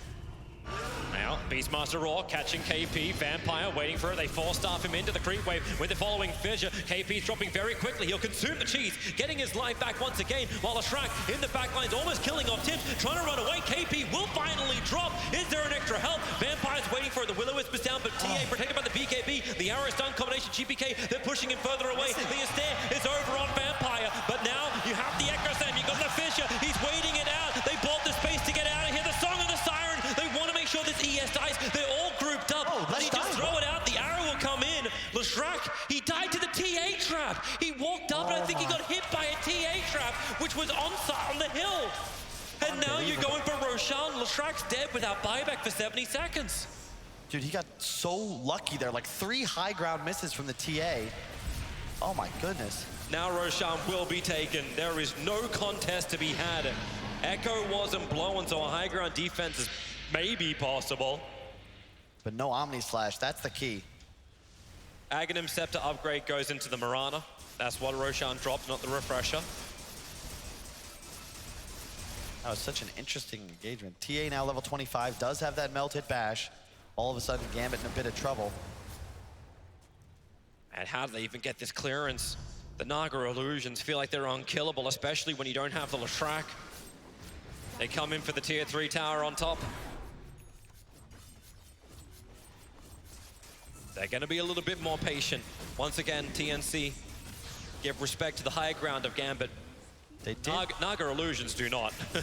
Here we go. So, quick initiation onto the Night Stalker. Armel, I think if he just, you'll see in a moment. Yeah, he just goes GPK, tries to kill Tims, who's gonna just leap away. Nice juke on the stun. KP, I think if Armel sits with him, maybe tanks on that Omni Slash, he can save him, but alas.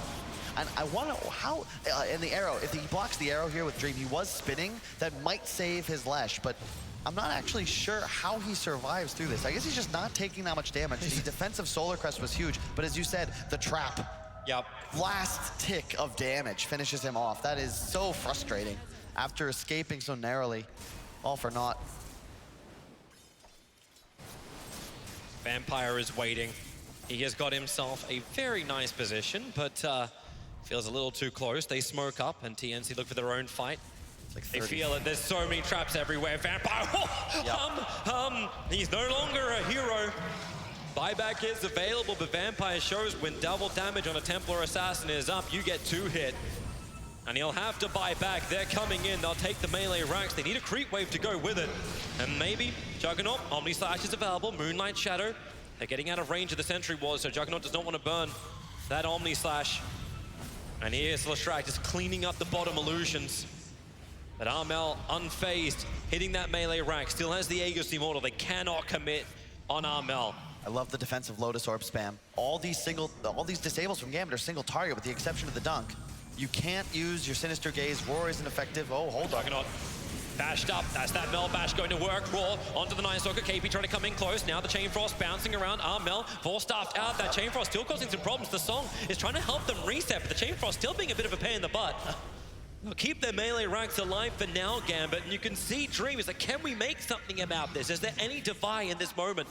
And there is not. Yeah, TNC content. Not quite fully 8-slotted on their cores yet, so you've got more items to buy. They just pinged you your exact position.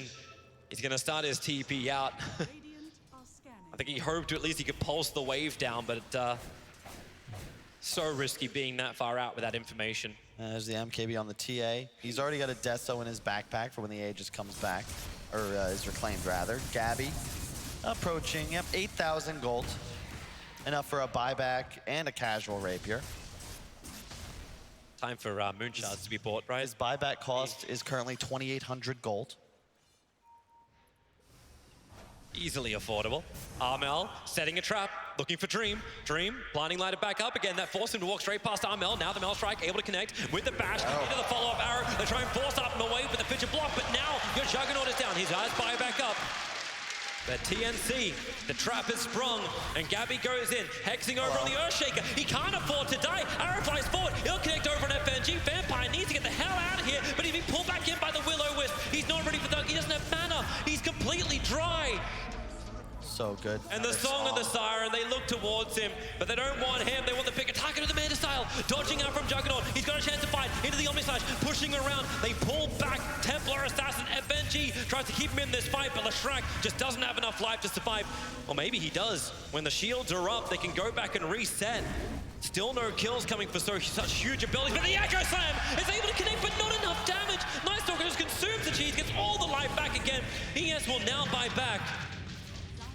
And the fortification kicks in. Gambit doing everything they can to keep their melee ranks alive, but they don't have their big hitters anymore. The Fissure tries to create space. KP goes straight at the top of it. It's a good split out from GPK, using that Pulse Nova to get some damage out. Maybe finally KP can die. No, on 79 HP. He'll walk away, and Gambit will GG call it. It was the slowest march to victory, but it was methodical by TNC. Man, perfect. Meld hit bashes into Arrow. You kind of need level 25 on TA to make those sorts of plays. And just really, it took a while, but you can't blame TNC. They knew how they had to win this game. They just sat on their lead, grew it and grew it and grew it until the game was almost unlosable. Yep. Naga constantly songing to disengage once they got a couple ultimates. Really just smooth. KP, the only one really taking damage, had a defensive cheese twice in engagements. Who cares if your Night Stalker dies? It's the TA, it's the Naga. Those are the heroes you have to worry about. And yeah, it's clinical. Like, they can't lose that game if they just don't mess up. Perfect lane, mistake-free. Perfect lane control, great front liner, all the damage output you need with initiation. It seems like a great TNC draft, great TNC game 3, and they're 1-up in the grand final. One away from becoming the first ever SEA team to claim an ESL 1 title. We're going to break down game number 3, Nahaz and Capitalist alongside. Gents, what do you make of that? Man, we talk about the power of flex picks, and what a pivot from us thinking it's going to be safe lane Night Stalker to all of a sudden the ultimate in tempo controlling heroes. And man, that's one of those games where you just want to report Gabby, because he just took the entire map away, and all of a sudden, you know, the camera's on the Naga Siren taking over the entire dire side of the map, but Armel is leveling like mad. He was level 18 at 21 minutes, a full 4 levels ahead of any other hero in the game. Yeah, I think he just performed Grand Theft Auto on GPK as far as the Mercedes-Benz MVP is concerned, because he's put a big stake in that. Oh, certainly. I think that his play, we see him do this, what was it, in the group stage, we saw his Naga Siren show up as well, and it did something very similar where as Radiant safe lane, he just goes, they get an aggressive ward down in the dire triangle, and he just cuts behind the tier 2. And then from there, he can farm up the enemy's jungle, and he can also cut into the mid lane as well. It's just such an annoying playstyle, because even if you have to rotate multiple heroes to stop him, and even if you do, he might just Song of Siren you and then TP back to his own jungle to go farm that. And he's the ultimate in space creating as a carry, which is really cool. I think Gabby's just so far ahead of the meta when it comes to this and his safe lane Night Stalker. Really cool to see how TNC have solved certain things about Dota and are very far ahead of anybody else. How did Gambit perform in this? Because they seem to be up against it pretty much from the get-go. I don't think they played a bad game. Yeah. It was just, it just felt like the inevitability of the TNC win. As Kyle said, it felt like TNC were the ones that had to make a mistake and lose this game. And give them credit, because we've talked about them all tournament long as a team fighting team, as a pressure team. This was a low kill game, very methodically played. TNC had everything at their own pace, and they just weren't going to lose. Almau as well, should mention on the TA, 12-1-5, another great game from him. He almost, because of the fact that Tim's has had so many of these standout support games, and Gabby's had had so many core games that have been fantastic, and March has been drafting so well, and KBs have been having these flicks. But we haven't really talked about Armel in this tournament very much, I feel. Armel reminds me sometimes of 33, where we talk about 33 because of his atypical hero pool and his creative, unusual play, and we forget the fact that he's just a really good conventional player in that role as well. Armel is that, because we are used to, he came up playing sort of the unusual mid-Venos, but you see his TAs and his SFs, he's just a gifted mid lane player all around. Yep, very gifted mid player indeed. Our gifted mid player here on the panel is Purge. Let's head over to the weatherman. Hey guys, very cool what TNC Predator did this game to get ahead and have a firm foundation to make sure that they stayed even farther ahead. Tim's had a semi-uneventful early game, but here he is going for the courier snipe at about 2.5 minutes here. Almost backed up, spotted it just barely, committed 3 leap charges to grab that courier kill. Now what we lost here was very big. Healing salve coming to the Leshrac, and if you take a look at his health, he was already almost dead. This forces him to go all the way back to base because that courier got sniped. That was a huge deal. And when they did try to pressure Armel on the mid lane, he just slapped damage back towards GPK. This is already since he's been back. Oops. And a couple extra splashes here gets him so low that he can't even contest creep waves. Earthshaker can come over and fissure block him, but it just doesn't matter if Leshrac can't hard commit to the kill. So even though Leshrac is here and trying to make it easier for Leshrac, the courier snipe doesn't even matter that much due to the timing of it. He takes a bunch of stacks. There's like a 3 or 4 stack. He has a 2 stack right next to him. Later takes like 3 or 4 ancients. And then later on, kind of what Cap talked about was what Gabby did movement-wise. So he basically invades the enemy jungle. If we take a look at the map really quick and zoom in, basically at this point in the game, the Dire players are going to want to rotate a lot of heroes down here so they can pressure the tier 1 tower. If they do this, Gabby's not going to be there because he's going to be farming all the way up here and cutting creep waves, which is exactly what he does here. And they also shift Imran over very briefly. She puts a ward down, and by cutting the creep wave like this also means that another creep wave isn't going to be bottom to push that tier 1 tower, which they want to do. So not only does he farm in a place that's going to take a lot of effort for Gambit to come over and kill him, but also limits their ability to take mid, to take bottom, and just he can continue split pushing with Naga Siren and get further and further ahead. Thank you very much. Coming with the breakdown once more in Game 3. Nahaz, Catalyst, let's just wrap up this third game. They're 1 away now, TNC. Yeah. They can almost touch that first ever ESL 1 trophy. Is that going to add a little bit more pressure for Game 4? Maybe, but they seem to be playing just so carefree in a way. Like the way that they were able to just slow down this game. I had to say, like that play that Purge just showed out, by the way, they did that exact same play against Gambit before in the groom stage, right? So they even showed like the same warding situation. They showed all that to Gambit, but they knew like fundamentally this was going to be too hard for Gambit to be able to deal with. I think their drafting advantage is just really big in this first and third game. Yep. And Alan, take up on the point that Cat was making and that Purge made. You can show them something, but it doesn't necessarily mean you can beat it. Yeah, I said earlier that I thought TNC were playing December Dota here in October. They just look, in terms of their development as a team, especially with this captaincy change, relatively new roster, that they're 2 months ahead of these other teams. And part of that is just being able to play 2 completely different styles of Dota in back-to-back games. This is a very new Gambit roster, and particularly having to adapt on the fly. Even if it's something you've seen before, it's not something that you can necessarily anticipate. Agree? Yeah, I do agree. I think that the combination of like just being really strong at what they're good at and then also being able to give you these slight curveballs. Again, the counter picking that they have in some of these 1-to-1 core matchups. If you can look at this last laning scenario, right? Like the Templar Assassin being able to have the lane matchup against the Lesh, which then in turns means they have this Naga Siren who's matched into a Beastmaster, which is a really easy matchup for you as well. That's 2 lanes that are going to go well for you off of the last pick. Like TNC, I think their drafting is just insane right now. Barring that second game, which was a little questionable, just the greediness of their lineup. Did get a little bit greedy game too, but maybe they've learnt their lesson. 3 games down in a best of 5. We all want best of 5s to go all the way, don't we? So TNC, in that case, have to drop the next game. Gambit is still on the back foot, but they can come back. They've shown us before. Game 4 ahead of us, and also a special thing after the break in terms of what we can look forward to in terms of updates in Dota 2. We'll be discussing that with Nahaz and Capitalist very shortly. We'll see you soon.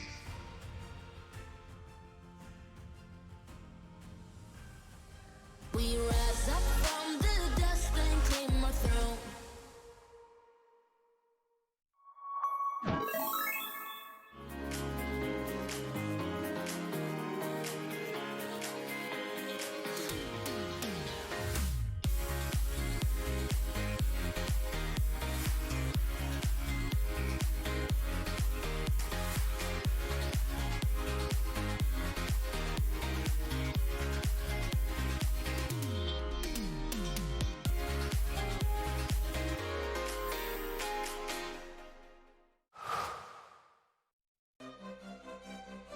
At the highest level of play, there can be no compromises.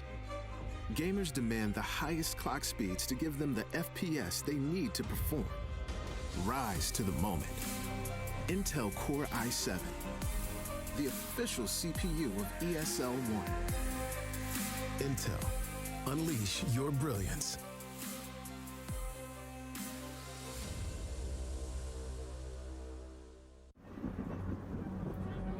Multiple witnesses have reported mysterious shadow sightings all around the city. According to experts, the origin of these shadows is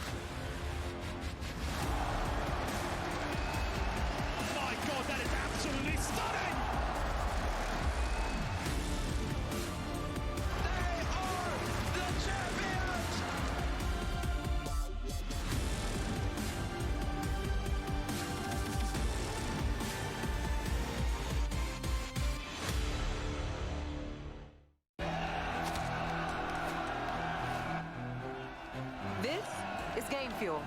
It's domination in a can.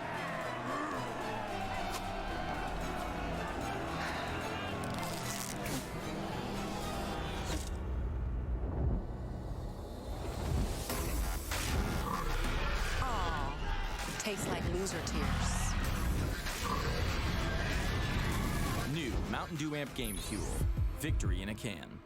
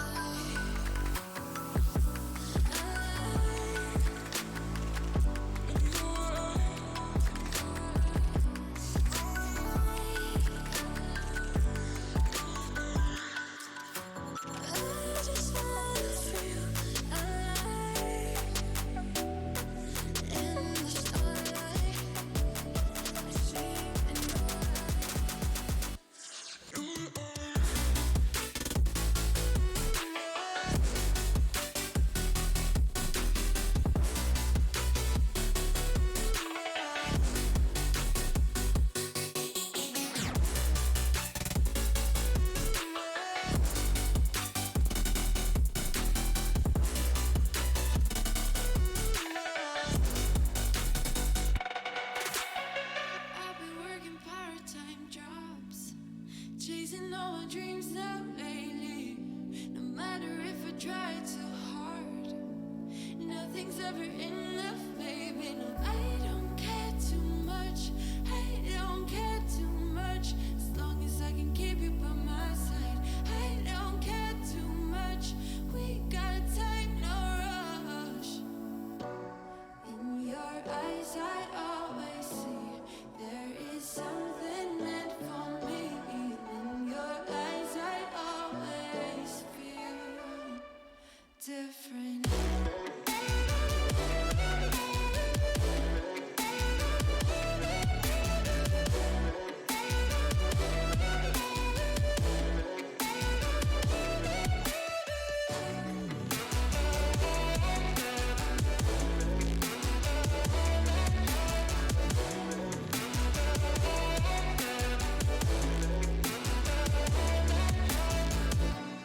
Tell me everything's alright.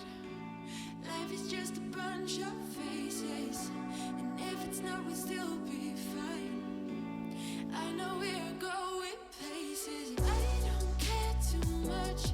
I don't care too much. As long as I can keep you by my side. I don't care too much. We got time, no rush. In your eyes, I always see there is something meant for me. In your eyes, I always feel different.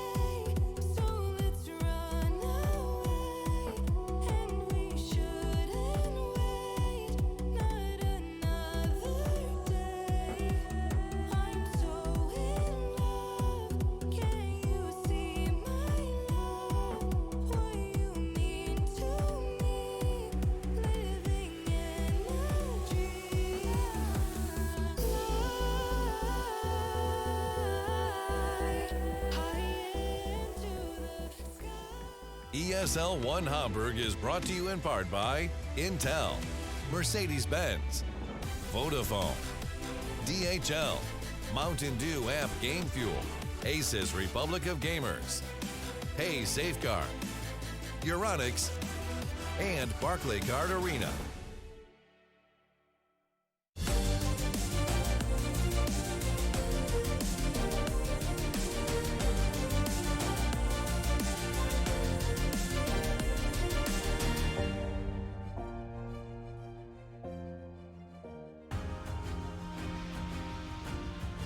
Championship Sunday, grand final time. TNC 2-1 up in the grand finals, looking for just one more game, one more victory, which would make history for them as the first ever SEA team to win an ESL 1 title. We're going to get into our fourth game very shortly. But first up, why don't we talk Outlanders? In particular, gents, I just wanted to kind of get a feel for what you might want in the Outlanders update.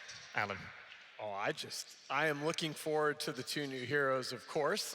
The Void Spirit skill set looks very interesting to me. The fifth spirit. Oh, yeah. The fifth. The fourth. The fifth. Fourth. Fifth.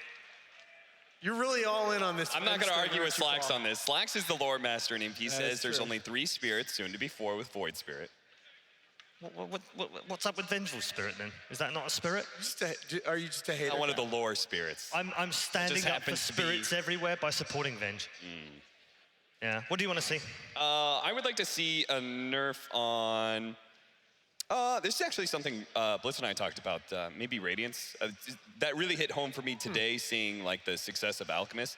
A lot of these Radiance carries, Lifestealer, Wraith King, Alchemist, right? I think that these heroes have gotten so much play in part because the prevalence of that item. So, a little bit boring carry style right now. Do you like the lane mechanics right now? Do you think creep cutting needs another look? No, not necessarily, because we're dual laning. If it's solo off lane, then those creep mechanics. The only thing is about creep mechanics really fast is the fact that when it comes to solo off lane metas, it's always going to be abused. You can't ever fix it because that's what the off lane is. You have to abuse something. He just doesn't want his lane messed around with. Let's find out from the players what they're looking forward to in the upcoming patch. I think I just would like to have a fresh start and like add something new to the game. Maybe change the map a little bit so we can like adapt and like play a new game basically. Maybe some changes around like auras, because like for me, especially as an offlane player, like you just every game you pretty much an aura bot when you buy like Pipe, Crimson and all of this stuff. Maybe some change in that aspect. I think right now that like these Legion Commanders and Abaddons, this is the play style of saving your carry and just staying behind them, the Solo Crest and Vlad's and Pipe. It was like, it's been popular for like a whole year now. It'd probably be nice if we get change the pace of things. Maybe Ice Frog nerf that a little bit. Something I want hate for is healing, saves. That's so not fun. Like, you know, Abaddons, Oracles, Omni Knights, Legion Commanders, like all this stuff. I think Radiant has a really big advantage with the Roshan. They should do something about it. I'm not sure what, but I think that's the biggest change I want to see. I think Radiant has like a really high win rate right now, so I'm hoping to see some map changes. I also want to see the new heroes, obviously. I'm pretty excited for that. I mean, Roshan is probably the strongest it's been in a while. I think it's fine. I think it should be. Honestly, they should probably buff him again. Make him stronger, you know? I mean, Roshan is still broken, to be honest, right? Like, Aegis? Not an ace. Yeah. So I'm down for Roshan to get buffed again. Maybe some roamers to get buffed. Nerf Magnus, please. And nerf Kunkka. Sentries, I think. You know, before they nerfed them, you could like spam them and you would get so much gold from mobs, like dewarding. And now it feels kind of shit, like you need a gem earlier than you needed before and stuff. So I'm not sure if they're gonna do anything about that. We'll see. But I think they're probably gonna look to optimize that a little bit. Voids is just annoying. Like it's annoying RNG, you know? Something new, man. Please just buff my carries. I want to play more carries. Not gyro and Bloodseeker. Thank you, Gavin. I think for me, I'd like to see the offlane like absolutely destroyed. Like just remove creep pulling. I would love like, that. Make offlaners like the position 5s of the teams and like make the safe lane strong again. If you guys vote me for president, I'll make sure the safe lane becomes strong again. Vote for Aiden. I feel like right now we have way too much heroes who flash farm fast, like Kunkka, let's say. And it's kind of annoying already because one hero can just be like 1k GPM, not 1k GPM, but closer to 1k GPM, and it's kind of annoying to see. Of course, recorded before we got into ESL 1 Hamburg, I think a few more heroes may have entered the list of annoyances as far as these players are concerned. Draft almost underway, ready to get into it. What the hell? What did you make of that? I thought Insania and I were cool. He just wants to make offlaners 5 positions. That's such a mafia play. Remove creep pulling. You know what's going to happen? You're going to have dual lanes constantly. There's going to be no solo off lane to remove all those Please buff my carries. Let me just say, like, you know, you told me to be short. I actually have like a laundry list of an essay. And that's partly why I asked you if you could just keep it, you know. Yeah, I just... We could probably do a whole program on it, like, you know, like a 9-hour purge show. Probably. Draft on the way. One of those heroes that I wanted to see nerfed was Kunkka, because X marks the spot as a broken spell. But, you know, we're going to see it here with Mirana. Great pairing. Yep. And was that the fastest snap pick? Or did Done. We switched over to overlays, but I felt like I saw Enigma, and they just instantly clicked Kunkka Mirana. They were already going to pick it out. Kunkka is one of those heroes that just hasn't been making it into the first phase that often, and this combo in particular feels just utterly broken to me because you have this Kunkka in the lane. He doesn't lose mid very often anyway, and all of a sudden you just X into arrow is just in. Shout out to that guy. Did you not see the sign? I love you, Kyle. And then he flipped He it over. drops the sign, debated. I was going to point out the one Kyle fan in the building. Oh, poor Kyle. Come on. Where is he? Where's Kyle? Kyle, come out. Kyle's like, I'm not going out there now. Kyle's never leaving the green room because of you now. Undying pickup for TNC, just a stronger lane. Every single time they pick this Enigma, they always make sure they have one of the best 5 positions to secure their safe lane. Oh, I don't know. That was messed up. That really got you. That really ruined you, didn't it, Cap? Can you stop breaking Cap, please? We might need him for a bit longer. I don't know, though, that they've been picking the Chen a lot when they've gone to the Enigma, and Undying is definitely a lane dominator, but he doesn't necessarily want to move around the map as much as a Chen does. And so I think they might feel a bit more pressure in some of those other lanes now because of that Enigma pick than they would with an Enigma Chen. Can we talk about the techies, by the way? Why is that upside down? Can we talk about bans? Bans? Yeah. Banned every game. Again? Yeah. I mean, is it that dangerous? It hasn't been that dangerous, is it? It's just so damn annoying to play against. I think the only advantage TNC had last time they played up against the techies was the fact that they had better late game. Yeah. So I think that was a little bit of a stumbling in the draft that Gambit made when they picked up that techies. If they rectified that, then TNC could be in legitimate trouble. I mean, I don't want to get too ahead of ourselves, but as Toby rightly pointed out, the second time it got played, it wasn't played necessarily in the right kind of way. The first time it looked massively impressive, though, even though it lost. Yeah. The TNC game, they had like a later pick Alchemist. Yeah. That's what made it like, okay, we're just gonna farm until we get really big. Everybody gets It was picked up agged. like 3rd, wasn't it, in that draft? Yes. Yeah. That was the Vampire third pick. It's just one of those things, I think, especially in a best of 5 series, nobody wants to play 80-minute games. Look at that. That's great artwork. That's really awesome. Some great artwork out there. A lot of talented people here. Gabby. Not just the cosplayers, a lot of cool artists here.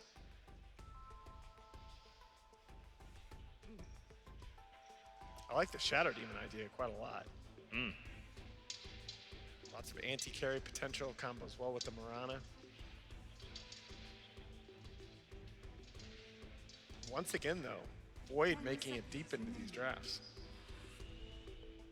Oh yeah, I think that both these teams can play fast enough that may abuse the Void a little bit.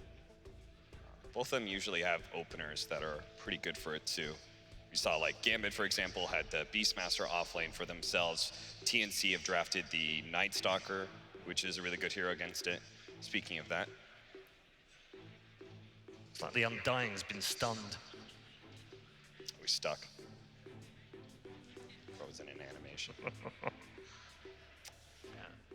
Gambit taking a little bit of reserve time thinking about this last ban. Of course, they're going ban into pick here.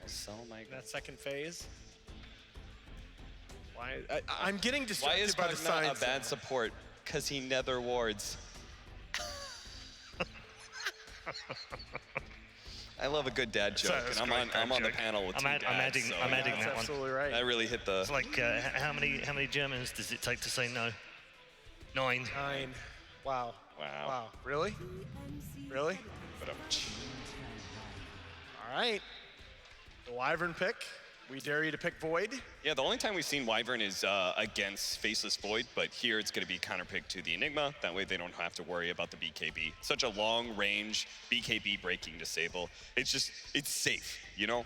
Like you never have to worry about Tim's taking over the game with a blink BKB. It's true. Although Tim's Enigma, he hasn't had farm priority in this tournament, so you haven't needed to necessarily directly counter him as much. But really surprised that TNC still win for the Legion Commander because there's the Winter Wyvern and the Mirana and the Kunkka. Think about that. You're literally grabbing a hero and saying, we're going to stand here, and Gambit are like, oh, well, we've got a lot of spells that can throw. We can throw an arrow, we can throw a Torrent Boat, we can cold embrace the person being gone on. We just burst the back line as well. So the reason I like the hero here is it's just felt so dominant as a laner, and it's felt so difficult to limit in any way in the early game. And my concern about the Undying not able to move around the map like Chen can to protect those other lanes with the Enigma dipping into neutrals early. The Legion Commander is the perfect hero. She's going to have an early game. There's really nothing you can do. Whatever you say to sleep better at night. Whatever you say. That's an optimist back there. But yeah, to the point of Legion Commander, I think you're absolutely right, Alan. This hero is being picked more for its laning phase as well as its saving mechanism with its W. All your offlaners, basically, the most popular ones are all ones that are able to provide a save. And they already know they're going to have a relatively decent lane because the 3 to 5 matchup, like Wyvern can't really use his Arctic Burn on you because you can just W it off. You'll take minimal amount of damage. And it's not a hero that can man fight you very well. So unless they get like a really oppressive safe lane carry, KP's very likely to have a good lane once again, opening up Tim's with his free farming Enigma, and Lifestealer isn't going to shut it down either. No. It's interesting because you're not that often going to see a Lifestealer picked into an Enigma, but I wonder how much of this, I thought they might go Lifestealer at the end of the previous draft, because he's the other hero that really can exploit a team that has nothing against spell immunity. Yeah. Unfortunately, this game is going to be much harder. Yeah, I mean, Duel Legion and Black Hole. I was going to say your laning phase. Oh, and that, man, oh man, that's brutal. Yeah, now you've got a save mechanism from the Legion Commander and the OD, but the OD is particularly good against the Kunkka combo for obvious reasons. You just disappear them with the imprisonment. Any chance we move this Kunkka over to the 3 position and we have a little bit of a cheese last pick here mid, because this Lifestealer is, unless there is some mid hero to really pull so much of the focus of the fights, this Lifestealer just feels like he's going to have a hard time getting anything done. There's not even really that great a delivery vehicle. Oh, this is a tough draft. This is definitely setting up for a really good Night Stalker last pick. You have this AoE silence, which is really disruptive for heroes like Kunkka. He doesn't like the X, but it doesn't matter because it's a safe lane Night Stalker, so he's going to get his prerequisite amount of farm to get Aghanim's BKB. Yeah. Lena for Gambit. It's a desperation Lena pick. That is all about the mid lane. It's not a tense pick that you kind of go, ooh. It's not, except what this is going to be, I think, is we're going to see GPK hopefully win this mid lane hard against an OD. He has won this Lena versus OD matchup before, and that's what they're counting on them doing. Again, Gambit knows its path to victory lies through the laning phase. Yeah, more so than probably any other game this series. They're going to have to walk away with a win in the laning phase because TNC will have a lot of answers when it comes to the team fight. 25 minutes in, if this game's even, it's going the way of TNC. Brutal Lifestealer. Okay. What does the first 15 minutes look like? The first 15 minutes better look like GPK rolling. Dominating. Unfortunately, I just don't think that's going to be the case with, maybe GBK will, but the side lanes I don't think are going to go that well. It's going to be a lot of work for the whole team, isn't it? Yeah. It's an uphill battle, particularly for Dream. Okay, thank you very much, gents.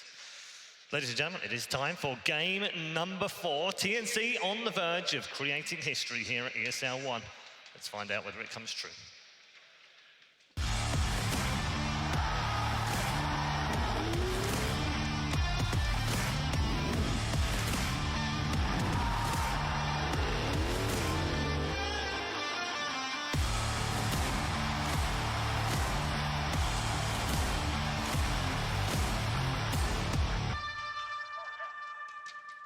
Just so we see a game 5, I'm hoping the panel curse will kick in. They felt very strong towards TNC. Now, I want to see Gambit play this fast pace, intensity, where they can just go kill after kill after kill. And I feel like their draft definitely leans towards it. Oh, definitely. I love the way that they set this up. Unfortunately, not as good setup as that fan. But the setup. You know, 3 days to prepare. Congratulations. You made it funny. What? This crowd's been very funny, Kyle. Very funny. Funny look. No, I ain't gonna do it. Let's get into the game, folks. Hell yeah, that's what we want. We want to see Gambit versus TNC. We want the gloves to come off, potentially force a game 5, but TNC, they got a lot to work with here. They've got some of my favorites. Enigma's already up, and big team fight on their side with the Enigma. Yeah, TNC still the favorites on the numbers. They changed it up a bit. This time, Tim's going boots first instead of gloves of haste. So slower item progression, but I expect this means he'll be either aggro jungling or just looking to get more involved in the lane. Surprising that they picked a Lifestealer into Enigma. definitely the hard counter, and you can see they're actually going to try and rotate out of this lane. You do not want Lifestealer in this scenario. But it does feel kind of okay at the same time. Like, I feel there's a lot of counter to it. If you get it through the Winter Wyvern, you can't just push with the conversions. You've got that ultimate that's able to pierce immunity, able to get a good curse off. Even early on, you've got ships, you've got arrows, you've got Lina stuns. There's always this arsenal of Gambit I feel good with when they have it. And to the point of the panel for the laning phase, where they were uncertain if the laning phase would go well, I want to put the pressure actually a little bit onto XS Vampire. Like, I kind of feel like he's been like one of the big superstars of Gambit throughout the group stage, and I've really been waiting for him to shine during this grand final. And if he's got a game to do it on this Mirana, this is it. I'd have to agree with you there. It's going to require a very high degree execution. GPK is going to have to go off. Last pick, Lina. Not your traditional 22 pick in the sense that, you know, it's a Lina standard. We've seen this hero before. Not exactly the win condition, but it can go off. I wonder if anyone's going to remember that bottom bounty rune still in play. Nice arrow from Vampire up on the top, connects into Gabby. That's a lot of early damage. Gabby trying to retreat back out again. He's already so heavily slowed. Gambit getting aggressive, and Gabby does not have the life to survive. Even with the Undying against a tri-lane, you cannot stop that level of damage. Maybe once you got some soul rips up and play it a little like Thada. And bottom lane's going to be a pure 1v1. Shacklow versus KP. Definitely Legion Commander favored. You just trade way more efficiently thanks to the heal of your W and the Moment of Courage procs. Top lane, this tri-lane, is the way you want to play it if you're Gambit, but you actually see Enigma's rotating top to deny creeps. All you want to do is make sure Dream's game is as rough as possible. And maybe this is when Gambit have to start thinking about changing up their own lanes. Like, are you happy to accept the status quo, leaving KP, Legion versus Shashlow's Kunkka? Damn, March, you've got a lot of damage. You dodged the arrow before. Maybe that was the confidence to move forward. Not to mention the fact he had 8-8-0 life. But that it can still go down to 0. It's all good. You're going to get lane control now thanks to Tim's rotation. But FNG's aware. He's going to do his best to block camps, ensure that this sort of play isn't going to be effective. Once again, body blocking the easy camp. So many clarities you can just afford and keep this up. Like, Enigma doesn't get that much out of the jungle ever since the jungle got totally nerfed. It's just more of a nuisance, as he said, to the lane, stopping Dream from getting good momentum on the Lifestealer. And as CS isn't really, like, reflecting it yet, he got one of the kills on this top lane. How's that mid looking? 9-6 to the 8-2, so Lina feels like GPK is off to a decent start for the moment. And harassing again into March, open wounds as well. He's got that soul rip, arrow. The creep gets in the way. So March will be able to back up to the tower. Really nice juke. As long as you don't catch the arrow, you should be fine. Especially when he's up now. There's 16 decay strength stolen. 1,000 flat is the HP for Undying. Mid lane, GPK playing really aggressive on Armel. Gonna catch the stun on him. Oh. Armel's coming back down towards the tower, and with the Mango, Light Strike Array still on cooldown, so he can't get the secondary stun. And Odie doesn't have a salve, like he's just bought one. The Courier will have to do the long trek. So he just has to do this slowly with Tangos. He's looking for the stun. You gotta be careful, Armel, man. I think you're dead if you catch a stun. He's up the hill, copping harassment at least. GPK, you know he can feel it. He's baiting out the animation. He does like if he mangoes, and he can go for it. March, leap forward. That's a close range arrow, however, so not long enough stun for FNG to get damage in. Left out Gabby walks over slightly to give him an extra soul rip. Nice little juke to the left by March there to ensure you got the creep wave unit count. But do keep in mind, this is now it's GPK who may be in trouble. Mel back up to full life. GPK is on the run out of here. Thinks about standing his ground. He's got the salve available. Oh wow, he's actually gonna have that have that cancel. Misses the Light Strike Array. Courier will bring in bottle charges, so maybe he doesn't feel so bad about it, but did he just try and bait Mel with a salve? Yeah, well, he knew the bottle was coming too, so if Armel tried to get aggressive there, he would have been able to turn it easily. He had a Fairy Fire in the bag as well. Bottom is the real rune, so he's gonna grab a DD in a moment. That's quite nice for GPK. Small victory up on top. One of the fresh wards. FNG was able to de-ward it with a sentry. So there's less protection of vision for Tims. And Vampire's already keeping an eye on it. He's moved himself around inside the jungle, keeping very close eyes on what Tims is up to.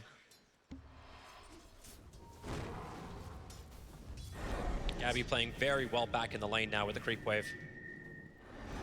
Bottom though, KP already level 5. Continuing to out CS Shackler just a bit. Now the harass comes in. Once he gets duel, any sort of rotation might be able to land a kill on the Kunkka. One of the heroes, a few of the players are asking for nerfs from the Frog in the next patch. Can understand why. Too much team fight, tons of splash damage. A lot of mid-game potential in this Gambit lineup. Wyvern, Kunkka, especially effective against the Enigma. 5-minute room battle. Gabby trying to run himself away from this one. Vampire's up on the hill. March is dropping the sentry ward, one quick leap away. And he drops the obs as well. More protection for this jungle area. So important for TNC's top lane. And Tims moves to the bottom lane. Shashlo in trouble. He was inside the Midnight Pulse. That helps with the damage output from KP as well. The 3 points impress the attack. And he just goes at him. That's actually 1 point only in Midnight Pulse, no stun. Nice move by Tims. Catapult wave. I'm Enigma. Let me pop my demonic conversion and immediately start pushing. Oh, GPK. He's got Dragon Slave up. He'll avoid the arrow, but the Slave, he dies. He'll pop back out of the OD. Vampire even coming in closer. He took damage from that. Yeah, be careful. Down bottom, Kunkka not level 6, so doesn't have the tools to defend this tower just yet. KP might look to hunt him. Miranda doesn't have enough life as well to really help this out because he took the damage from the imprisonment. Shashlo is just trying to slow down the pressure, but they'll need more help than this. The arrow dies, it actually gets the catapult at the back. So the push into the tower, now negligible. Shashlo's looking for the right line just to cleave and takes the big ones out. But of course, you got the Legion Commander in for the duel. Winter Wyvern's on the way in. No cold embrace, but the X-Mark spot. They want to pull KP back in underneath the tower. They'll get the combination, and KP turned up and brought down Gambit. We talked about their laning phase, how strong it has to be. They're showing movement across the map. The net worth advantage still in favor of TNC, even though the kill count says 4-1. All the little details. Arrow the catapult, slow down the push. Wyvern TP's in as he sees the duel. Shacklo getting level 6 off the creeps, even killing off all the Eidolons for the bonus, 150 gold. Really nice. Gabby under-leveled up top, only level 4, so this nighttime not really being able to be utilized. He's CSing okay, but Dream definitely happy with his game thus far. Has the Glove of Haste and Phase, now saving up for the Midas. Armel, the one who's truly suffering, forced into the jungle. Yeah, and he does not like this at all. Even if the CS did look good for a while, now he's sitting at 2.3k to the 2.7, 2.8k of Lina. The net worth disparity will increase, especially when he has to take jungle creeps. And Lina's so adept at just cleaning up waves quickly, so the pressure into the tier 1 tower forces rotation. So this timing of Armel being in the jungle can really hurt, especially when Vampire is actually underneath a Radiant Obs ward. So they see him move, if anyone comes in, the Obs ward's already been planted down, so he can actually play, and March is the one to arrive. They just need that first stun to connect. And it won't. Vampire, arrow goes flying, and the Light Striker Ray both go flying, undying. Got the moves. And so does Tims. Got Arcanes up, going for a build he hasn't yet used in this tournament. Looks like an Arcanes into Mech Rush. Won't scale as well as with the Midas. Don't have that same pushing power as you do with the HOD, but it is a different kind of game. You're trying to stack sustains here. You've got the defensive banish, multiple heals from the Undying and the LC on top of it, so maybe looking to team fight a bit earlier on. Tims with his haste runes just having some fun. Lina just wants to farm. Tims just wants to be a nuisance. And he'll haste rune himself up to the top lane now.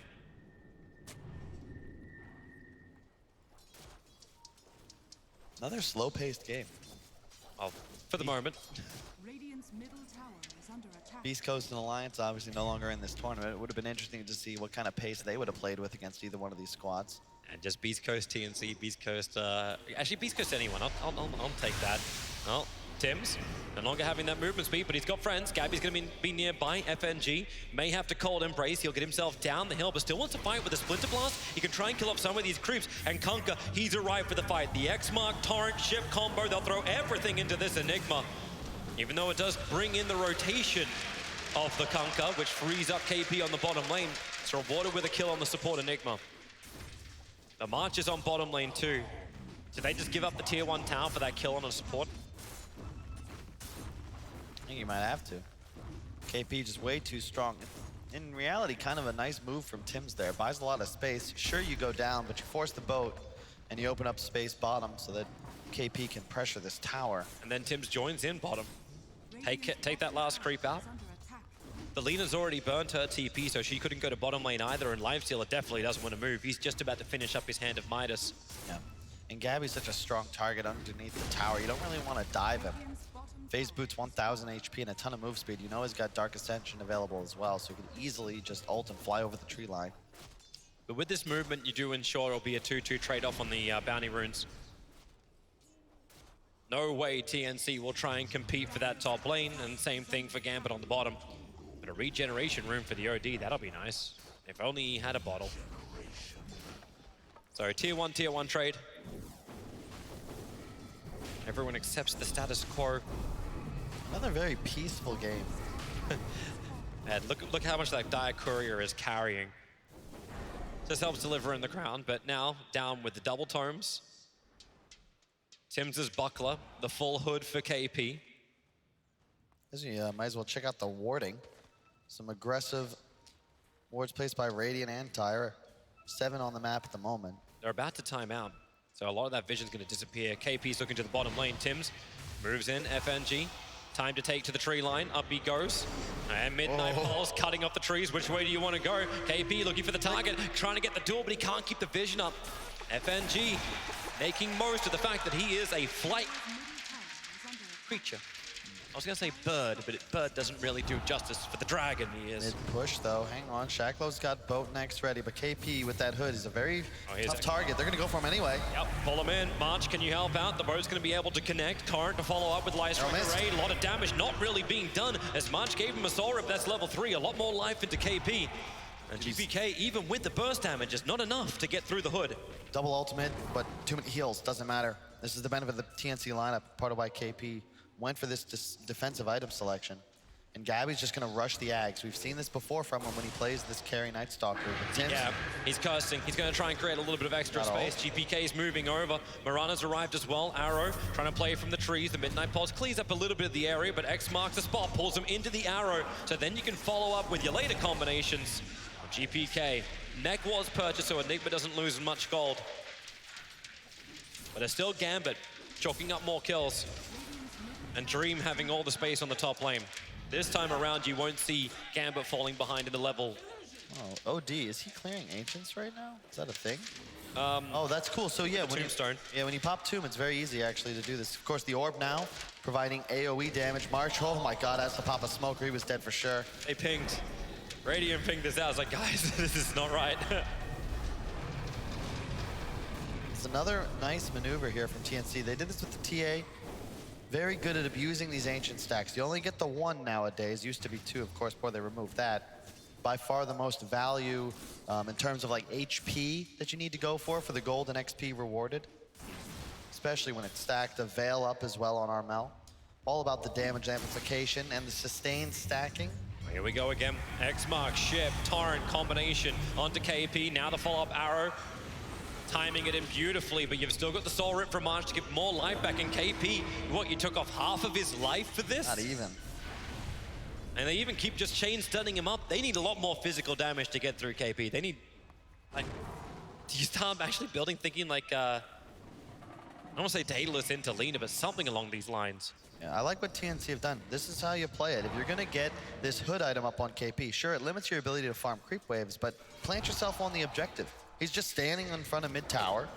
Rest of his squad, all 4 heroes, split up around the map, farming different locations. And he can just freely run into the river even for an archer last hit. Just keep the tower alive. Gambit had 3 heroes there. Nothing doing, really. Armel, no intention of rejoining. He's got 1800 health as well. Really tanky item build. Double Bracer, Treads Veil. The whole lineup, and it makes sense, right? If you're gonna have all these heals and this massive sustain and save, stack the HP. Don't let anybody get 100 to 0, because if you survive, you're gonna most likely end up healed to full, just because of how well TNC's lineup acts behind you. Blink Dagger next up on Tims. Maybe that's an opportunity for them to get aggressive. No real initiation on this team. It's a great thing to point out too, just the fact that like Gambit have no follow-up once they're blown their initial combination. Yeah. So once that's gone, Gambit have to go into full retreat, and their lineup doesn't really lead towards that charge flow.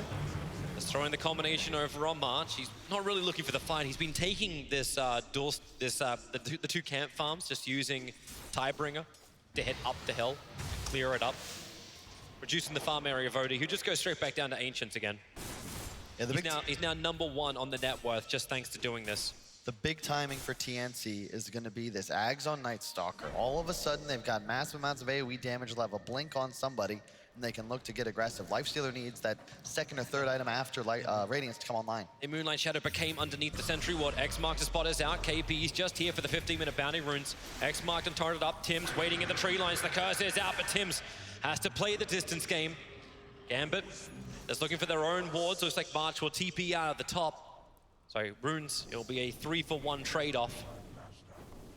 This is really smart from KP, as always, just continuously using his body to force Gambit to waste their spells on him. Nobody else on his team ever threatened, so long as he's the one most far forward. It's another timely arrow on a catapult. X-Vampire doing a good job of that throughout the game. Stopping the push into the tier 1 towers. Obviously, they couldn't stop bottom lane, but the mid-tier 1 towers take a negligible damage. And it's the same for the top lane.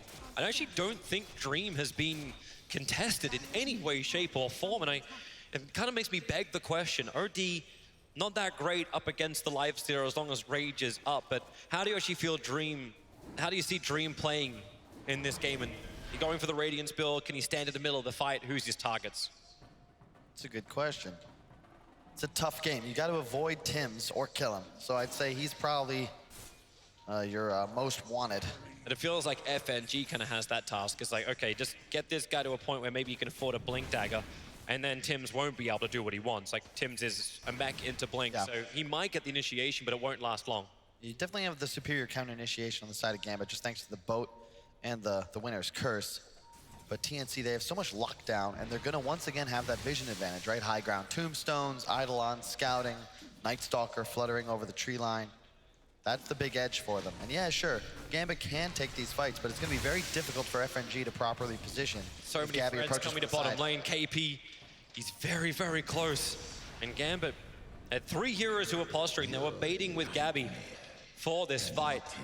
This actually has to feel like the most, like maybe this is just also the way like you play a one-position Night Stalker, but a no-kill Night Stalker 17 minutes into the game, it doesn't feel like the Night Stalkers we've had in this tournament.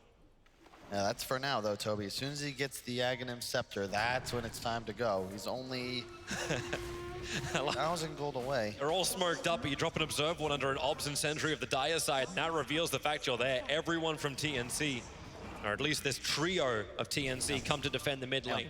Ags is up now, though, Toby. It's on the courier. TNC, once they pick up this item, then they can really get aggressive. So much damage all of a sudden offered. Yul's aggro. You don't have the arrow available, however. It's already been thrown out. It threaded the entire creep wave. And how do you make that move, right? KP's there. Even if you hit the arrow, he's going to immediately pop that heal, take it away. March is behind him with a Tombstone and Soul Rip ready. Tim's now looking to perhaps set up on Dream, who's been playing alone top this entire game, but he's not threatened by anything other than the Enigma. Nobody else, except for perhaps a duel, could interrupt a Rage TP, but there's just no real damage output from TNC yet. Now here comes the move, though. Gabby bottom. They're hiding inside the fog of Roshan. Gabby is being, well, down there to Vampire. Void comes off cooldown a fraction of a second too late, so the TP from Mirana will be successful. The line being drawn. They pivot. Well, that's the cut back. That sentry from FNG, it caught a glimpse of the Legion. Now he'll get rid of the Obs. And then the duel is out. Lina needs to help out, but no. Wyvern is most definitely dead. Armel will claim that kill. And the duel victory goes to Legion Commander. Now sitting at plus 18, and what they do, instantly attack into the tier 1 tower. That's to fortify just because KP's attacking it. Yep. Medallion now coming towards KP, all in on the sustain items. Again. He's only got one more leap and a 4-star. 4-star can bring him back down. But with the X marks the spot, boat being used, and the Torrent as well. Arrow and Torrent not perfectly synced together. Really didn't feel like they were going to have that. Look how Night Stalker. These cores are just so tanky on TNC, though. 1980 HP on the OD, Night Stalker at 1935, LC 1760, plus a pipe. Coming in. They need to be able to get a good Winter's Curse You can be tanky as you want. Radiance is done for the lifesteal, so he's willing to come into the fight. Legion Commander set up in the air. The arrow flies forward. The Force Staff just means an extra 1 second over on the stun. Defensive imprisonment from Armel. Resets the fight up. You're still trying to bring down the Tombstone. Undying saves the Soul Rip for that one. Mirana gets attacked in by Gabby. The curse, it's going to be good. Ooh. KP's being brought down. They need more damage, but Tim's gives the mech. KP gets more life, but it still won't be enough. X marks the spot. Are you going to bring him back in? Gabby, is there a ship? Is there a torrent? There's an arrow from Vampire. Able to connect on to Gabby, trying to keep him out this fight. While March on the front line, the torrent brings down the Night Stalker. They turn their attention towards March. And with Radiance up, Gambit feel good. Really nice spacing from Gambit there. Dream made sure he was never near enemy allied heroes. So Tim's, he was waiting in the wings. He was ready to go with the blink ult prepared, but he just can't turn it around. Gambit very nicely space out their spell usage, finding kill after kill, the X into arrow combination. A lot easier to execute much earlier in the game than that Melt Strike bash into it as we saw previously. And 4 bounty runes get to go the way of Gambit for the 20-minute mark. Even an arcane rune for the Kunkka to sweeten the deal. A new move from just having a Radiance on a lifestealer. He's going to hit level 15, working his way in towards the Yasha. The item progression speed now moves faster for Gambit because of this fight and the space they create from it.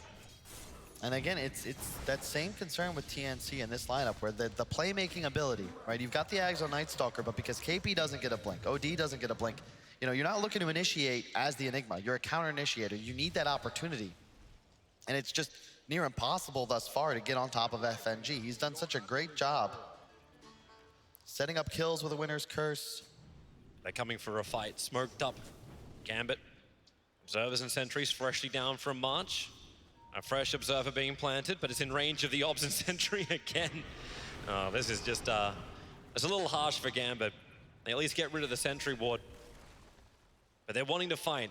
A full pipe with the Vlads on the Kunkka. Sustainability is the name of that game. We get to have a quick look at this mid. The arrow starting it off. So it starts with the arrow, a defensive disrupt from Armel, but this is a 5-on-4. Lifestealer's closing the distance right now. Tim's is gonna get here late. All these spells being utilized. KP not able to move the entire fight, but hang on, we got an engagement down bottom. Yep, the Moonlight Shadow being popped. Gambit just trying to get a little bit further away. The Sentry battle comes once again, so March will get rid of that vision and everything will start to chill out. He's got a BKB up on GPK now. It still doesn't look like Gambit wants to fight. Like, you got 4 heroes on the bottom bringing attention, but Lifesteal is playing like the Alchemist we've seen. He's just so far away from this fight. But there's no reason not to. You've recognized the status quo, right? TNC, they've all in on these mid-game teamfight items. They want to fight. They're ready for you to run at them. He's just going to keep accelerating, even going for the Manta to... This is the Alchemist build, right? Yeah, it is. Radiance into the Manta. Does it function, though? Like a late-game lifestealer against this TNC. Like, they went all in for the fight, but does their late game still start to stack up? I've seen ODs get stronger and stronger as the game goes on. Legion Commander, as long as she can get duels, can also scale. I don't know about everybody else, maybe not so much with the Night Stalker, but... To find duels, you got to find kills, Toby. It's 9-2. And TNC, they're not leaving their side of the map right now, but it's not the same as the previous game. They don't have the Naga TA this time. They're not exactly the squad that's going to outscale. I love the carry Night Stalker, but you know, with no Midas, 0-2-0 on Gabby right now, you're a non-factor. And I mean, watch him farm. There's no real speed to it.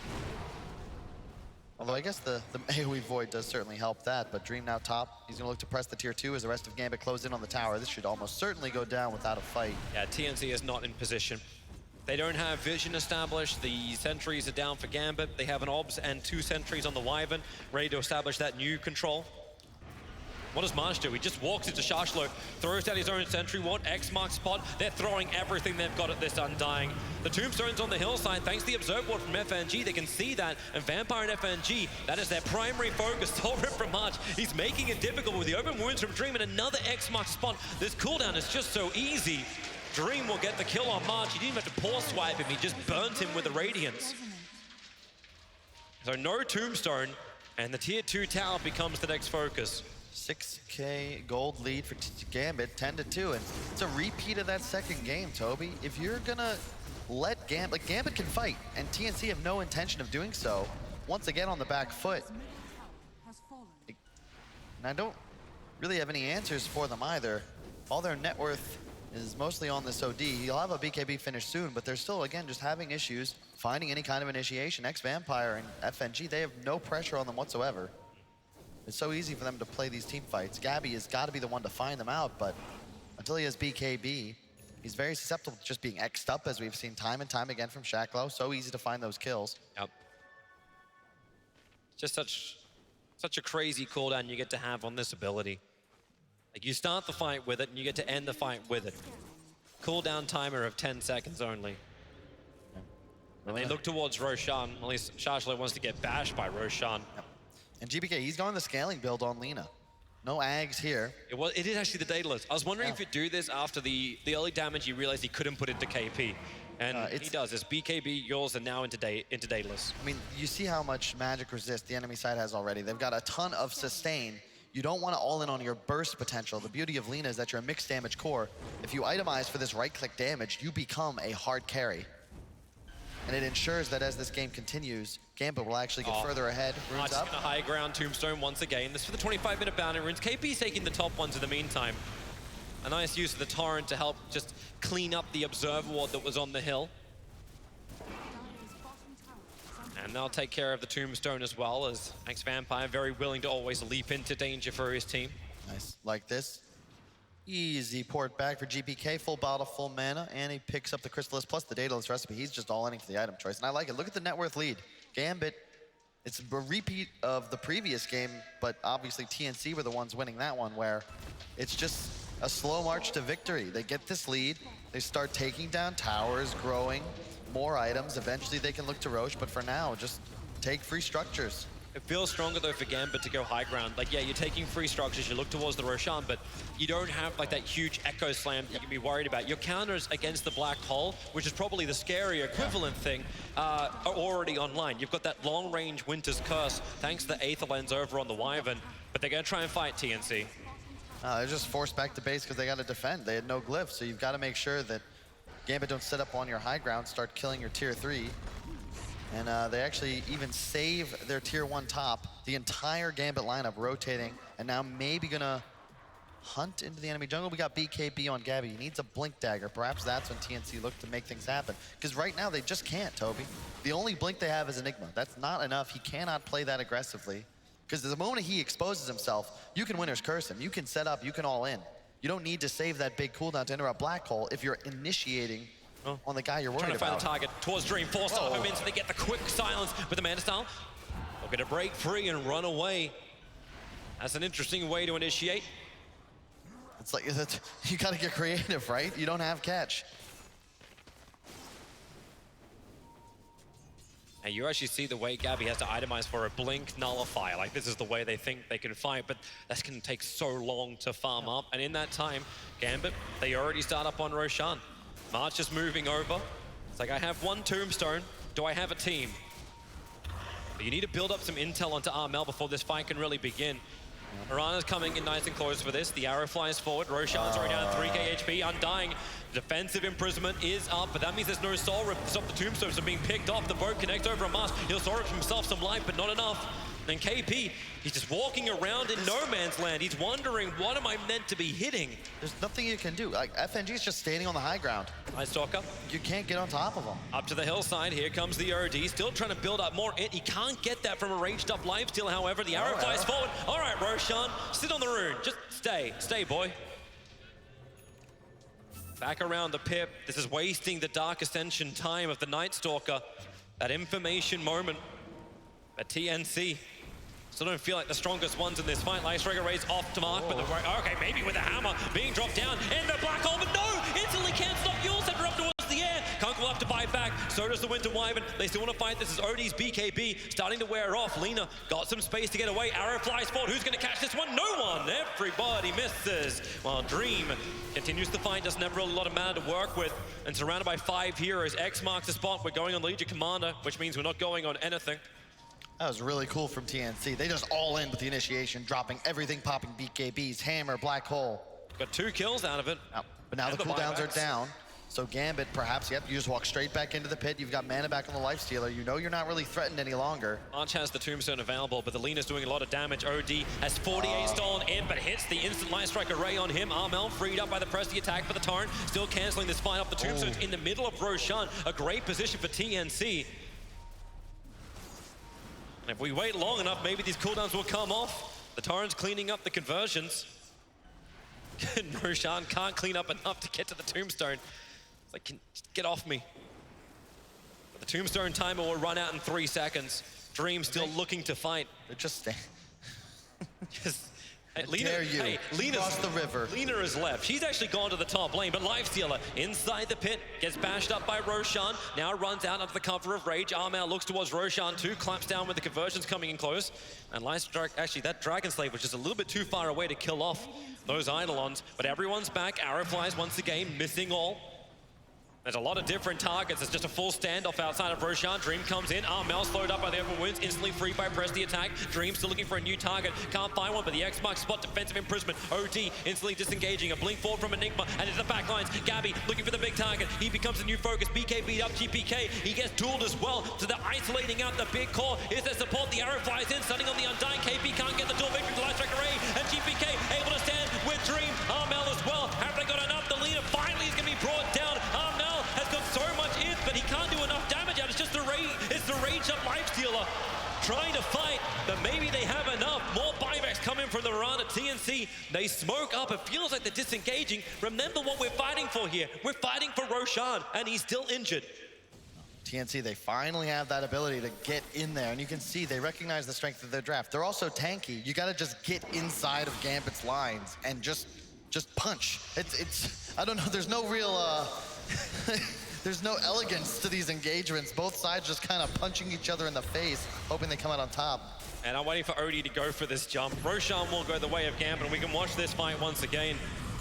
In the live time, it will be Roshan taken, so nothing else on that front. But isolating up the Lina, I really thought they were going to get the kill here. That was so cool from Dream. You saw that? He pops the open wounds onto the LC. So that entire duel, the Lina is healing himself. He's able to get the kill. Of course, does go down to Armel's BKB, but watch these durations. Lifestealer's Rage obviously has no decreasing time as he continues to use it. These BKBs do for TNC. It'll get harder for them to commit that much to an engagement as this game continues, but you will have a BKB on Enigma very soon. So long as they're able to find the Wyvern, that is an uninterruptible black hole, that could potentially swing things around if you could just find the Lina. FNG doesn't have the money for the Blink Dagger, so he can't just play that very far back position that he would like to do.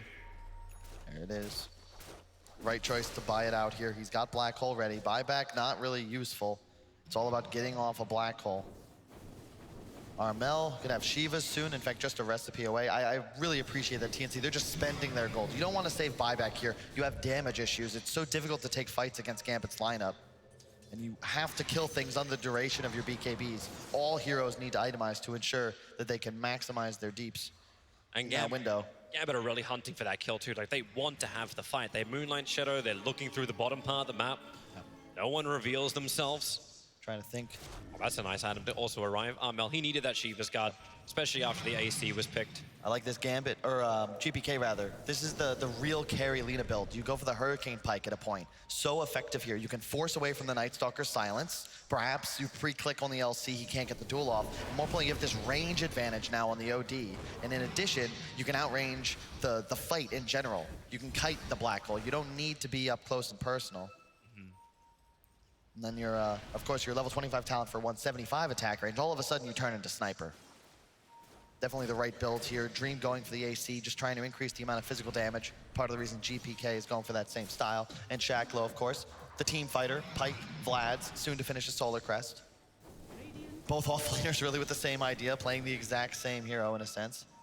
But KP also doing a good job. You can bait the stuns now. Armel doesn't have to pop the BKB. You can tank an arrow, doesn't matter. There's always that a moment of courage there, or rather press the attack so that you can continue doing just that. Just to free up your cores and then make it so Gambit don't get the target choice they want to get. Oh, more arrows to be thrown out. -5 seconds on the cooldown. Talent? Gambit still itching for something, but they're not finding anything really. Like, Lifestealer still has this Aegis Immortal. He still wants to try and fight. And you do, of course, have both cores on Gambit, 1 and 2 in the net worth, but TNC are running more of this 4-core style. Soon KP might even catch the Kunkka, then they'd have the 3 through 6 positions. March, safe and secure in his usual spot. Lowest level as well, but this is his style, right? It's like He's a sacrificial lamb. His usual spot is to be at home. Like, he's going to be under the tier 3 towers. Just stay away from me. Oh, Wyvern found his target, Tims. Blinks away quickly. Gabby was nearby. And GPK, yeah, she goes all the way home for this. He can BT himself out. It's just so he can get the Hurricane Pike onto him. Not waste the time of the Courier. I like how he's just maintaining the stacks too. This is so cool. Just always farming. Just such a slow game. It's surprising, right? This tournament, the name of the game's been aggression this whole time. Even with Alchemist being picked, it's still looking to end games in 20 minutes. These teams. You asked for the Naga. You asked for it, Kyle. You got what you wanted. I got what I deserved. So Dream's building in for this Orchid. They're gonna get a lot of crit damage arriving. Yeah, they can just isolate a target, but now Rage up from Dream, going up the high ground over towards OD. Still has Shivas. He doesn't do a lot of damage, not when you're getting through 2.8k HP. X marks the spot. It's going to be defensive imprisonment. The torrent sends him up. There's no boat following. It's just press the attack, freeing them, while you've got the hunting on the back lines. Gabby searching for a target. They dropped sentry wards too. They're able to see this Moonlight Shadow move, but Gabby, that TP, not where he wanted to be. The Radiant Orbs are removed just behind the tree, but didn't seem to go any further. So the Light Strike array from GPK hits perfectly. And that's a window of opportunity. Even if it's not to take a rack, it's to force a buyback on the NS. Huge play. All about the warding, right? And what big abilities did you even pop? Nothing. Curse is up, Ship is up, Laguna is up. They're already low cooldowns as it is. Aegis is about to fade, however, but the Orchid just got here for the Lifestealer. He suddenly has an ability to find kills himself, perhaps, specifically onto the supports. Because if you're KP, you can't afford to cleanse that off of, say, March. You need to be willing and able to save Armel. To say, like, what happens if he gets put on KP himself? He's like, okay, is anyone able to protect me? Lifestealer just rages up. They get the fortification out. Still 26 seconds. Still Night Stalker is up. They will not want to force a buyback here, as in TNC do not want to have to use it. Here comes Dream once again. Your Scepter up in the air. OD will hit the deck. Light Strike array, boat combination, looking for the arrow. The Hex is up with the Luna Blade. They're doing a lot of damage. Still fighting underneath Tombstone. It's not what Gambit want. 8 seconds until Night Stalker is up. The ship's too early thanks to defensive imprisonment from the OD. And keep in mind, he's picked up 0 int from the start of this fight, because the only option he's ever had is Lifestealer. He's just getting solar crested constantly too, doing so much damage. And they're whittling away. You know, no Aegis, so you can't be too offensive here. TNC have definitely demonstrated a willingness to just go in the engagement, and you respect the BKB Black Hole. You've got to be so perfect as FNG here. You can just see, he's under the ward. Nice stun from GPK, arrow follow up. We can slow-mo it. So you can really see Gabby considering that, damn, I messed up. Like all great Batman moments, they're done in slow motion. So we go back to status quo once again. 37 minutes in, Lina starts doing the side lane push.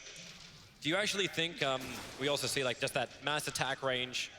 She's building in for Satanic. And GPK becomes the sniper we all wanted in this game. Oh yeah, status resist and survivability, right? You know you're gonna get dueled by KP. That's his one real responsibility here. Lifestealer, not the guy you wanna go toe to toe with. Let the OD deal with him, let the Enigma deal with him. They're coming with 4. They didn't smoke in range of a Dire Ops. They're even going to Moonlight Shadow. They really want this kill on Armel, but the distance to close is a long way. But Mirana could just force staff and get the Hex off. Armel has BKB, and there it is, force staff into the Hex. Not even that, just a leap into it with a follow arrow. Legion Commander cannot press the attack. She's orchid it up. It was the control arrived from Dream, but they haven't got what they were looking for. Now the retreat will start to come, but the Xbox spot pulling back the OD. Gabby, he's surrounding in 5 heroes with his BKB, focusing down FNG. He wants to make sure this curse doesn't exist, but FNG is able to survive, and now TNC have to decide if this is the fight they're looking for. They drop the tombstone, but what does Gambit do? They move back out of range, continuously kiting, continuously moving. You can see it's very important that they get a fight on their terms. It's too many units for them to close the gap. So in theory, sure, you could have blinked forwards with Tims, you could have Hurricane Piked, but they need to engage where their mobility items get them in the middle of TNC's lineup. You can't be in a position where FNG has found that space. You've got to be on top of him with his allies nearby. And also, X-Vampire, man, what a heads-up play to go for the Hex. He's not even 10k net worth, but he has this huge item that allows them to actually push for kills without having to blow any big abilities. It makes it way more difficult for TNC Because you're not actually expending anything as Gambit to try and threaten these heroes. Gambit have to feel so confident. There's an Observer Ward Sentry combination on the hillside. The TNC continuously run under. They may feel like this hill belongs to them because they have their own obs up there, but you've already got the Light Striker Ray Undying being forced out of this fight so early on. The hits from GPK able to connect, while then Legion Commander, he's the next target. Hexed up a little bit further away from the shrine, and Dream is just beating the crap out of KP, putting that line for the test. They pull him back with the X mark the spot. 2 heroes down without buyback available. So well done. You can see Armel in that fight. He BKBs, goes straight for GPK, and then he's like, wait, what? Looks left, looks right. There's a Life Stealer raged, Alina with BKB. You're an OD, you don't do any damage. She had no choice but to just turn tail and run out of the fight. And now they take the tier 3 tower. They'll take the bottom lane of Rax, potentially stopping there to start cleaning up shrines. Think about the next Roshan. He will respawn in just over 20 seconds. And it looks like Dream still feels confident enough. He moves to the tier 3 tower in mid. Yep. Gabby is hovering around the back, still 26 seconds till KP is up. Look at the range on Lina. You're a sniper. You're attacking from outside of the base. So easy to position now. And the Satanic just arrived on the courier too, so she's got all the sustain she needs. The melee Rax is gone. Arrows fly forward. Odie almost clipping that one, but they use the Moonlight Shadow to back up. And that's a huge push from Gambit. 40 minutes in, they crippled TNC's defense. It's 2 games now, TNC win decisively when they're the aggressors. And this seems like the second game where, what were the actions they actually took here? They tried to defend Roche, they tried to defend their high ground. They're not actually making moves themselves. They don't have any true initiators. You know, the Blink just now picked up on KP. It's 41 minutes in. And a double damage rune, and Dream's right in front of the pit. This will be a fast Roshan. They're trying to come out TNC. There's 4 of them together moving through the jungle, and they give the double damage rune to the Lina, the level 25 insane range sniper. Arrow flies forward, won't connect on anyone. Sheba's Guard's already out. You can see Dream is like, hey, you want to have a fight? Let's have a fight. Plus 2 seconds on the rage duration. He at level 25. No one on Dire is there yet. Big advantage right now for Gambit. They've got a big window. They still want to use this double damage rune to try and take Roshan, but if they drop it low and they lose the fight, giving it to TNC, it gives TNC a way back into this. So what do? They smoke up. They move to the high ground. No one's covering it. They use the Lifesteal Illusion to check out. With the Hex leap forward, Night Stalker will die so quickly. Dead for a minute and a half, and they want more, and they'll find it much. Man, Yamato can, GPK. Get peeped. And he goes straight into the pit. This is an easy kill. Only the second Roshan, 42 minutes in.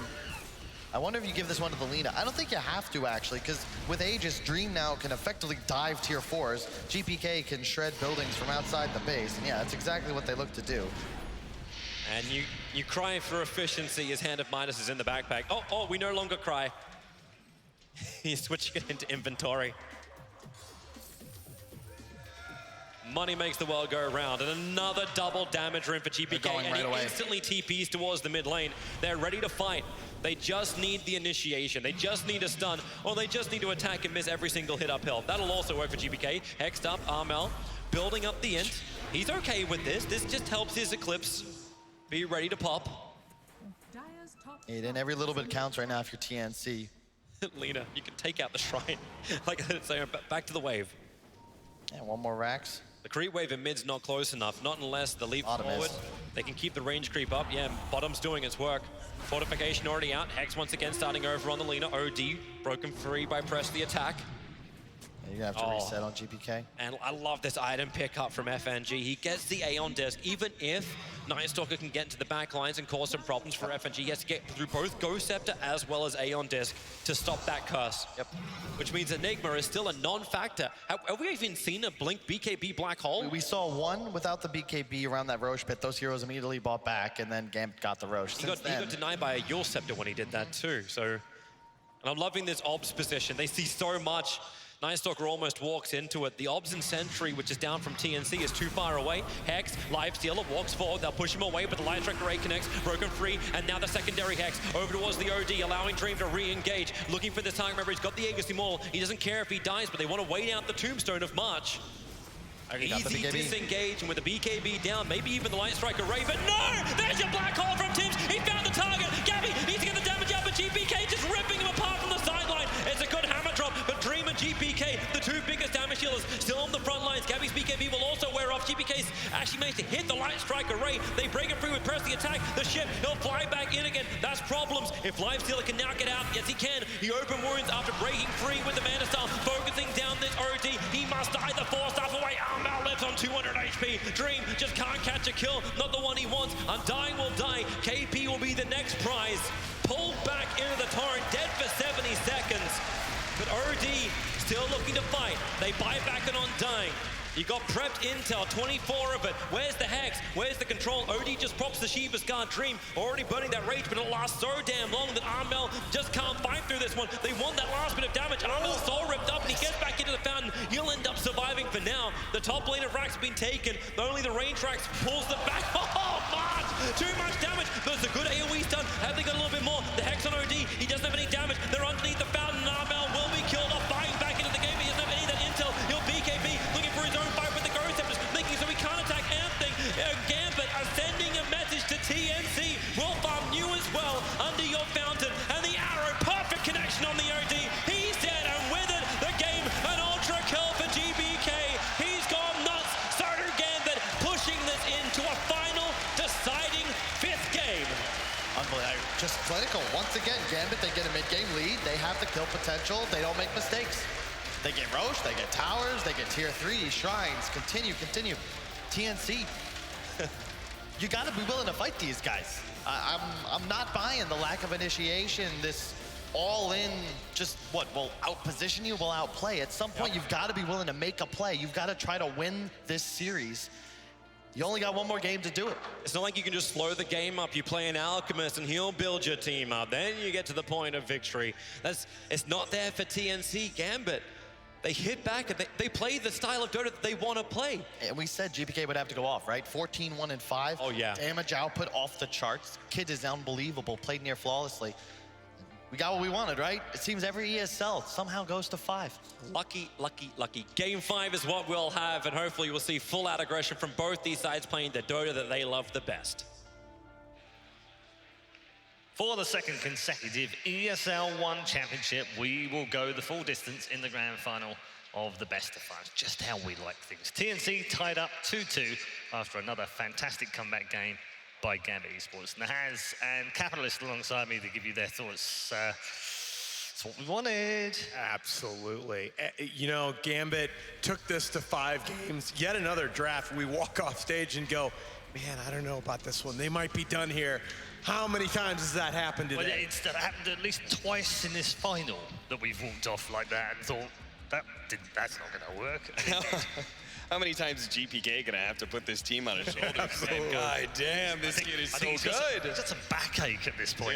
Yeah, definitely, for sure. But no, I mean, I think GPK does a really good job, and there's no denying that. But I do think Gambit plays such a clean game once they get ahead. Once they have like once they feel good about their mid game and they have the superior team fight, then they just don't really mess up. They don't feed away any extra kills to TNC, and they do all of that pretty goddamn well while still being able to make sure that TNC doesn't split push them too much. It's really impressive to see.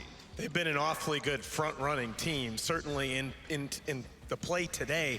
But you look at the pace of play by TNC. You cover up the hero portraits on top, and the pace looked a whole lot like the previous game where you had a farming Naga Siren and a farming Templar Assassin. You don't have those heroes. Gabby is on Night Stalker, and when your main tactic in the mid game is sort of KP defending towers with his body, who's he making space for in this game? TNC, we've praised their versatility, but I think they maybe got trapped in that mindset from the previous game. Yeah, absolutely. 5 games now. We're going to start talking about fatigue a little bit. Yeah. Because Gambit have been here all day long now and have played every single game again today. But they show no signs of slowing down, really. They just keep on hitting these really good mid-game timings. You don't see them making a whole lot of mistakes. So really, it seems like maybe the fatigue is going to get to TNC. I don't know. We'll have to see. Hopefully, TNC just goes out with a bang here in Game 5. Whether they win or lose, I want to be able to see them actively contest Gambit for the laning phase and the mid-game. Just draft something that fights, because I'm surprised at how much they're not willing to fight Gambit, how much they're willing to just try and like outmaneuver and push the late game in that regard. 3 of the 4 games in this series, it felt like TNC has played extremely greedy, and once it worked, but the other times it's just looked like they're playing for a late game where they don't necessarily have an edge. That is not the TNC that we saw all tournament long that looked like they're prohibitive favorites coming into today. Yeah, I mean, it was exactly what I was going to say. What's the difference between the 2-0 in the groups, the 2-0 in the upper bracket, and what has turned out to be a 2-2 now? What's the biggest difference? Well, this time around, they're not getting any of their, as many gotcha picks. I think the Naga Siren from the previous game was sort of a gotcha pick that definitely really screwed over Gambit's setup. But last time around, the 2-0, it was Naga Siren and Alchemist. Those were the two, even if it wasn't last pick, when TNC picked it up 8th, you don't have ultimate last pick, might as well pick the Alch at that point in time. It really did win them the draft. Same goes for the absolute last pick in the Medusa. So maybe FNG picking up on that and altering the drafts. Yeah, I think he's more aware of those situations this time around. Let's check in with Purge and find out what he's got from game number 4. Hey guys, the TNC Predator lineup was a little bit passive, but for good reason this game. If we take a look at the net worth at the 11-minute mark, the one outlier is probably Nightstalker. He's a little bit low because he got aggressively tri-laned. But on the bright side, that put KP in a 1v1 lane where he did really, really well, and he got quite ahead. Level 8 here, and he's got a hood picked up already. So their goal basically is to defend these tower pushes with his huge amount of magic resistance. He's got about 50% right now, so any damage that they end up doing to him is heavily reduced. And he's got the barrier as well, and an Undying sitting behind him. And the way that Kunkka and Lina work are both very burst damage heavy. They're going to try to burst him down here, but with Undying behind him, and his press the attack skill, they can heal 300 HP. So everything that they wanted to do up until this point is going extremely well. But the problem is that when they finally did get aggressive on the map, what they ended up doing is crossing the river. They ended up pressuring the tier 2 tower with really good hero positioning. If we take a look at the map one more time, we've got Nightstalker all the way in the bot lane. He knows he doesn't really need to be there to guarantee this kill, and another player on the other side of the map. So they get the tower, and then KP gets a little bit aggressive here. He used press the attack on the OD a moment ago. He moves forward to chase the Lina, and then he realizes, oh shit, there's a lot of heroes there. So he starts running back, but here's the problem. They hit him with the Arctic Burn that slows him down. He doesn't have phase boots. He doesn't have press the attack to lower the slow. He pops pipe because he knows he's going to get initiated on, and now everybody on TNC realize there's a big problem. Gabby's got to run all the way from the bot lane. Up here is Enigma. He's not at the start of the fight. So he pops his pipe. It gets used off instantly. That's 400 magic damage, and March realizes, I got to do something. He puts the tomb down, and now the tomb's out of position. The Vampire gets attacked this a couple times, and by the time the Nightstalker gets here, it's already so low, the March is forced to use his heal on the tomb instead of on KP. So once they start focusing KP, Boat comes down, Torrent comes down, the Winter's Curse comes down, Tim's is going to feel scared, blinking forward, trying to get a save or cast a black hole because of the AoE disable, and then the fight just completely falls apart. And it all comes down to this tiny little move that KP did where he moves forward, gets caught, and that begins the fight and puts TNC on the back foot. Just shows you those little moments of madness or mistakes can cause you a whole world of pain, and that's exactly what Gambit inflicted on TNC in Game 4. Let's just wrap that final game up, gents, with your final thoughts on that. Well, I like that Purge brought up that clip, because that was one of the moments that stood out to me in one of the few mistakes, big mistakes that TNC has made in this tournament. And maybe that's where the fatigue comes into play. But like the OD moving forward to imprison, that's supposed to be the LC-OD combo. You can always save each other. But when he imprisons and then moves forward into the LSA, questionable. Then he gets torrented as a result. Then they both get Winter's Curse together, and then the whole team fight just goes terribly. They lose 3 heroes as a result. It's just like one of those things that we haven't seen TNC make many errors like that. Or KP for that matter. He's actually been very, very good this tournament. It's interesting how the overall strategic problems that we've talked about them in the temple which they're playing lines up with some of the things that Purge is playing in these individual fights. It's like TNC has just taken their foot off the gas a bit in this series. This is not the same TNC team that was extremely decisive in all of these fights that we saw during the group phase. They need to find that higher gear again in this Game 5. Well, that's where we're headed next, ladies and gentlemen. A quick break, and when we come back, it will be Game 5 of 5 in a grand final at an ESL 1. We're enjoying this.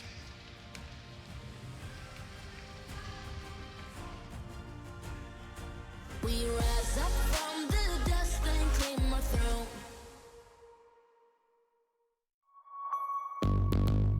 What's your style?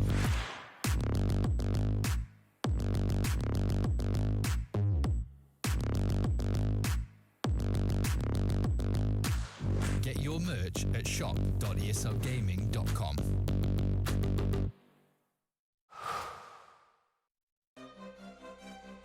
At the highest level of play, there can be no compromises. Gamers demand the highest clock speeds to give them the FPS they need to perform. Rise to the moment. Intel Core i7, the official CPU of ESL 1. Intel, unleash your brilliance.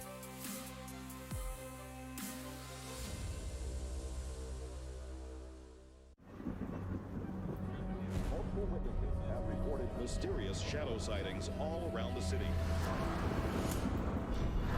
According to experts, the origin of these shadows is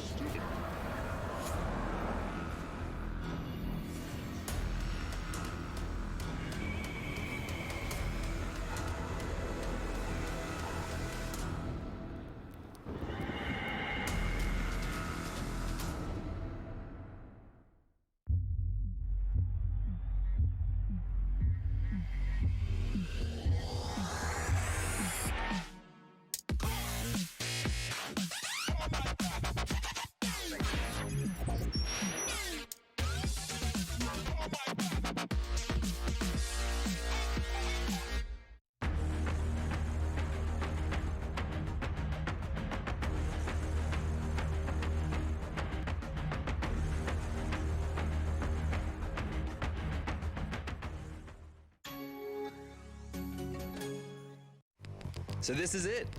This is where it all started. The great business of DHL. You remember when we still use these? We have all come a long way since then.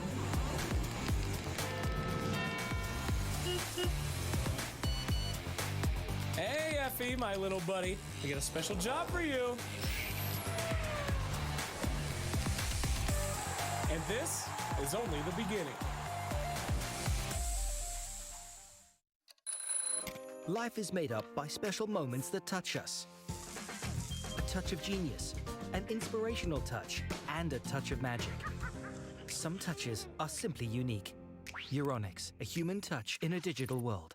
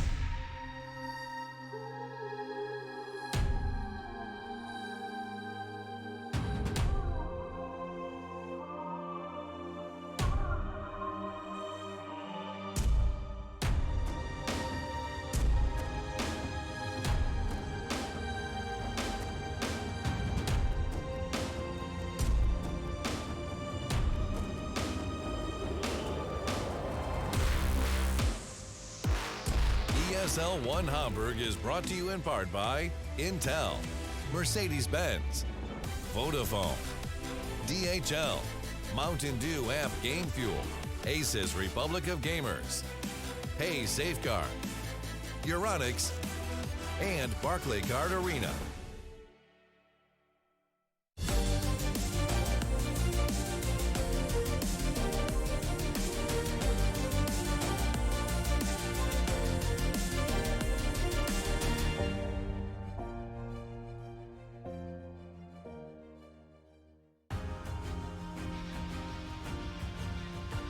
Gambit and TNC are locked in a titanic battle in our championship grand final. 2-2 in this grand final. Winner of the fifth and final game takes it all home, including, for the first time ever for both of these teams, that iconic trophy. As you can see, our draft is underway, so alongside me, Capitalist and Has, what are your early thoughts? I am so down with this adjustment by TNC. The major adjustment that Gambit has made to open their drafts as the series has gone on is to pivot toward banning out those high-impact TNC supports. You saw them take out the Chen starting in Game 2, now the Coddle and the Earthshaker. Tims has been pushed back onto those Enigmas, those heroes that a little bit more about the big ulti rather than that constant presence. Now we see a secured, high-impact, four-position roaming support. I think Tims is going to be that dynamic player that we've seen throughout that career on the Mirana. Well, this is definitely going to be rough. I like Gambit's choice of the Kunkka a lot. Just because everything that we've been talking about, the way the series goes, TNC has oftentimes chosen drafts where they're not looking to fight into Gambit, right? Most of the time they've been trying to work around Gambit, push into late game, have one core that's going to be greater than everybody else. Kunkka is such a great team fight hero that it further incentivizes TNC not to play into them, and it represents excellent catch. But that was before when there was no Abaddon. That was banned out. Here, the Abaddon's usually one of the better heroes versus Kunkka because he just doesn't care about him, and he provides a saving mechanism for whoever does get gone on. We've got an early Grimstroke as well this time around. Yeah, it's been banned in the second phase. It's been played by Gambit as well in the second phase. So I guess if they wanted it, it's got to be early. It combos extraordinarily well with a lot of the single target heroes that Gambit has been emphasizing toward the tail end of their drafts. And the damage output from FNG on this hero has been very, very solid in the games that we've seen it play today. Of course, that started with Rubik Grimstroke, which now feels forever ago this morning. But I think that's, again, you're looking for high impact from the support positions, and that's been so important as these drafts have gone on today. It doesn't damage their draft either, bringing it back into the first phase, does it? It does give a little bit more information about what you're going to be trying to do with your lanes going into the second phase. That's the big... It loses their flex. But it does make you, as TNC, have to figure out whether this fifth ban here is going to be on the Ember Spirit, because Inkswell on GPK's Ember has looked... we used to talk about Ion Shell on Ember Spirit, and he's made that look like Ion Shell Ember with a stun. Certainly a sick combination. I guess one of the carries you're going to have to look for is the Juggernaut. You have to be careful of that one. But again, they have the events, so they're kind of okay. Void just being ignored in these drafts. Void too. ignored, and Ember not banned because they assumed that the Kunkka is a core. Well, it can be a 3, though. That's the thing. Yeah, that's my point. That's what I was driving at. If they really wanted to bring that Ember back, they can now. Well, I was just wondering that myself. It sort of threw me off. Oh, the Naga Siren. Okay. I like that. Yeah, the illusion split push is really annoying for Kunkka because he prefers it if actual heroes are trying to split push against him so he can catch him with the X.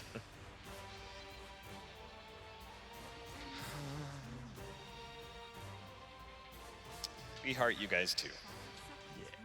As does production, as do the pros. Maybe Faceless Void is finally going to make his way into the series, but... Could be. I don't know, you think... At Gambit, it seems like a hard place to pick it here. Right? TNC has been the team that a couple times have picked second phase Faceless Void. And they have the better setup for it, I feel. Yeah, but there's worse heroes to play against, I guess, and Kunkka and Grimstroke's kind of annoying because of his silence as well. True. But they could just go ahead and pick up the Lich here. Have that Lich Grimstroke combo. Then again, they've been running Grimstone as 5.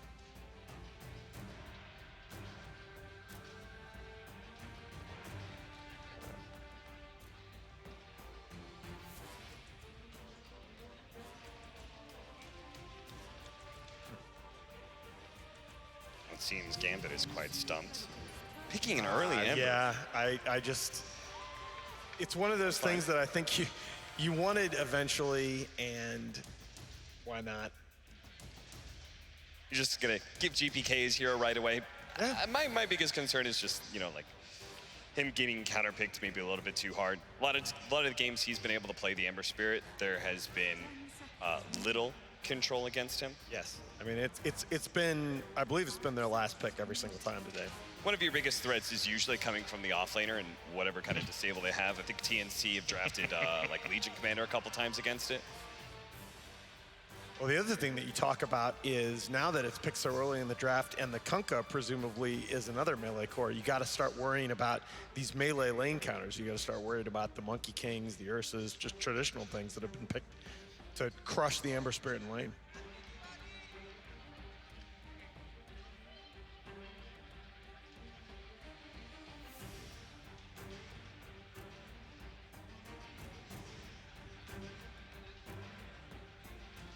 TNC is almost exclusively 3 position Abaddon, so they're going to go ahead and pick up their 5 here in the Undying, and I like that. Especially, again, you know, the Undying, the combination with the Enigma is something that I question because Undying can lock down one lane, but you're still going to have to have a solution for that other one as a solo. But Mirana can run around that map and lock down multiple lanes at once. And they are going to go ahead and go back to the Lich. Okay. I thought you might see that combo. Yeah. Fourth pick Alchemist. Oh, man. It was a little bit weird that they didn't have a setup stun either from their 3 or their 5 for the Mirana. Right. Now they've got at least one core that's going to be able to provide a stun, plus you've now put Gambit on a timer of sorts, but Gambit's lineup can run at you a lot at 15 minutes. Ember Spirit and Kunkka off lane comes online pretty quickly, and we've seen obviously how GPK's Ember Spirit gets pretty aggressive early on. Yeah, and it's really cool to me watching these Gambit drafts how ordinarily you'd start to worry about Grimstroke and Lich being on the squishy side as supports and getting run at, but when your cores, when you have the mobility of the Ember Spirit, the catch potential of the Kunkka, it's so hard to run into the back lines and pick on those supports.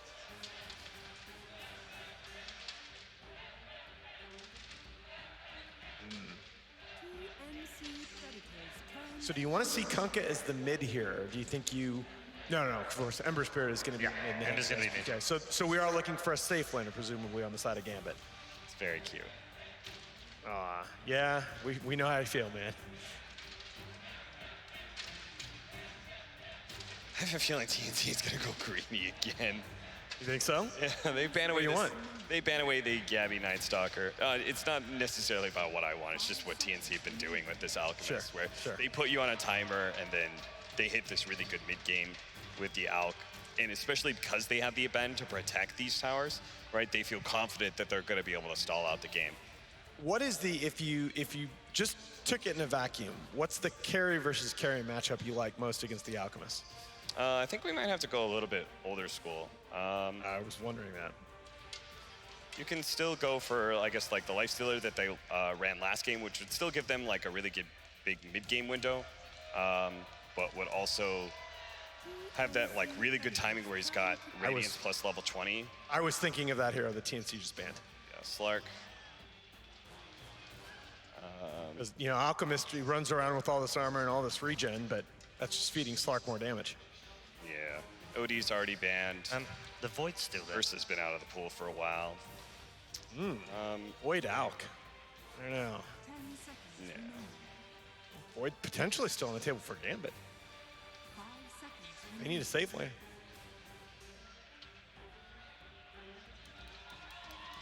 What about the Lesh? Yeah, Lesh feels super safe. Yeah, it does. And you really do need a tower hitter. I mean, Alch can take towers, obviously, once he gets items, but I think I want something that hits towers a little earlier on in the game. Oh, see, I thought it was the other way around. Okay. Go both sides, honestly. I think for TNC, it's like more likely that considering how they played for this series, that they're going to play defensively and protect towers, and wait until the Alk gets up to his timing. I guess that is another hero that it does hit a mid-game window, but it also is really good at standing in front of towers. You look at that, you have both an Abandon and a Bristleback. Both those heroes, like when you try and like do this like 4-man push into an objective, and there's one of these heroes standing in front of it, like what do? I actually feel great about it. I actually hate Bristle into Lich though. Ever since the Sinister Gaze rework, it feels like a mini duel. Yeah, that's definitely going to be annoying. But it's a safe lane Bristleback, so he's going to get a lot of farm. That's the life stealer against the Alk. Man, has Gambit figured them out? I wouldn't say that necessarily. Like TNC will definitely be able to defend towers for a long time. I think the biggest thing that Gambit have going for them is that they don't fall off very quickly with their cores. They always seem to take like a decent laning phase, yes, but they always hit like this early 15-minute window really good. They establish control, and then they just don't let it up. And because they have 3 cores that are all going to scale pretty well, or at least one of their games, 2 cores that scored very nicely, they were able to just efficiently control the map for a while, get big enough that TNC never got their comeback with their one heavy carry that they're usually looking at. I think this is a much more aggressive lineup by TNC. I think if you go back to the TNC that we saw early in the tournament, they look very, very good in this matchup. But Gambit have just looked so comfortable countering that mid-game aggression. As opposed to a lot of the games where we've said that the emphasis is on the early phase, look for that 15 to 25-minute window in this game. All right. Here we go then, ladies and gentlemen. It is game 5 of a best of 5 in the grand final of ESL 1. Let's go find ourselves a champion.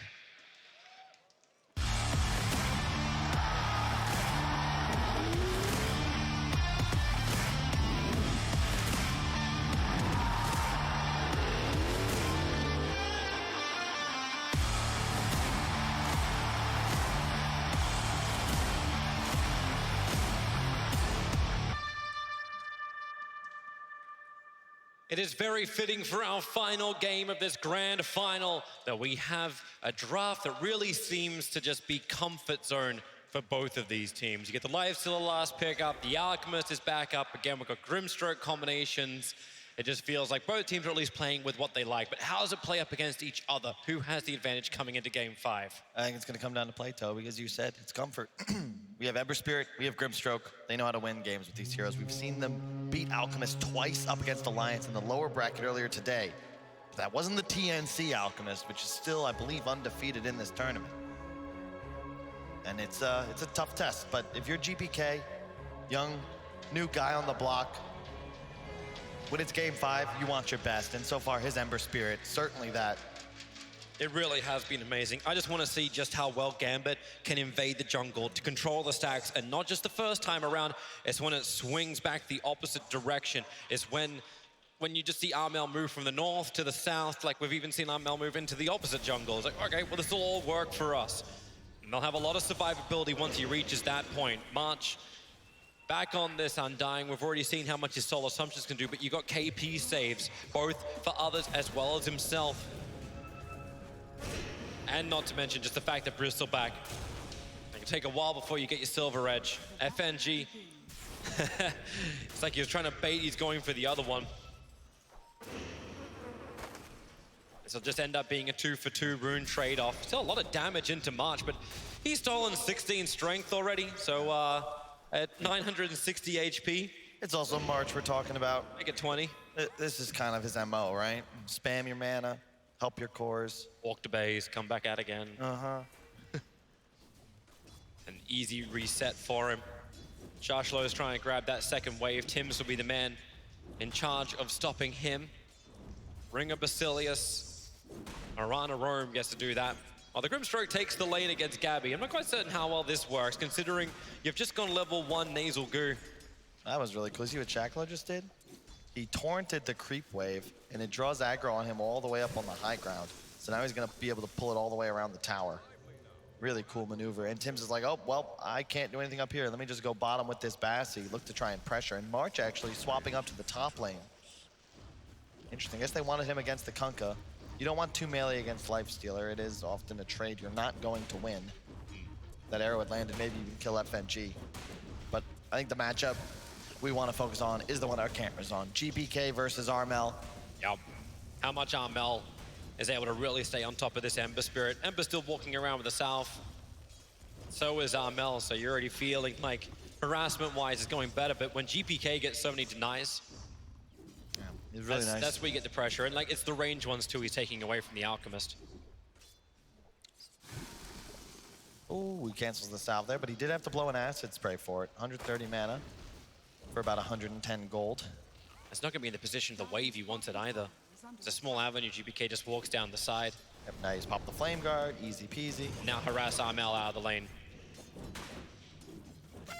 It just goes back and forward both ways. As Armel can burn himself if he wants to. Illusion Room for the Ember. Still a little bit away from his bottle, so he can't utilize this totally yet. But a fun CS battle, but we know CS in the early game. It's okay for an Alchemist, but it's not the be-all, end-all. Bottom lane, KP. Dream is having a run towards him, then switches his attack over towards Tims, who, as always, ready to utilize his leap to change the position up. Yep. This will be a really cool game. Both lineups built around their mid players. Ember Spirit with 2 shields that can be placed on him to amplify his damage output and provide some disable. Alchemist with 2 healers behind him. A Bristleback to continue diving forwards with him. And a ton of minus armor represented by the lineup. Really cool concepts. Joshlo's at it again. Yep. It's March's turn to try and do the denial. Yep, this is what I was talking about. He just torrents the wave and starts pulling it around. And Undying, it's a great zoner, sure, but there's nothing you can really do to stop a Kunkka. What makes it really cool, too, is the fact that Grimstroke is then able to get so much more out of the lane. Like, obviously, he's not getting as much from the creep wave, but he can play the range game against Gabby. Slow him down if you need to. If Gabby wants to charge him, you've got the Inkswell. So Gabby can't commit instantly onto a target.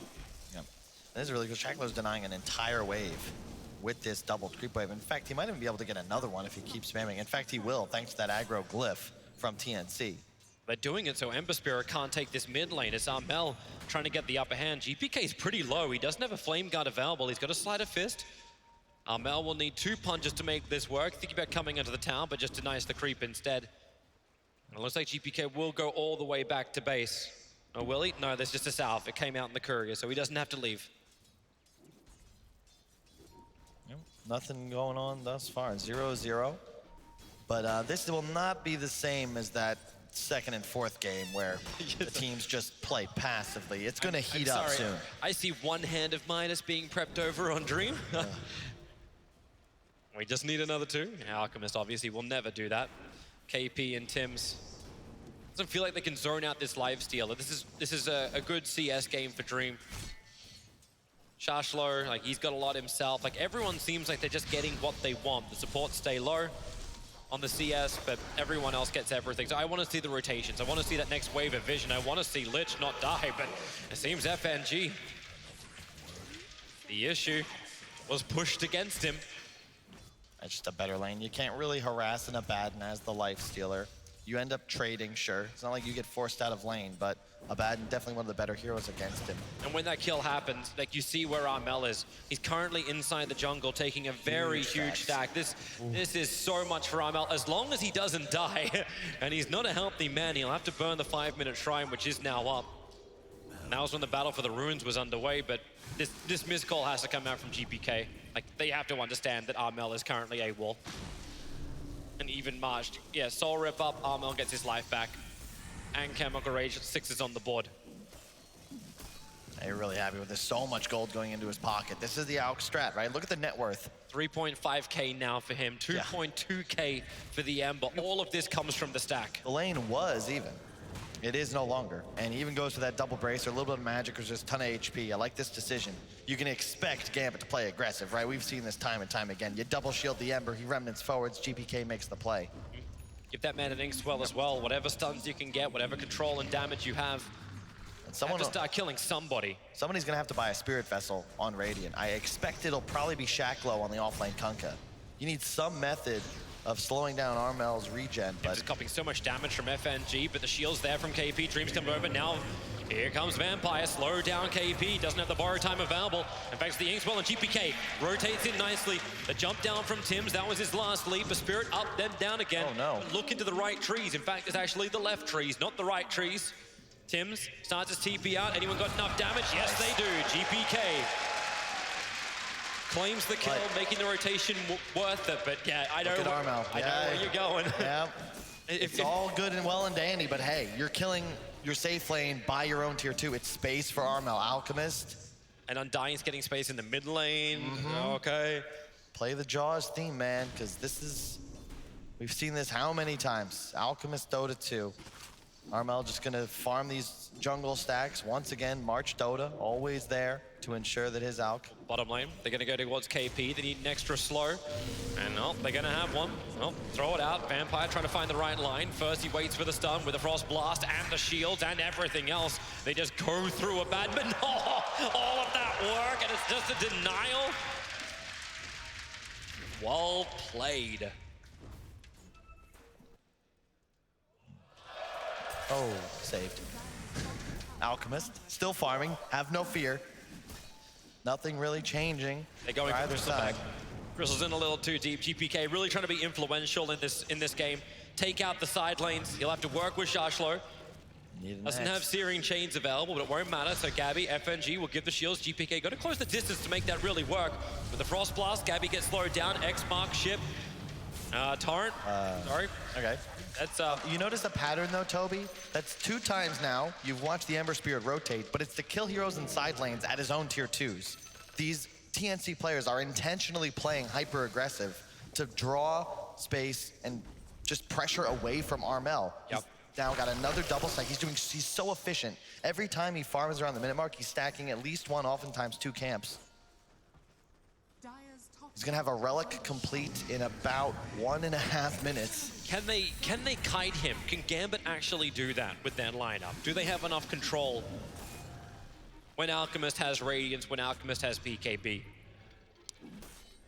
That's a good question, Toby. I think it's about the timing, right? We've seen this Radiance become a BKB AC Heart within another 7 or 8. That's the window where TNC look to just go end game. The one upside for Gambit, they don't have the catch. Or rather, TNC don't have the catch, Gambit do. We can see X, you've got 2 supports that can assist their Ember Spirit to go deep, and a Lifestealer who will be buying a Midas, but man, it's just always spooky. He's already doubled up by Armel. This guy farms incredibly quickly, and look, another stack, easy peasy. And I don't think Shashlo is gonna be happy with that at all. Kunkka dying to the Bristleback. That's like all that hard work that Ember does when he rotates to the side lanes to get these kills, to try and slow down at least the side laner so these cores aren't big. Now Bristleback, with that kill and the space he created, is the 2nd highest net worth on the field. Obviously, he'll never be the #1 when Alchemist is on the board. Alchemist is so farmed, man. Yeah. He's so efficient. He's farming nearly the entire jungle, every single spawn. He's gonna have a Radiance up at about 10:30, which is one of the faster timings for this tournament. I feel like I'm whale watching. Wait for the breach. That's when it gets spectacular. Like, even if you get your farm with a life seal on the bottom, like he's about to finish up a hand of Midas. So Dream has some level of progression. We're gonna go again onto Gabby, pick him up, throw him down, put the combination out, and they will burn through the Bristleback. Even a Spirit Committal to ensure that GPK gets the last hit, and they're all here for the 10-minute runes. But look at the Invis Undying with the Moonlight Shadow. He'll steal it from Lich. The Moonlight Shadow will wear off in a second. TP supports on the way from the Grimstroke, but someone needs to bring a stumble on bottom lane. Lifestealer has no way out this one. Leap forward, KP working together. That was so sick. Tim's actually just camped him, hits him with an arrow. They recognize he's out of mana, and then Abaddon just right-clicks him. That's a huge kill. And that's a Radiance, by the way, en route to Armel. 10 minutes, 22 seconds in. Delaying a hand of Midas while getting a Radiance over on your on your Alchemist. Ember Spirit's going deeper onto Gabby, onto the tier 1 tower. Vampire realizing, and that tree's being cut. And keep in mind, very visible. This is how Gambit was able to beat Alch against Alliance. It's about killing the other heroes, ignore the Alch, make the rest of his team suffer. But it wasn't one this farm, this fast. They're having issues killing Gabby now. Yep.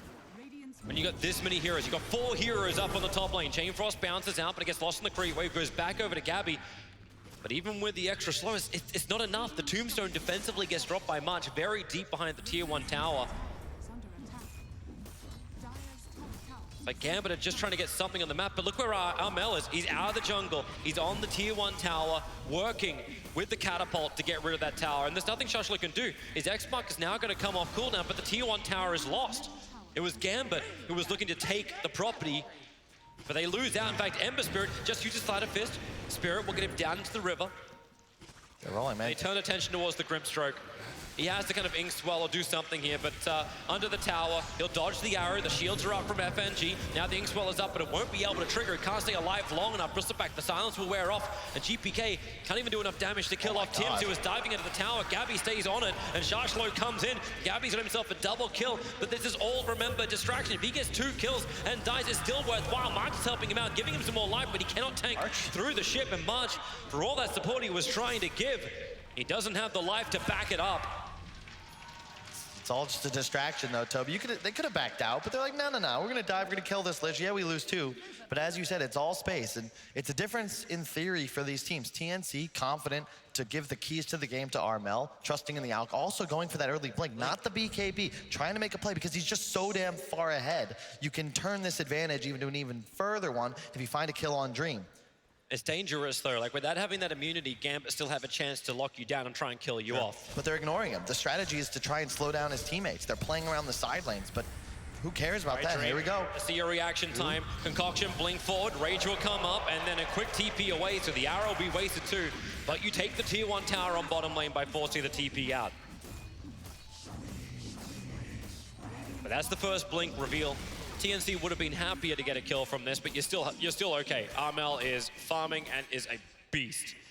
His BKB is now a Mithril Hammer and recipe away, thanks to the 1,000 gold he claimed in the last 1 minute.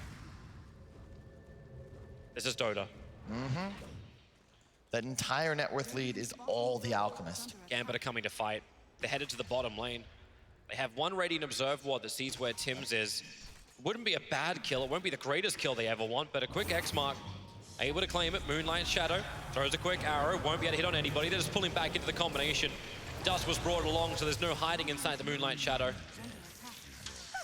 Does that kill really matter is the question, though, Toby. Well, if Tims could actually global laugh that, then the answer would be no. Yep. It would be full-on mockery. A lot of teams talk about it, but when it comes to these critical games, right? Long day for Gambit. Approaching 11 p.m. local here. Game 5, and TNC, their draft's all about ease of execution, right? Play around the Alchemist, Armel will carry us. Gambit, they're gonna have to keep out playing. And in the 2 games they won, that's exactly what they did. But they're gonna have to keep this kill score advantage. Find a kill on Alk before his BKB if you can, but it's just so tough. And more importantly, they don't have any towers, Toby. That's how you beat these fast farming map control based cores like Tinker, like Nepo, like Alk. You don't have any, there's no way for you to cross the river, get aggressive into the enemy jungle. Armel is doing whatever he wants. You scan him out, so what? What are you gonna do? I know where he is at least, but there's only so many smokes you can use to go for a chase. They have one on the Grimstroke, but he spent most of his time, Vampire, just trying to defend the mid lane. Like, he's kept the push going. They're finding experience, and that's a nice thing. X marks the spot. We're gonna put Gabby to the test in the mid lane. Actually, no, we're not gonna do anything of the sort. GPK as well as KP, there's no kill potential there. But when you see Gambit start next marks the spot with 2 supports behind and they still don't go for it, now we have another shit. There's the whole thing together, combining with the Chain Frost and the extra stance to get in front of him. The Torrent is up in the air, but March will arrive with an extra Soul Rip. They'll get the life back. Arrow flies forward. No one wants to catch that. 3 bounty runes going the way of TNC. This is all good for you. And they keep trying to kill Bristleback, Toby. God, it's a 15-minute BKB with the blink of the Radiance. It didn't even slow him down. He's 14K. Dream is at 6.4. It is 990 gold per minute on this Alchemist. It is ridiculous. And the tier 1 tower is what Gambit's trying to pressure. But even if they claim this, it still won't be huge. The arrow flies forward. Tim's just taking care of the catapults. The pressure into the tower is now gone. And your Lifestealer can't out-farm this. He's trying to build into an armlet. And maybe then Gambit can do something, but they need a delivery system. The Ember, as well as the Lifestealer, can't need like infest, pop, destroy someone and keep going and going. You can't even lock him down properly. He's got an Abaddon behind him. You shield off any stun pop BKB. Yeah, you're not touching this guy anymore. The physical damage is not there. Radiant's top you're going to need to buy a lot more time with your Gambit. But you need to do, like, what time doesn't help you against an Alchemist game. No, it doesn't, Toe. Well, like, even if you run this game to like 90 minutes, it still feels like TNC is going to be ahead. If it keeps like this, it will. I mean, it's just the levels as well. Yeah, sure, Gabby's died 3 times, but he's still got 126 CS, and he's very tanky. Here we go, Alchemist again looking for a blink concoction. Vampire's the target, makes a break for the tree line. Kunkka gonna give both Ship and Torrent. Alchemist will be sent up. Armel would love to keep fighting. 83 health regen, Toby. It's not. It ain't happening. It's not real. you need Ancient Apparition. You need something. You need to not have this 4th picked against you in Game 5 of the Grand Final. Now you just link up, go join your Alchemist, or rather you're a bad. KP's gonna try and silence Dream, so the blink concoction from Armel's able to connect, but no, the timing a little bit off. Armel ends up stunning himself. And you look towards the mid. Here we go on to Gabby. Archer's nearby once again. Tombstone over on the hill. They battle underneath their own observer ward. Sinister Gaze Anthony to try and keep this Bristle back under control, but you've got through half of his life, and Armel's ready to blink in for another concoction. You can soul bind them together. Damage is big, combining with a double chain frost. The soul bind now moving over towards Armel, but you've only killed a 1-for-1 trade-off. The Torrent's onto KP, but he's got borrowed time. This battle won't continue in favor of Gambit when the arrow connects, and down goes Kunkka for 44 seconds. Casual 10K gold lead at 17 minutes. Nothing to see here.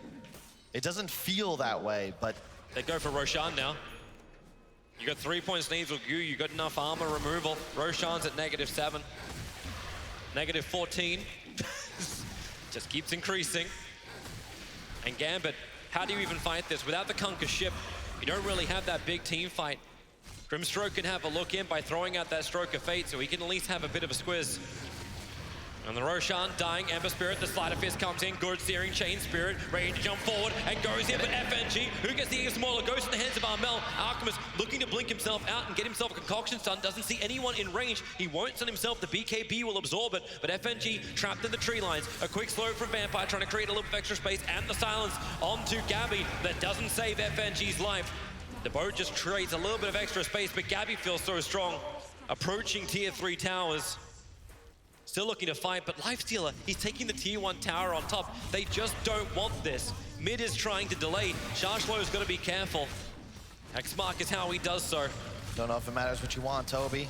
TNC, huge lead. Another tower falls.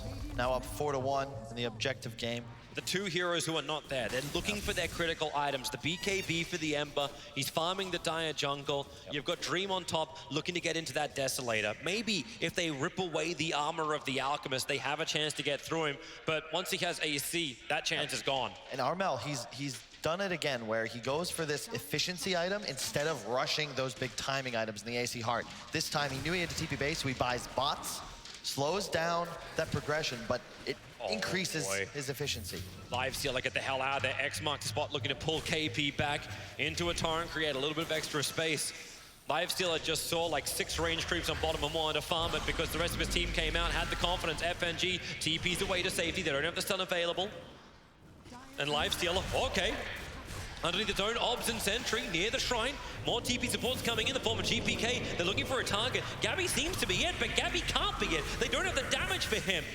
And Kunkka's in the back lines, can throw down the ship, but Lifestealer's just getting the crap beaten out of him. The shields are up. Now the Chain Frost will start to bounce around. The damage, it already comes too late. Lifestealer is dead, and Alchemist under BKB and Aegis. You know he's going to dive this. Looking for the stun. He gets onto the Grimstroke. It gets stunned back in under the almost the tier 4 towers. Gabby is going. TNC, they want to win in style. Remember, you haven't taken all the tier 2s yet. You're almost at the fountain. Gambit have no buybacks available. Gabby is standing his ground. KP's going to be here to shield him free, get him away from the torrent. You're under tier 4 towers, TNC. Silence up Gabby, spirit him forward with a Searing Chain. They can finally bring down this Bristle back.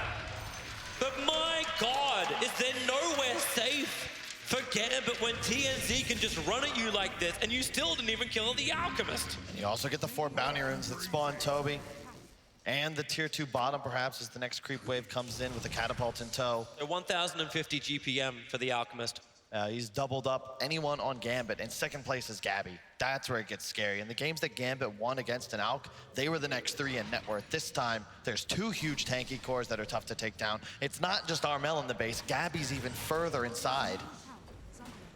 They are pushing all the side lanes, everything you've got. Alchemist has BTs and TP scrolls, so he can go back and just come back. He has the heart completed, and AC will be done in about 2 minutes. Express delivery. Alchemist, Lifestealer looks at him, it's like, I'm fairly certain I was 5th pick to try and counter this hero. I don't think he does that. Alchemist just runs the tier 1 tower, punch it once, sure, take the extra cash. X-Mark, Torrent, open wounds. Remember, he's still got BKB as, he's got a heart, he's got a BKB, he's got an Aegis Immortal, he has a team. And Shashlo, Lifestealer just jumps in and then abandons that ship.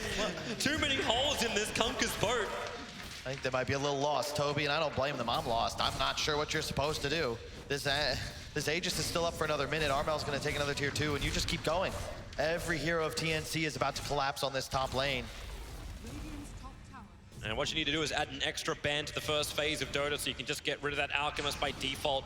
They're coming in. The shields are on the tower.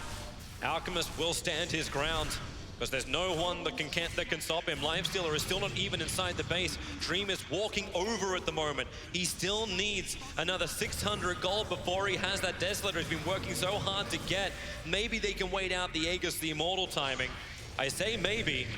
Right now, Armel will potentially take your entire lane of Rax, but the shields are causing a lot of problems. FNG 4 points in the frost shield, just trying to keep the tower alive. Dream will mop up the creep wave.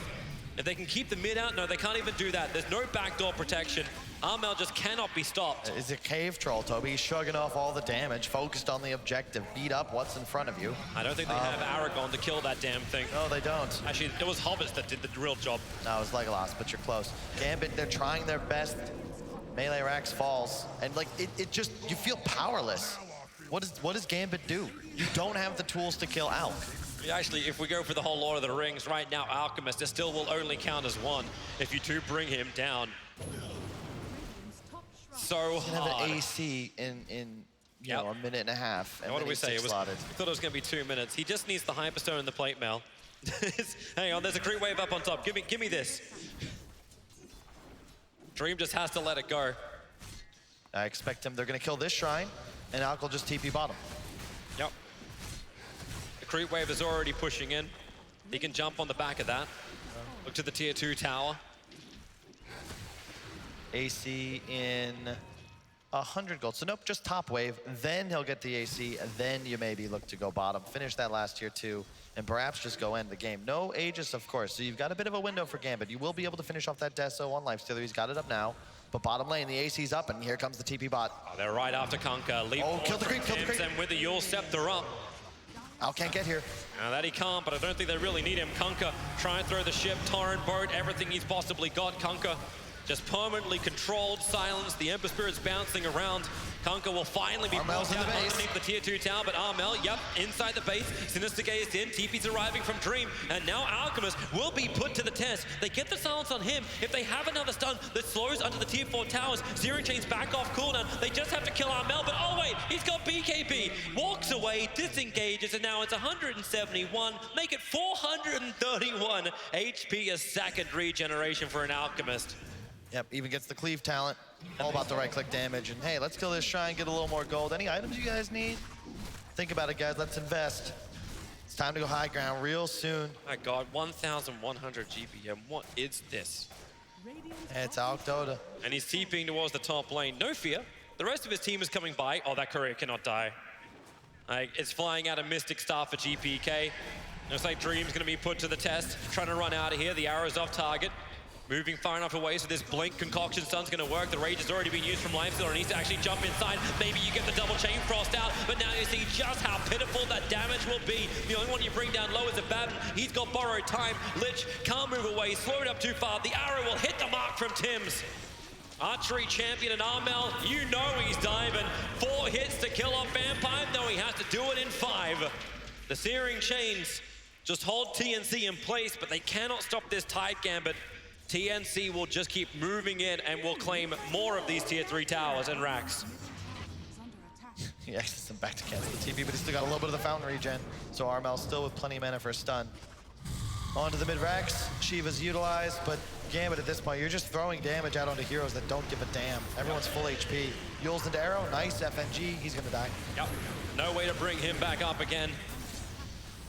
Dead for a long time, almost a minute. The tier 3 tower being chipped away. Gambit, they're still in this, so they think they have some level of a chance, but where is your damage going to come? At the moment, you just can't battle that Alchemist attacking so fast. They're moving to the bottom lane, claim all 3s. Everything you can possibly have. The ship, the torrent, Undying. That's someone you can kill. March will end up falling. Alchemist, Concoction. BKB, just in case he stuns himself. Dream now up towards the air with the Yule Scepter, looking for an extra stun combination, able to hit him perfectly. Lifestealer needs the extra life, needs to infest to get out of here. He can't do it. He's down for the count. No buyback available. This looks like it's going to be the end as TNC go almost into the fountain. Kunkka has buyback available, but TNC, they just keep pushing. They have had such a flawless series throughout this entire tournament. This is when they were most tested by Gambit. And they just want to end it. They want to claim this victory. Give us some They're mana. going to give it some respect. They will back up. We're not done yet.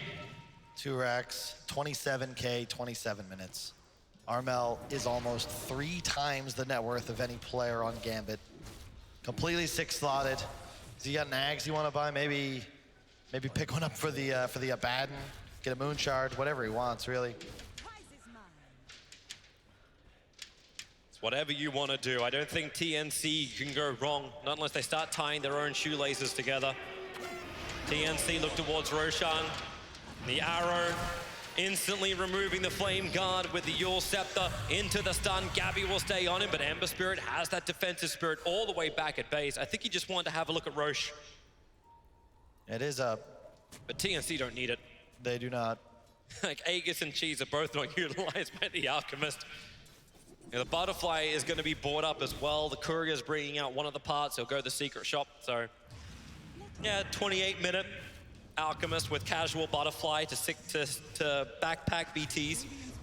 Jumps in, takes the tier 3 tower.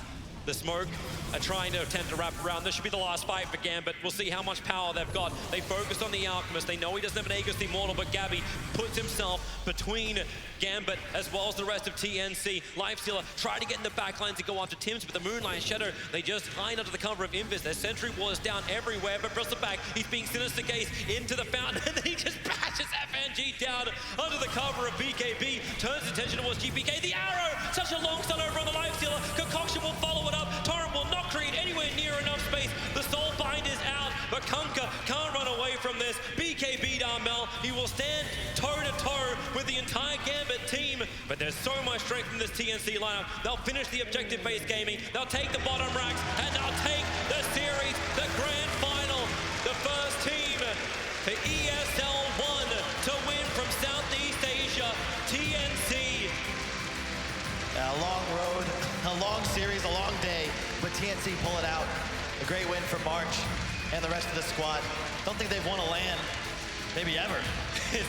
At least not in Europe, and this is huge for them. 3-2, they really grounded out. That they definitely did. Props to Gambit, we still have to give them the recognition. They fought their way very hard into this grand final. They seem to be the only team as well that could challenge TNC. And smiles on their faces, too. It was a hell of a series. And at the end of the day, you got Alchemist.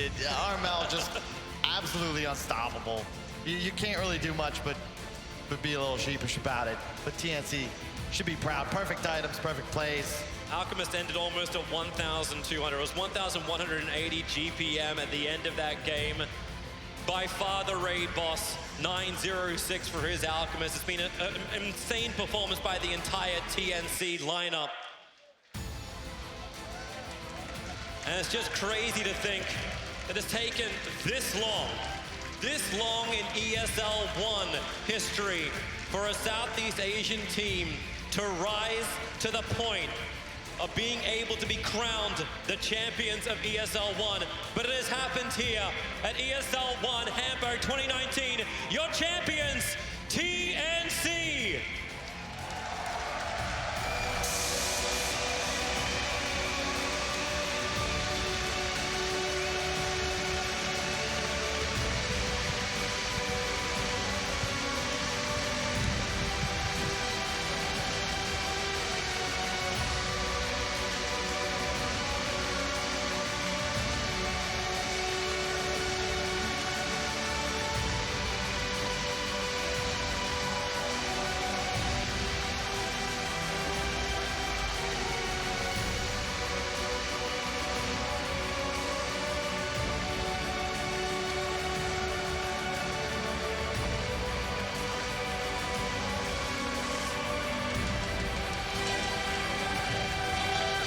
and gentlemen, your champion, TNC Predator, the first ever SEA champion of ESL 1 Hamburg.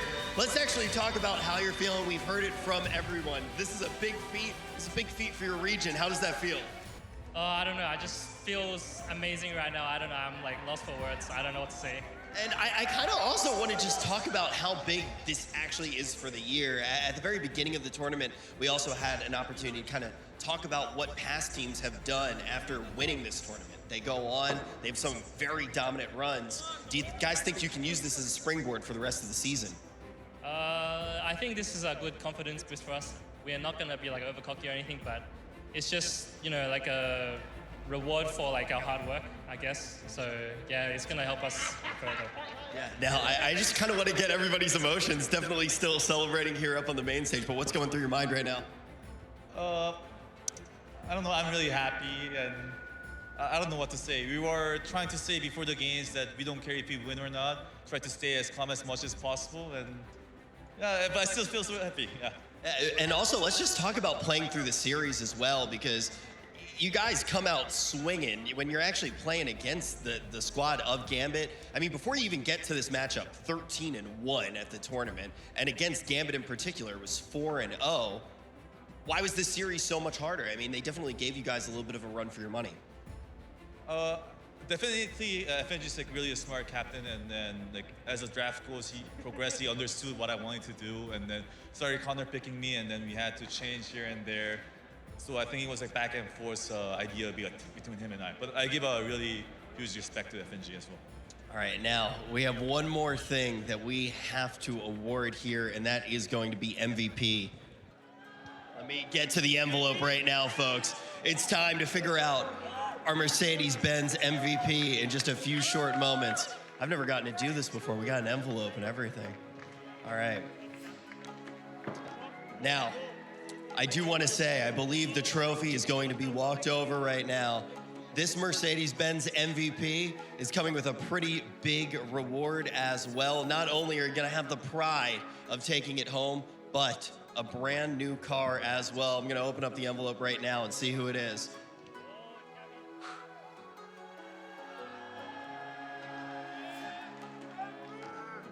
Ladies and gentlemen, March.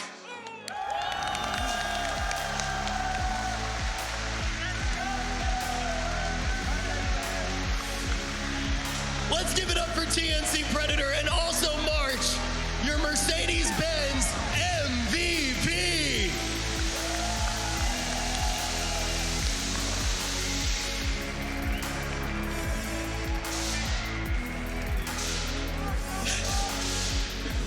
March, I already asked you a couple of questions, man, but now you're also going to be the owner of a brand new car.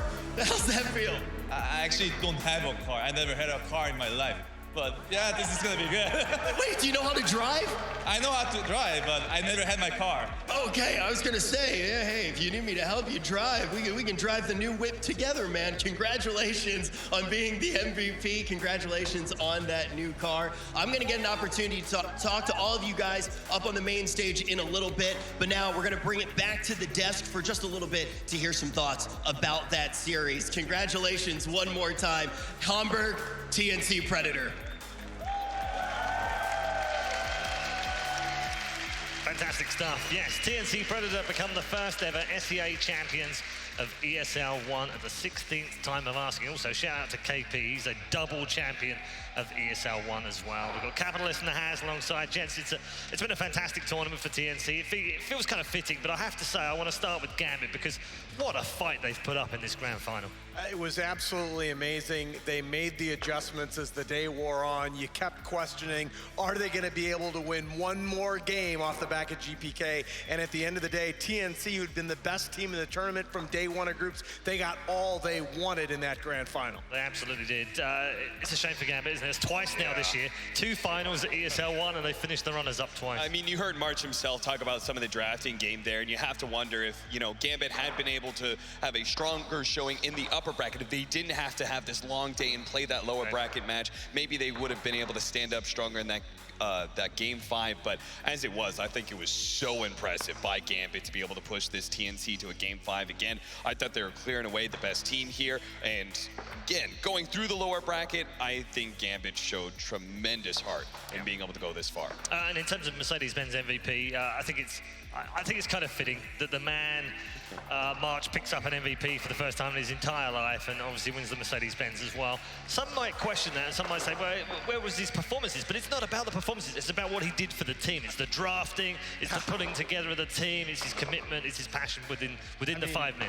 For those of you questioning this, right, the storyline for TNC coming into this entire season was how are we going to replace Coach Heen, who ignited this team down the stretch last year. All of a sudden, March coming into this season, brand new roster joining this organization. He has looked like the entire team has not missed a beat. Give him all the credit in the world. He was on the panel with us a couple years ago at TI. We know him very well.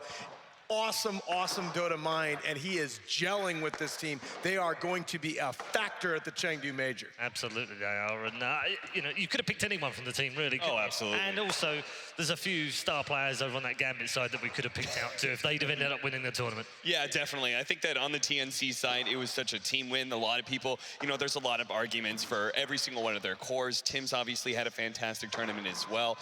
You know, my personal favorite was just like, I think Armel played like a beast, and he closed out that last game 5 for him. But at the end of the day, you know, what was the biggest change to TNC from last season to this season? What was it that allowed them to be able to win this tournament? I'm sure a large portion has to be that Captain March. Yeah, absolutely. KP and March, the new additions to the team.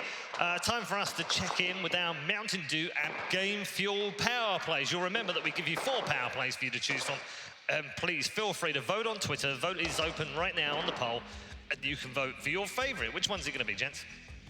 Well, this one was pretty interesting. I remember it was such a sick Fisher, and then it just led into an easy combo. The Soul Bind plus the Lasso, giving you a cute little free Aghanim Scepter, basically, and they just kind of run over TNC from there. And this was most of that game, basically, because the slower lineup from TNC.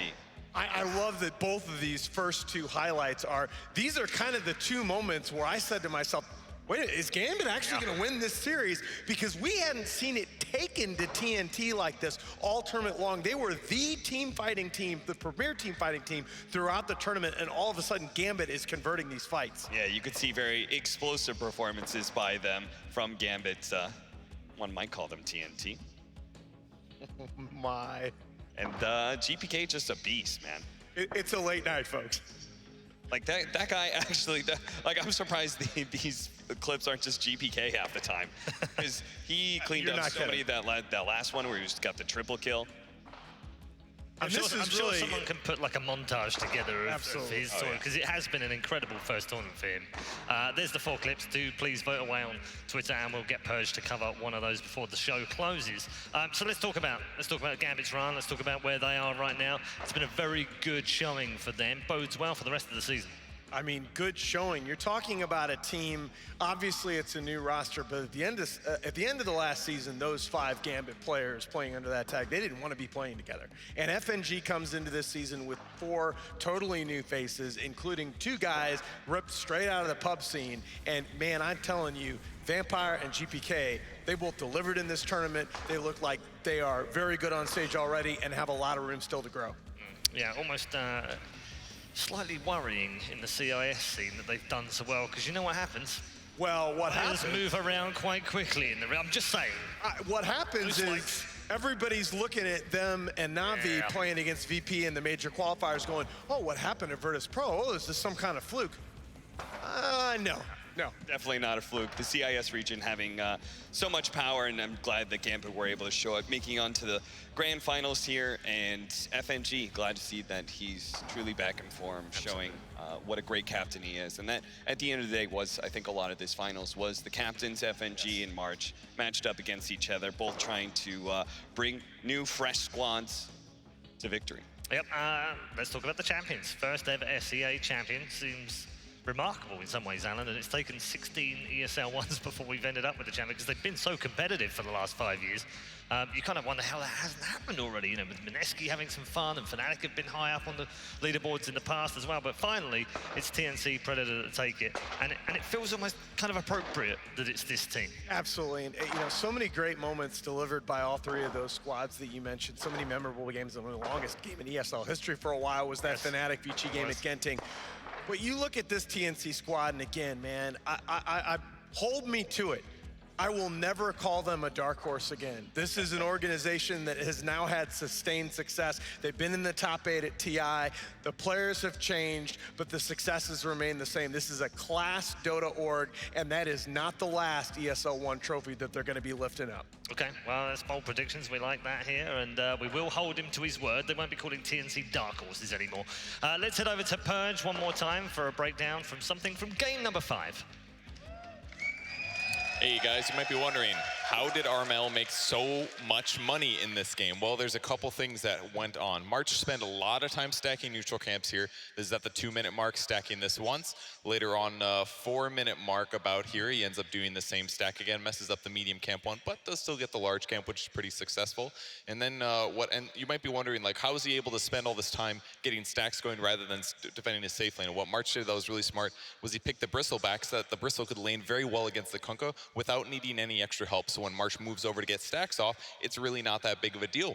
And then Alchemist basically gets a DD rune at the 4-minute mark and starts over in the jungle, killing tons of these creeps. Now, normally you can't actually jungle like this as Alch. It's 4 minutes into the game, you're for level 5, you don't have that much regen, and these creeps are just gonna harass you. So what they are able to do is they're able to abuse Undying to put heals on Alch to help keep him alive. He pops the Shrine, he's barely able to tick over to level 6, partly because he did so well in the mid lane, and once he hits 6, that means he gets to stay in the jungle. He doesn't have to finish, go back to lane and return to killing the stacks later. The other lanes went really well. They killed the Lifestealer pretty easily with an arrow, followed up and chased him down, and then finally he just kept doing what he does well, stacking camps with Acid Spray, consistently farming. He did this on every single camp over and over again, and what the timing that he ended up having money for Radiance was just about here. See, a little bit too early. It's like 10 minutes basically and 10 seconds. So one of the fastest Radiances I've ever seen before, and that is why Armel had such a good game. Fantastic stuff as ever from our weatherman. We will come back to him one final time for the power plays before the end of the show, but we're going to get some final thoughts on the tournament now from both of our experts on the panel, Nahaz and Capitalist. Gents, let's do underperformers over performers. Underperformers first. Oh. Team Liquid, obviously. Liquid. Yeah, Liquid has to be to name someone else. It was a poor tournament. Can't disguise it. Look, Liquid struggled, but again, I think NIP have some questions to answer, even though they did make it through the elimination phase, made it out of groups, but that roster, I feel, has some questions going forward. Again, you know, you don't know how much to expect out of Fighting Pandas, but Envy's form was a little questionable in this tournament as well. Yeah, okay. Middle ground. Does Vici just scrape in there because of the stand-in? Yeah, and because of the incomplete. Can you give them an incomplete? Okay, all right, I'm okay with that. Overperformers. Well, I'm not sure if Alan's got 3. Let's see if 4. 4, okay. Final 4. All right. The final 4 all overperformers? Relative to what? Relative to expectations before the tournament? Yeah. All right, so relative to expectations before the tournament, we expected Gambit Alliance. We expected TNC to be top 3. We expected Alliance to be top 3. Beast Coast. They're overperformers, surely. Yeah, kind of, but at the same time, they had such a high performance that you're just like, did I really? Like, maybe you might have expected Vici Gaming to replace one of those teams at the top 3, but other than that, I think, like, for the most part, we got to see the best teams in the playoffs. But let me propose a different metric. Okay. Because I'm looking at these teams, and I'm early on in the season, I'm throwing away the numbers, and it's about the eye test. And I'm asking myself, look, do I think these teams are playing the caliber of Dota that I expect to be able to compete at the final day at the major? Sure. Yep. All 4 of those teams, they passed that test, and they passed that test with flying colors. I think all 4 of those teams that competed in the final 2 days here, they're going to be a factor in Chengdu. Now, Nahaz does wear glasses, so just keep that in mind. This is true. Time for us to head back to Purge for one final time here at ESL 1 Hamburg. Enjoy the final power play. The Mountain Dew Amp Game Fuel Power Plays. Hey, one of my favorite combos that was executed this game was by Gambit. This is the match 2 of the best of 5 here. As they move in to take a team fight, they have a big advantage because they've got Grimstroke and lots of ulti combos. So what FNG is doing is trying to get vision for initiating. They already have a ward on the low ground to spot possible enemy movements, but fighting in this area is really difficult. There's a really small, narrow gap here, which makes it easy for your opponents to land really effective AoE spells, buy back, and defend themselves. So once he puts the ward on the high ground, he instantly drops the ulti, throws the silence on. Things don't look too bad for them right now, but as soon as the Batrider jumps in and gets the double lasso, and not to mention the Inkswell that increases Batrider's movement speed, pulling them further to the right, and also that Inkswell is going to pop before the lasso ends. That means he guarantees an AoE chain stun. It's an incredible combo, and Stroke of Fates through them to add a little bit on top of that. They end up killing the Ogre despite him being super tanky. Dragonite's forced to pop his BKB. This is the item he's been rushing. He's been waiting 22 minutes to use this one item, has to use it to retreat, and that is what gave Gambit a huge advantage in this game. Thank you very much, Purge. Yes, the greatest weatherman in esports Barnum. Brilliant. All weekend long, I'd just tune into all of these YouTube videos if he carried on doing all of that on the Weatherman station.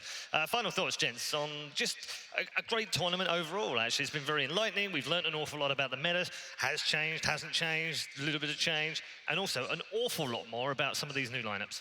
I think one of the coolest things about tournaments like this is that, yeah, people are always going to go to, we're missing some of the biggest names out there, but I think there's no shortage of talent in the Dota 2 competitive scene. I think there's so many good players out there, and tournaments like this, really, you get a chance to see just how good some of the, you know, just quite from the top, you know, they're going to be like top 8, but maybe not top 3, and if you continue to just build on that, then you could see these teams completely change the landscape. So you could see a team like TNC or Gambit Can't wait go to on see and some of dominate. these teams playing some of the other top teams that aren't here and haven't formed fully yet. And I can't wait to see it. Absolutely. Alan?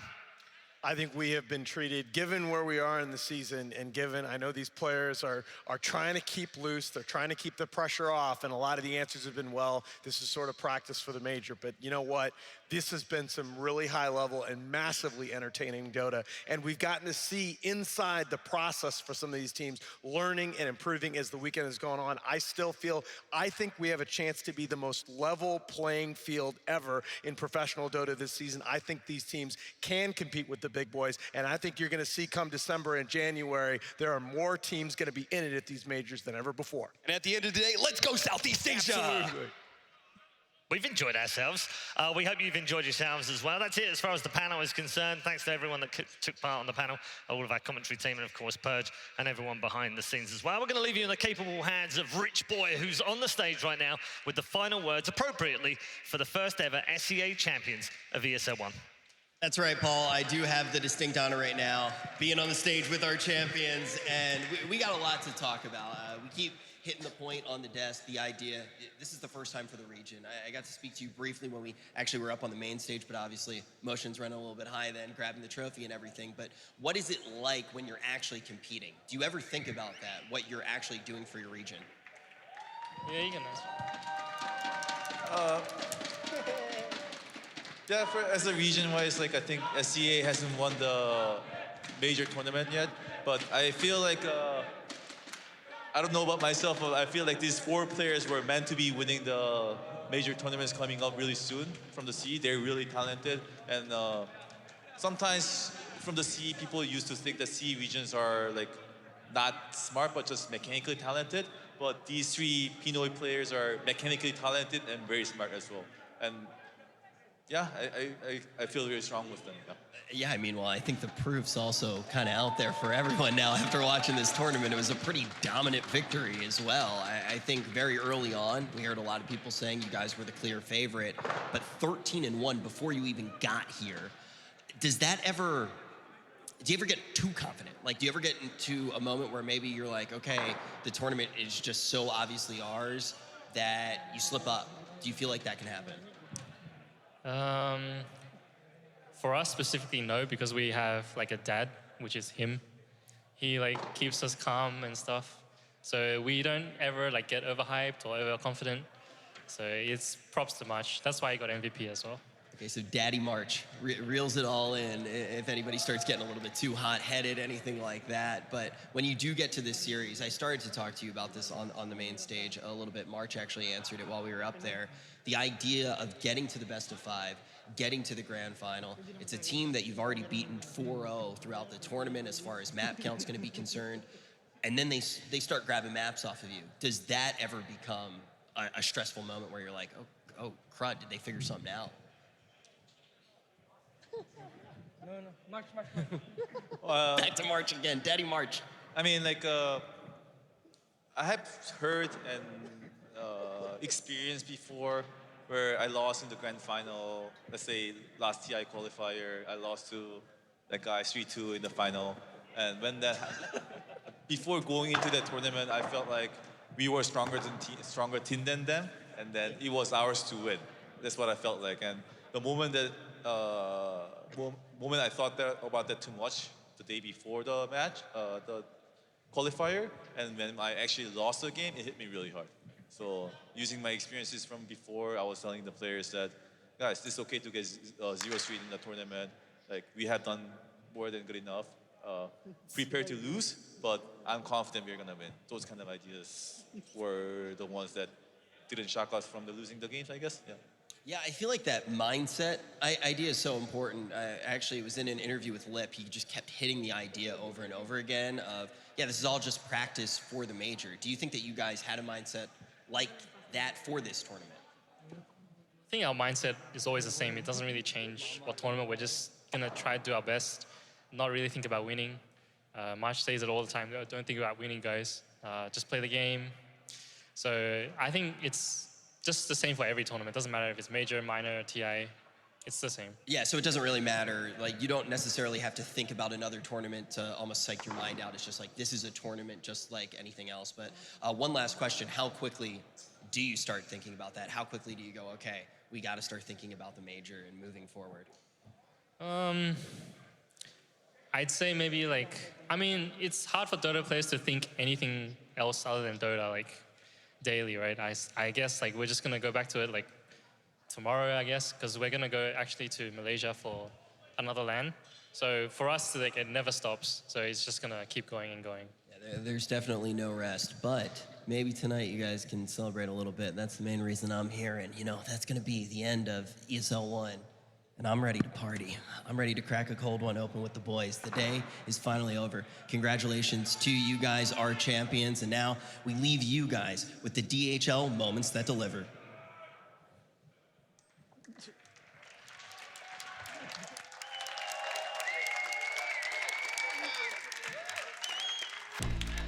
I was born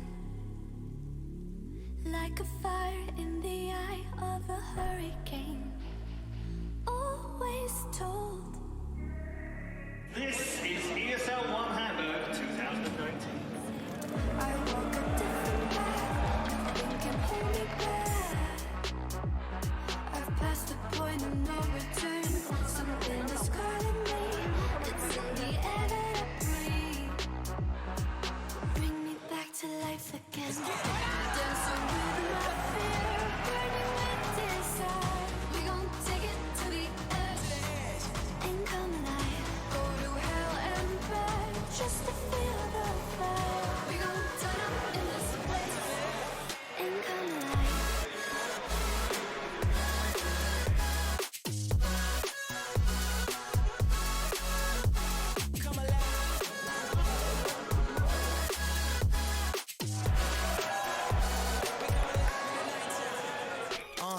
Fly so high they can't touch us. So top notch, none above us. We done came so far, now we up now. Had a vision, stuck to it, never back down. Never had much, now we own the whole thing. Spread it all around the world, watch it all change. Came alive, now they all see the greatness. Light shine so hard they can't take it.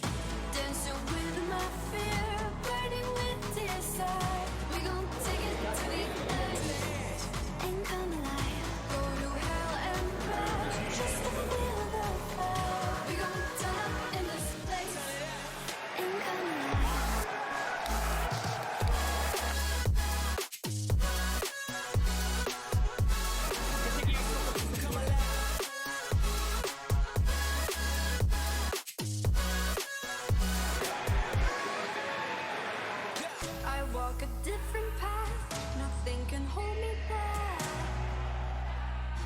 past the point of no return. Something is calling me.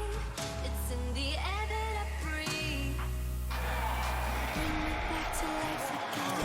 Fly so high they can't touch us.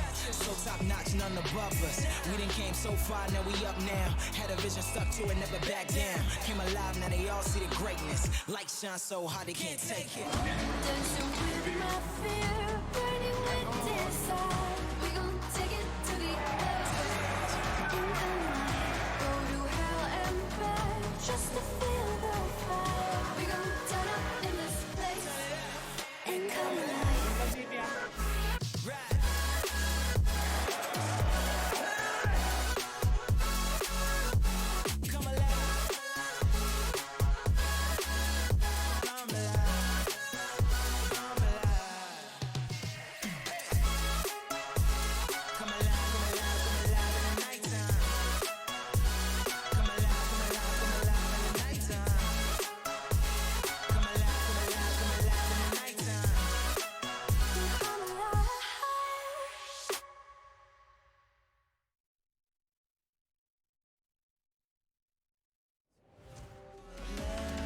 We are here to your mission.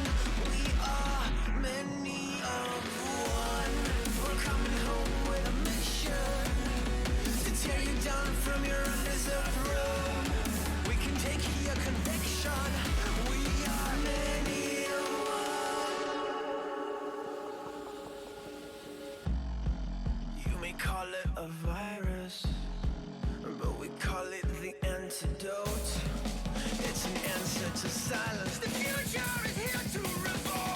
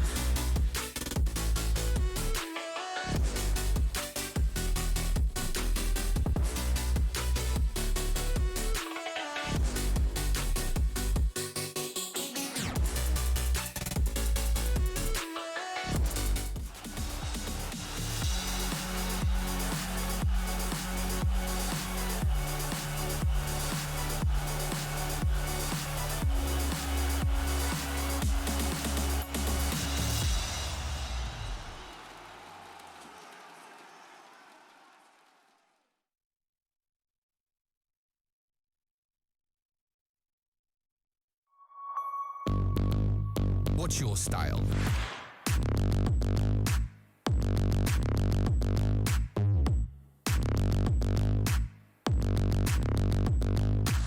Get your merch at shop.eslgaming.com.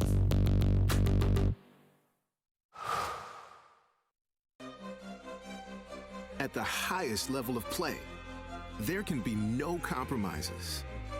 Gamers demand the highest clock speeds to give them the FPS they need to perform. Rise to the moment. Intel Core i7, the official CPU of ESL 1. Intel, unleash your brilliance.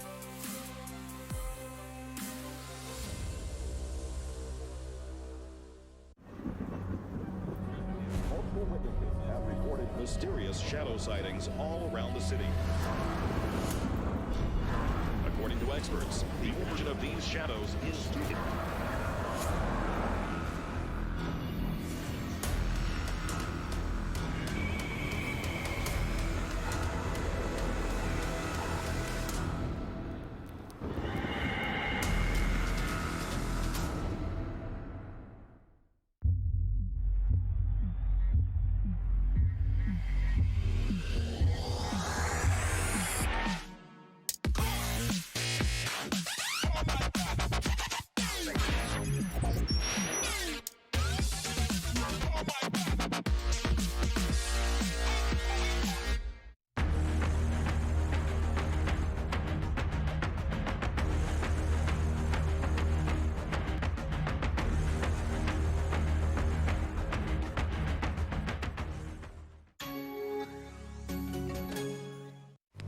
So this is it. This is where it all started. The great business of DHL. Do you remember when we still use these? We have all come a long way since then.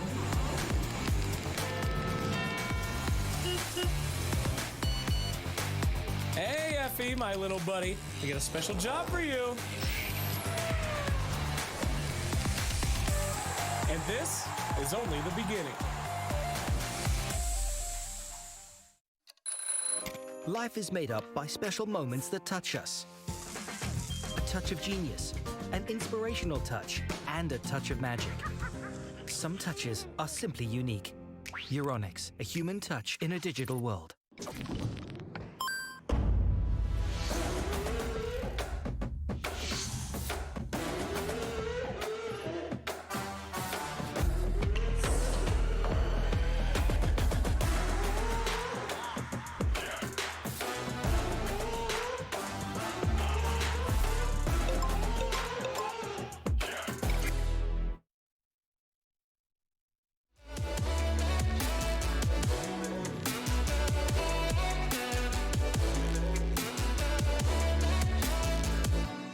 Tell me everything's alright.